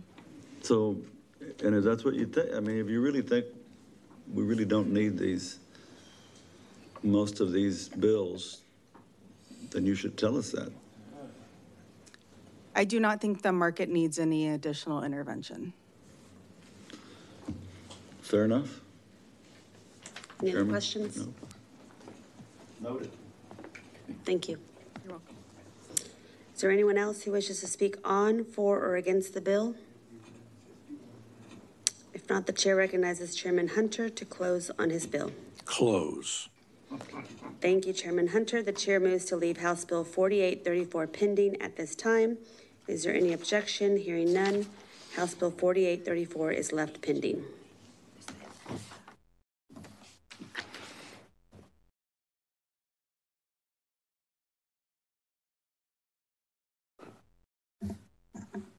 Did you call me? Did you call me? The chair lays out HJR 180 and recognizes Chairman Hunter to explain his resolution. Okay. Members, HJR 180 proposes a constitutional amendment to create the Texas Energy Reliability Fund to provide low-interest financing for the construction of new dispatchable generation resources. If adopted by the voters in November, HJR 180, along with HB 4834, would create a new finance mechanism to provide loans on a competitive basis to ERCOT market participants with the intended goal of adding new megawatts of reliable generation to the Texas grid. This is basically the constitutional amendment that would go if the other bill passed. Are there any questions for Chairman Hunter? There are no questions. We'll proceed to testimony. Chair calls Cliff Ling.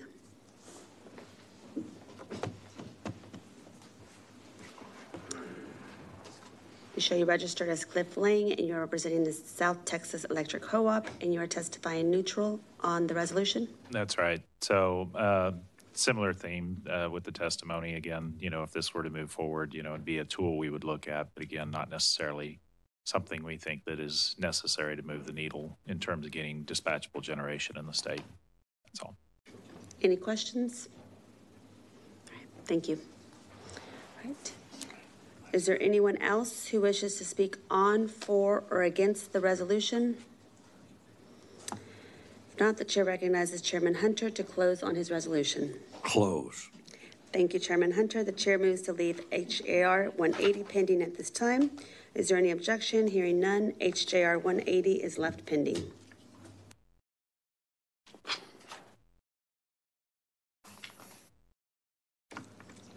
The chair lays out House Bill 4836 and recognizes Chairman Hunter to explain his bill.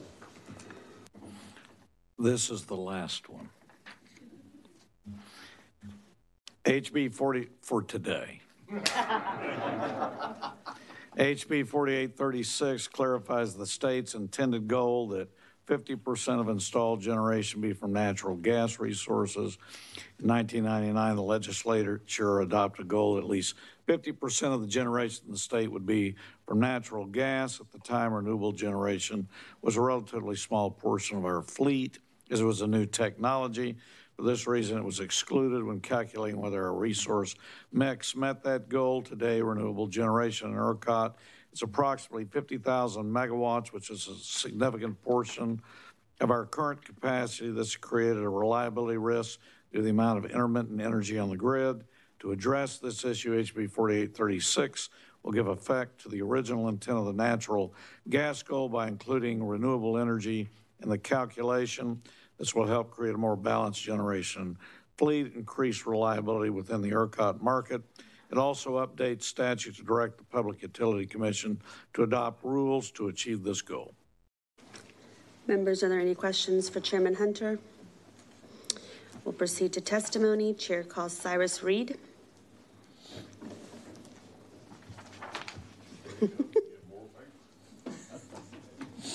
It's got a chart. We show you registered as Cyrus Reed, and you are representing the Sierra Club Lone Star chapter, and you are testifying against the bill? I am testifying against the bill, but I'm going to tell you how to fix it. So HB 4836, as you aptly said, would create this goal of 50%. And if you look on page 2, right now, if I just look at capacity, we're almost at 50% renewables in terms of capacity. So our concern is if this bill goes into law, you're basically telling new investments in Texas, you can't come because we're bumping up against the 50% goal. So here's my solution, Chairman Hunter. If you want to create dispatchable power, let's set a dispatchable generation goal, regardless of how much renewables there are in the system, right? Because if you're baking a cake and you need 2 eggs, let's make sure we have the 2 eggs. It doesn't matter how much sugar and other stuff you put in it, right? So create a dispatchable goal, say what we need. Do we need 10,000 megawatts in the next 10 years of dispatchable power? Let's set the goal and create the program to get there. But don't pit different generation resources against one another and say, you can't come because we don't have enough of this. Let's say what we need and get there. So that would be my approach. And I wouldn't say natural gas, because natural gas may be today's solution, but hydrogen, storage, geothermal, we want dispatchable power. We shouldn't pick what, the fuel. And I'm not a big fan of well, we're not supposed to call it natural gas. Chair Club, I'm supposed to call it gas or frac gas, but whatever, natural gas. So let's say we want dispatchable power, pick the goal, and then get there. But don't pull the welcome mat out from under other types of generation. Any questions? Thank you. Thanks. And happy to provide language to do that. Chair calls John Gordon.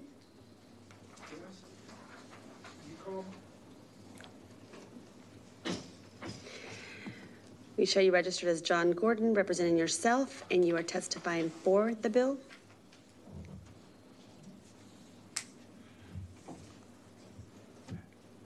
Go ahead and, if the citizens want to create it, that's great.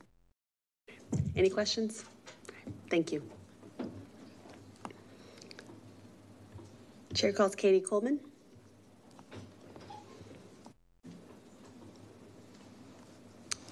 Show you registered as Katie Coleman, representing the Texas Association of Manufacturers, and you are neutral on the bill. Yes, thank you. So I appreciate the simplicity of this approach and just removing the renewable carve out from this natural gas mandate that already existed. I assume, though, that this is mostly a placeholder and there's going to be more discussions on how this would actually work. And a couple of the things that I think should be considered in those discussions are, one was already mentioned, I don't think we're at a place anymore where natural gas should be carved out. If we're going to do something like this, it should just be any dispatchable technologies. The other thing that's odd about this bill in this context is it's sort of framed as an energy bill, kind of like renewable energy credits where you get them based on what you generate. And that's not really what we want. We don't necessarily want these units to have to run to get these credits. I think what you're trying to do is balance the resource mix, and that's more of a capacity construct than a megawatt hour generation construct. So I think there's some updates that need to be made for that. So just some refinements to make this, I think, what the vision is. It is a little bit arbitrary to have the amount of dispatchable capacity tied to non-dispatchable capacity. For example, we could have way more of all types of capacity than we need, and having that 50% requirement becomes sort of arbitrary at that point. But I think our biggest concern is not with the filed bill, but with what people might propose as an alternative to the filed bill. If you make a couple small changes here to make this a megawatt mandate and charge it to LSEs instead of customers, you've got yourself a capacity market. And I don't think that's what this bill is intended to be, but I just wanted to go ahead and flag it that with just a few strokes of the pen, it could be turned into that, and we would definitely have big concerns. Any questions? Madam Chair, thank you. Yep. Katie, does a percentage even make sense? Is there another metric that we may want to use to hit a goal of bringing more dispatchable generation online? I really think it goes back to looking at what resource mix you need to achieve reliability in most scenarios. And that is going to depend on a lot of factors, and dispatchable versus non-dispatchable is only one of them. So I think it's a little bit of an oversimplified approach to it. There's not a clean answer because you can have reliability with different levels of dispatchable versus renewable. It just depends on, what your demand looks like, what the weather looks like, what the other resources are that aren't dispatchable and what their profiles are. So there's a lot of different factors. But if I understand the intent is to try to balance what's dispatchable and not dispatchable going forward, this is a simple solution, but it's not a super nuanced solution. Got it. Thank you. Any other questions? Thank you. Thank you. Chair calls Cliff Lang.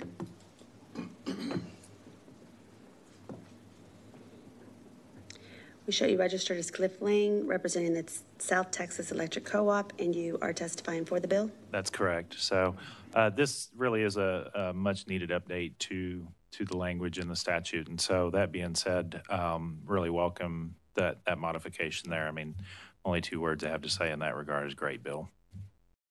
Any questions? Thank you.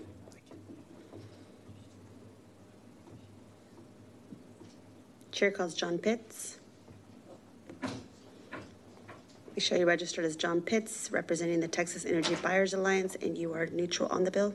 Yes, ma'am. John Pitts on behalf of the Texas Energy Buyers. I'm going to touch on a couple things that have been stated already. We do not believe a percentage goal is the right way to do it because that number is always changing. How are you going to set up a trading mechanism or some other mechanism, compliance mechanism at the commission if you never know on a day-to-day basis what your needs are? So that'll make it a lot harder for generators to know what they need to build to meet a certain goal if it's based on changes on a day-to-day basis. So we do believe a megawatt goal is the right way to do it. It gives people a very specific goal to hit. You can create a very straightforward compliance mechanism around that, a trading mechanism, and do it to put that burden on LLCs. The comment made a minute ago about that turns it into a capacity market. I hadn't heard that before. We have had this exact same structure for renewables 20 years ago. That was not, I don't believe, considered a capacity market then. It worked very efficiently from a cost standpoint, from a time standpoint, to get a specific technology up and off the ground at a time where there are no other incentives for that technology, similar to where we are now. We think that would be a very efficient way to get a lot of a specific type of technology, dispatchable or otherwise, into the system online. We also think you could pull something over from the PCM. There's a lot of conversation around having something that brings some type of requirement just to make sure you're hitting a certain number of hours a year. And so you could structure that so that this type of mechanism, this kind of mandate, so that that generation that is going to be receiving whatever credit or similar compliance marker must be online or available during a certain number of hours a year, 90% of the 100 hours or similar. And that will bring something over from that structure, again, but into a overall market structure that's much more cost and time efficient than other things that have been discussed. And we think that could really take care of a lot of the goals that have been laid out with a number of these bills tonight, as well as the past couple months. Any questions? Thank you. Thanks. Chair calls Bill Barnes.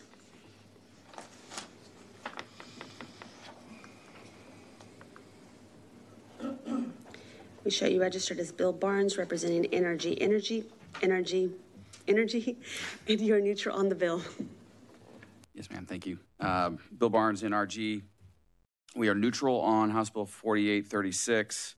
We prefer the policy path laid out by the PUC with the reliability standard and the PCM as a ultimate resource adequacy mechanism to attract dispatchable resources that is more technology neutral. This bill activates the PUCT's natural gas trading program that would become effective almost immediately, similar to what Cyrus mentioned, where you're about a little under half of natural gas installed capacity when you count renewables in there. Our concern is the current state of the PUCT rule that would effectuate immediately does not have an alternative compliance penalty. So likely the way that renewable PGCs would have to comply to it, they'd actually have to retire assets to get below the gas credit. So that would require some, within 240 days, some quick action to get a rulemaking done to provide an alternative compliance penalty, which is basically a financial mechanism to buy out if there aren't enough credits available to trade, which looks like what the state of the world would be given how much non-gas capacity we have. So we have some structural concerns, but I think that could be fixed in a rulemaking if this did pass, which is why we're neutral on the bill. Any questions? Thank you. Thanks. Chair calls Michael Jewell.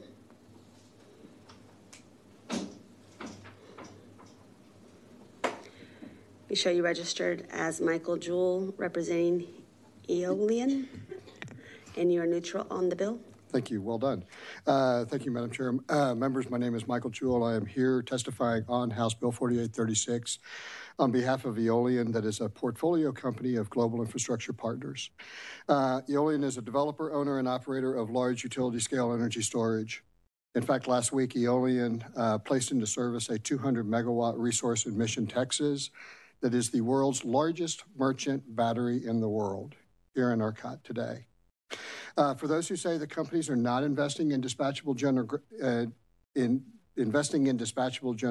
in ERCOT, I respectfully disagree. Eolian is doing it.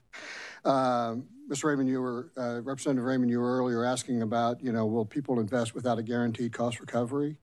Eolian is investing without any guarantee of cost recovery. There is no PPA. There is no guarantee from anybody that Eolian is going to get its money back. So it is totally at risk. And then to the question that you just asked, if we do nothing, what would happen? One of the things to recognize is the PUC has said that if the legislature does nothing, they will implement the PCM. If you'll keep your comments to this bill. Sorry. Eolian does not oppose the legislature encouraging investment in natural gas or dispatchable generation. Totally agree with Cyrus, Katie, and John Pitts with regard to set a goal, make it clear. One of the concerns with regard to the way the statute is structured right now is that the cost of the credits would be assigned to power generation companies as well as munis and co-ops. Requiring one generator to subsidize another competing generator is like requiring Uber drivers to pay a tax so that the state can give them money to Lyft drivers so that they can have more drivers. As I mentioned at the outset, Eolian is investing and it does not improve grid reliability in the state to punish Eolian or other companies that are investing in resources other than natural gas for doing so. Happy to answer any questions. Any questions, Representative Raymond? More of a just thank you for pointing that out. You're right. If we don't do anything, then different bill. What? On this bill? What? Are your comments on this bill? I appreciated the correction, ma'am. Are you talking about this bill? What? Are you talking about? I am talking about. Okay. Well, what I want to say is that your testimony on this bill has made me realize that if we don't do anything, the PUC has made it clear they will implement the PCM model. That's what I wanted to say about this bill. Thank you. That's what I wanted to say about this bill. Thank you. This is why this is a good alternative. Thank you. Thank you. Chair calls Al Zito. Al Zito. Al Zito. Right. Show him registered for the bill and did not testify. Is there anyone else who wishes to testify on, for, or against the bill? If not, the chair recognizes Chairman Hunter to close on the bill. Close. Thank you, Chairman Hunter. The chair moves to leave House Bill 4836 pending at this time. Is there any objection? Hearing none, House Bill 4836 is left pending. Oops. I want to thank everybody. Thank you, Madam Chair. You did great. Members, thank you for being here and staying with us. And everybody here, thank you very much that you're here.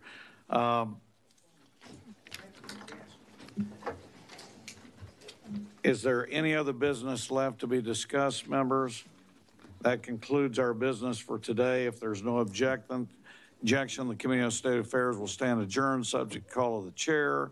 Chair hears no objection. The Committee on State Affairs is now adjourned. Thank you.